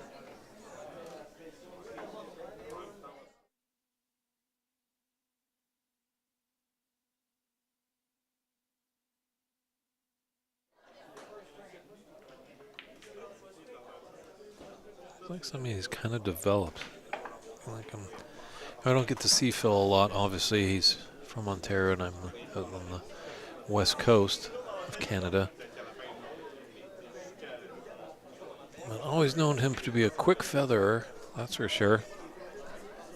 But I never really noticed before what a deliberate pause in that backswing just refocuses the mind, and then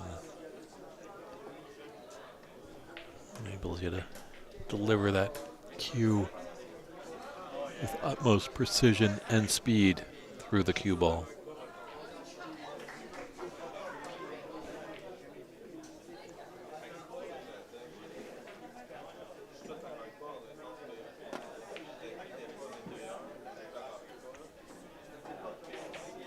Andre has a little chance here.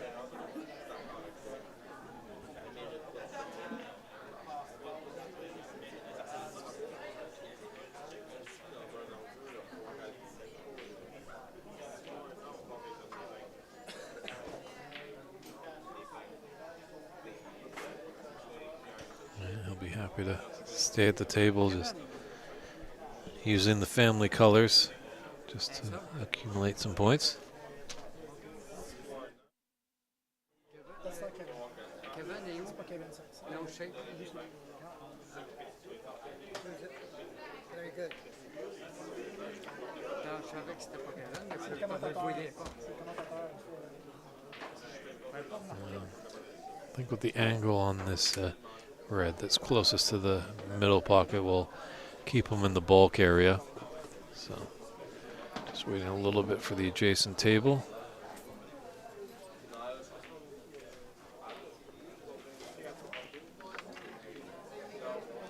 Yeah, smart move. Some more newer players might just take that other red on, but Andre definitely proficient.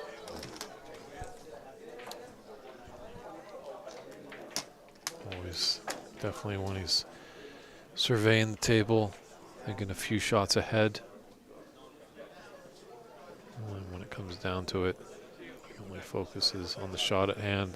Can't get his mind racing ahead because we see shots missed more often than not when that happens.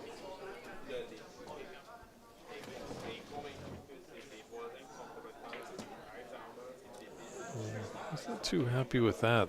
Falter wasn't that fantastic. But the red did find the pocket. He's still at the table. Looks like maybe he's gonna take a look at the.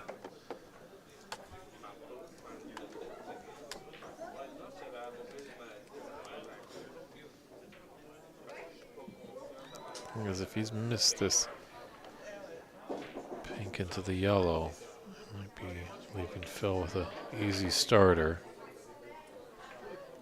But he's up pretty quickly after he stroke.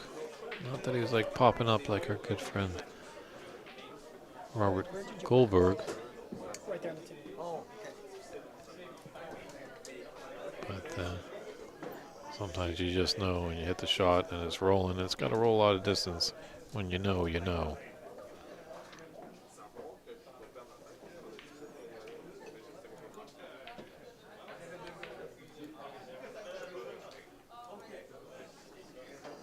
That's the end of the break there. So a decent 20.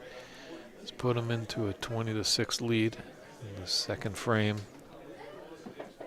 Andre'd like to get this one done and dusted, moving on, but Phil definitely wants to do everything in his powers to push us to a decider.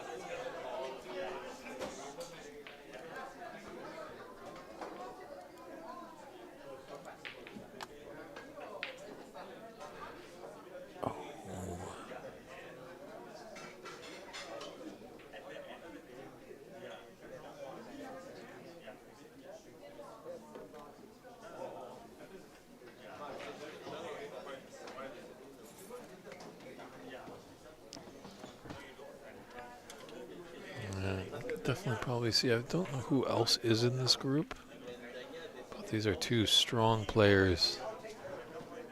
You know, either of them, find their game.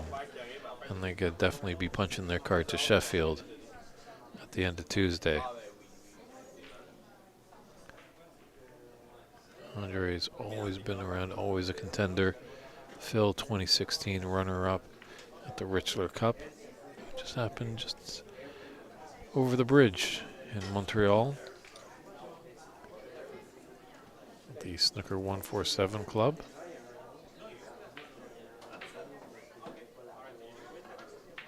As I remember, it was a great little venue. Had some good seating. Just all snooker tables there. That's all they did. They didn't fuss around with the little pool tables. They were wanting to do snooker, and they were fortunate enough that there's a little greasy spoon downstairs that if players were feeling the need to fill their bellies, they could take a quick walk downstairs for some good grub. Well, it was a chance, I think, for Andre.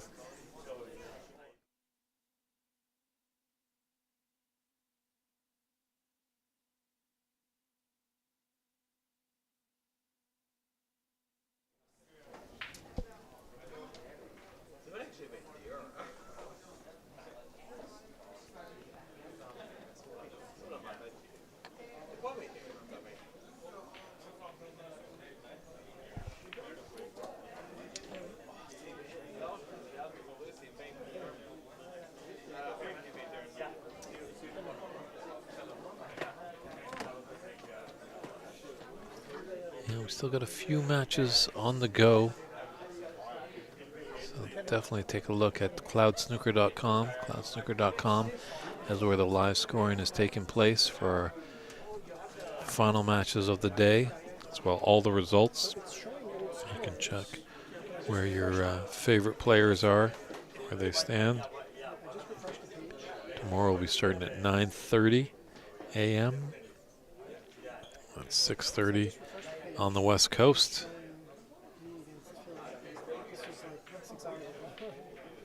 And if you're England, it's just after lunch. Looking only at about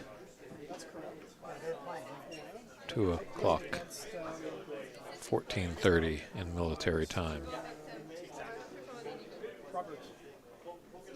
Why did they do against first thing? I don't know. I played it and we didn't consider it. This was 3 hours ago. Yeah, it shouldn't be up there. So I don't know where this is coming. Seen that a lot today with that left middle. A lot of balls have kind of gone in and just came back out, as opposed to the right middle where it's just really not accepted any.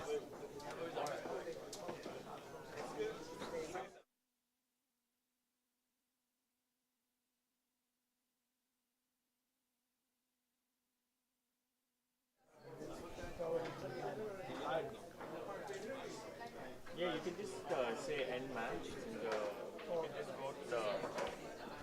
But that's what's happening with all of them. Like, lots of Oh, it's not a good safety there. Probably, I mean, Oh, they look like Andre leaning down just to take a look at that red, but the black is actually blocking the path. He jumped down, almost had to grab on the table to there's no other match. There's only save himself to falling onto his backside. like you told me, like a lot of them. No, don't sign out. No, I know. It's just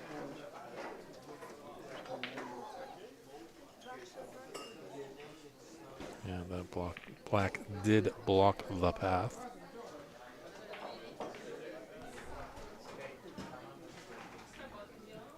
And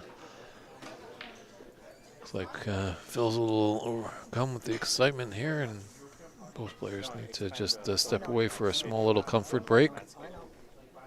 It's within the rules, obviously, if both players agree. Well, it's not the best of etiquette, obviously. You know, you want to play the frame out, but when you feel that little sensation of nature, it's good to kind of get rid of it, because it always is going to be in the back of your mind when you're down on the shot. So it's been a very exciting day, everybody. It's the 2024 PABSA Senior Snooker Open. Not the Open. The Open is coming in a couple of days. I apologize, I'm getting a little tongue twisted. It's been quite a long day, but it's the 2024 PABSA Senior Snooker Championship. We're live here at La Bande de Coin Because I know it's just like a here in Saint Lambert Handed it to me with in Quebec, the Belle Provence. I didn't see it. Just about a river crossing away from Montreal. Match for that one too. Great facilities here. 2-0. So they have about 12 snooker tables. Jeff Barker. Looks like, and another 10 8-ball tables. So they're doing a wonderful job to just promote Q Sports in a great little neighborhood here, I must admit. Got a little bit of time last night to, Closed it when I off. arrived, to walk around, like cute little That's the problem when cafes somebody and does that, eateries. too. Highly recommend if you're a fan of architecture. Definitely coming out to Montreal, the surrounding areas. 3:30. Even if you wanted to go a little more eastern, Quebec City, always a great time there. And definitely come February when they have the Festival Où est le bonhomme de neige. He'll be there, the great snowman. How about that for a shot? No Barker won. Both players have a little smile. Andre had a wry smile there. He's like, well, what can you do about that?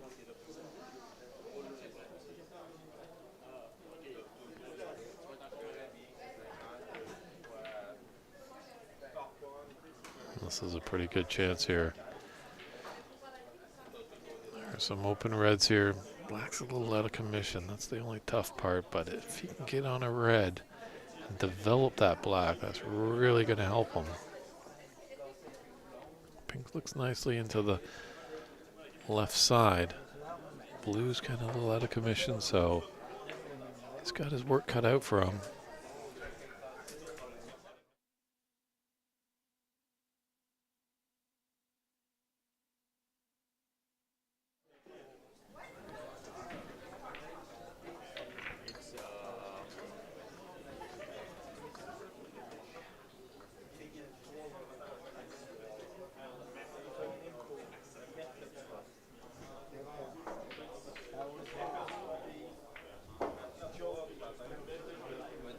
It's marked as 2-0. And that was 6 o'clock. I like that by Phil, his last shot. He was kind of down on the shot. Something just wasn't right, so he popped up, refocused himself. So often than not, a lot of players, they'll be down on the shot and feel like, if I'm down, I've got to take the shot. And that's not the case at all. If you're not feeling right, get back up, recompose yourself, go through your routine again.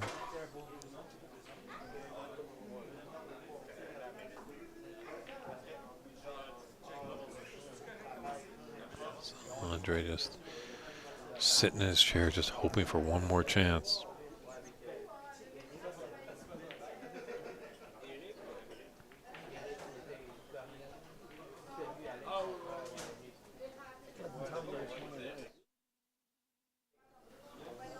So tough when a player kind of gets in stroke. I don't know what group Phil Snake is. Oh, they're playing right now. They're playing right now? Yeah, Phil Snake's playing right He's now. just I mean, Andre, floating around these balls like a butterfly, just stinging them into the pocket.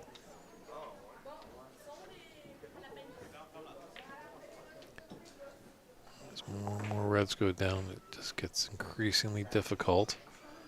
But he's got a few open.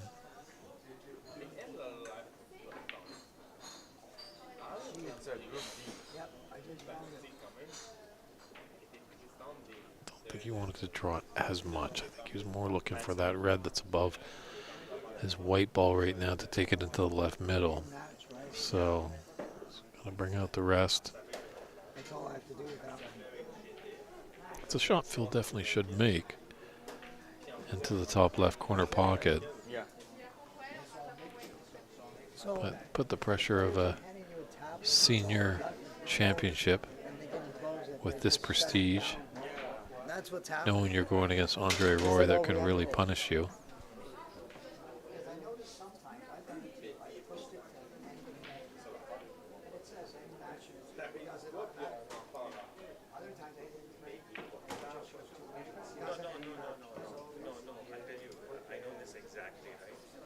if it is 2-1, it'll end the match.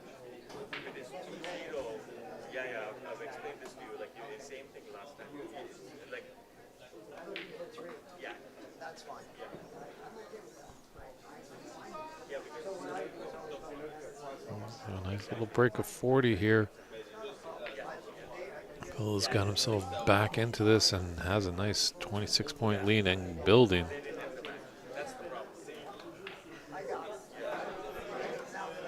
Always so funny with this game. So many times when a player's back is against the wall, they really come out in that next frame and just start digging and grinding and doing what needs to happen.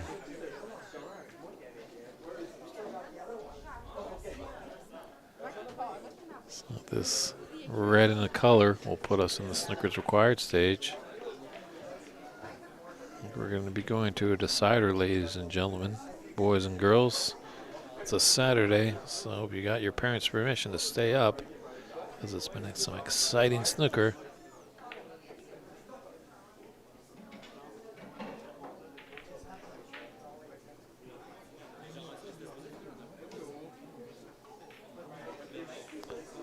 Phil just want to take a look at the scoreboard over there. Sometimes these players are used to the old-fashioned brass and wood, and sometimes there's those big electronic ones on the tablets. It's a little smaller.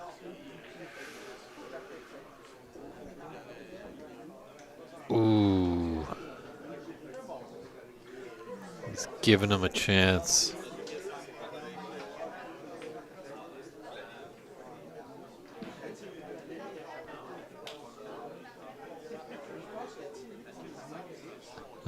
Being to fly over the wall. One of these two are gabbing away as they both come away chuckling.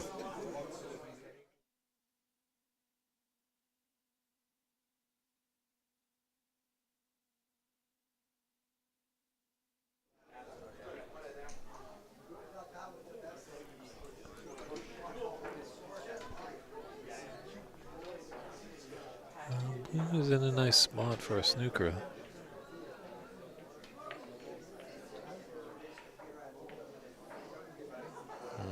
I'm not really happy with that one.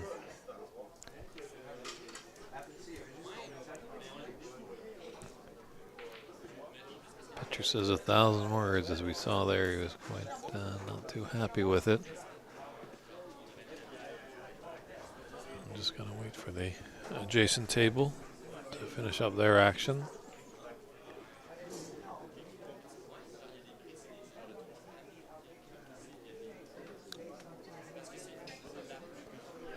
Yeah, the night is slowly coming to an end. That's going to be a concession there. So everybody, grab that cold drink. Maybe those nachos are coming out of the oven. We got a decider to finish off our day. Day one here of the 2024 PABSA Senior Snooker Championship. Phil Snake, Andre Roy, frame 3, coming up very shortly.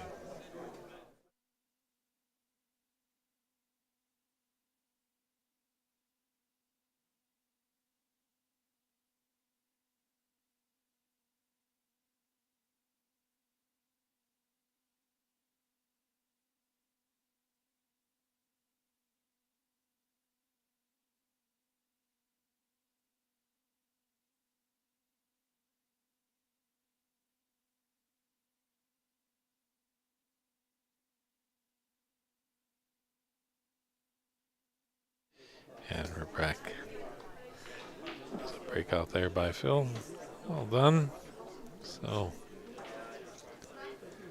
think there's going to be a few chances here and there. I wouldn't be surprised if we go down to the colors. Popped up just a little too much for Mr. Roy. I should actually be talking to Andre.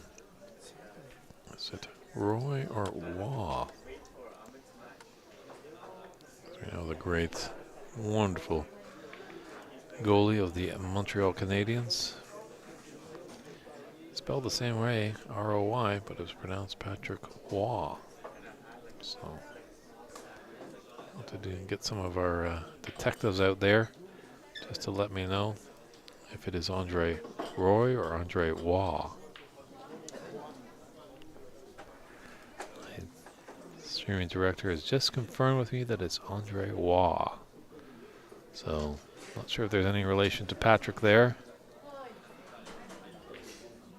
Obviously, Patrick wanted to keep pucks out of the net, and Andre definitely wants to put balls into the nets here.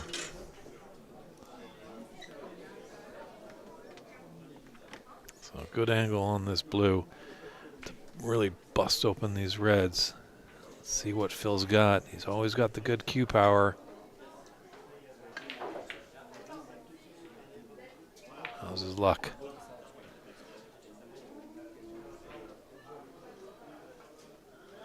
I'll just have to tell about that red that's near the top left.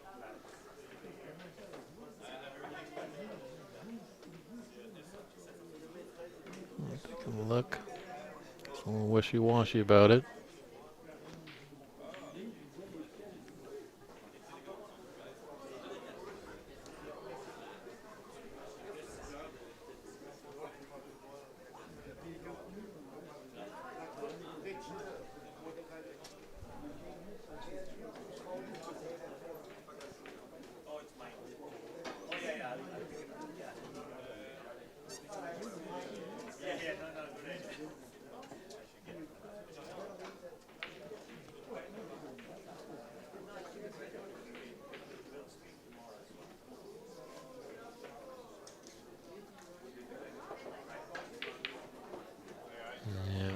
Like it wasn't going to go. Fortunate enough with a few little kisses. Ooh, but that's not that lucky. Actually, that red's popped out. So an opportunity for Andre to get in with this red and see what he can make of it. I think that black, he's just coming to take a look to see if that black passes that red into the top left corner.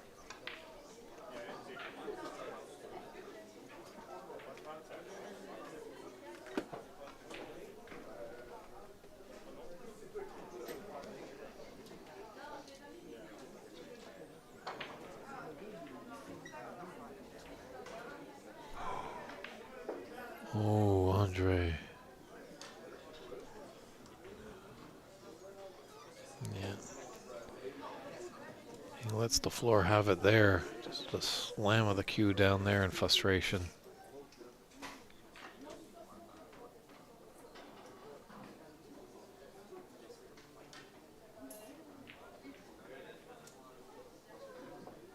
Oh, Phil Snake. Had a golden opportunity.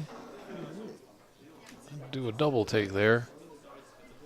How did that not fall down for him?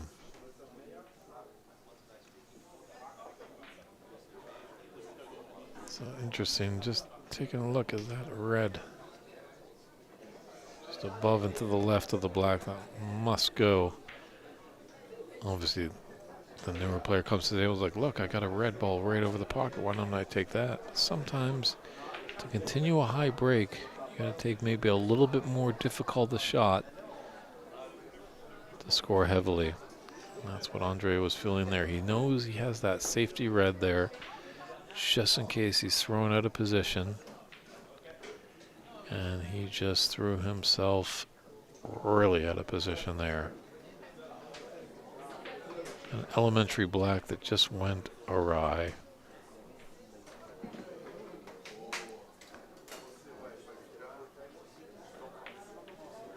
So Phil quite happy. Although he bounced out quite a lot there. Let's see if a pathway.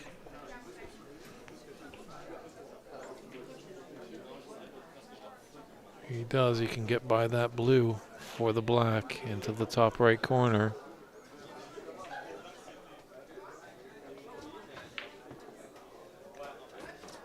Ooh, and he can't make the black.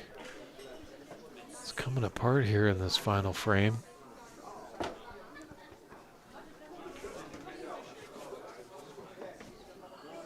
Just gonna go back to your chair, have a big breaths of air.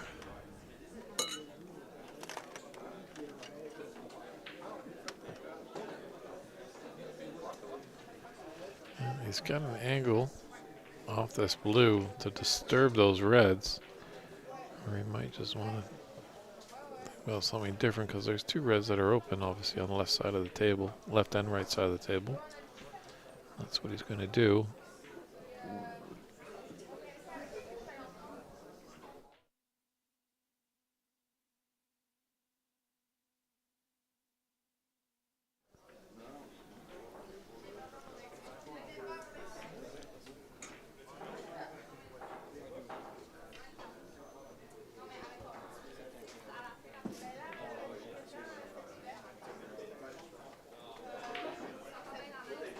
Yeah, I didn't really imagine that this frame was going to be a runaway.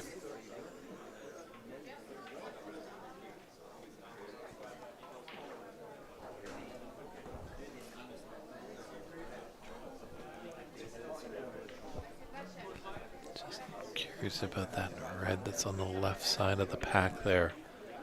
Does it pass the bottom red on that pack of reds in the middle of the table? No. Drawing it back like that makes me think it doesn't.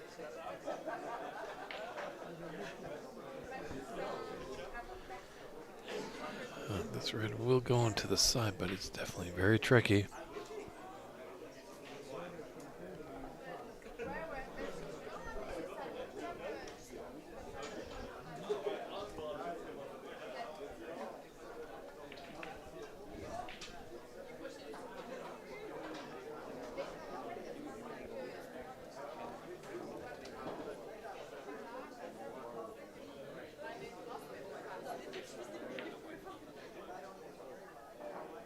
Ooh, just popped out.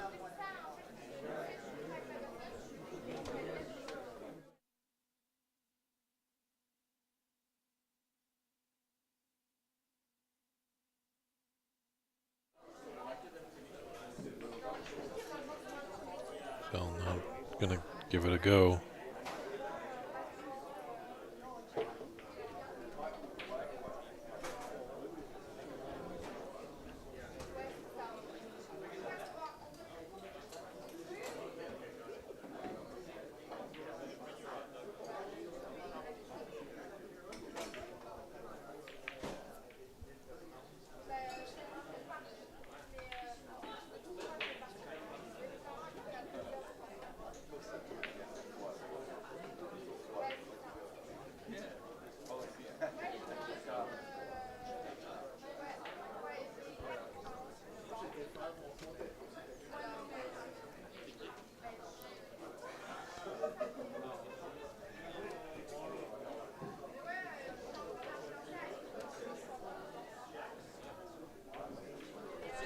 Just noticing off camera, I'm just really cleaning tip area of his cue.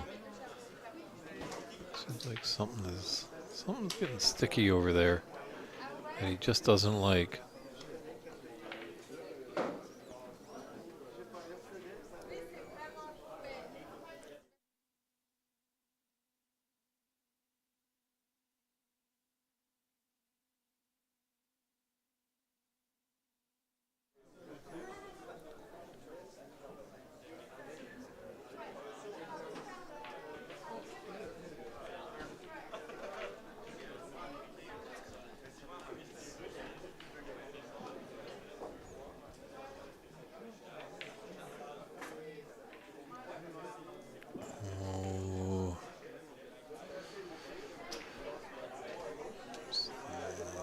Twirling his cue like a baton. He's not happy with that miss.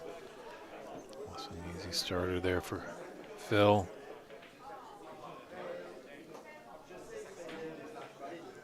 Oh, this looks like a quite good opportunity here for Mr. Snake.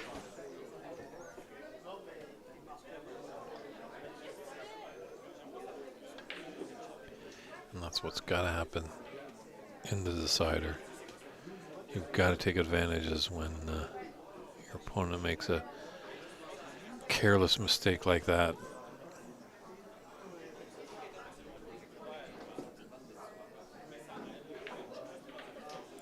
Looking to play safe, didn't like that cut. So just taking a few points and running away.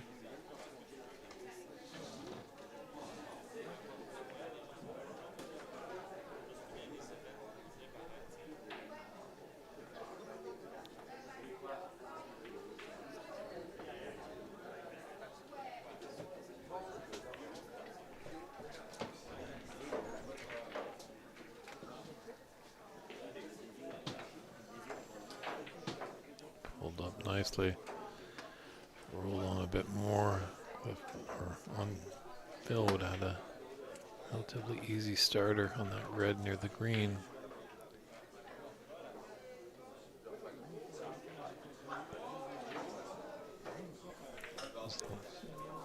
Always tough going from one side of the table to the other.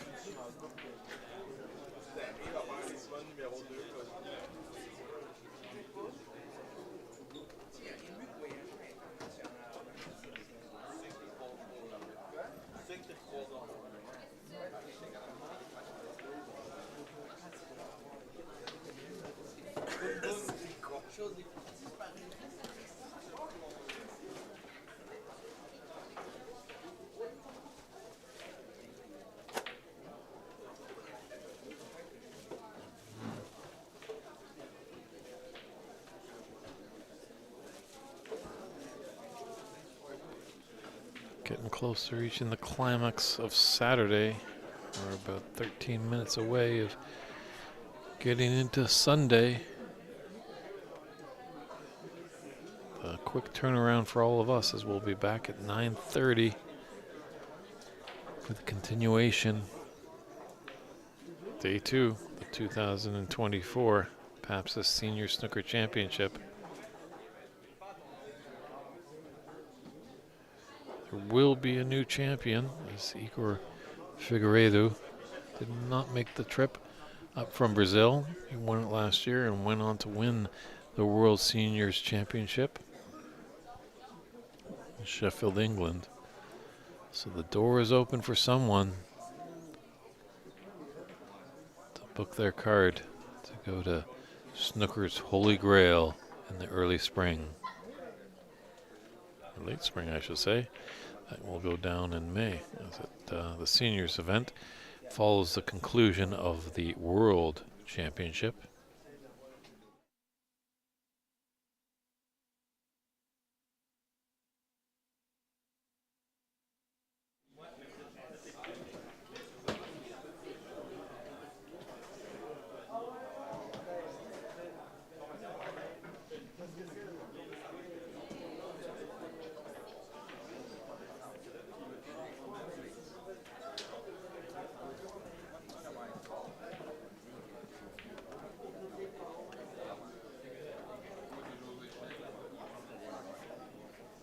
Well, Andre's got a little bit of a chance here.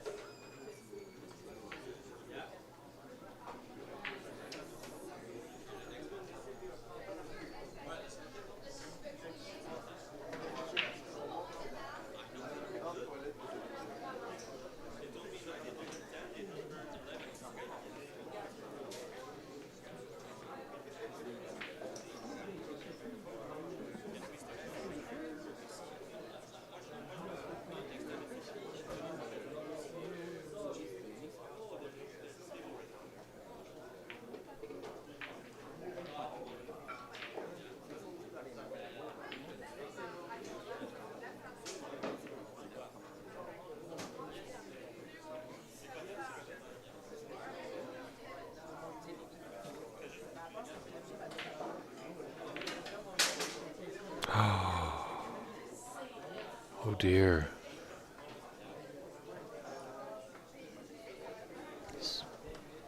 Really great opportunity there for Andre. Really put a lot of points on the board, created some distance. But it was not to be.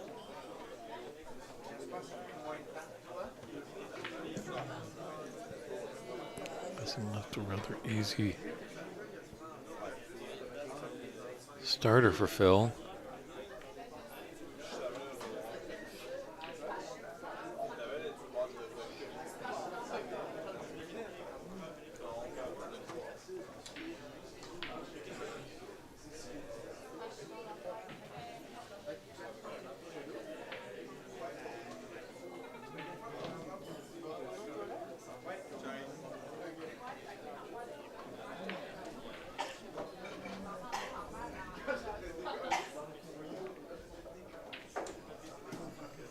Sometimes that double kiss can help you.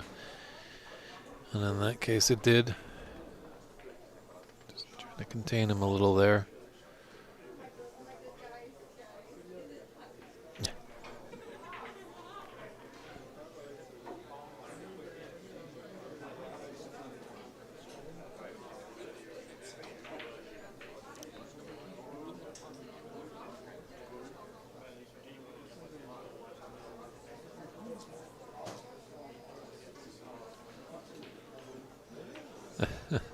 Whack of the finger there. What are we thinking?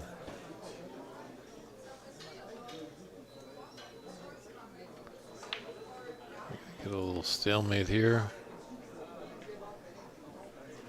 I can't see him.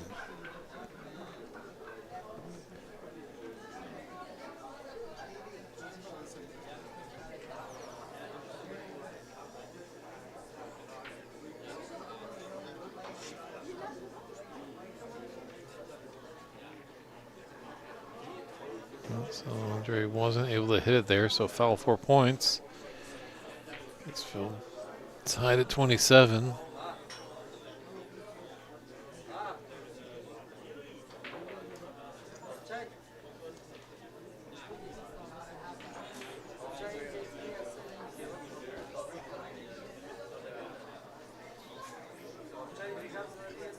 So they are going to have a re-rack. Oh my goodness, can you believe it? Didn't think that they were going to go anywhere. Tied 27-27. And a re-rack is happening. Oh boy, we're seeing it all here. Day one of the 2024 PABSA Senior Snooker Championship. Hold on, everybody. Here's your chance. Go get that cold drink, and we'll be right back with a re-rack on this deciding frame.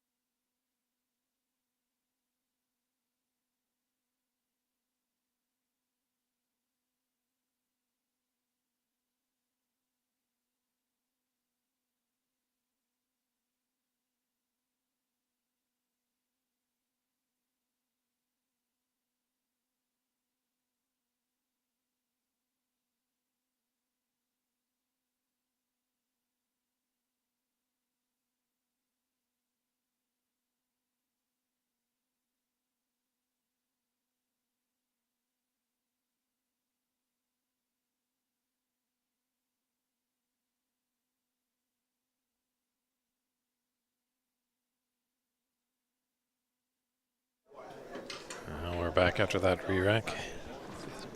Both these guys wanted to eagerly get into it, so we'll set this stuff aside for a little comfort break because it's been quite a long day. Moments away from midnight here in Saint Lambert on day one of the 2024 PABSA Senior Snooker Championship. It seems like Andre Wall very happy that the re-rack did happen, as he's finding some rhythm here, clearing up some balls.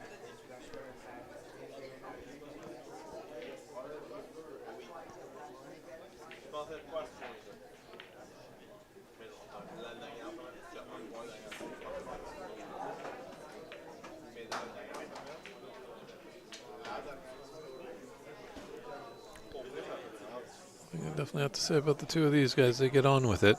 They don't really dilly-dally. They kind of both were in agreements that they're really not going anywhere in that last, this deciding frame, and just tapping back and forth and realizing that we're not going anywhere. So both looked at each other, both nodded in agreements for a re-rack.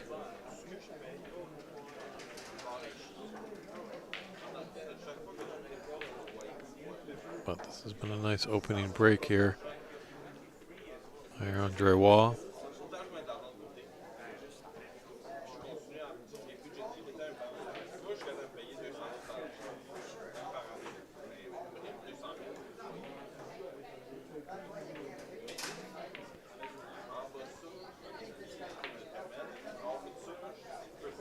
And just wanted a little bit more pace.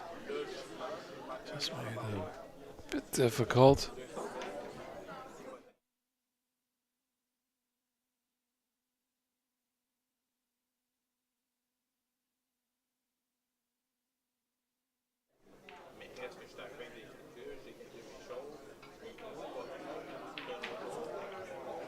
He's done all right there. If we can motor up a little bit. So he's going to have to go in and out of bulk with this blue if he wants to continue on the break. He's coming over to take a look at the scoreboard. Leading by 29 points. This deciding frame. Look at the other table. Allowing them to take the shot, so it's like we've got about 5 tables left in action.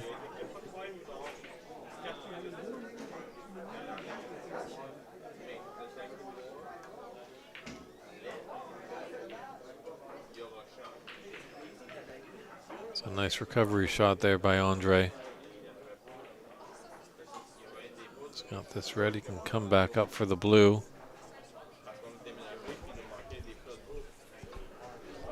Are you sure, Phil Snake, you want to instigate that re-rack?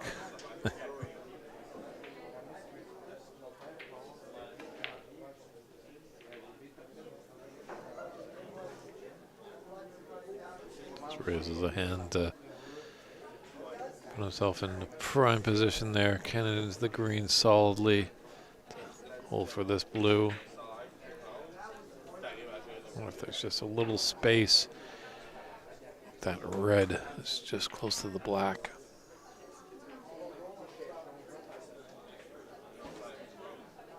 He doesn't like it. So this might be end of break at 40. But a good contribution to start this re-racked deciding frame. Yeah, he's just going to clip off, run and hide, and try and come off 2 cushions and get behind that green.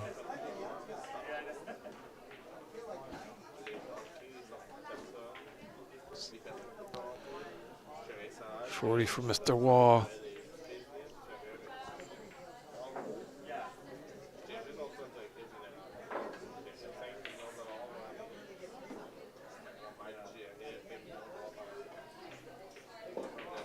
It's going to pop out and give Andre a chance. It's a long red to the top left corner. Where it is, there are some open reds down there. Looks like black and pink are rather tied up.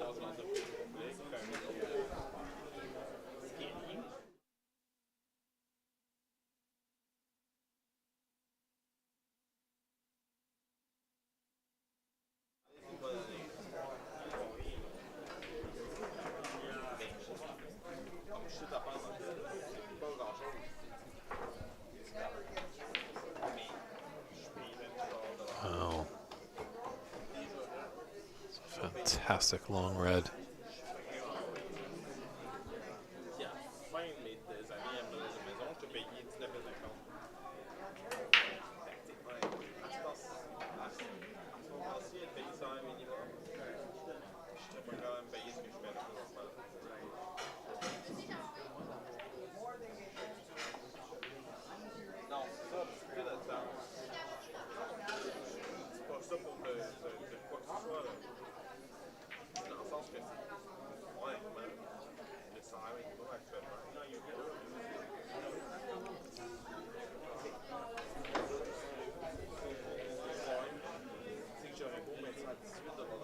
Looks like Andre had a little pep talk to himself in that re-rack because he's really come out doing quite marvelously.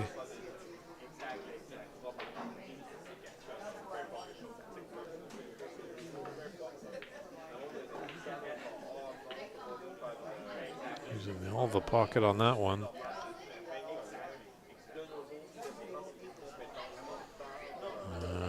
Just gonna roll up behind the yellow.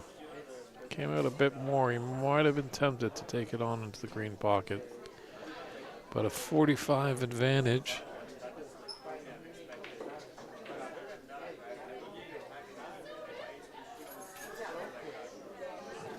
.83 on, so still lots of points.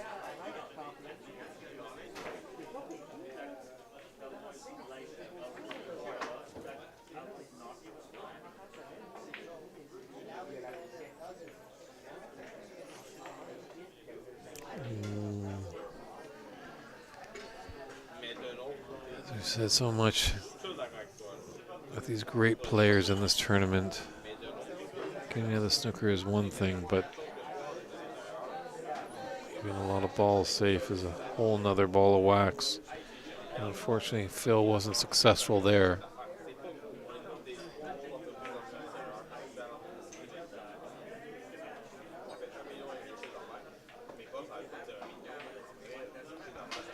This is looking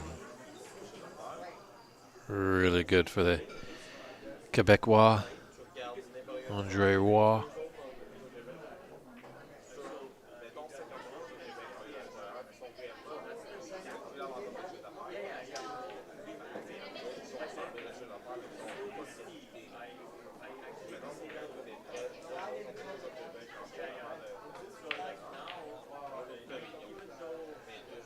Remember to set that alarm clock. 9:30 a.m. is when we're going to be starting tomorrow, day 2. It's moving day. Round robin will come to a conclusion. We will have our final 32 players in the knockout phase. Top 3 from each group will advance. Top seed of each group will get a bye in the first round as the 2 and 3s will play. It will come Monday, and by the end of Monday, we'll have our final 4 set for Championship Tuesday. You gotta like what Andre is doing here, as it's now snookers required. 68 ahead with 59 on.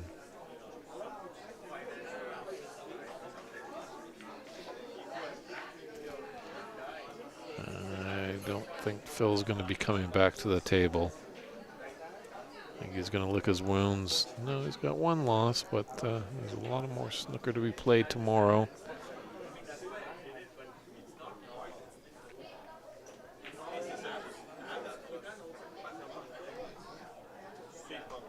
A big rule in this tournament, obviously. You spot your own balls as the player. Your opponent is going to be by the tablet keeping the up-to-date scores, so always good to see. Oh. Let's see, can he give the half century? Be quite a clearance if he can.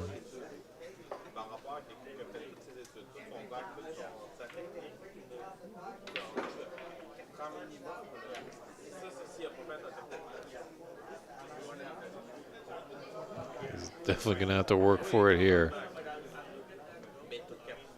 But, it should be done and dusted here. So Andre Waugh. Oh, I don't think he wants to go home. He wants to stay in the room. He wants to continue playing now. The engine is definitely purring at a nice hum.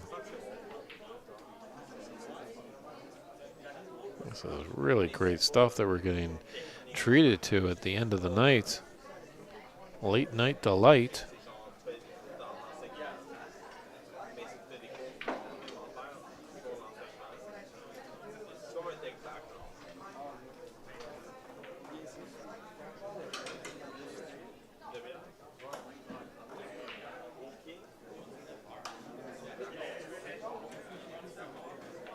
Get in there.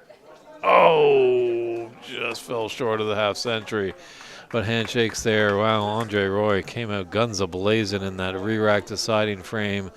Wipes his brow. Phil's got to shake that one off. It's not going to put him to bed nicely, but hopefully he'll regroup and be back in action tomorrow. So that's going to conclude for today's action here, everybody, from the 2024 PABSA Senior Snooker Championship live at La Bande de Coin here in Saint-Lambert, Quebec. It's been a fun tournament. It's only the first day, and we've got a lot of snooker coming. Tune in tomorrow, 9:30 a.m., as we're going to be back on the air. That's 6:30 on the West Coast. We appreciate all your viewership all day long. Thanks for being with us. Also, big shout-out, Rob Richards. If you're still out there, thanks for chiming in. He was doing our additional stream on a other featured table through the OBSA YouTube channel. Thanks for your help out there, everybody, and we look forward to seeing you tomorrow here at the championship. It's David Burney saying good night, everybody. Get home safe.